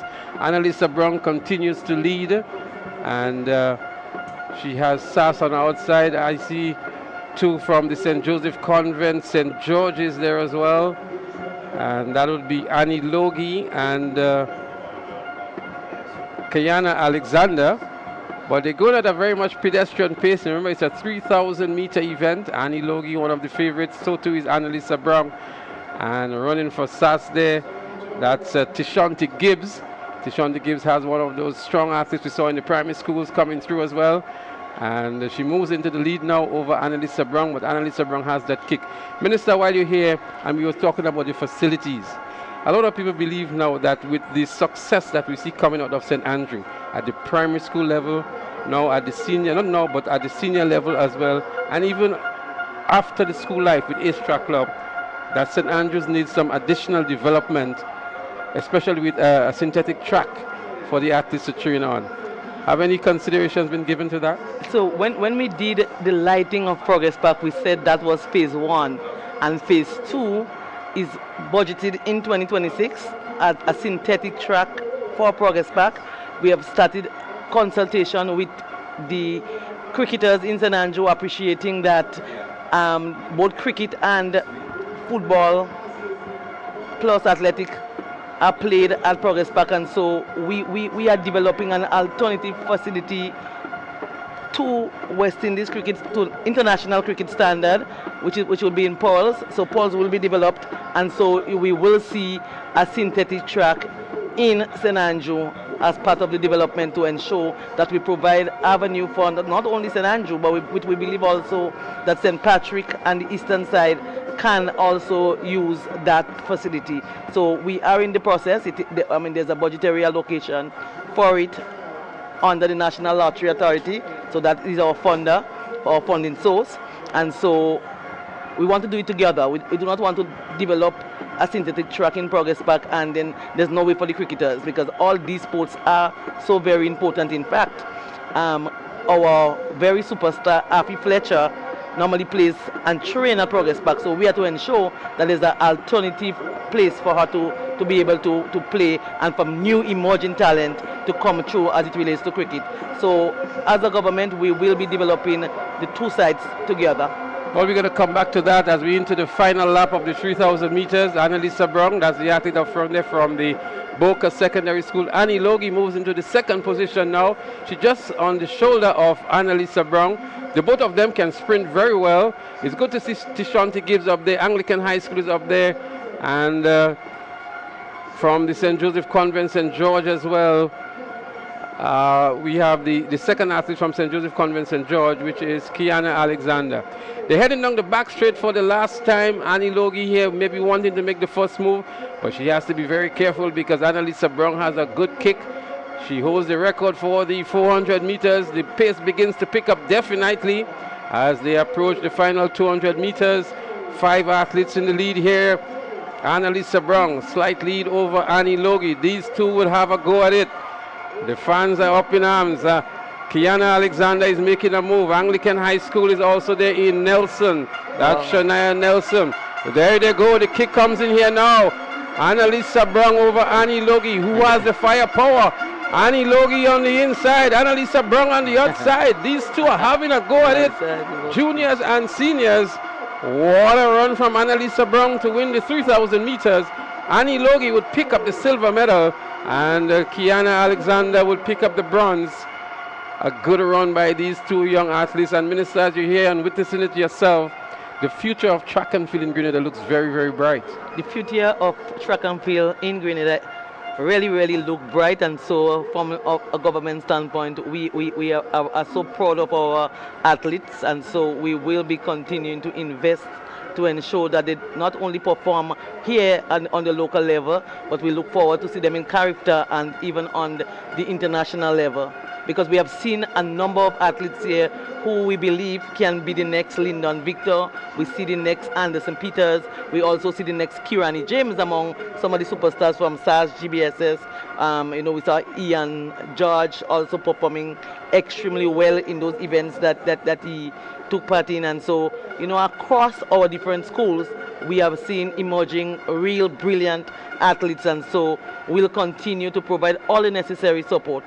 Well, I heard you mention Ian George on 2 occasions, and we saw a very impressive race from him. He had a good challenge from Daryl Daniel from SAS, and those two went on to qualify for World Juniors based on the time that they did here. So very impressive from them. Yeah, so I mean, the truth is, we know over the years that both SAS and GBSS are really superpower in the male division. It's always coming down to the last. And so we are really happy to see what is happening among our athletes, the keen competition. And I also want to commend the supporters, because I know last year we've been seeing a number of throwing of bottles and so on. We appealed based on an incident that happened last year, because it could be friendly rivalry, but at the end of the day, if you're throwing bottles without eyes, then you can have serious repercussions. And so last year we had a child who could not see her eyes for months and had to be away from school. And so we, again, as we lead to the end of this third and final day, I know as the competition become keener, and at the end, we say may the best school win, but at the end of the day, we are seeing emerging a number of excellent athletes from across our secondary schools. And so I commend all the athletes, I commend the coaches for their hard work, their dedication, the schools. They have put out a lot in order to have this wonderful event. The Principal Association, I want to commend them too for their hard work and their dedication in ensuring that we have this very successful event. Intercol is one of the biggest games, or the biggest game in Grenada. I mean, Carifta is a passing event, it's not a Grenadan event. So we know that Intercol is an excellent event, and so we look forward to continue seeing our athletes emerging from strength to strength. Well, very good to hear that from you, and very good to hear what the plans are from the ministry for St. Andrew with that synthetic track. But I want us to segue now, as you mentioned, Carifta. We are going to be hosting Carifta. We saw the officials come here to do their own assessment, and they've given us a green light. We've seen some improvements being made to the facility. The track has been repaired. The scoreboard has been repaired. And I was told that the minor works that are remaining on the scoreboard, they're going to have it done in time. The equipment is already here to do that. And we can boast of hosting very successful Cariftas, and that's the reason why I guess Grenada put up their hand to host again.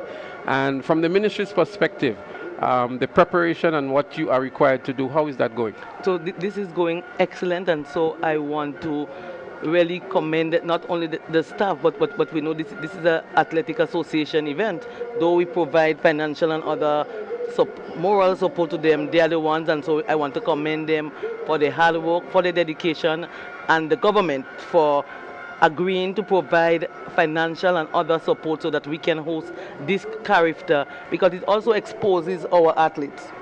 Right, so we're going to come back to that. Just looking at Annalisa Brown, how she completed her race. She did a time of 11 minutes, 51.1 seconds. Annie Logie, of the St. Joseph Convent St. George was second. Kiana Alexander of Convent St. George's, she was also third. Akiva Williams of Wesley College, good to see Wesley College amongst the mixed here. Shania Nelson, Anglican High School, was fifth. Tashanti Gibbs, who was in the lead pack for quite some time, she placed sixth. The top 6 finishes here, valuable points on offer. But Annalisa Brown continues to be that standout athlete in the longer distances. And you have one from your neighborhood as well, Minister Azaria Simon, I beg your pardon, who has been doing extremely well as a primary school athlete. So, I mean, Azaria is Kendall Simon's daughter. So that will speak volume for you. We are still hearing Kendall Simon's name in Intercol as it relates to record that cannot be broken. And so you would appreciate that it is more than just my neighborhood and more than my constituency. These are two people from my village, but more than that, we are related. So I want to put on the record that we are related. And so I do look forward to real good performances from Azaria. Azaria is a primary school child at this time, and I mean she's doing extremely well, so I know her future is bright. And if you look at her disposition, her discipline and teamwork and all these things, so we are awake clearly based on who is Azaria's parents, that she will do well. Her father always on the training field, and so he has her and her other siblings always part training, and the whole level of discipline. And so I do look forward to great things from Azaria. I'm not even saying future, because we already start to see her performance in the now. All right, so we have to put a wrap on the interview, Minister. It's indeed a pleasure. We're happy that the acting Prime Minister granted you permission to come here. We saw your application online for permission to come to Intercol. Not to come to Intercol, but that's a conversation for another time. Okay. Because you have me here with the cap as Minister of Youth and Sports, not as parliamentary representative for St. Andrew Northwest. Okay, great.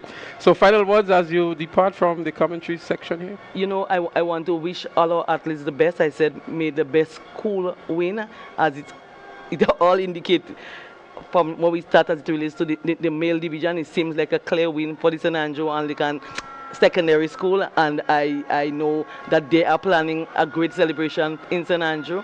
And so, but at the end of the day, athletics win and youth development win, because while SAS may emerge, GBSS did not sit quietly. They perform extremely well. We have PBC and the other secondary schools, and so I say kudos to all our athletes, the coaches, teachers, parents, guardians, and supporters.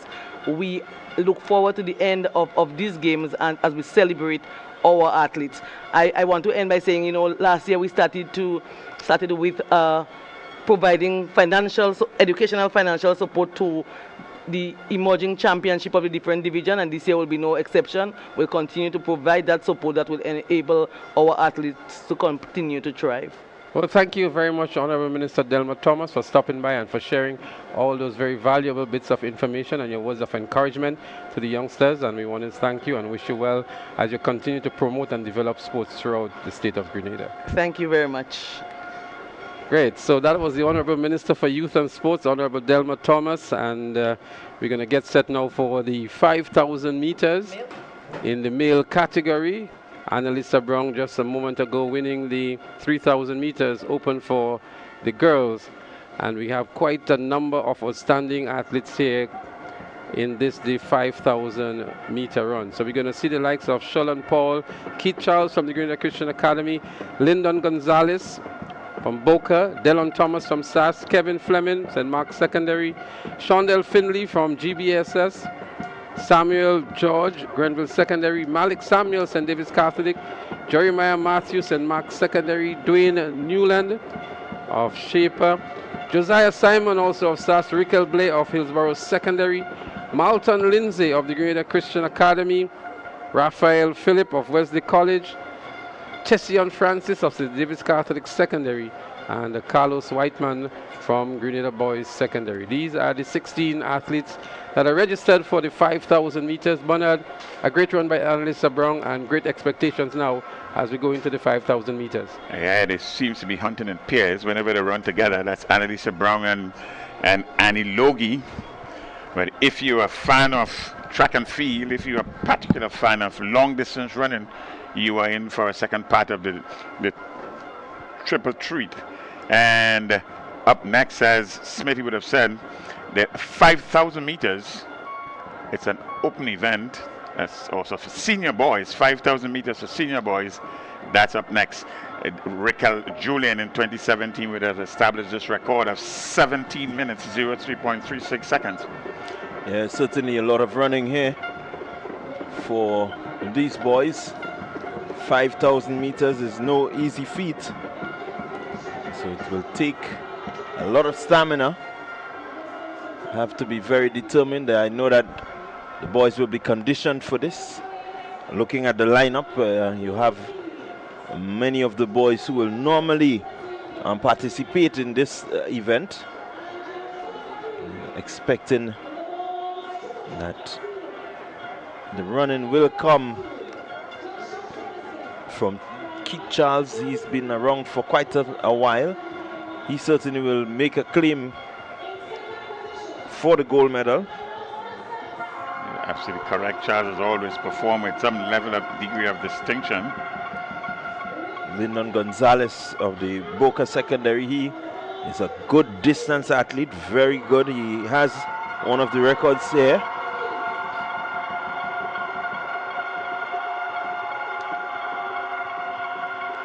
And Boca has some pedigree in the long and middle distances in times past, so we should see a good showing from Gonzalez here.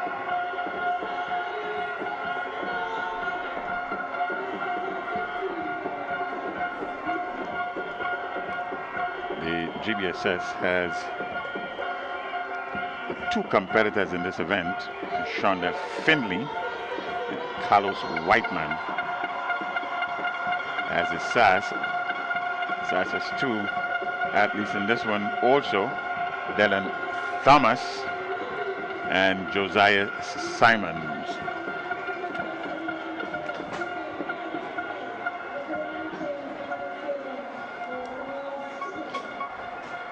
And not to be outdone with two athletes on show here, well, certainly registered, St. David's Catholic Secondary School in Malik Samuel and Tession Francis.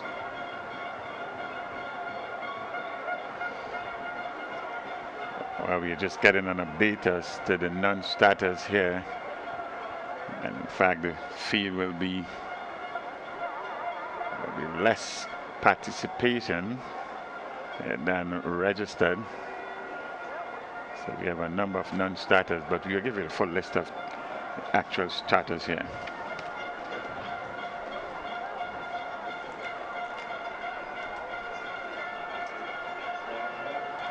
And they are off at a rather gentle pace to begin with. Right up front is the athlete there.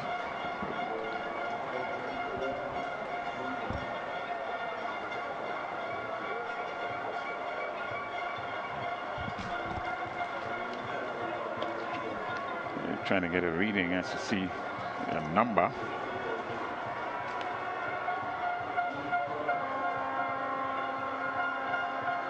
So that's Kevin Fleming. 2388. That's St. Mark's Secondary School out in front. And he's leading off here. And this the 5,000 meter run, senior. What can be described as a very gentle, even pace to begin with. This is where you get an early separation of the pack. You get a leading bunch, and then the rest of the pack would follow. So as of now, there is no real separation to speak to. They're strung out, but all within touching distance. Yes, certainly well strung out there. So they're making just about 12.5 laps around the track. So you see the athlete there from Wesley College, I make it. Yes, there's one entrant here from Wesley College. That's Raphael Phillip.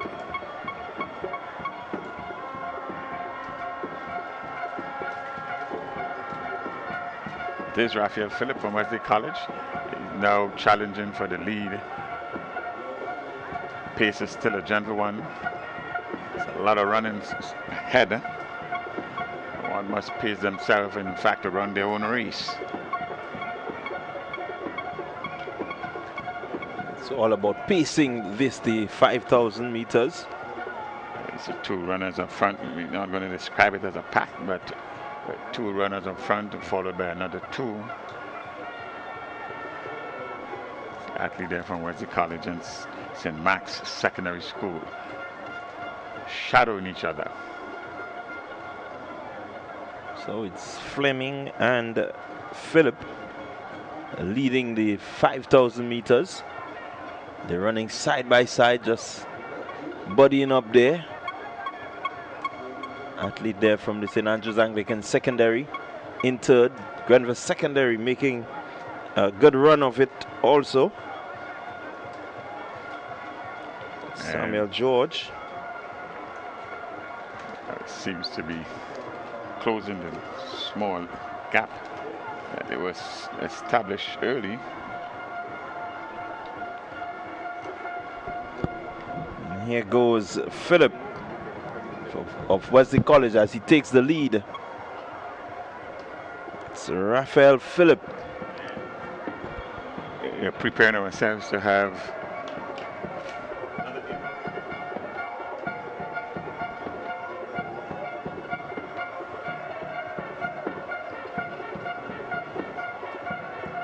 so it's St. Mark's Secondary again. And Kevin Fleming, he's gone to the taken the lead again.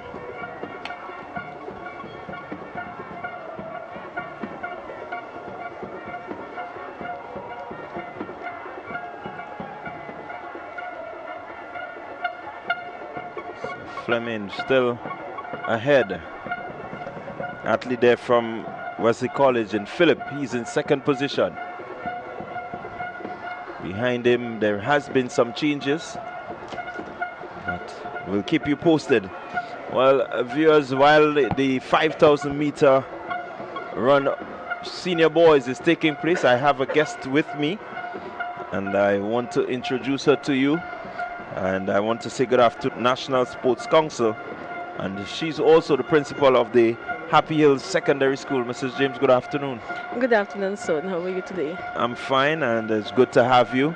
I'm seeing that you're supporting your school to the fullest. 100%. It's a pleasure to be here.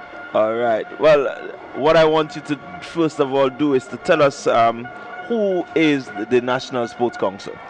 Well, I'm certain you were hearing and seeing a lot of the National Sports Council, and we intend to be upfront, taking a lot of publicity, because we, as a grouping, we are designated the powers to really oversee the governance and development of sports in Grenada. So we are a statutory body, and we are governed or approved based on the Act of 2012. And we're given that instrument of power to ensure that sports is developed at all levels throughout Grenada. All right, so tell us a little more about the whole governance structure of the Sports Council. You're given that mandate. How do you go about getting that job done? So we are taking a ground-up approach. So what you will find in every parish in Grenada, we have what you call the parish council. So for instance, in St. David, you have the St. David Parish Council.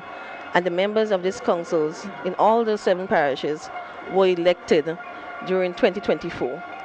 Right? So you have a full range executive, and also the president or the chair of those parish councils in each parish also forms part of the broader governance, which is the board of directors of the National Sports Council.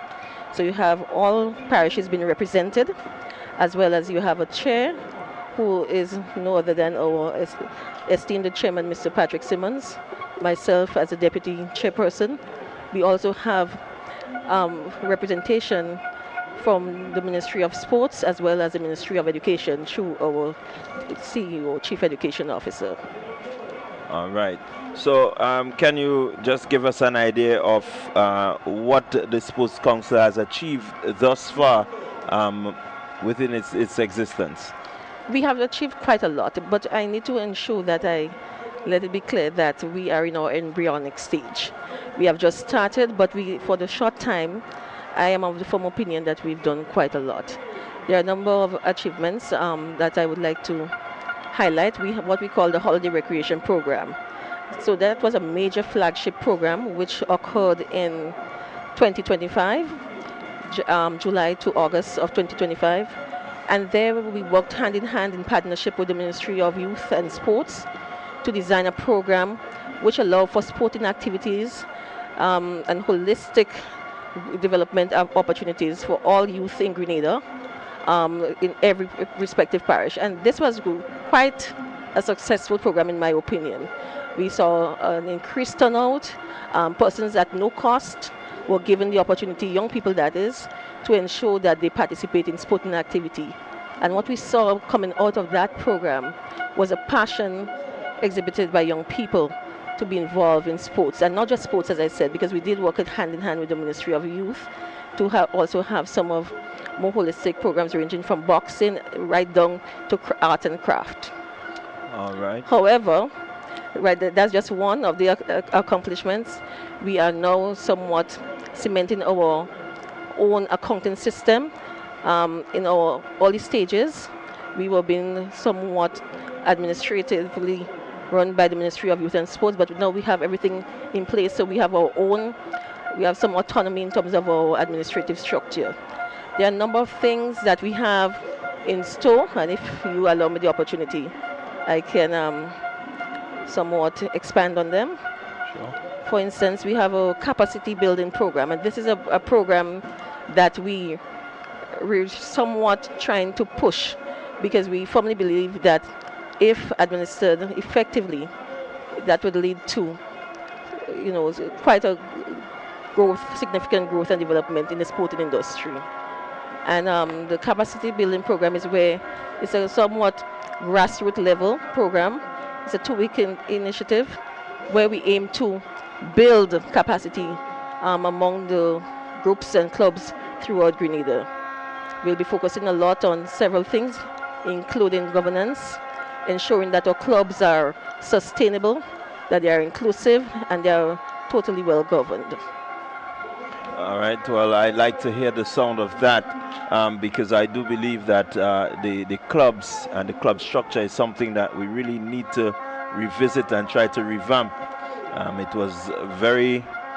It was on a high in the 1980s into 1990s, and then it went downwards, but certainly trying to revive it is a good. In terms of the spread of the Sports Council, does every discipline, every sporting discipline in Grenada, how are you able to reach them? So at the Sports Council, we are playing a supportive role. We are building and working hand in hand with all federations and all sporting clubs and so on. At the end of the day, we do not really want to supersede the authority, but we are more or less focused on, empowering those groups and clubs to reach their full potential. So all federations have been working, and I just want to, on behalf of our council, express appreciation for the high level of collaboration we have seen thus far. We have done and conducted a few workshops. We have included them quite a bit, and we will continue to work hand in hand with them, because when you work through the federations, you are somewhat forming a formidable partnership, which will augur well for the development of sports. All right. Well, I'm hearing that you are ready to do your own accounting. Can you give us some insight in terms of the financing of the Sports Council? Well, the financing of the council comes from the government and so on. We are a statutory body and so on. So we work hand in hand with the Ministry of Youth and Sports and so on. We also look towards, ensuring that we provide the necessary financial support to groups and clubs and so on. So, for instance, just the other day, with the St. Andrews Parish Council, they had one of the most successful tournaments, the St. Andrews Parish volleyball competition. And we provided support financially to them. And this is just one example. So while we get financial support from government, we then channel them to the clubs and federations to ensure that they too can at least, and to the parish councils, of course, through the parish councils, to ensure that they're able to develop and support programs within their own parishes. All right. In terms of sponsorship, does the National Sports Council have the mandate to maybe seek sponsorship on behalf of maybe some of the different disciplines that we have here in Grenada? Yes, but we will be doing that on a supportive kind of level. So, for instance, we work hand in hand with them as far as possible, and whatever grants or so that we are privy to, we will channel them or direct them to sourcing that. But as I said, we play a supportive role in that regard. All right. So, just a quick question again, just before we wrap. In terms of your participation here at the Intercol Games, I'm looking around and I'm seeing quite a lot of the Sports Council's presence. How happy are you with what you've seen from the Intercol Games over the past 3 days? We are pleased. I want to say, I think that we are of the firm opinion that sports is on the up in Grenada. If you look around, you will see the talent, the skills being exhibited by our young people, and the level of resilience. And even though some of them may have little challenges and so on, they're trying, the determination and so on that we are seeing been demonstrated and exhibited, we are happy as a council, and we are of the opinion that sports has a very bright future in Grenada. And I think what it really needs at this time is for us to just join hands and, collaborative effort to ensure that it continues to go up from here. All right, well, we really want to wish the Sports Council the greatest success. As we look on our screens, the leader of the 5,000 meter run, Lyndon Gonzalez of the Boca Secondary, he has moved into first position, and he has, following him, Kevin Fleming of the St. Mark's Secondary. Gonzalez looking good and strong. He has just about 2 more laps to go before the conclusion of the 5,000. And so, Mrs. James, I want to say a special thank you to you for joining us and really giving us some insight into the work of the Sports Council. I know that really sports is on the high, as you said, and a lot of investment has to go in. I want to also suggest to you that maybe we can begin to look at the psychological aspect and how we could maybe get that as part of, the Sports Council's mandate. Well, it is actually one of our focus areas. If I may just briefly expand on that. We have what we call a physical literacy program that we're trying to build on. And physical literacy is an initiative which encompasses the holistic development of persons. And here we're focusing on the cognitive, social, physical competence, and when social development of our people. So physical literacy will be taking care of that aspect. All right, well, there you had it, ladies and gentlemen, as we get back to the business at hand. Lyndon Gonzalez. Thank you very much, Mrs. James, for being here, and we wish you all the best. The Happy Hill Secondary School has been here and has been entertaining us. Thank you, and I want to wish, on behalf of the National Sports Council, to wish every student, every school, every coach, every volunteer the best as we complete the Intercol Games 2026. All right, thank you very much. So we have our leader, final lap. It's Lyndon Gonzalez of the Boca Secondary School, and he is in his final lap, just about 250 meters left in this one, as Gonzalez is looking set, looking ready. He's picked up the gear a bit with some 100-meter lead over the closest compatriot. That's the closest competitor, and that is Philip from St. Mark's Secondary. And here he goes, he's powering home. Gonzalez, Boca Secondary, is going to take the gold in the 5,000 meter run for senior boys. No one in sight, he says. He's looking around, trying to find the other competitors. And there's your 5,000 champion, Lyndon Gonzalez. Here comes Fleming from the St. Mark's Secondary School. Kevin Fleming will take the silver as he heads for the line and completing a really good long run.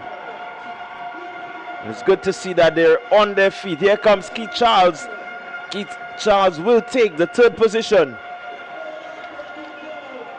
It's been a long, grueling run, 12 and a half laps. And there you have it, ladies and gentlemen. After 12 laps, Gonzalez finished strong and still looking somewhat fresh. Clyde? Yeah, certainly looking fresh. These guys are well conditioned. We have a number of athletes still on the track having to complete their lap. Here comes Grenville Secondary.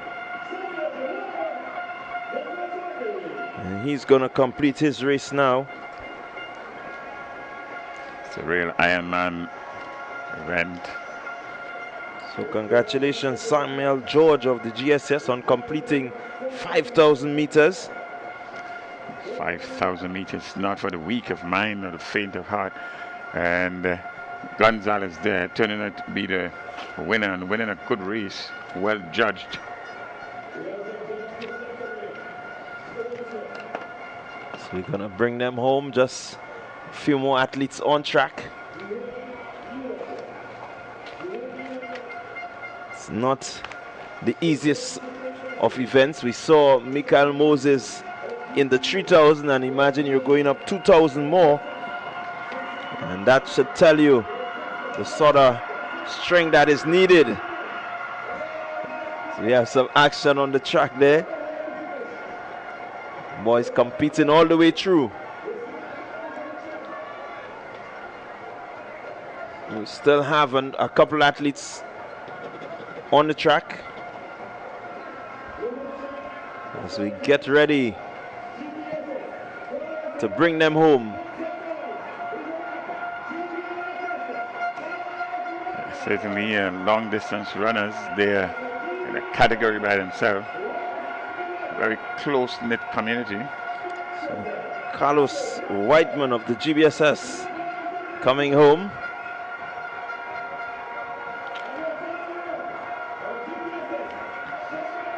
And then we have another athlete from the GBSS,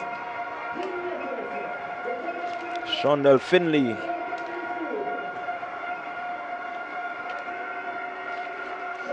Coming in and completing that 5,000 meter run.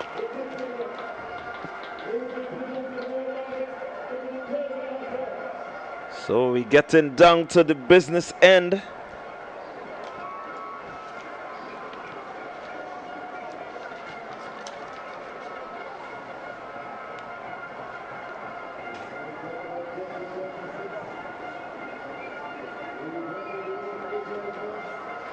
That's a combination there of the 5,000 meters.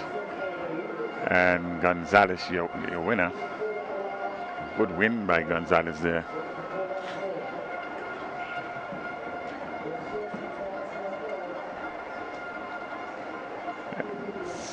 Boca Secondary School, 17 minutes, 11.1 seconds. And Fleming is position number 2. St. Mark's Secondary School, 17 minutes and 33 seconds. Keith Charles, perennial Keith Charles, always there about in third position, 17 minutes, 44.4 seconds. And then in fourth position, Samuel George.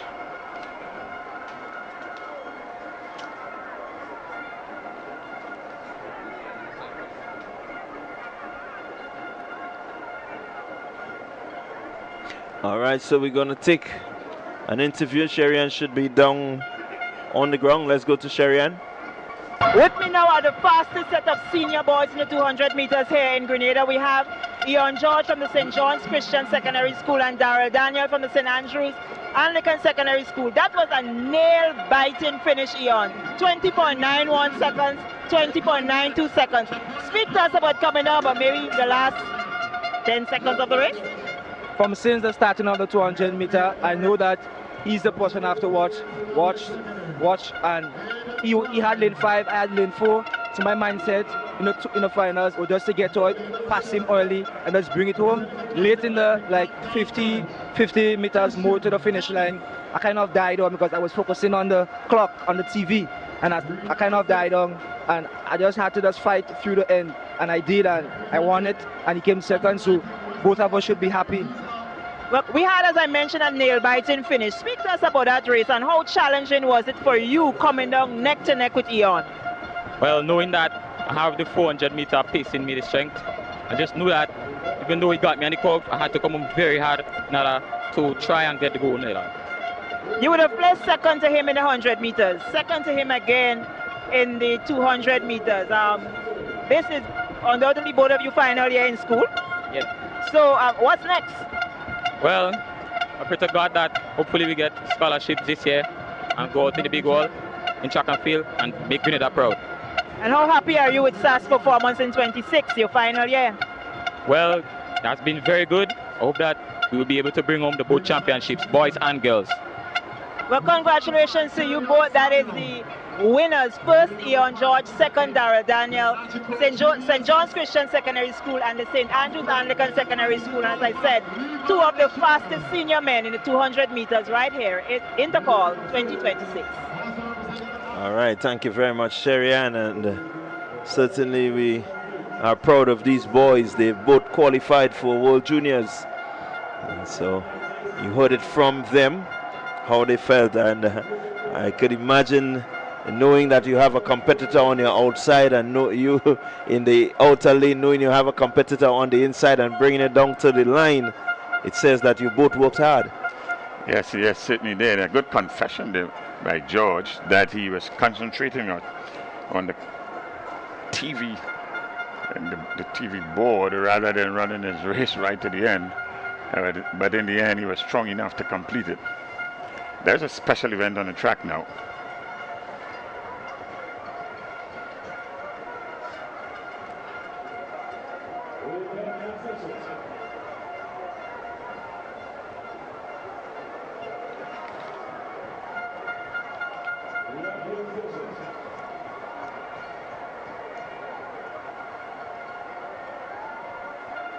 And that should be the School for Special Education there. School for Special Education it is. 5 athletes there. It's always a good thing to have their special education young people take part in any of the sporting events here. Inclusion.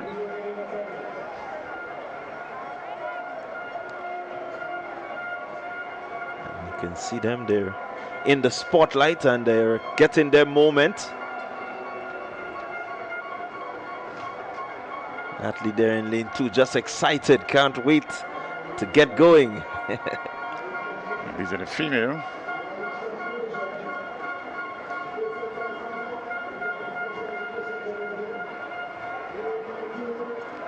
Aisha Fraser, Kahelia Lashington, Connie Smart, Angelica Phillip, Makaya Patterson.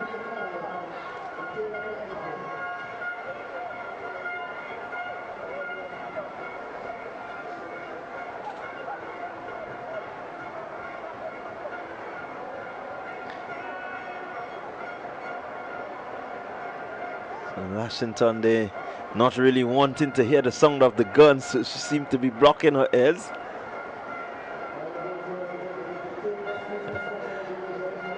Certainly excited though. And they go back on their marks. Clyde might be right. I think she wants to block her the sound. She probably prefer just to do some reaction running. Yeah, certainly not willing to hear the gun.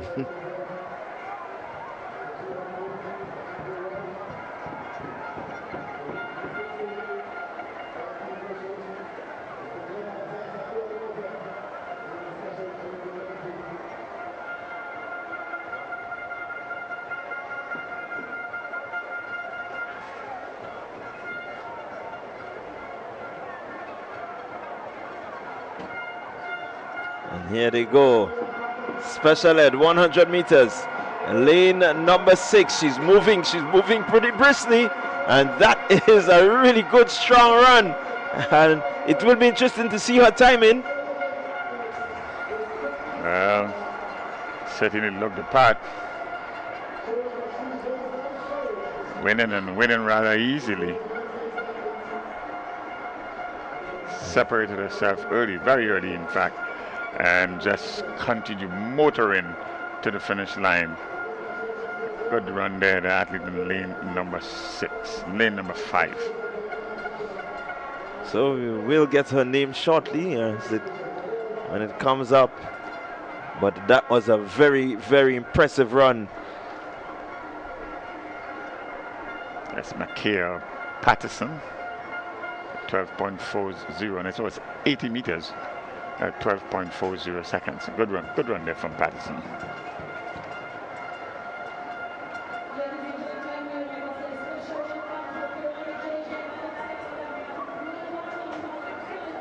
So Makaya Patterson, congratulations on the gold medal run.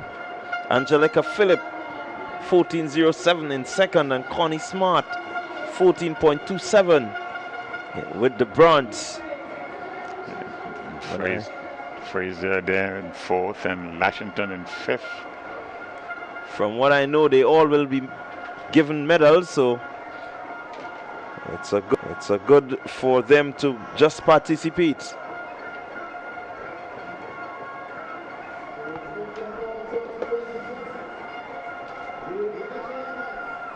And the boys will be up next.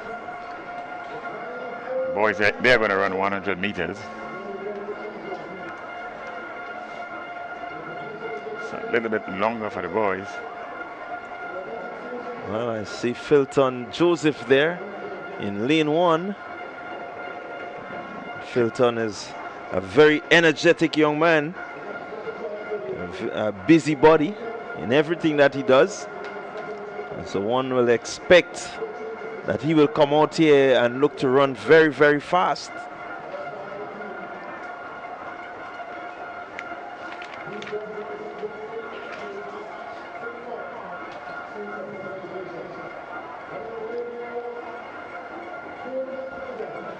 And on your screen, the javelin in progress. Lane number 4, Cody Scott. Lane 5, Tyrone Williams. Lane 6, Zayden Benjamin. Lane number 7, Jaden Emery. And lane number 8, Jason Mark. So in the 100 meters for special ed, seven young men will face the starters.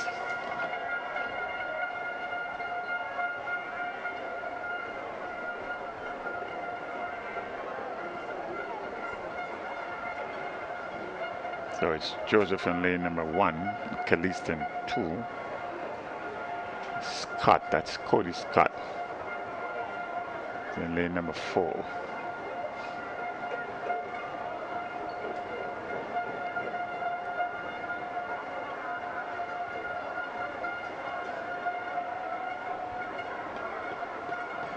Waiting in the instructions to get things going.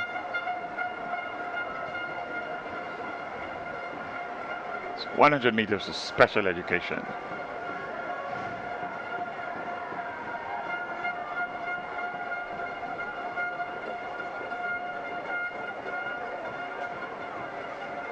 So we're all set. And here they go. Let's see. The running seems to be coming from lane 5 and lane 1. Filton Joseph. And Joseph has some competition on his inside. He's motoring. Here comes lane 7. It's going to be tight at the line. Oh, yes, and get some resemblance there from Michael Johnson out of lane 7. Upright stand, upright running position. The officials will confirm the results. Certainly look like lane number 7. As we look at the replay here, lane 7 really working hard, leaning back, as you said, Bernard, and right there he seemed to have gotten it. Good run from the young man there. 100 meters of special education just completed. It's good to give them that spotlight. Builds their confidence, helps them to, know that they can achieve great things just the same way. And this is a big stage. This is but the biggest stage in track and field in Grenada. So we're going to go down to Sherian. We have another interview. Gold medalist in the 100-meter hurdles in the sub-junior category is Kaylana Modest, the athlete out of the St. Andrews Anglican Secondary School. She is a second-tier sub-junior. You said that was your personal best. Speak to us about the mindsets going into that particular race and executing it come down. I felt confident. I felt that I could have won it, and I actually did win it. How did you prepare for today? By listening to my coach, pray, work, and win, like my community bus group, of course. I felt very happy. I warmed up a lot, everything.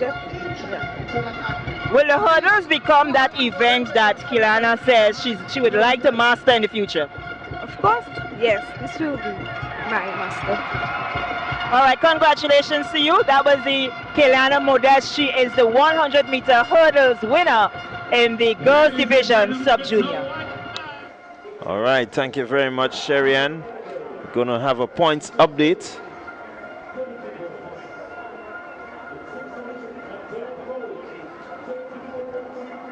And that's the female division.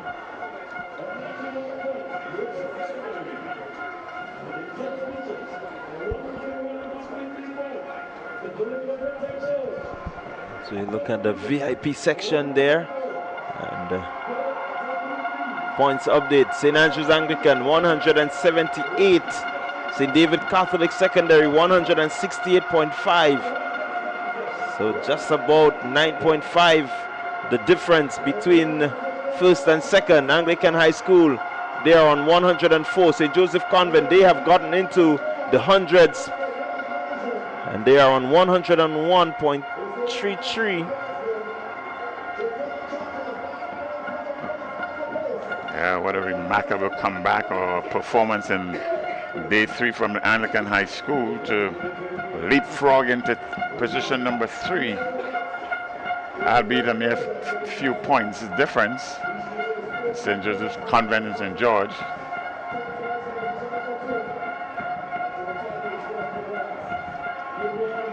So we're getting ready there. The Prime Minister repping for his alma mater.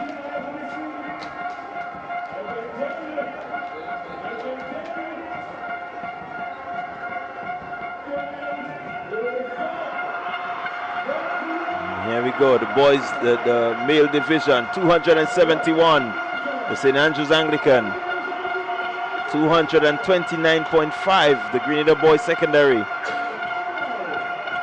and the Presentation Brothers College, 106, Boca Secondary, they're up to 4th position.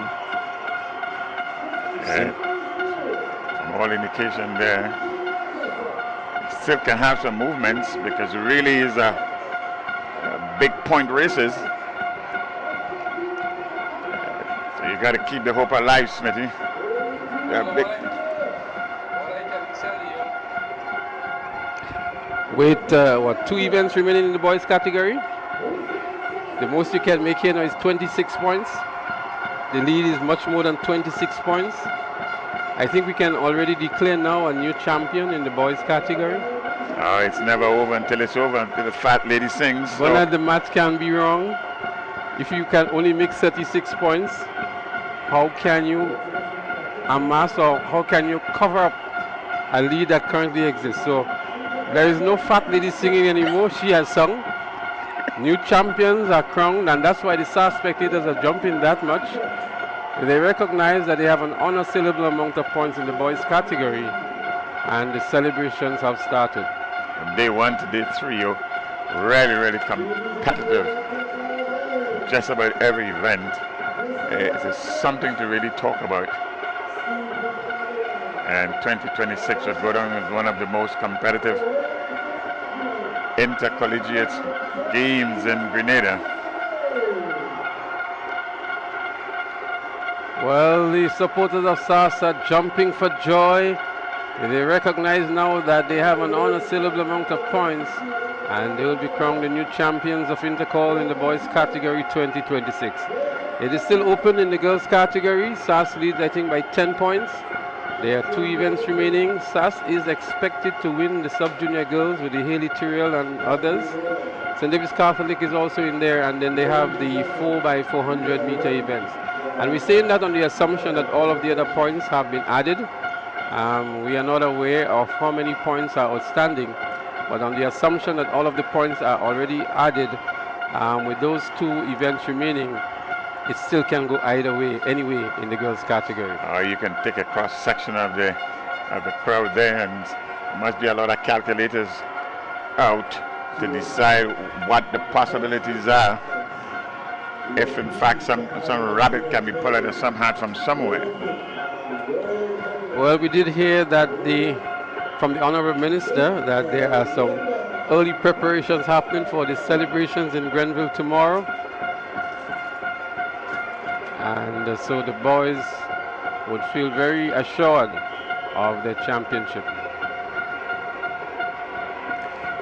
Well, we do have a medal presentation to come.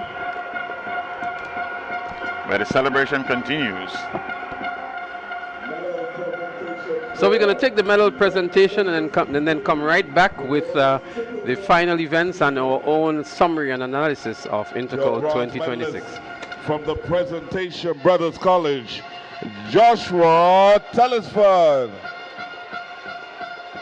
13.90 meters. Your silver medalist from Nawassa Sas, Rick Cadet. 14.01 meters.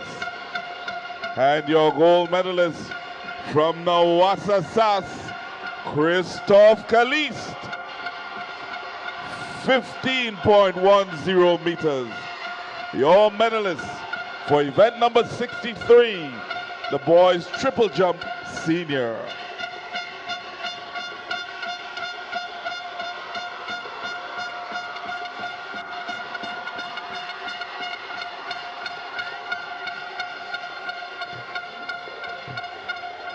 Event number 3, the girls high jump sub-junior. Taking home the bronze from the Wagati Sonova St. David's Catholic Secondary School, Shaquanda Paul. 1.40 meters. And she ties with Brianna Hosford of the St. Joseph's Convent, Grenville.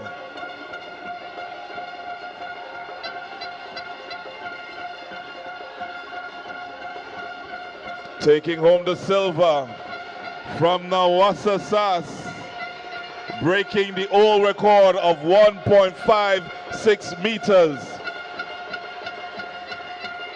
Let's hear it for Gavia Walker, Nawassa Sas.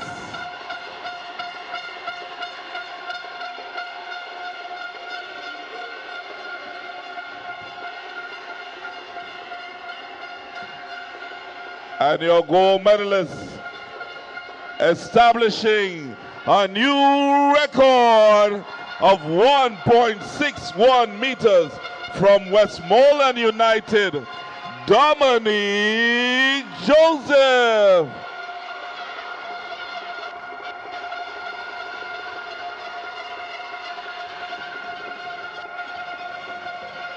Your medalist for event number 3, the girls high jump sub-junior.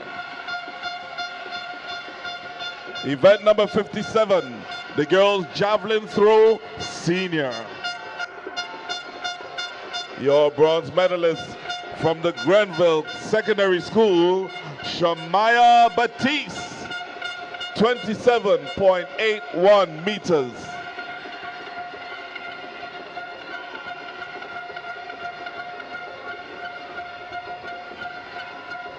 Your silver medalist from Paddy's Enterprises, Hillsborough Secondary School, Kimaya Charles, 31.52 meters. And bringing home the gold from the Nawassa Sas, Havia Fletcher, 32.25 meters. These are your medalists for event number 57, the girls javelin throw senior. We would like to thank Mr. Lyndon Victor for assisting us with the distribution of this slew of medals.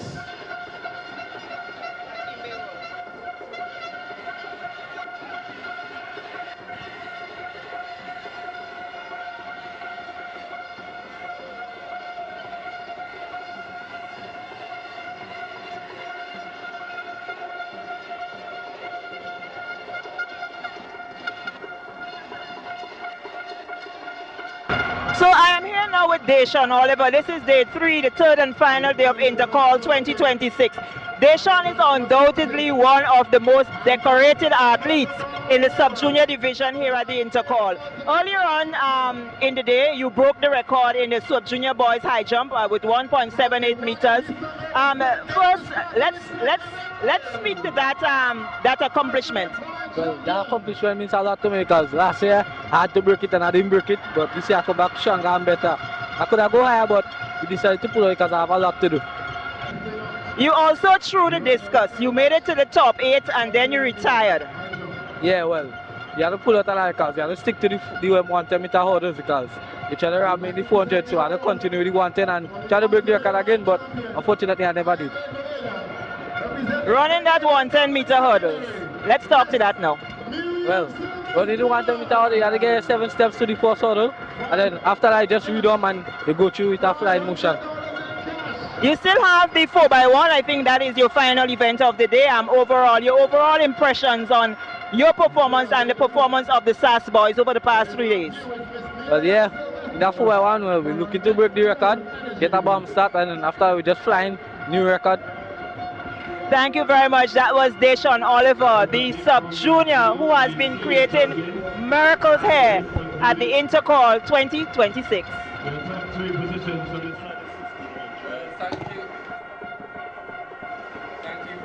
Sherry-Ann for speaking with Deshaun Oliver and expressing his real true feelings about his performances. He has been really outstanding, establishing a new record and winning in many of the events that he participated in. Deshaun Oliver a standout for SAS.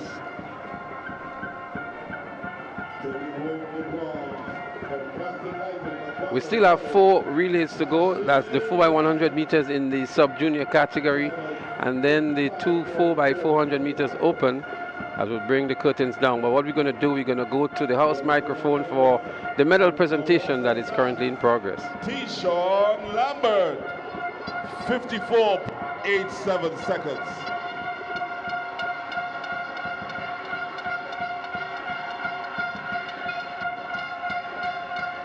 And bringing home the gold from Najiko Jeep,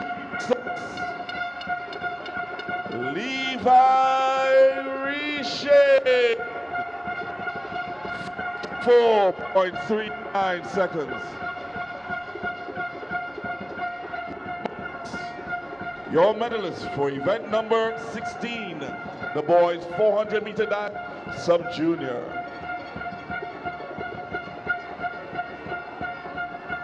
Event number 76, the boys 5,000 meter run senior. Your bronze medalist from GCA Airstrip Jets, Keith Charles, 17 minutes 44.44 seconds. Taking the silver from the St. Mark's Secondary School, Kevin Fleming, 17 minutes 33.0107 seconds. And leading the field and taking home the gold today from the classic Lighting Boca Secondary School, Lyndon Gonzalez, 17 minutes 11.10 seconds. Your medalist for event number 76, the boys 5,000 meter run senior. Event number 83, the girls 3,000 meter run open. In third, and taking home the bronze from the St. Joseph Convent St. George's, let's hear it for Keana Alexander. 11 minutes, 54.98 seconds. Your silver medalist from the St. Joseph's Convent St. George's again. Make some noise for Annie Logie. 11 minutes, 52.49 seconds. And bringing home the gold from the classic Lighting Boca Secondary School, Annalisa Brown. 11 minutes, 51.14 seconds. Your medalists for event number 83, the girls' 3,000 meter run open. We would like to thank Mr. Akimbe Worm for assisting us with the distribution of these medals.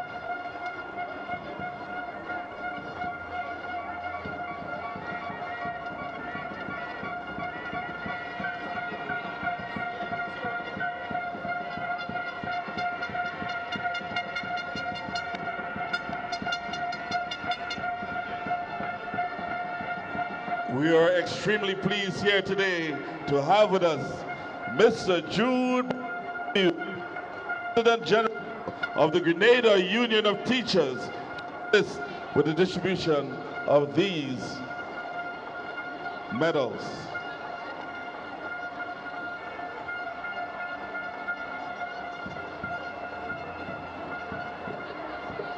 Ladies and gentlemen, Gaps in the Call is all about inclusion, and today we're extremely pleased to have with us our brothers and sisters from our special education schools.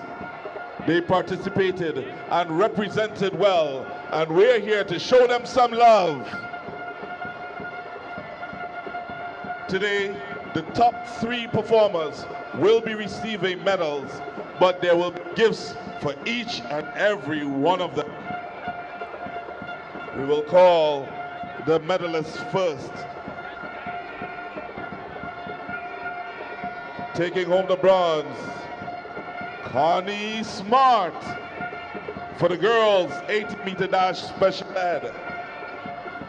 14.27 seconds. Let's hear it for Connie Smart.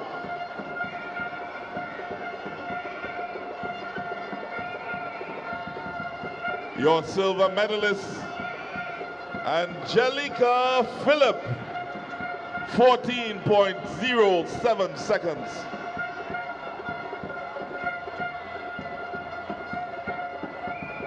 And your gold medalist with a time of 12.40 seconds. Let's hear it for Michaela Patterson.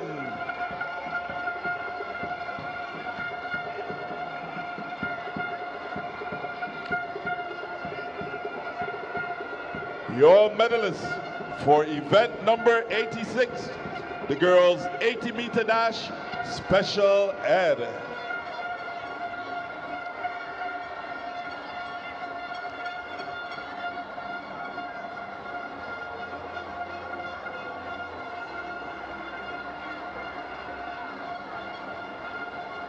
We now turn our attention to the boys. Event number 87, the boys 100-meter dash special ed. In third and taking home the bronze today, we have Tyrone Williams, 13.47 seconds. Let's hear it for Tyrone Williams.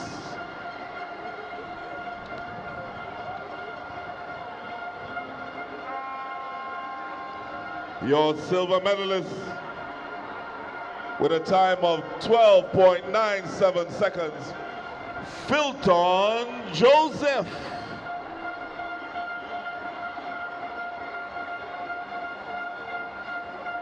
Let's show some love, ladies and gentlemen.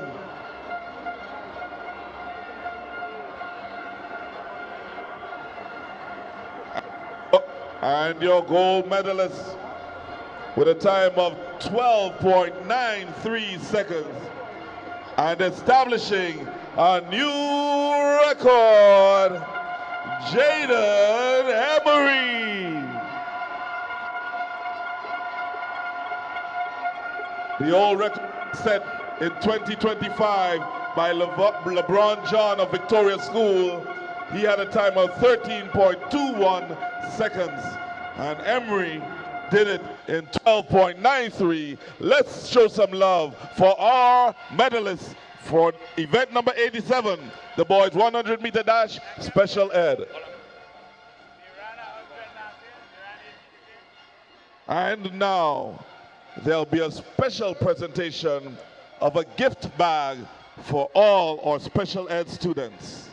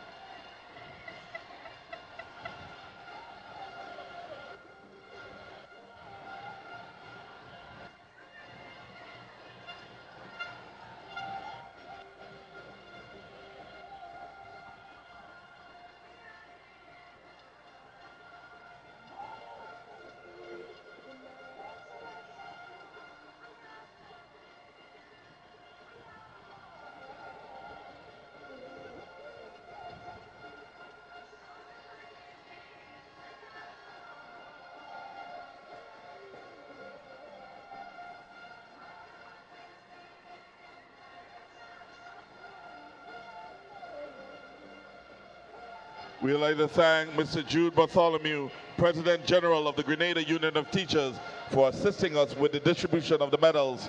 We want to thank our special education students for participating and celebrating with us here today.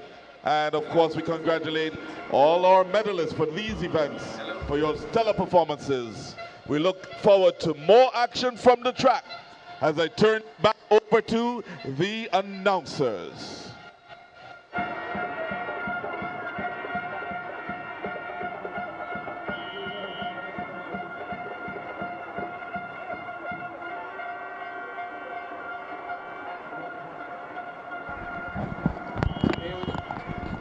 We welcome you back here to the Kirani James Athletic Stadium. We enter the final segment of Intercol Games 2026.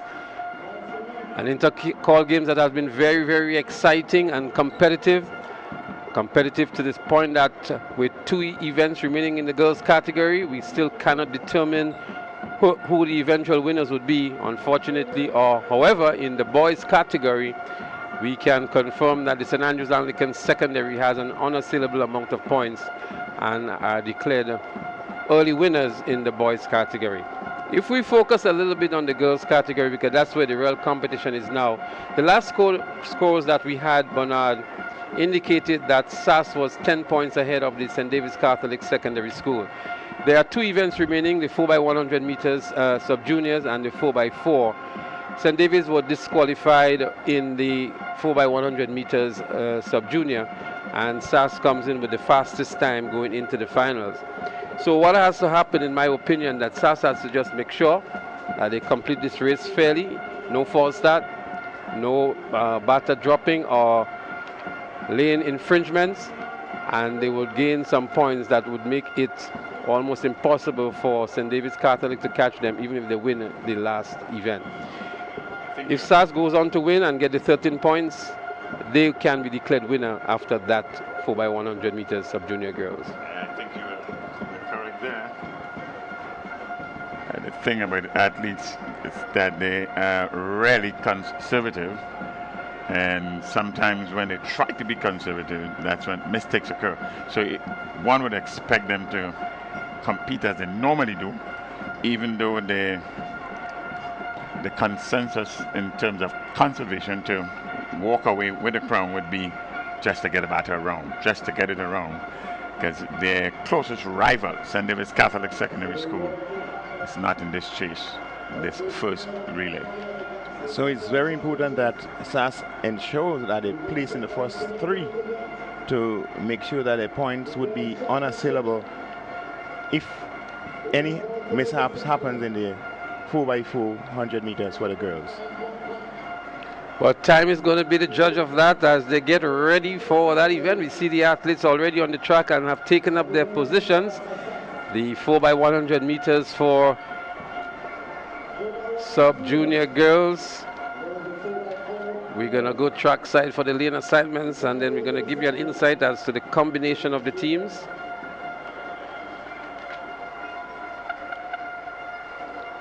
We can tell you it would feature Bishop's College.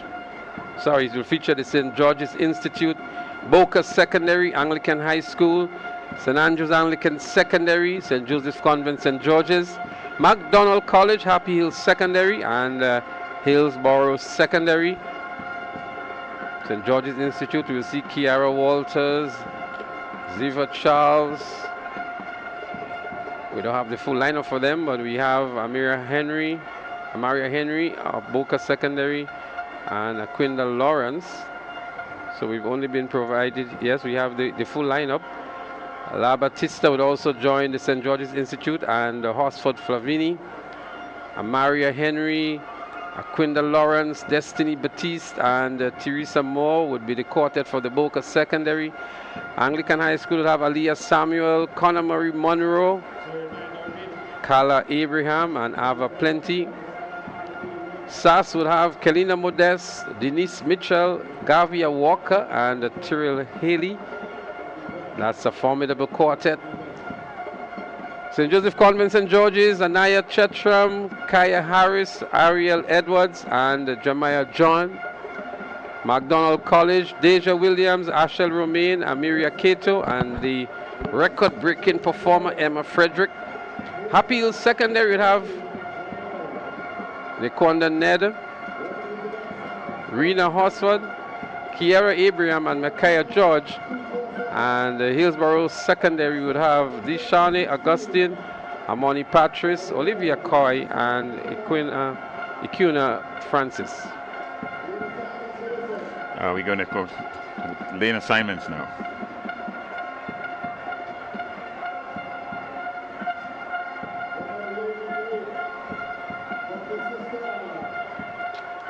From Patty's Enterprise, Hillsborough Secondary. Lane number 7 from Happy Hill in St. George's, Classic Lighting, Happy Hill Secondary. Lane number 6, we've got the quartet from the Classic Lighting, MacDonald College. Lane number 5 is the girls of the St. Joseph's Convent, St. George's. Lane number 4, we've got the big ones. Fastest in qualifying, the girls of the Nawasa SAS. Lane number 3, your second fastest in qualifying, the quartet of the GTC Anglican High. Lane number 2, we've got the girls representing Classic Lighting, Boca Secondary. And lane number 1, surprise inclusions, we've got the girls of the Classic Lighting SGI. Well, there you have it, gentlemen. The finalists for the 4x100 meters sub-junior girls. SAS with the fastest time of 44.47, and Anglican High School with the second fastest time of 52.86. That is some distance between these two already. It is some distance, and really one expects the running to come from lane number 3, 4, and 5. So we're getting ready for this one. 4x100 meters. Girls, sub-junior, and it's the final. Well, the nerves are out there, the anxieties are out there, the fans in the stands are in great anticipation. St. David's Catholic Secondary must be holding their breath here, so too is SAS. St. Joseph Convent, St. George would be looking forward, so too is Anglican High School coming in with The second fastest time. They call to orders now. Yes, and this really is the future of sprinting. 4x100 meters sub-junior girls. This event can determine the champions in the girls division. The record in this event is 49.24 seconds, established in 2016 by the Anglican High School. Might be under some threat here. Well, 49.47 in the heat definitely will pose a threat to the record. There they are. There they are, raring to go.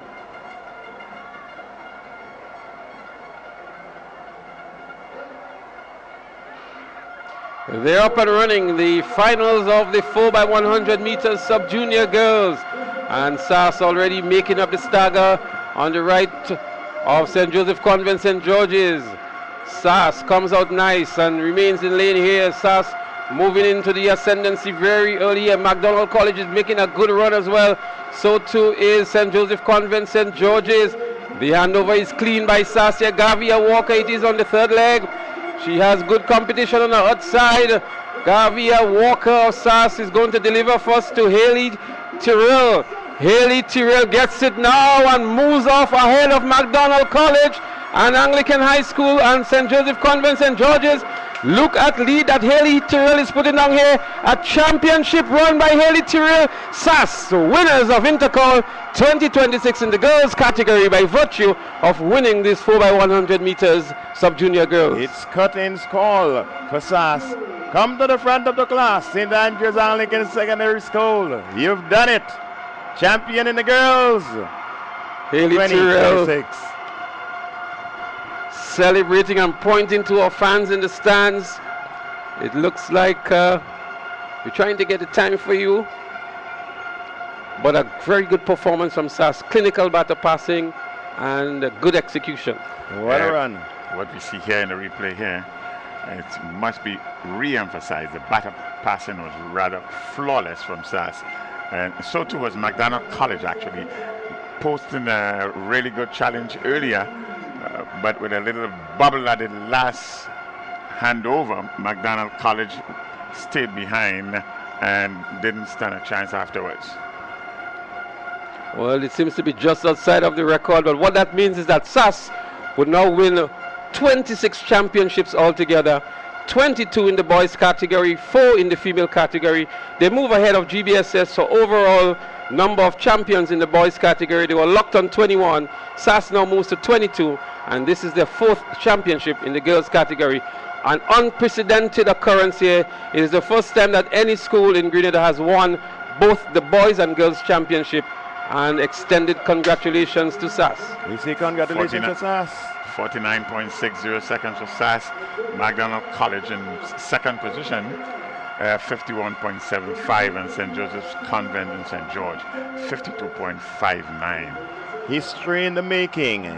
We witnessed it today, the double bubble for SAS in Intercol 2026. Well, the celebrations will start here, and I can tell you it will definitely end on the streets of Grenville tomorrow and may very well extend into the weekend as well, as we see the jubilant fans across the entire stadium in appreciation of what has been an extended and excellent Intercol. We still have 3 more events to go nonetheless, and we expect some more exciting events. The boys are up next, and then we have the usual very exciting 4x400 meter events. Yeah, well, what a way to crown a winning team with a remarkable run, even challenging the championship record by this SAS team, female team. Really, really impressive performance over these last 3 days. Intercol 2026. What a way to bring down the curtain on your female team, although there is still one female event to go, but an early declaration there by virtue of the points standing. And the jubilant fans and supporters continue. What is interesting here, Bunstein, we've seen green bandanas, red bandanas, white bandanas, of course the blue bandanas. They're all in celebration here. Some may not just be celebrating, but just having a great time in this festive indeed. Kind of atmosphere. And this is what it is really about there. You can, in fact, be rivals, but you keep it safe, you keep it decent, and this is exactly what is happening. Interestingly, we did not see any missiles thrown from the athletes on the bleachers. We heard the Honorable Minister making a special plea to the students to conduct themselves in that kind of manner, and they've listened, and so far we have seen some very good cooperation and safety amongst the students on the bleachers. Well, we must congratulate the students for their fine behavior. Even though they're exuberant in their spirits, enjoying themselves, they were able to maintain the cool and not get too overheated and too excited during the activity today. Conference St. George's have something to celebrate. They've done well over days 1 and 2. They were very impressive. Maybe they lack the depth to continue, but the Conference St. George's really gave a good account. I think my two teams of the tournament of the 3 days, I mean, outside of the champions would obviously be Aboka Secondary School. They have made some significant progress. They were in the top 5, I think, in the girls category, and in the top 6 in the boys category. And Aboka Secondary has shown maybe the most improvement in Intercol 2026. I would agree with you there.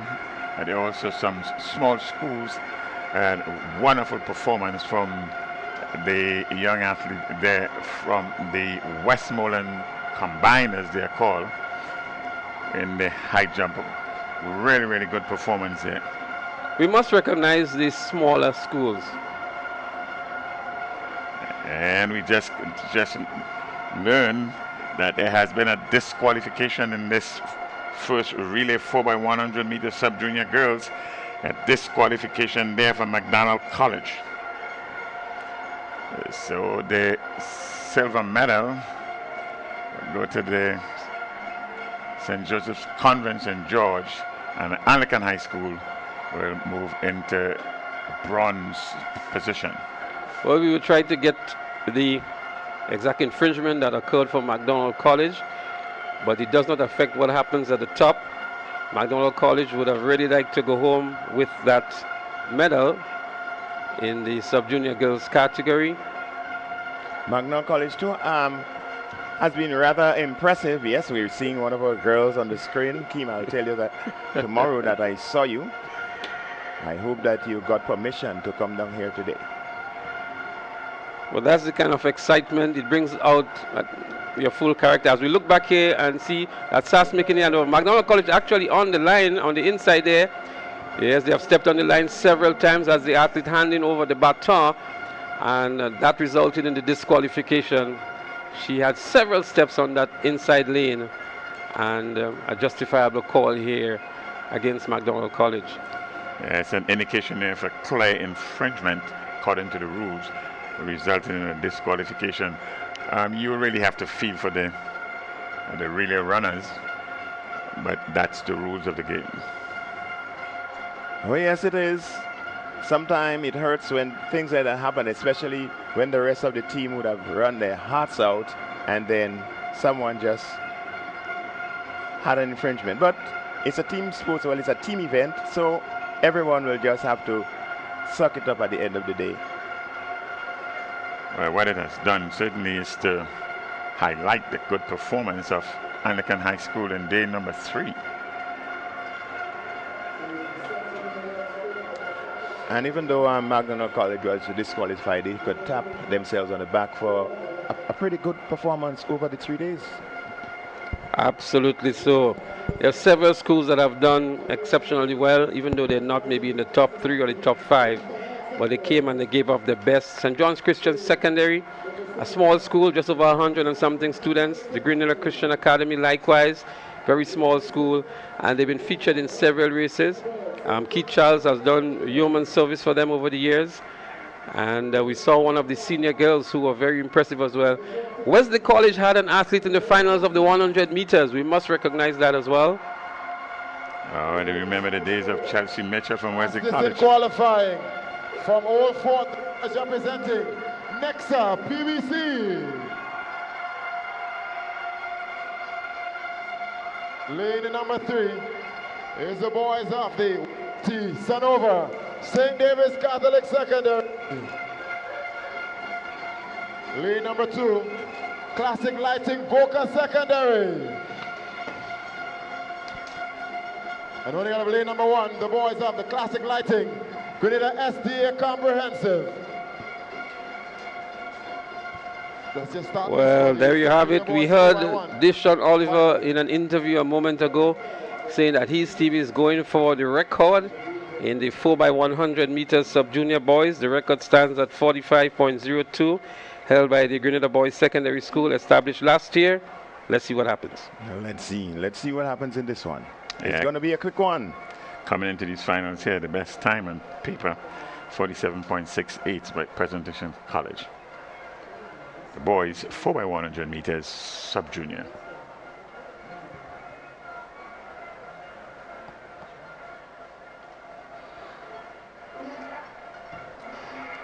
The gun sends them off. 4x100 meters sub-junior boys relay.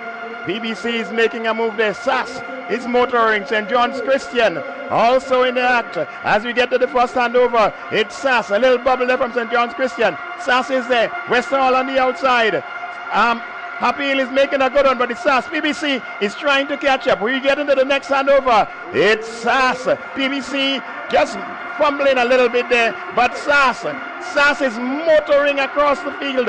SAS is there. BBC on the inside. They hand over now to Dishon Oliver, and he's gone. It's record. Watch what will happen here. He's motoring down 10 meters, separating SAS from the rest of the field, and they clocks it now. What's the time? 46.52 on the flash time. The record at 45.02. The official time 46.64 it seems, and maybe just outside of the record, but nonetheless a victory for SAS as they continue to cement the championship on Intercol 2026.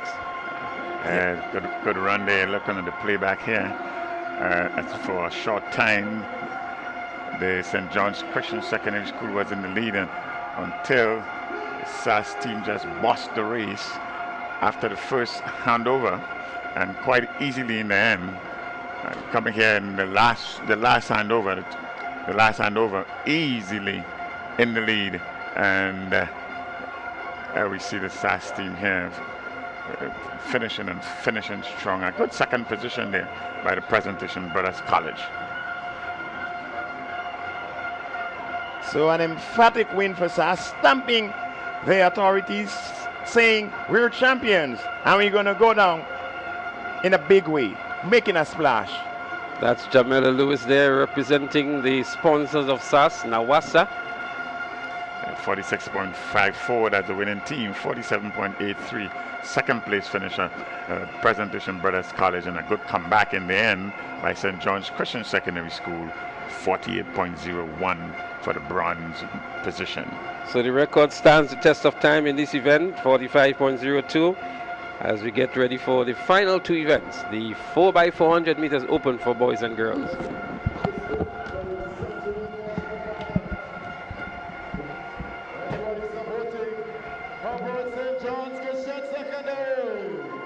As the sun continues to set on the western side, we see the beautiful St. George's landscape at the back, and the many thousands who are here at the Kirani James Athletic Stadium to witness day 3 of Intercol 2026. It has been that exciting, it has been that rewarding, it has been that electrifying. What an event we've witnessed over the last 3 days.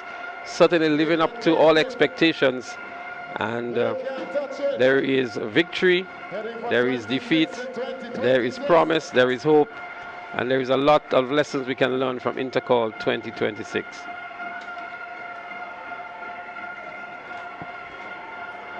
Their hands are tightening around the base. So that's the spectacle there of the Intercol games. The fans all packed in and they're supporting their team. Looking for 26 in 2026. If you're in the stadium and you're supporting SAS, you're breathing a sigh of relief, but you are enjoying the moment. But the race isn't over for some teams. This is the make or break for some teams. And we always say that even though the champions have been crowned, what you are left with at any of these athletics meet the winners of the 4x400 meters. St. Joseph Convent, we still remember that race from last year. They have almost the same team going back in 2026. The Annie Logie and her quartet, her colleagues. And they would fancy their chances going into the 4x400 meters for girls. And what is interesting about that quartet, for this season, they have shown that they are still very much in good shape. So Kayana Alexander, Ariel Edwards, Ariana James, Annie Logie. That's a difficult team to beat. Well, I'm watching. You're watching. We're all watching. We're holding our breath. The convent girls are ready to jump. Let's also look at the Boca Secondary School, because they would pose a good challenge, I can tell you. Soraya Phillip, Sarana Hall, Angel Lewis, and guess who's anchoring? Annalisa Brown. That's a formidable quartet as well. We look to Anglican High School, Shania Nelson, Amira Henry, Kylie Williams, and Carriona Gelino. Another good team. Smith, remember we always said while you build a team, it comes down to strategy and execution. How are you going to pull this off? You know who you are going against. What are you going to do to hold them off? Let's look at St. David's Catholic Secondary. Shade John, Tishona Bascom, Shaquanda Paul, Janae Alexander. Another formidable team with Shade, who was second in the 400 meters. Tishana has been doing well. Shaquanda has been doing well. And Janae Alexander is there with them as well. So you are right. We cannot call it. While we may think we can, we cannot. Like you viewers, we have to wait and see. Let's look at SAS now. Kenisha Kalis, Haley Tyrrell, it's a surprise for me. Kelana Modeste and Gavia Walker. They want to close the stadium tonight. Not that they need this to win, but they want to close it with a statement. McDonald College, Kayla Olive, Chelsea Providence, Abigail Williams, and of course Emma Frederick. McDonald's College Quartet. We're going to go to the house mic for the update on the point standing. In 16th position, we have St. George's Institute and Wesley College on 4 points. In 15th position on 10 points, the Happy Hill Secondary. In 14th position on 11 points, the Grenfell Secondary. In 13th position on 12 points, Westerhall Secondary. In 12th position on 16 points, Westmoreland Senior School. In 11th position on 17 points, St. Max Secondary. In 10th position on 22 points, Grenada Christian Academy. In 9th position on 25 points, Hillsborough Secondary. In 8th position on 31.5 points, St. Joseph Convent Grenville. In 7th position on 32 points, Bishop's College. In 6th position on 74.33 points, McDonald College, your top 5. In 5th position on 94 points, Boca Secondary. In 4th position on 110.33 points, the Anglican High School. In 3rd position on 116.33 points, St. Joseph Convent St. George. Your top 2 on 175.5 points, Wagiti St. David's Catholic Secondary. And in top position on 194 points, it is 1st position, Nawasa Sasa. So there you have it. Nawasa Sass, top of the chain in the girls division, 194 points. St. David's Catholic Secondary, 175.50. We're going to give you an update. St. Joseph's In the Convent, male division one time. 116.33. Anglican High School, 110.33. The In competition 18 position. is for third place. So there is a real competition for third place, only 6 points. We're going to come back to the analysis as we go back to the house microphone. In 17th position, on 5 points, Bishop's College.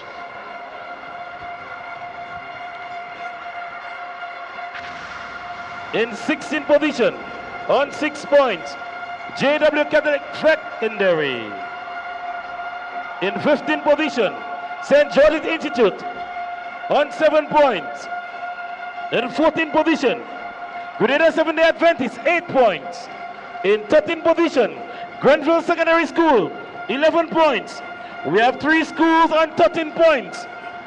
In 10th position, Happy Hill Secondary, West Hall Secondary, St. Mark Secondary. In 9th position, on 18.5 points, Hillsborough Secondary School. In 8th position, on 23 points, Grenada Christian Academy, your top 7. In 7th position, St. George Christian Secondary, 40 points. In 6th position, McDonald College, 54 points. In 5th position, we have St. David's Catholic Secondary, 57. Your top 4, Boca Secondary, 65. 3rd position, Presentation Brothers College, 116. In 2nd position, on 229.5 points, GBSS, but out front on 285 points. Narasta Sasa. Well, there you have it. Runaway winners in the boys category. Defeating the defending champions, GBSS, Sasa on 285 points. And the GBSS on 229.5 points. So we are looking at an interesting development in the girls category between Anglican High School and St. Joseph Convent.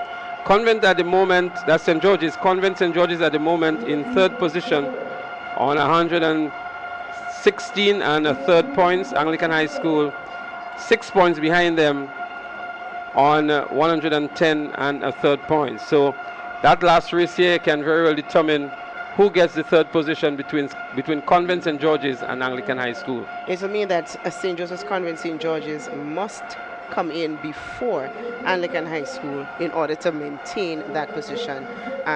So they have their work cut out for them. The 1st and 2nd position is already established. There's no switching up there. They are running for bragging rights, more or less. But see, for St. Joseph's Convent St. George's and the Anglican High School, this is a very, very, very important event. Again, Clyde, I want to recognize Boca Secondary in the top 5 in the 2 categories. As a matter of fact, they're 5th in the girls category and 4th in the boys category. Boca has done exceptionally well, in my opinion. Yeah, they certainly have done well. The Boca Secondary School, you've seen it, the way Annalisa Brown worked. She has really put in the work for her school. Bear in mind, you have Gonzalez and these boys putting up their hand just at the right time, just to ensure that Boca Secondary gain the points that they need to get into the top 5. And so congratulations to them. I think the coaches must be really proud of the athletes. We've seen them running for finish line, and now you see it for the school. Well, spare a thought here, because Boca Secondary School is 8 points behind Presentation Brothers College. So it depends on what happens in the 4x400 meters.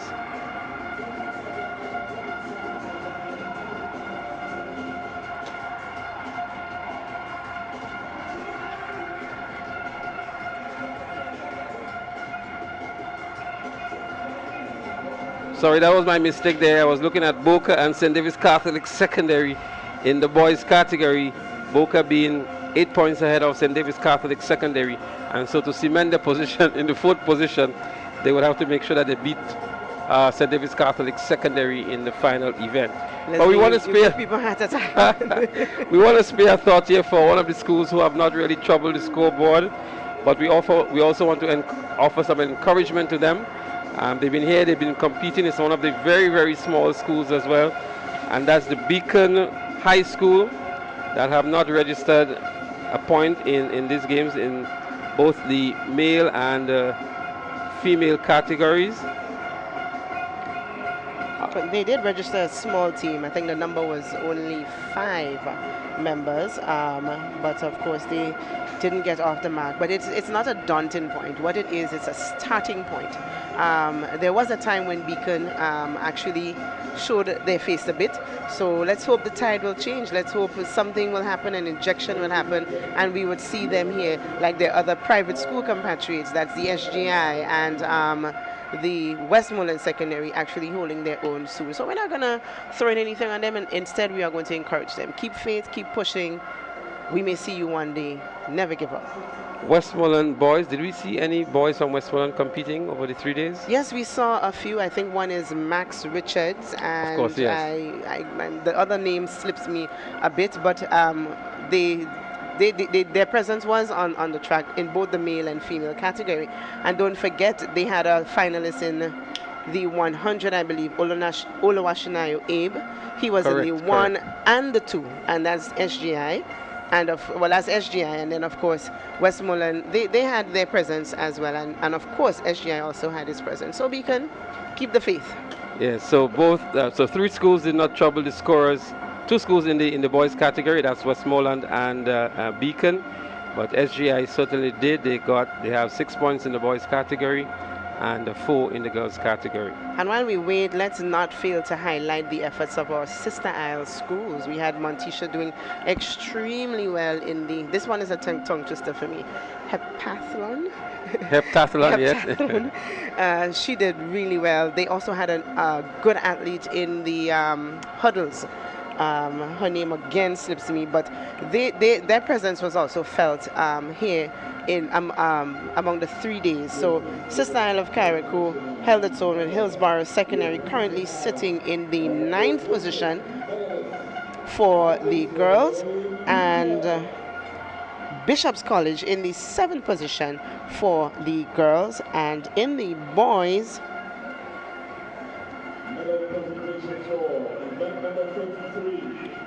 they're not in the boys, so the ladies carried Carriacou, but you know what, Bishop's College, yes man, they're in the 17th position for the boys, but their presence was felt, and oh come on, there we go, Hillsborough Secondary for the boys, they were also there. So Sister Isle of Carriacou, we saw you. We have a medal presentation.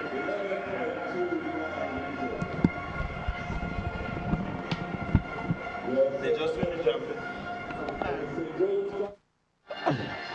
Tiana Jackson, 11.56 meters. And your gold medalist from the Wagiti Sonova St. David's Catholic School, Tabitha Francis, 11.94 meters. Your medalist for event number 33, the girls shot put junior.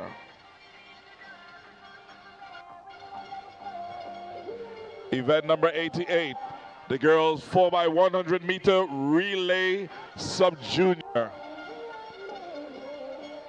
Coming in third and taking home the bronze, the GTC Anglican High School, a time of 52 seconds. Your silver medalist, the St. George's, 52.59 seconds. And leading out front, taking home the gold, Nawasa Sas, 49.60 seconds. Your medalist for event number 88, the girls 4x100 meter relay sub-junior. Event number 89, the boys 4x100 meter relay sub-junior.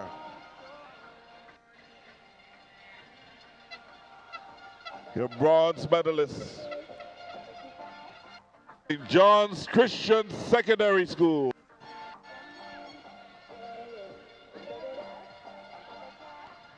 The Jonas Brown and Hubbard SJCSS. A time of 48.01 seconds. Your silver medalist, Nexa PBC. 47.83 seconds.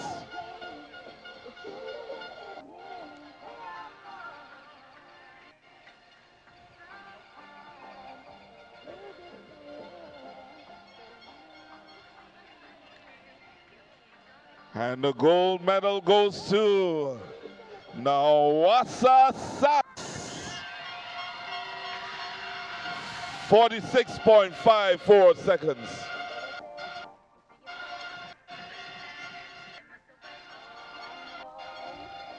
Your medalist for event number 89, the boys 4x100 meter relay sub-junior. Event number 58, the boys javelin throw senior. Your bronze medalist from Najiko GBSS. Let's hear it for Dakota Joseph.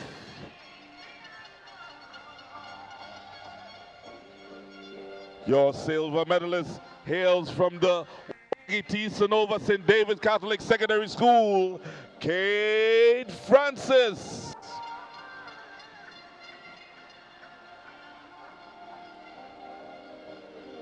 And taking home the gold today from up north, the Hillsborough Secondary School, Paddy's Enterprises, Royson Charles. Your medalist for event number 58, the boys javelin throw senior.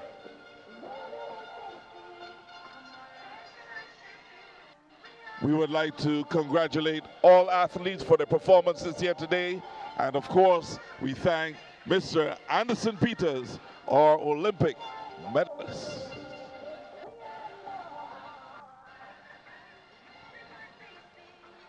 Turn our attention back to the track. It's going to be some relay action right here inside the walls of Carriacou James Athletic Stadium. Over to you, announcers.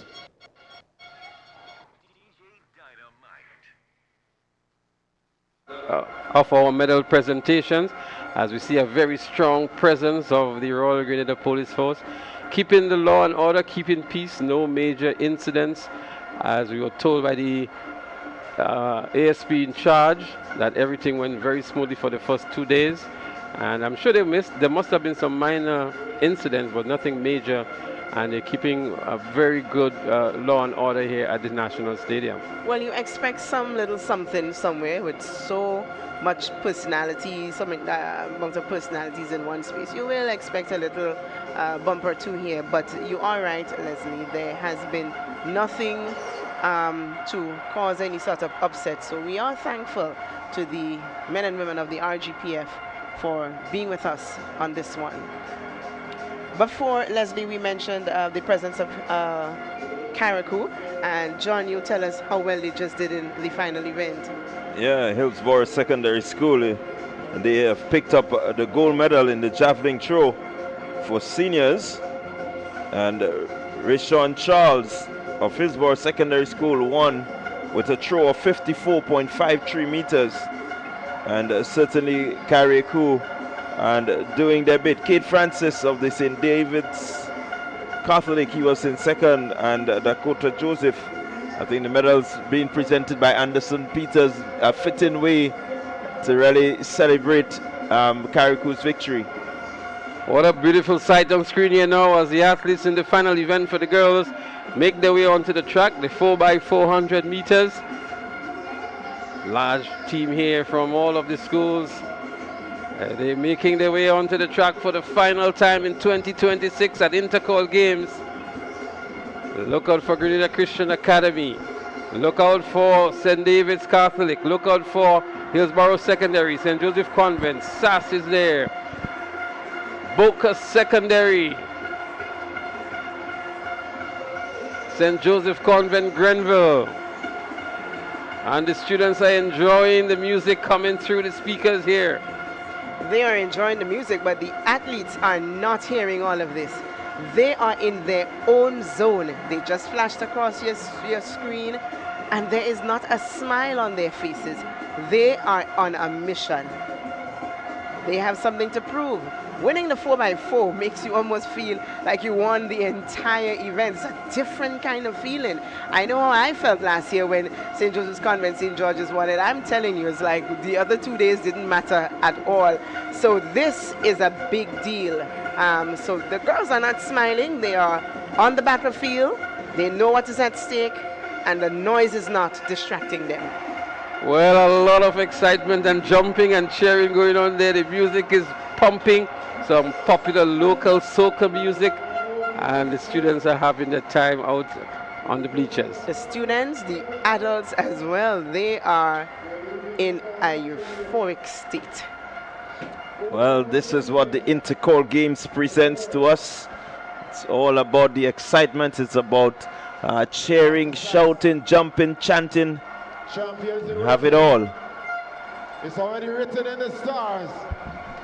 Waiting to be This crowned. is the big one. It's the But the girls of St. battle where the winner will say to the others, hey, you won the war, but I won this battle. And this is always a spectacle to look forward to. Set back in 2004 by the quartet of the St. David's Catholic Secondary. So there they are. The girls are ready and raring to go in the final event in Intercol 2026. Bragging rights always goes with the winners of the 4x400 meters. St. Joseph Convent, St. George's last year went away with those rights, and they're here to defend that victory in 2025. The record 355.65. St. David's Catholic Secondary in 2004. It's a very old record. Hazelland Regis was part of that, and Convent, St. George's and the others would be gunning for that in a moment. Well, it's going to be a really fast one. I'm anticipating a fast one. The field looks really good, and so we anticipate, just as the viewers, to see who will win this battle. It's the 4x400 Open. 14 schools registered here, and they all lined up and ready to go. Grenada Christian Academy, St. David's Catholic Secondary, Hillsborough, Convent St. George's, SAS, Boca, St. Joseph Convent, Grenville, Grenville Secondary, Bishop's College, Wester Hall Secondary, Anglican High School, Happy Hill, MacDonald College, and Wesley College.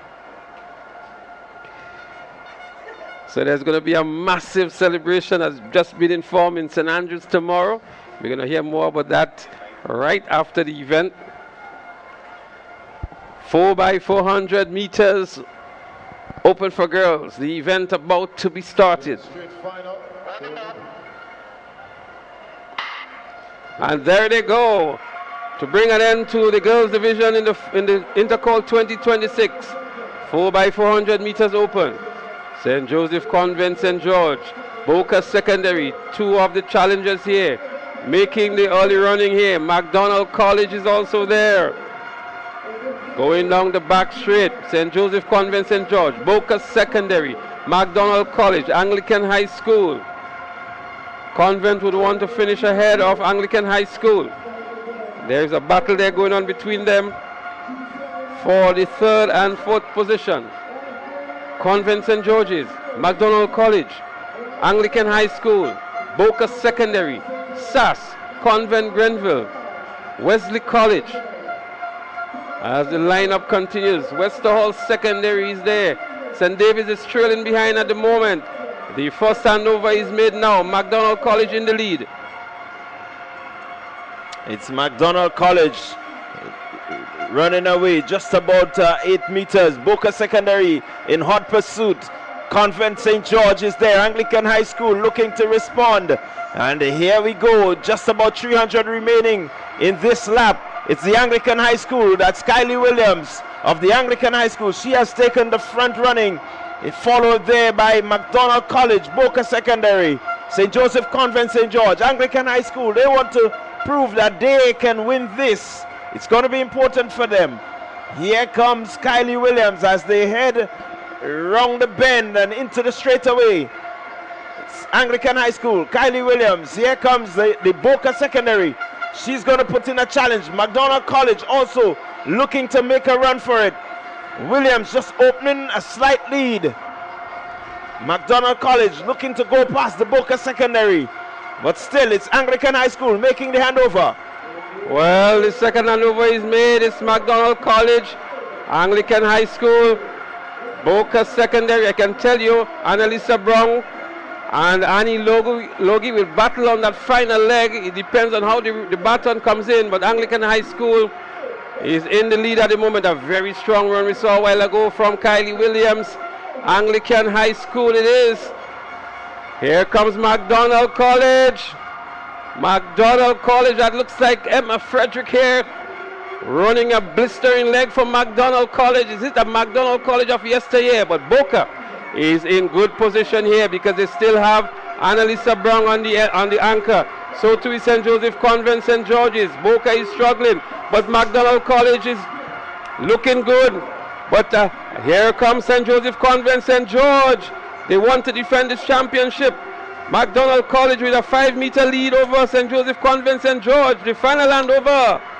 And it's the final handover. McDonald College, they're out front but closely followed by the St. Joseph Convent St. George. Anglican High School, they're following in third. Keep your eyes to the front. McDonald College, the gap is closing. The gap is closing. It's Annie Logie. The gap is closing. She goes by McDonald College. Can she sustain? Does she have enough in the tank? They're striding, stride for stride. Convent now ahead. St. Joseph Convent St. George. Slight stumble there, but she's still going. It's Convent St. George. Here comes a burst from McDonald College. Can she hold on? Can St. Joseph Convent St. George win this one? But here comes, and it's Convent, McDonald College. Keep your eyes on the track. St. Joseph Convent, they are pushing. They are pushing. They are pushing. They have defended the title. St. Joseph Convent St. George. All right, I am composed. What a run here by St. Joseph Convent St. George's. And they finish ahead of Anglican High School, so they have cemented their position for overall third in the girls' championship. What a great run it was. Annalisa Brown got the baton much too late to run back. She had a spirited comeback. McDonald College gave a very good account of themselves. I mean, Annie Logie is a difficult one to beat in a relay, and she really held her own to bring in a close second. Leslie, I told you, before any relay, we cannot just call it like that. The setup of the team, the chemistry of the team, how this is executed is what matters. For a while, I must admit, many of us probably were nervous. What's going on? Is this going to just be taken away from the St. Joseph's Convent like that? And hands were up. But I must indeed say the team worked its way back. Annie Logie doing an excellent job of bringing the team back and bringing this goal back to where it was last year. But I cannot deny the fight by McDonald College was a good fight. An excellent fight. They stayed with them from the beginning, and the team stayed. They gave a good account of themselves. Anglican High School cannot be ruled out. That leg by Kylie Williams was exceptional. She brought the team from wherever they were back to front, and they were going. I have to admit it. Thank you, Sammy. But the quartet of Kaylana Alexander, Ariel Edwards, Ariana James, and Annie Logie was just too much on the day. They defended well. They ran a brilliant race, and congratulations in order for the St. Joseph Convent St. George. Again, next year we'd remember that race, 2 in a row for us. What a way to end the girls' championship. Again, congratulations to SAS. It really didn't matter how SAS and St. David's Catholic Secondary ended. We really didn't capture that. But in the end, SAS already crowned girls champion. And you know what the thing about this is for St. Joseph's Convent? It's like a victory to them. It's a long time since they've... so I'm happy for them. Well, Sam, the question now is there going to be another billboard? Maybe. Why not? A fresh one. Well, they have every right to do that and more as the boys are making their way onto the track. 15 schools registered here. Water sites here. We see the Ethan O'Geese. We see Daryl Daniel. All of the boys are there getting ready to do their do on the 4x400 meters. This is one again that we really cannot call. So the senior 400 meters was won by Daryl Daniel. The junior 400 meters was won by Giovanni Green. Josh is there. Kamal is there. Quanel Pierre is going to be there for GBSS. Cassius Stephen is there. As we see the GBSS quartet coming out here. There's no Quanel Pierre. Is Quanel there? Maybe he's been rested. There is Ian George. Ian George is there to run for... No, there's no Quanel Pierre. St. John's Christian Secondary. St. David's Catholic Secondary is also there. And these schools, Boca Secondary, Wesley College, Bishop's College, St. John's Christian Secondary, Grenville Secondary, the Grenada Christian Academy is also there, Hillsborough Secondary, McDonald College. They've savored us here with a lot of exciting 4x400 meter relays over the years. Let's see what they have in store in 2026. Taj Thomas is there for the Presentation Brothers College as well. So it is an elite lineup. Lati Collimo is down there trying to marshal all of these athletes as they pick up their position on the starting line. And the excitement and the euphoria continues in the stands. The final event of the day, the 4x400 meters for boys. Well, 2026 Intercol Games, certainly one for the record books. All the records that stood for many years were broken. I really am excited to see what the future of athletics will be in Grenada, but certainly this one goes down as a history for the athletes of the different schools. Well, we already have an athlete from SAS saying this is not his first year, so we know next year it's going to be good. There they are, McDonald College. We see there Grenada Christian Academy. They're starting with the strongest runner, Grenada Christian Academy. That's Keith Charles. Grenville Secondary. St. John's Christian Secondary. GVSS. They're all there in that first grouping.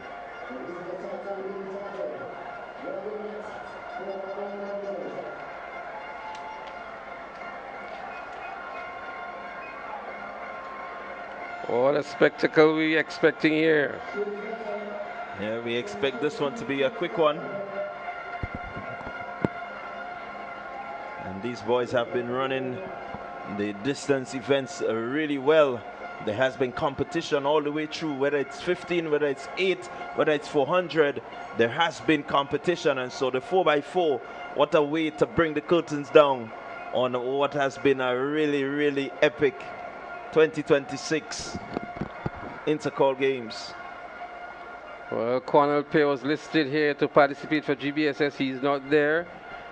And he had the fastest time of all the boys in the 400 throughout Intercol.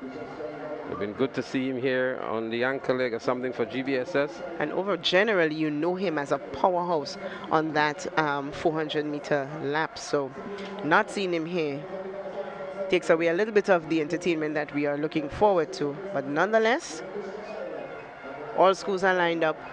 We're going to be entertained anyway. This is a special one. PBC leads off with Ethan Auguste. Had 2 misgivings in the hurdles, both the 110 and 400, but there they are. Who can imagine that? Still happening throughout Intercol, the very last event. And the nerves are still there. The starting hiccups and apprehensions are still there. Everybody wants to go home with a sweet taste in the mouth, with the glory, with the memory of Intercol 2026. Yeah, it's the winner of the battle here. The war has already ended, but the battle is what is important to many of these teams. They can go home and brag that, hey, And we won it. Here we go. Clean start this time. 4 by 400 open. Male to bring the curtains down. And what has been a really good Intercol game. St. Andrews Anglican Secondary, they're out front. Presentation Brothers College, they're in third position. Slotting in there is St. John's Christian Secondary. And let's see how they go. I know this one will be a pretty quick one. It's Junior Alexander of SAS.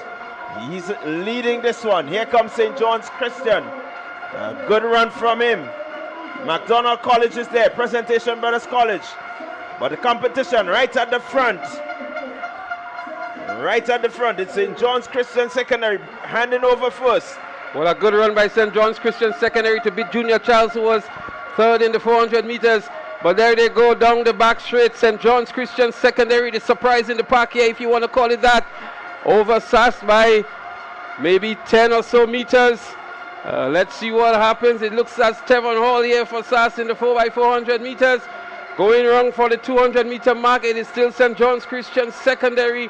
Looking good. We saw them at the Western Games and they had a very, very good performance. That's Ian George there for you of the St. John's Christian Secondary. SAS is looking around, but Ian George is going to bring it in first for St. John's Christian Secondary. Presentation Brothers College and Boca Secondary as well as McDonald College are there. But Ian George hands over first for St. John's Christian Secondary. They continue to lead on this one. There they go. St. John Christian Secondary leading over the St. Andrews Anglican Secondary. PBC back in third. Boca following. And just about 300 meters remaining this lap. It's still St. John's Christian Secondary. And St. Andrews Anglican Secondary closing the gap slightly. Here we go as they round the 200 meter bend. 200 meters and closing. It's still St. John's Christian Secondary. Here comes Christophe Calise.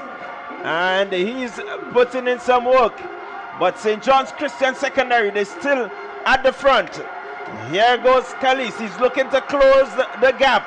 And the gap is closing. Look at Boca Secondary making a move also. In the front now, St. Andrews Anglican Secondary. Well, it is Daryl Daniel, the winner of the 400 meters, who is anchoring for SAS. Boca had a very good run on that third leg, but it's Daryl Daniel of SAS. A good run from St. John's Christian Secondary. They're still holding the second position. Daryl Daniel going down the back straight for the last time at Intercol Games 2026. He has a 15-meter lead over St. John's Christian Secondary. The winner of the 400 meters, it's not going to be a day when anybody's going to catch him.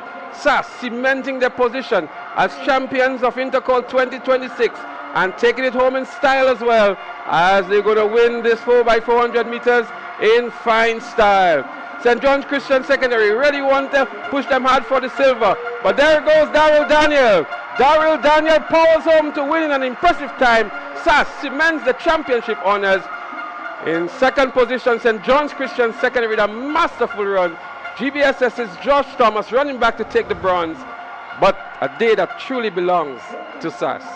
And you are indeed correct. St. Andrews continues to dominate. There's a note on the bib. End gender-based violence. Oh, that's a nice note. You win and you send a positive note. But congratulations to the St. Andrews Anglican Secondary School. These boys have run for the entire 3 days, and they end with a bang, they end with a positive note, and they end with a victory. Yeah, really, this is the battle. They have won the battle, they've won the war. St. Andrews Anglican Secondary School, they've really been phenomenal in 2026. It was a decider year, and they have decided to step in front. It was tied at 21, but 22 in 26, SAS. Well, they have won everything, if you ask me. They have won the girls category, they have won the boys category, they have won the final event of the day, the 4x400 meters. And can you imagine what is going to be happening in St. Andrews tomorrow? And I don't believe it's just going to be SAS alone jumping up. It's going to be a parish thing. The whole of St. Andrew is going to be rejoicing tomorrow. They're going to take part in this victory. And we cannot say anything about that. Why not? Join with them and have a ball of a time. But well, we have been officially informed of that SAS, Convent Grenville, Grenville Secondary, and the Grenada Christian Academy would have a joint celebration for the parish of St. Andrew tomorrow. Or we might as well call a holiday for St. Andrew tomorrow, please the Lord. But what an interesting 3 days. What an eventful 3 days. Ending off in fine style. But Samantha, we cannot discount that very impressive run from St. John's Christian Secondary. No, we cannot discount it. We are thoroughly impressed by that. We are thoroughly impressed by it. Very, very good run. And if we're talking about good runs as well, why not speak about that run back by GBSS? They were almost nowhere in it. And there they came and snatched the third from teams that were lined up. So that has to be mentioned as well. So St. John's Christian Secondary, the GBSS, congratulations to you for putting on a good fight in the final event. Well, you know, some people say one team, never two.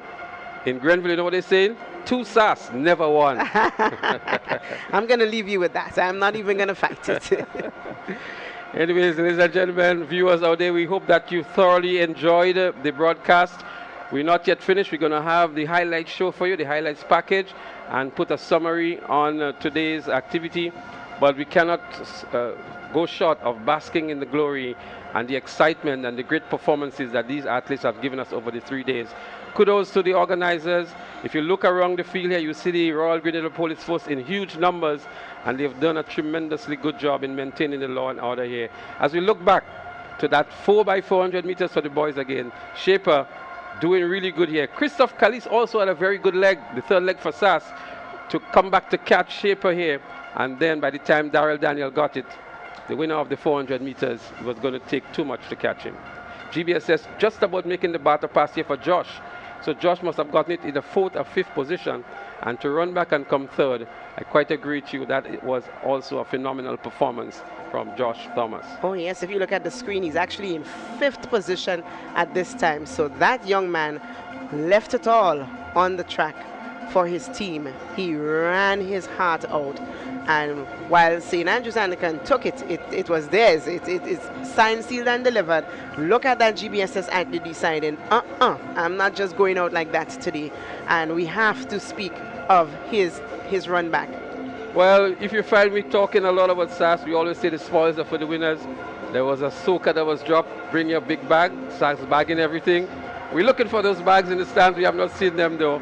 There is no rope this year for sure. SAS, all glory belongs to SAS at the moment. Convent Grenville joining in on the celebration. Anglican High School, they're all having a good time. They're celebrating good performances of all of their schools, and what a way to do it. Yeah, certainly each and every athlete, each and every school that has participated in this, the 2026 Intercol game, need to stand up and take a bow, because the competition was different. There was no runaway winners from, day one. Everybody competed. Imagine on day one, St. Joseph Convent was the first to get on the board. And certainly, it showed all the schools participating, well, maybe with the exception of 2, everyone got on the board. Everyone was able to bring home some points. And it says that the athletics future is getting really, really better. It's gonna get to somewhere to the top, certainly. Well, the victory lap has started, but we have here for you the final team scores that we want to share with you. We're gonna do just the top 5 in each category. So in the girls, we have Boca Secondary on 84 and a third, Anglican High School in 4th on 114 and a third. Then we have St. Joseph Convent, St. George's, 130 and a third. St. David's Catholic on 177 and a half, that's the defending champions. And the new champion, SAS, on 196 points.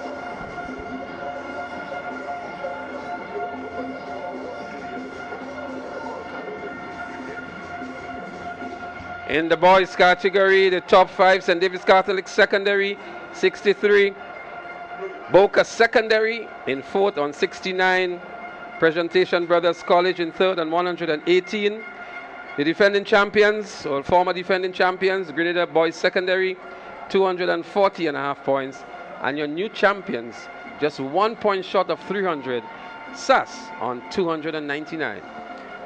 And that is the end of the story. The points are in, the winners have been decided. That is the end of the story. So all we're going to do now, we're going to just go back through the 3 days and highlight some of the outstanding performances that we saw. There were several record-breaking performances that we want to highlight from days 1 to days 3. And some very outstanding athletes as well.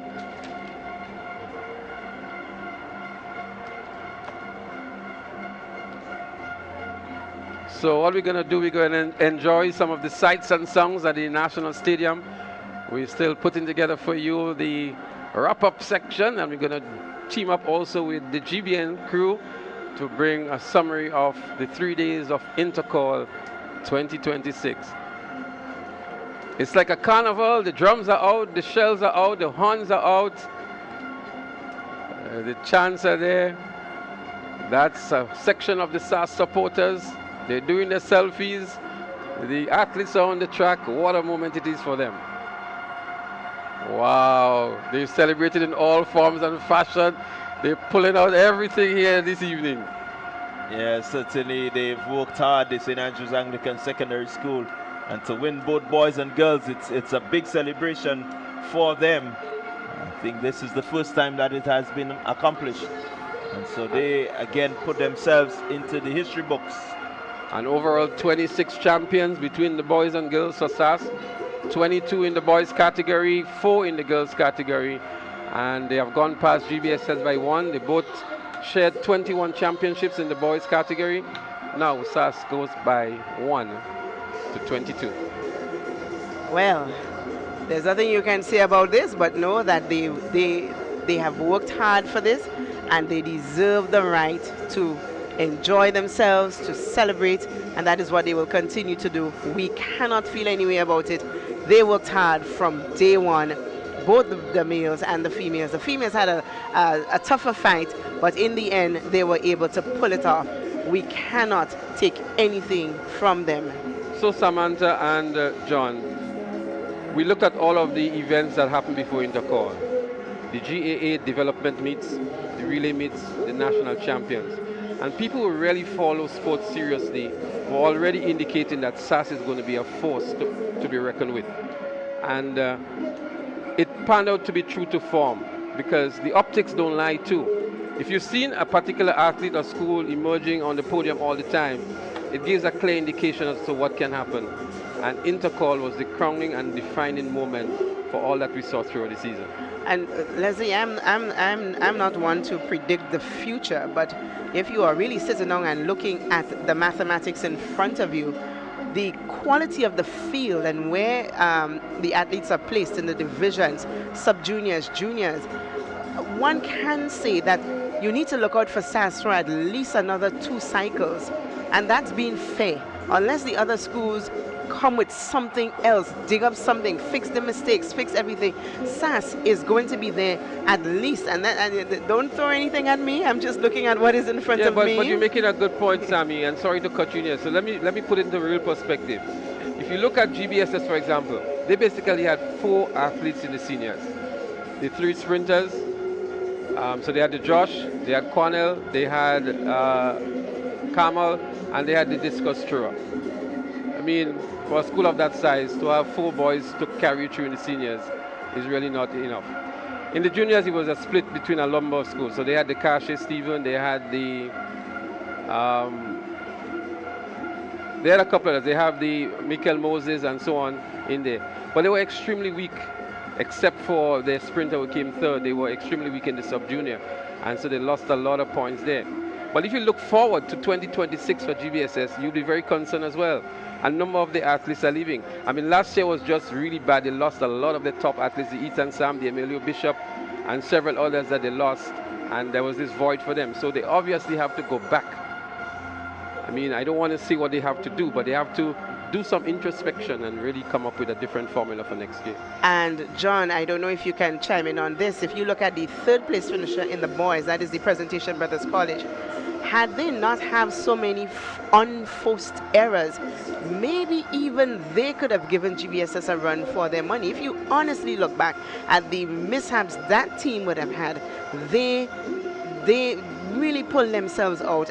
But if they pull themselves together, maybe they could have done something even to, and boy, GBSS would not have liked any shade of blue at all. Imagine if PVC really held their own and came up and gave them a run of money. GBSS would not want to see any shades, be it navy blue, royal blue, or even baby blue. They would not have wanted to see it. But Samantha, you'll have to defend that in the coming days. I can defend it, and I know I can defend it. But the truth is, GBSS will have, let's look at what the SAS field, and it is a strong field. It is a young field, and that means they are there for a while. It's the first time I've seen two in Intercol for a long time that first-year juniors have dominated the junior category. The Kasia Stephen, the Philip Mitchell, the Giovanni Green. These are all first-year juniors. So no team can actually look for them going into the seniors next year. So that was another interesting occurrence in Intercol 2026. The juniors are already dominated by first-year juniors. Well, you have to call it as it is. The writing is on the wall is in front of us. So, well, for me, what I distinctively picked up is the depth of the squad for the St. Andrews Anglican Secondary School. They had 78 athletes coming in, split between girls and boys, and I'm telling you, this is a lot, because you look at St. David's Catholic, for example, with 43 athletes in both girls and boys. So that tells you that the depth wasn't as deep as previous years. And so St. Andrews Anglican, they are actually, you're seeing the fruits of the labor from the primary school. Let's put it that way. Well, SAS has a whole parish behind him, I can tell you that. Exactly. So it's not just about the SAS alumni. But the other thing I want to mention, we must spare a thought for St. David's Catholic Secondary. I think they defended the championship well. They have lost a lot of athletes. They lacked a lot of depth. So SAS had a maybe better overall team and overall performance. But they went down with a fight. I mean, they just didn't give up early, and spare a thought for them as well. Perennial champions. They've won this thing for several years. They know what it is to win. Winning is a habit, and so they gave a very good fight for themselves. and then of course we cannot forget Boca Secondary. Not the winners here, but definitely a team that put up a fight. You know, they show that their presence was felt from day 1 to day 3. And so we have to look for them in coming years. Annalisa is still going to be there. Others are going to join. But of course, I'm not going to take anything away from SAS. This year is theirs across the board. So let's go through the categories one by one. Let's start with the sub-junior girls. And of course, our standard there would obviously be a person like a Haley Tyrrell, who was very, very good in the 100 and 200 meters and anchoring her team to victory in the 4x100 meters. She would be one of the names to remember definitely in the sub-junior girls category. Well, you can call Haley Tyrrell, yes, on the track, but you also have to spare a thought for Gavia Walker. I think she really worked hard also to help with the sub-junior category. And so these two young ladies, we've seen them before, we know of them even now. And so, again, the future for them look pretty bright. The sub-junior boys, the Iron Man, he said that this is not his best year. He'll be back. Dishon Oliver, 100 meters, 200 meters. Record in the 400-meter hurdles, winner of the 110 hurdles. He was in the field events as well. Record-breaking performance in the high jump. And he has contributed a lot of points for SAS in the sub-junior category. You know, unless something absolutely happens to him, I think he's right. He is young, he is gunning, and I think there's a lot more for us to see of this young man. So maybe, just maybe, he is correct. He's on the money. Let's see if he could put it on the money and deliver next year. But I believe, given the strength, that he will be able to do just that. Well, I like his message already, because he says this is his first year, yeah? And that tells you that he's prepared to continue doing what he's doing. And once that is his mindset, then you can certainly expect a lot of great things. One will expect that the staff, the teachers, the coaches will help to keep him as humble as they can, and not let him, really get out of his head. But certainly, once he continues with that frame of mind, Grenada can look forward to some good performances. Of course, in the sub-junior girls, we cannot forget Emma Frederick from McDonald College. She was also very good. She established some records as well. The 400 hurdles, that's the management team there of SAS. SAS, the victors, they in celebratory mood. And then if we move to the junior category very quickly, the junior girls, Annalisa Brown, Tishana Bascom, maybe two names that we can recognize right away. Yeah, certainly you must call these two. Tishana Bascom has really been working. Annalisa Brown continues to do her work.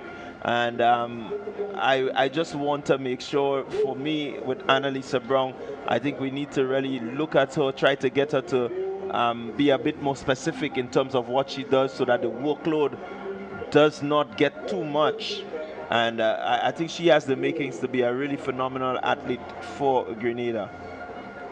Annalisa Brown picking up gold with a record-breaking performance, destroying an old record of over 20 years by Kashara George in the 400 meters, 56.4 is what she did.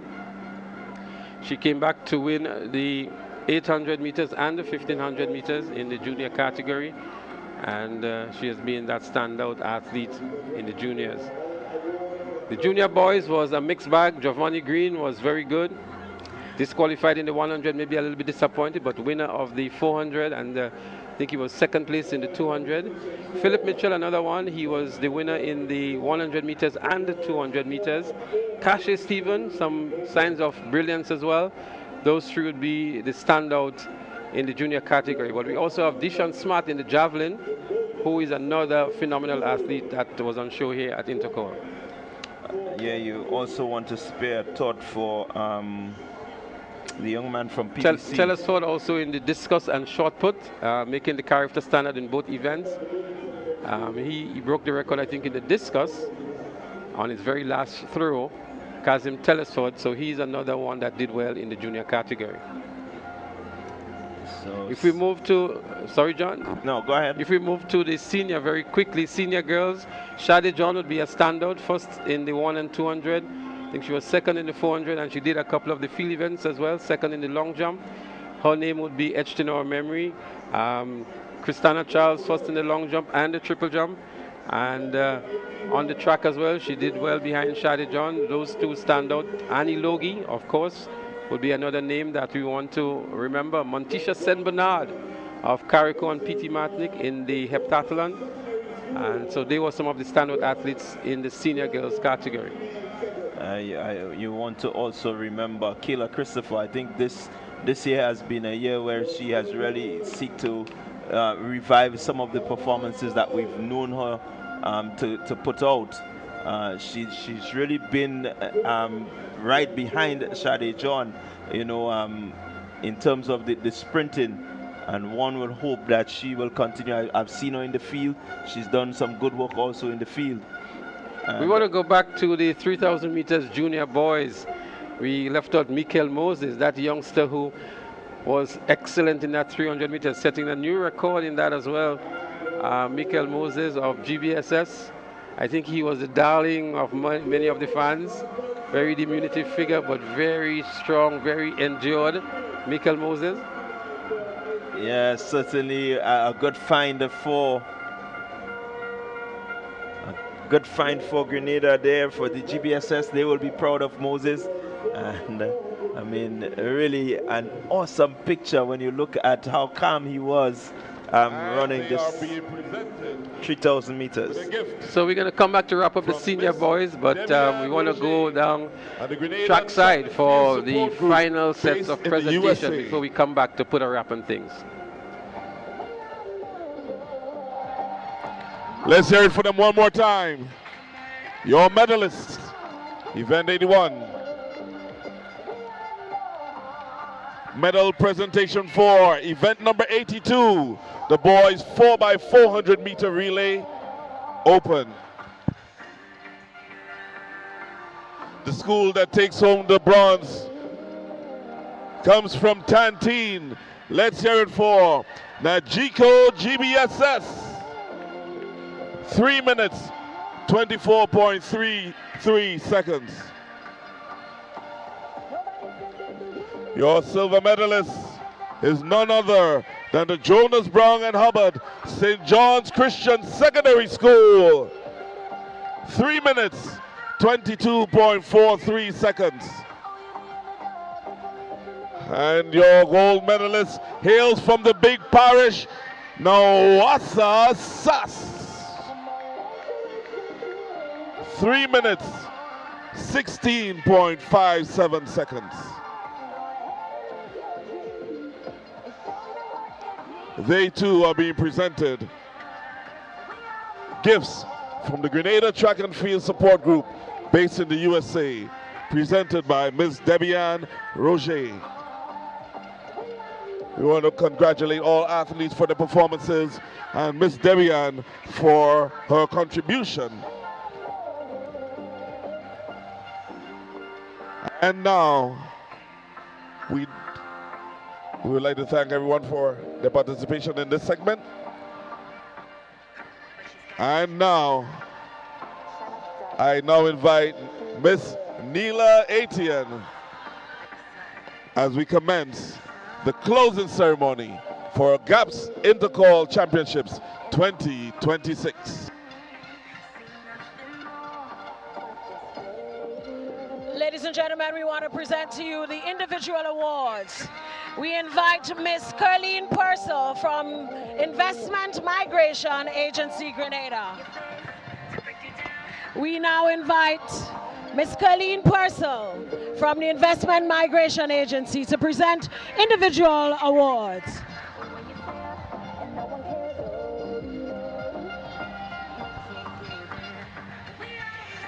We do apologize for the technical difficulties we're experiencing at this time.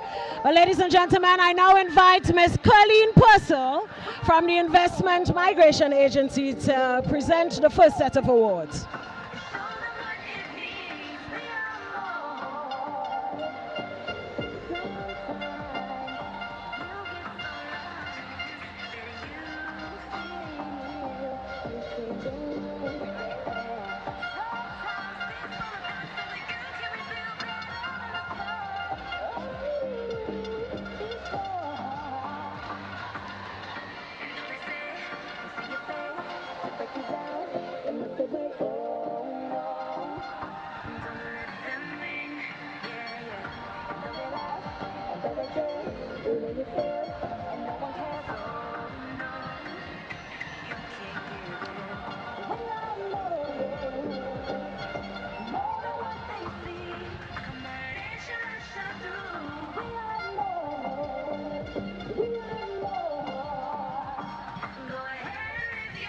We begin with the individual awards for the girls.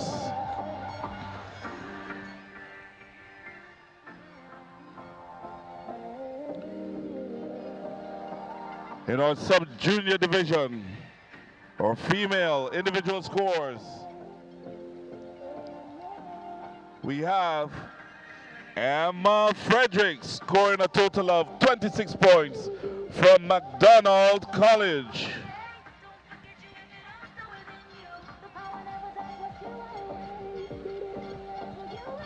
We invite Emma Frederick from the McDonald College. She scored 26 points and she's a sub-junior champion.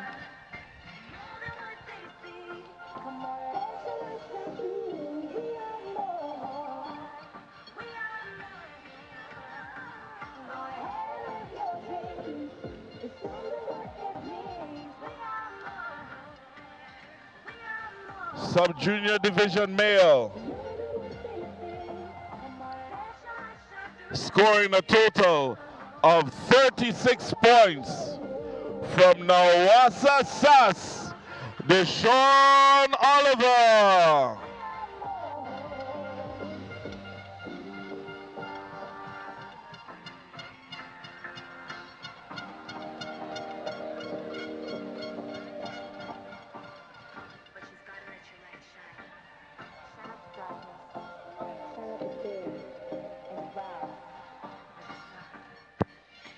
Let's hear it one more time for Deshaun Oliver from Nawassa Sas.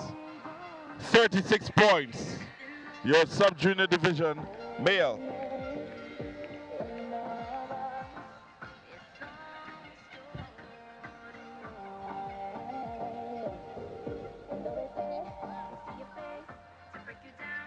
We now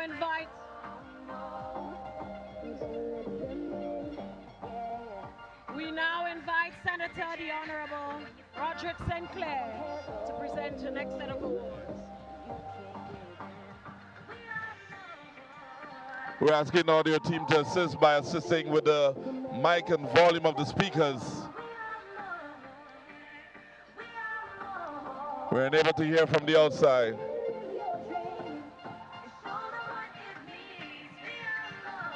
We invite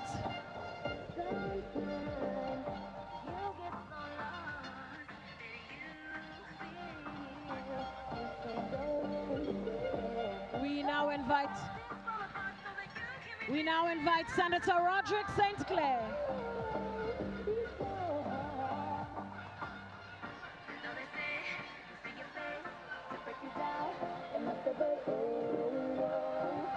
We now invite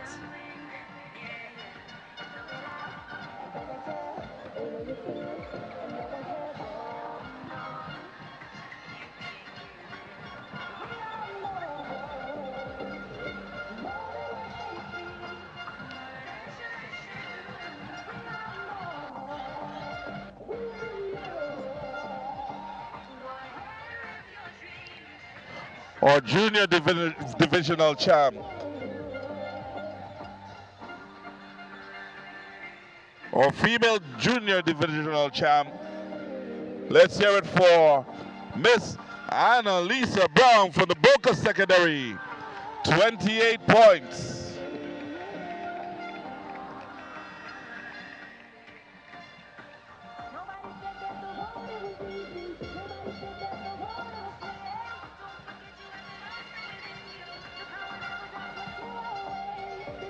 Or male junior divisional champ.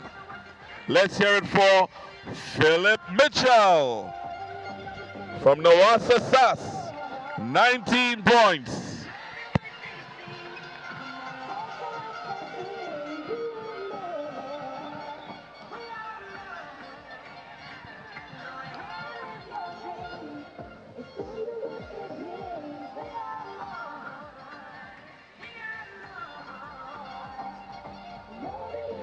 Presenting your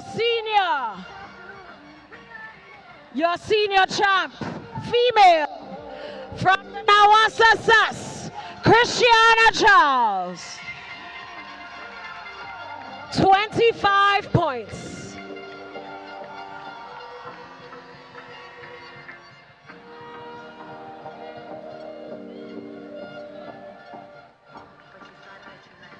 And your male winner in this division, from the Nawasa SAS, Rick Cadet.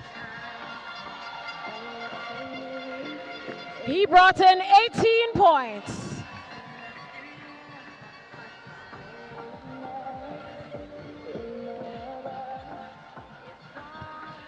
I want to say special thanks to Senator St. Clair for assisting with these awards. And we'd like to invite the Honorable Andy Williams, Minister for Mobilization, Implementation and Transformation, to present divisional champs for the girls division.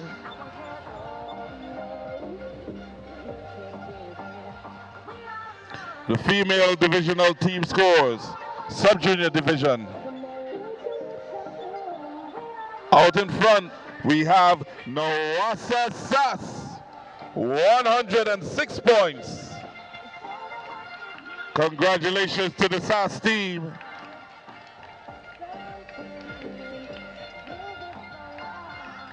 Sub-junior division.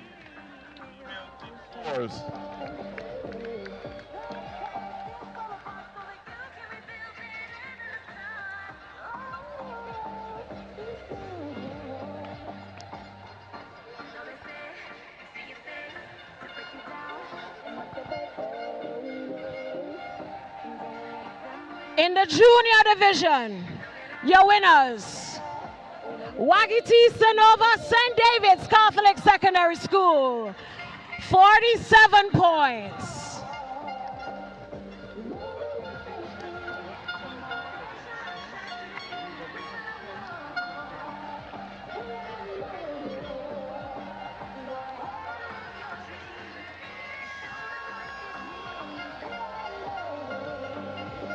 Congratulations. And in the senior division, we have the St. David's Catholic Secondary School, 71 points.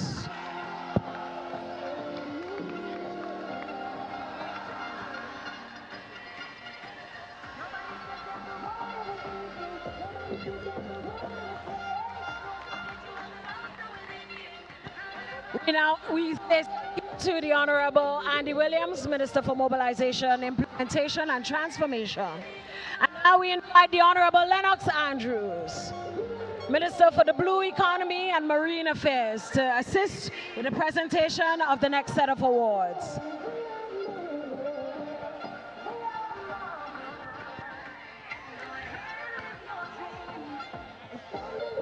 Your male team scores, sub-junior division, scoring a total of 87 points. Let's hear it for Nawasa Sass.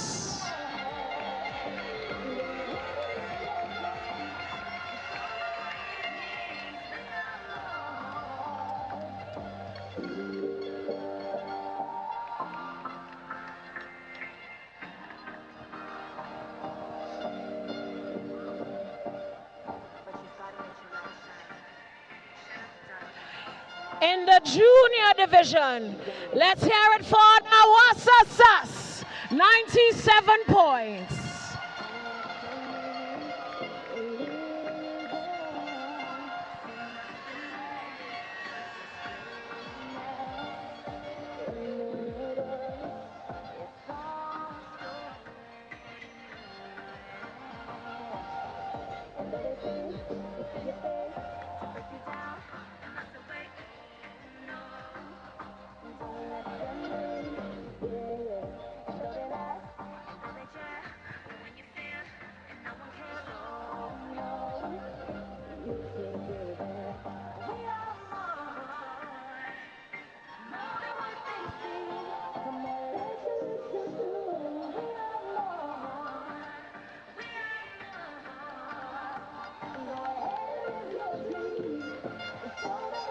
And as the saying goes, when it's nice, with thrice.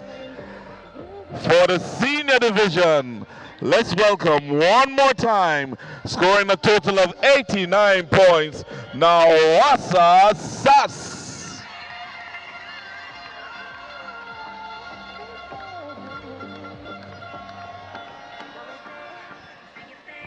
We want to say special thanks to the Blue Economy and Marine Affairs. And now we invite the chairperson of the National Lottery Authority and manager, Ms. Cindy Henry and Mrs. Gail Purcell, to present the Victress and Victor Ladorum Awards.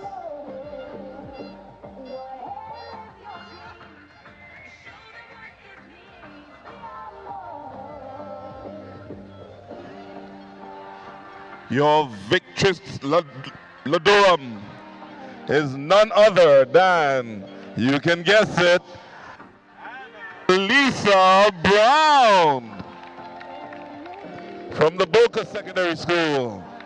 A total of 28 points.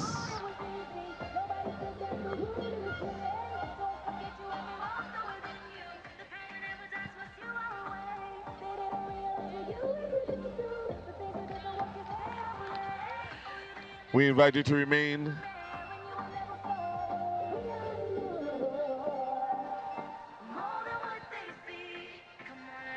Your Victor Ladorum.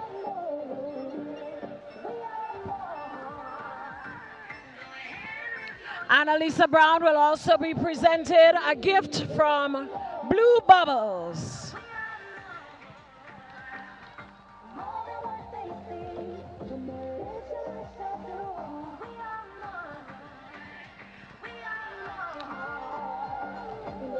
Along with the traditional Blue Bubbles Golden Spikes Award, they are awarded a pair of spikes.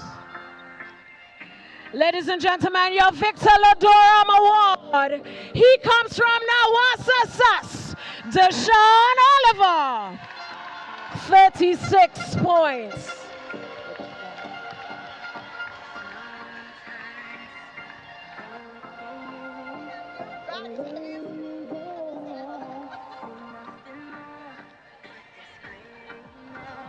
Deshaun, you are also awarded a gift from Blue Bubbles.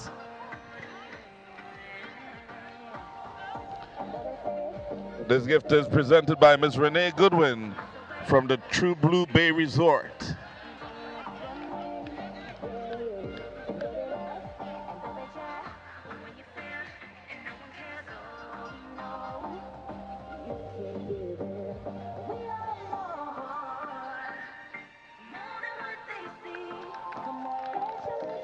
And now for the overall winners.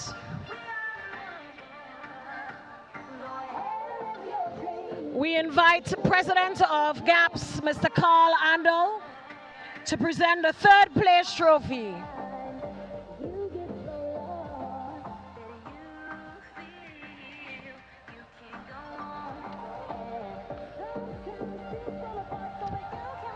In the female division, scoring a total of 130.33 points.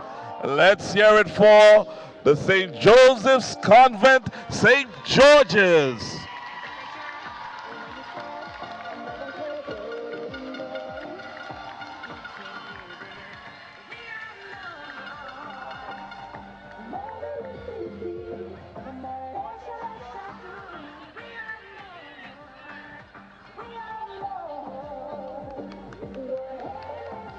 Let's hear it for the St. Joseph's Convent, St. George's. And they have defended the 4x4 title in 2026.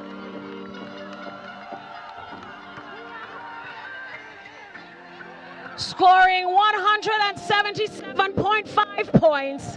Let's welcome the St. David's Catholic Secondary School, second place.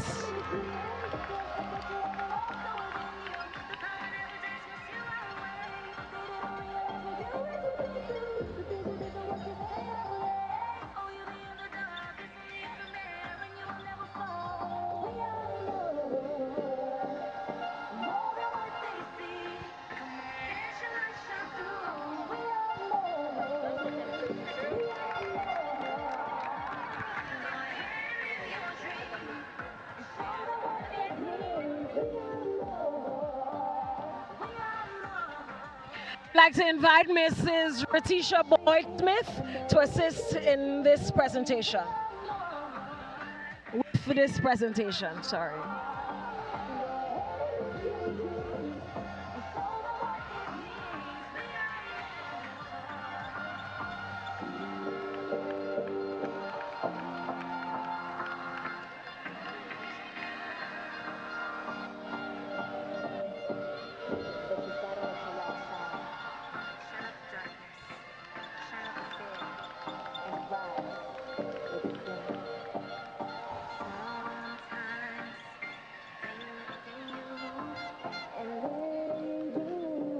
We thank you, Mrs. Smith-Boyd, for assisting with the distribution of the awards.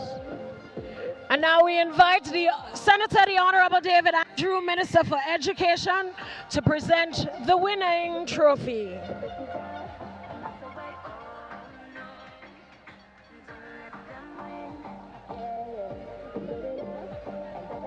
Ladies and gentlemen, amassing a total of 196 points in the female division. Let's hear it for Nawasa Sas.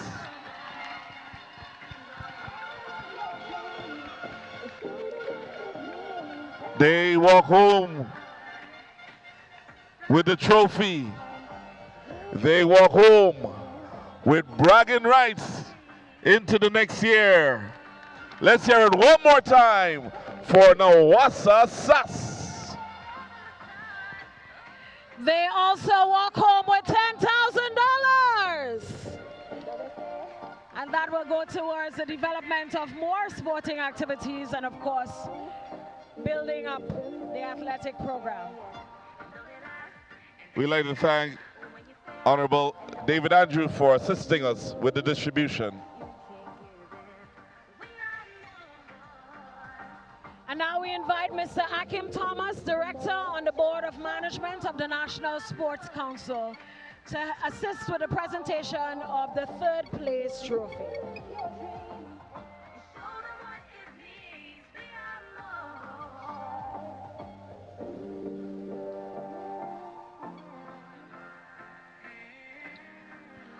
Scoring a total of 118 points. Let's hear it for the Nexa PBC. Third place in the male division.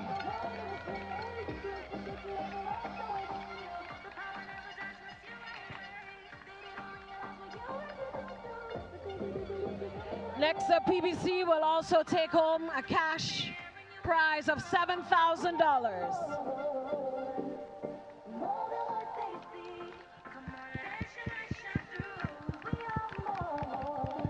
Thank you, Mr. Akim Thomas. And now we re-invite the Honorable Andy Williams, Minister for Mobilization, Implementation and Transformation, to present the second place trophy. We now re-invite Minister Andy Williams to assist with the distribution of the next award.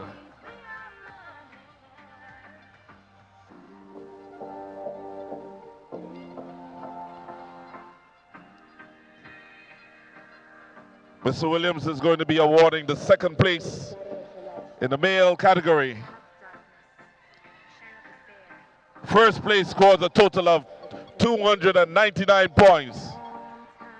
Second place scores a total of 240.5 points. Let's congratulate second place winners, Najiko GBSS.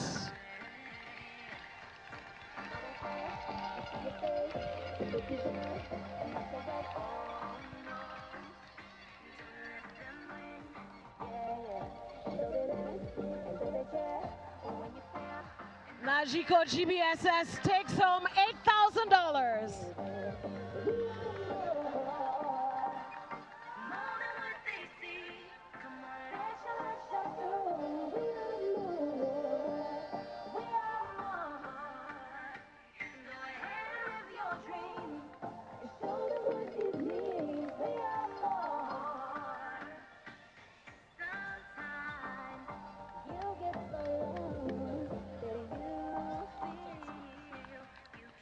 Thank you, Minister Williams.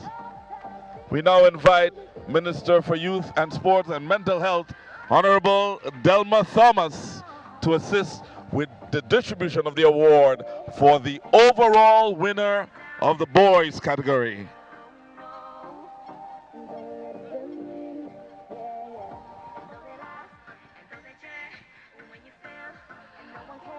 Scoring 299 points. Make some noise for your winners of the 2026 Intercollegiate Games in the boys division. Now, SSS!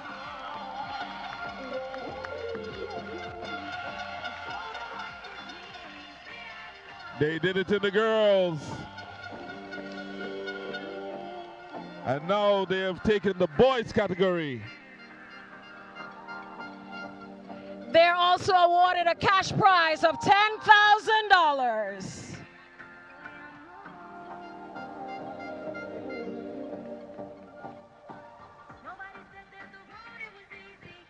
We want to invite the girls of Nawasa SAS to come for a photo op with your trophy.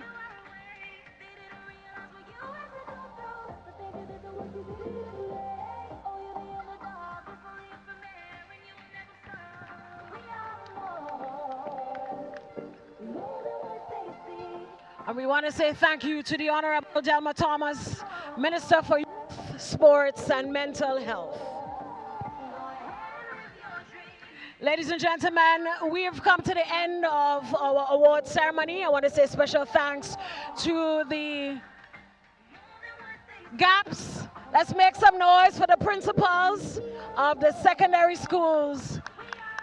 They've put on a splendid event and they deserve kudos for yet another year of success. And I want to say thank you to our ministers, Honorable Delma Thomas, Minister for Youth and Sports, Senator the Honorable David Andrew, Minister for Education, Minister Andy Williams, Honorable Lennox Andrews, Senators Roderick Sinclair. I want to say special thanks to Investment Migration Agency, National Lottery Authority. Thank you so much. Without your help, these games would not have been possible. So thank you everyone and safe journey home. 2026 Intercol will go down in history, not just for its exceptional performances, but the St. Andrew Anglican Secondary School will go down as the first school to win both the boys and girls title in the same year. I have with me the head coach, Nayed Simon. Nayed, congratulations on this victory. How does it feel to make history today? Thank you very much. I feel very elated. I feel overjoyed. I feel overwhelmed. This effort, I must say, thanks to God for giving us the energy and this wonderful team support system I have with me.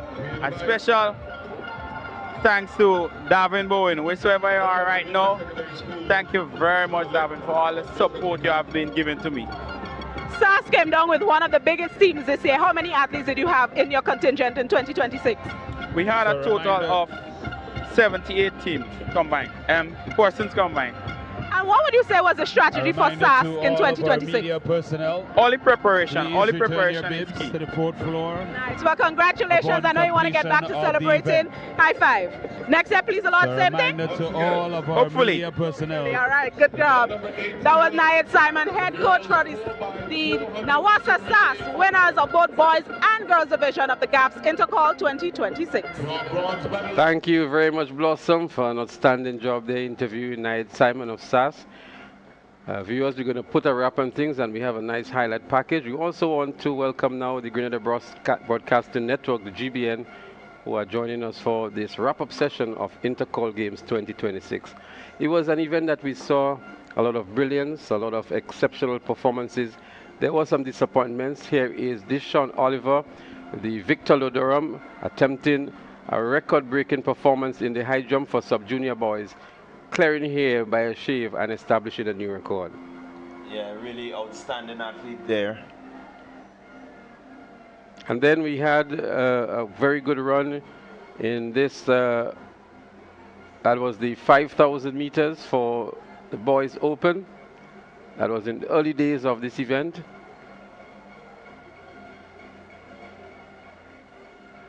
A tussle between GBSS and SAS, and that looks as though it was the 800 meters for the junior boys. Yes, that's Kutin there from GBSS. They had a real battle towards the end and a dip for the tape as well. But these were the two athletes in contention in the 800 meters for junior boys. A very, very close finish. Yeah, again, really, the 800 meters has been that sort of race where it's going down to the wire. Most of the distance event, we've seen that. And Kutin here winning that one over SAS by a 100th of a second. And we're happy for the young man. He had a very, very disappointing, not disappointing, but unfortunate circumstance during the national champs, and some glory for him. We go back now to the 400 meters for sub-junior boys. Dishon Oliver was disqualified in the preliminaries, and so it was open up for everybody here. SAS had a good time going in, but GBSS also was looking good, and also McDonald College. Yeah, again, the 400 meter is a big race here in Grenada, from the exploits of Kirani James, Braylon Taplin, Rondell Bartholomew. We could call a lot of names, go back to Bruce Swan. A lot of names we can call. It has been a feature for us here in Grenada. Aline Francique and all these guys. I mean, And to see these youngsters really putting the effort into the 400 meters, it says that we're moving and we're going to continue to produce outstanding times. That was Russia there. He was also, I think, the winner of the high jump, and maybe a surprise package for many in this 400 meters for the sub-junior boys. It was an event that we expected Deshaun Oliver to win, but as I mentioned, he was disqualified in the preliminaries, and a good victory here for Rocher of GBSS. That was the senior girls 200 meters, and that looks like Shade John and Kayla Christopher of the St. David's Catholic Secondary School. We saw Shadi doing very well in the preliminaries of this event and came back in the finals and sealed the deal. So and she had a very good 3 days competing, and of course she was able to take this one for St. David's Catholic Secondary. And that's the qualifier right there for the World Juniors. That is the qualifier right there. And she was also the senior champ. The boys 200 meters was a cracker. And Ian George of St. John's Christian Secondary had his work cut out for him from Daryl Daniel. Indeed, down to the finish line. In fact, when he finished this race, he didn't even know what had happened. He had to kind of wait for a while to see what his fate will be. It was down to what the results would come back. Look at the shock on his face. He's like, what? I don't know. But when the results came, boy, did he rejoice. He almost ran again. Well, interestingly, the both of them would have qualified for World Juniors running sub-21, and that to me was the highlight of that race. A good run for Ian George, but sub-21, 2 athletes, good showing. Yeah, really good showing. It says the athletics is on the rise.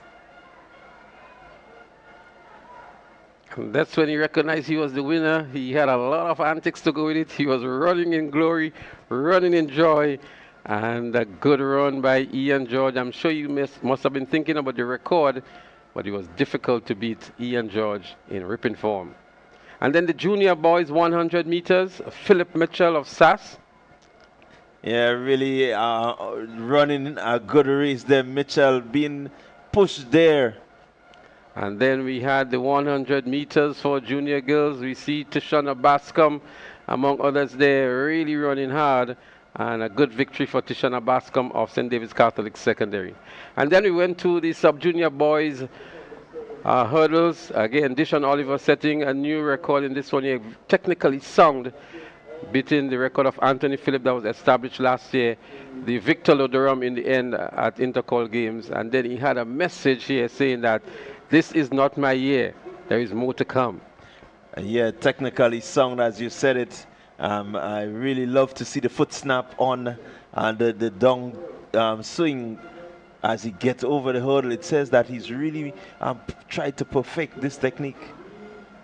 Good showing altogether over the 3 days for Deshaun Oliver, the eventual Victor Lodorum, amassing, I think, a total of 37 points overall. Great show from Deshaun Oliver. And looking at what he did, I dare say maybe we need to put Lyndon and Kurt to work on him. He certainly seemed that he could be a good decathlete. We need to put Deshaun on the payroll. He's earned that today. 36 points. A brilliant athlete to look at over the last 3 days. Quite a pleasant young man as well. 36 points from Deshaun Oliver, contributing to just over 100 points in the sub-junior category for SAS. They really dominated that sub-junior category. And then Haley Tyrrell in the relay here, the 4x1 sub-junior. That was the relay that confirmed that SAS were the champions of Intercol Games 2026 in the girls category. Yeah, again, outstanding athlete in young Tyrrell. Sub-junior still on the 15, and I'm saying that we have a star in the making once she continues. Look at the antics. She knew that it was. She took it from the backpack. She pulled it forward. She pulled the pin. She dropped the. There is Haley Tyrrell here, in celebratory mood, and saying, "This is my moment." And then the action started in the crowd. The pandemonium continued. The excitement reached a peak. The supporters of SAS, they're there and they celebrated. We see the Lafayette Jab drummers were there. A kind of a more slumber mood in the GBSS camp, a contrast to what we were seeing from SAS. But they were good champions while they were. They gave a good fight. They didn't go down with their hands up. And so true champions always come back. And so we expect that GBSS would, as they say, go back to the drawing board and come back in 2026 to see if they can regain the champion. But for now, the glory, the celebration, and everything is going to happen in Grenville tomorrow. It's going to be a celebration for the entire parish, as we're told. All of the secondary schools in Grenville will be there, the Grenada Christian Academy, St. Joseph Convent Grenville, Grenville Secondary, the Grenada Christian Academy, and of course the champions, SAS. I'm sure the primary schools may want to have a bit of that too, because they were successful in 2026 as well at the National Primary School Games. But it's 26 in 2026 for SAS. It's the 26th championship overall, 22 in the boys category, and 4 in the girls category. What a moment for SAS. What a moment indeed. The primary schools had their go already. They also had a 25 and 25 or something like that as well. So it's a long haul for both the primary and secondary schools up in St. Andrews. So as we said, the glory of at the end of the day belongs to SAS. Double bubble. And they knew it. They came with their banners already prepped for the double glory. And they delivered. They made sure that they had a reason to wave those banners. Clyde, your final comments? Well, before I give my final comment, I must shout out one of my really good brethren. If I don't do this, he will not be pleased. And so I want to just shout out Emerald. But Emerald, certainly, I think he's been watching, he's been following, and we've seen 3 days of really good competitive running, throwing, jumping. You had it all here at the Intercol Games, a number of records in the field, a number of records on the track, in the jumps. And so it's a phenomenal year for athletics. And I mean, we must commend the coaches, the athletes, the organizers of the different events, all that has happened throughout this 2026 season culminated here with the Intercol Games. And I mean, I must say how happy and pleased I am to see the level at which all the schools are in terms of competing. And I know, Leslie, that someone say, well, Sam, you know, it's SAS time and you're a convent girl, but it would be remiss of me to not mention the effort put in by St. Joseph's Convent, St. George's. It has been a while since we've heard their name in even the top 5 or the top 10 on the Intercol arena. And this year they were able to cement at the 3rd place. And maybe this might be a starting ground for them. So this year I'm glad that we're able to see pickers from all different schools. We saw Boca put in its 2 pence. We saw Convent put in its 2 pence. We saw Convent defeating Anglican High School. You know, these are the changing times that we're seeing, and I like that. So to me, kudos to Convent for holding its own and showing up this year. And we know SAS has won, but I think this is worth mentioning. Well, thank you very much, Samantha and Clyde John. I want to say a special congratulations to the St. Andrews Anglican Secondary School, to Mr. Lester Blash, the acting principal, the management, and the team up there, the students. You've done an outstanding job, and you deserve the glory.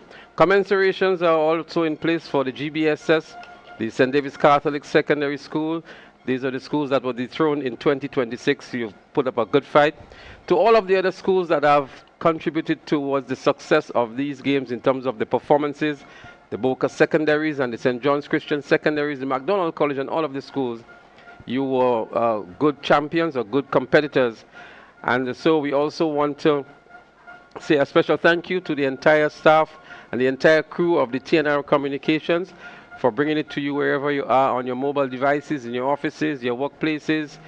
And it has been a truly rewarding experience for us to bring it to you. And so as we leave you from the Kirani James National Stadium with the final moments of Intercol 2026, we say, never two SAS, just one.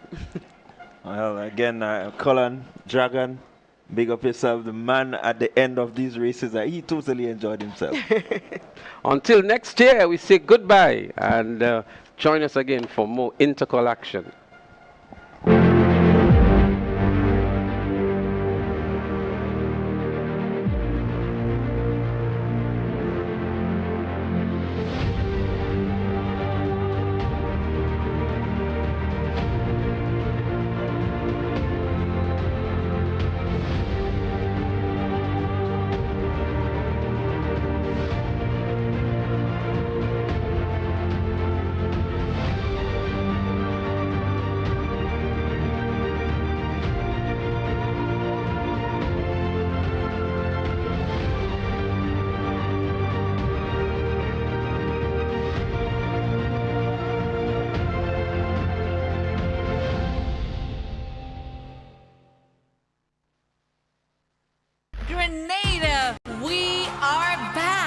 senior women's national team returns to the pitch for a massive CONCACAF W qualifier, and they need your power behind them. Tuesday, April 14th, Carriacou James Athletics Stadium, Grenada versus Cayman Islands. Kickoff 5 p.m. This is national pride. This is passion. This is the road to glory. Tickets, adults just at $25, children $10, and kids under 12 get in free. Get your tickets now at gotofet.com or at these outlets: Chucky's Bar, Grenadian Optical, St. George's, and Spiceland Mall. GFA office. Bring your flags, bring your voice, and come support our Grenada women's national team as they battle for victory. Follow the journey on social media at Grenada Football Association. Grenada versus Cayman Islands, April 14th, 5 p.m. Be there and stand with Team Grenada.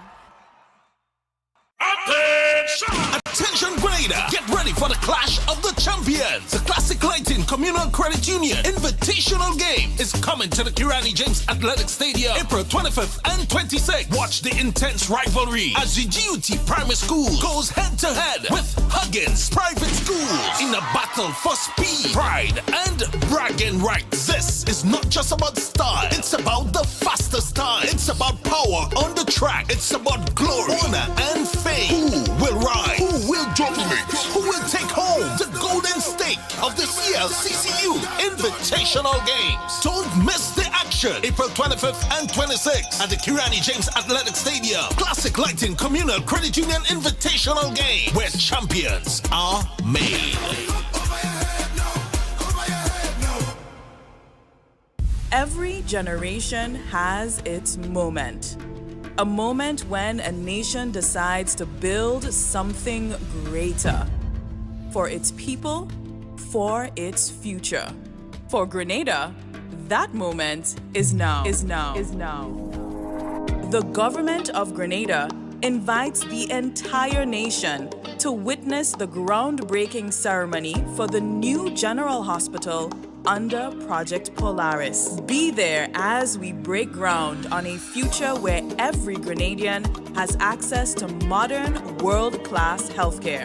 Friday, 27th March at the Project Polaris site, Calavini, St. George. Arrive at 3:30 p.m. The ceremony begins at 4 p.m. sharp. Bring your pride, bring your hope, and witness the beginning of a new chapter in Grenada's history. Project Polaris, building the future of healthcare, building the future of Grenada. Be there at 3:30 p.m. on Friday, 27th March at the Project Polaris site in Calavini. Thursday, April 2nd, 2026, the official pre-Carifta all-inclusive, all-white cruise experience is here. Hosted by the Grenada Olympians. It's respectfully yours. Premium entertainment and Grenada's top DJs. It's food and drink inclusive. All-white dress code experience. It's an Olympian hosted celebration. Secure your spot now. Ticket outlets, gotofet.com. All proceeds support the next generation of Olympians. So on Thursday, April 2nd, respectfully yours, about the ecstasy, Carifta weekend starts.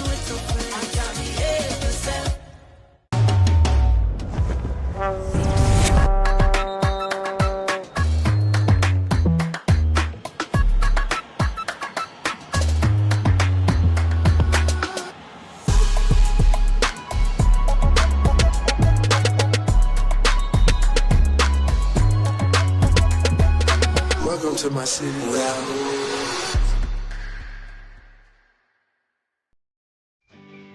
Kites in the sky, families on the beach, good food, good vibes. It's the Easter season. But parents, remember this. Even on holidays, your parenting duties continues. If they're at the beach, stay within arm's reach. If they're flying kites, keep them away from the roads and electrical lines. If they're out, know where they are, who they're with, and what time they're coming home. And remember, if you're liming, somebody must stay sober to supervise. More free time means more screen time. Monitor online activity. Maintain curfews. Keep structure in place. because safety starts at home. This Easter, let's protect what matters most. A message from the National Parenting Program, Ministry of Social and Community Development, Housing and Gender Affairs. Empowering parents, protecting children.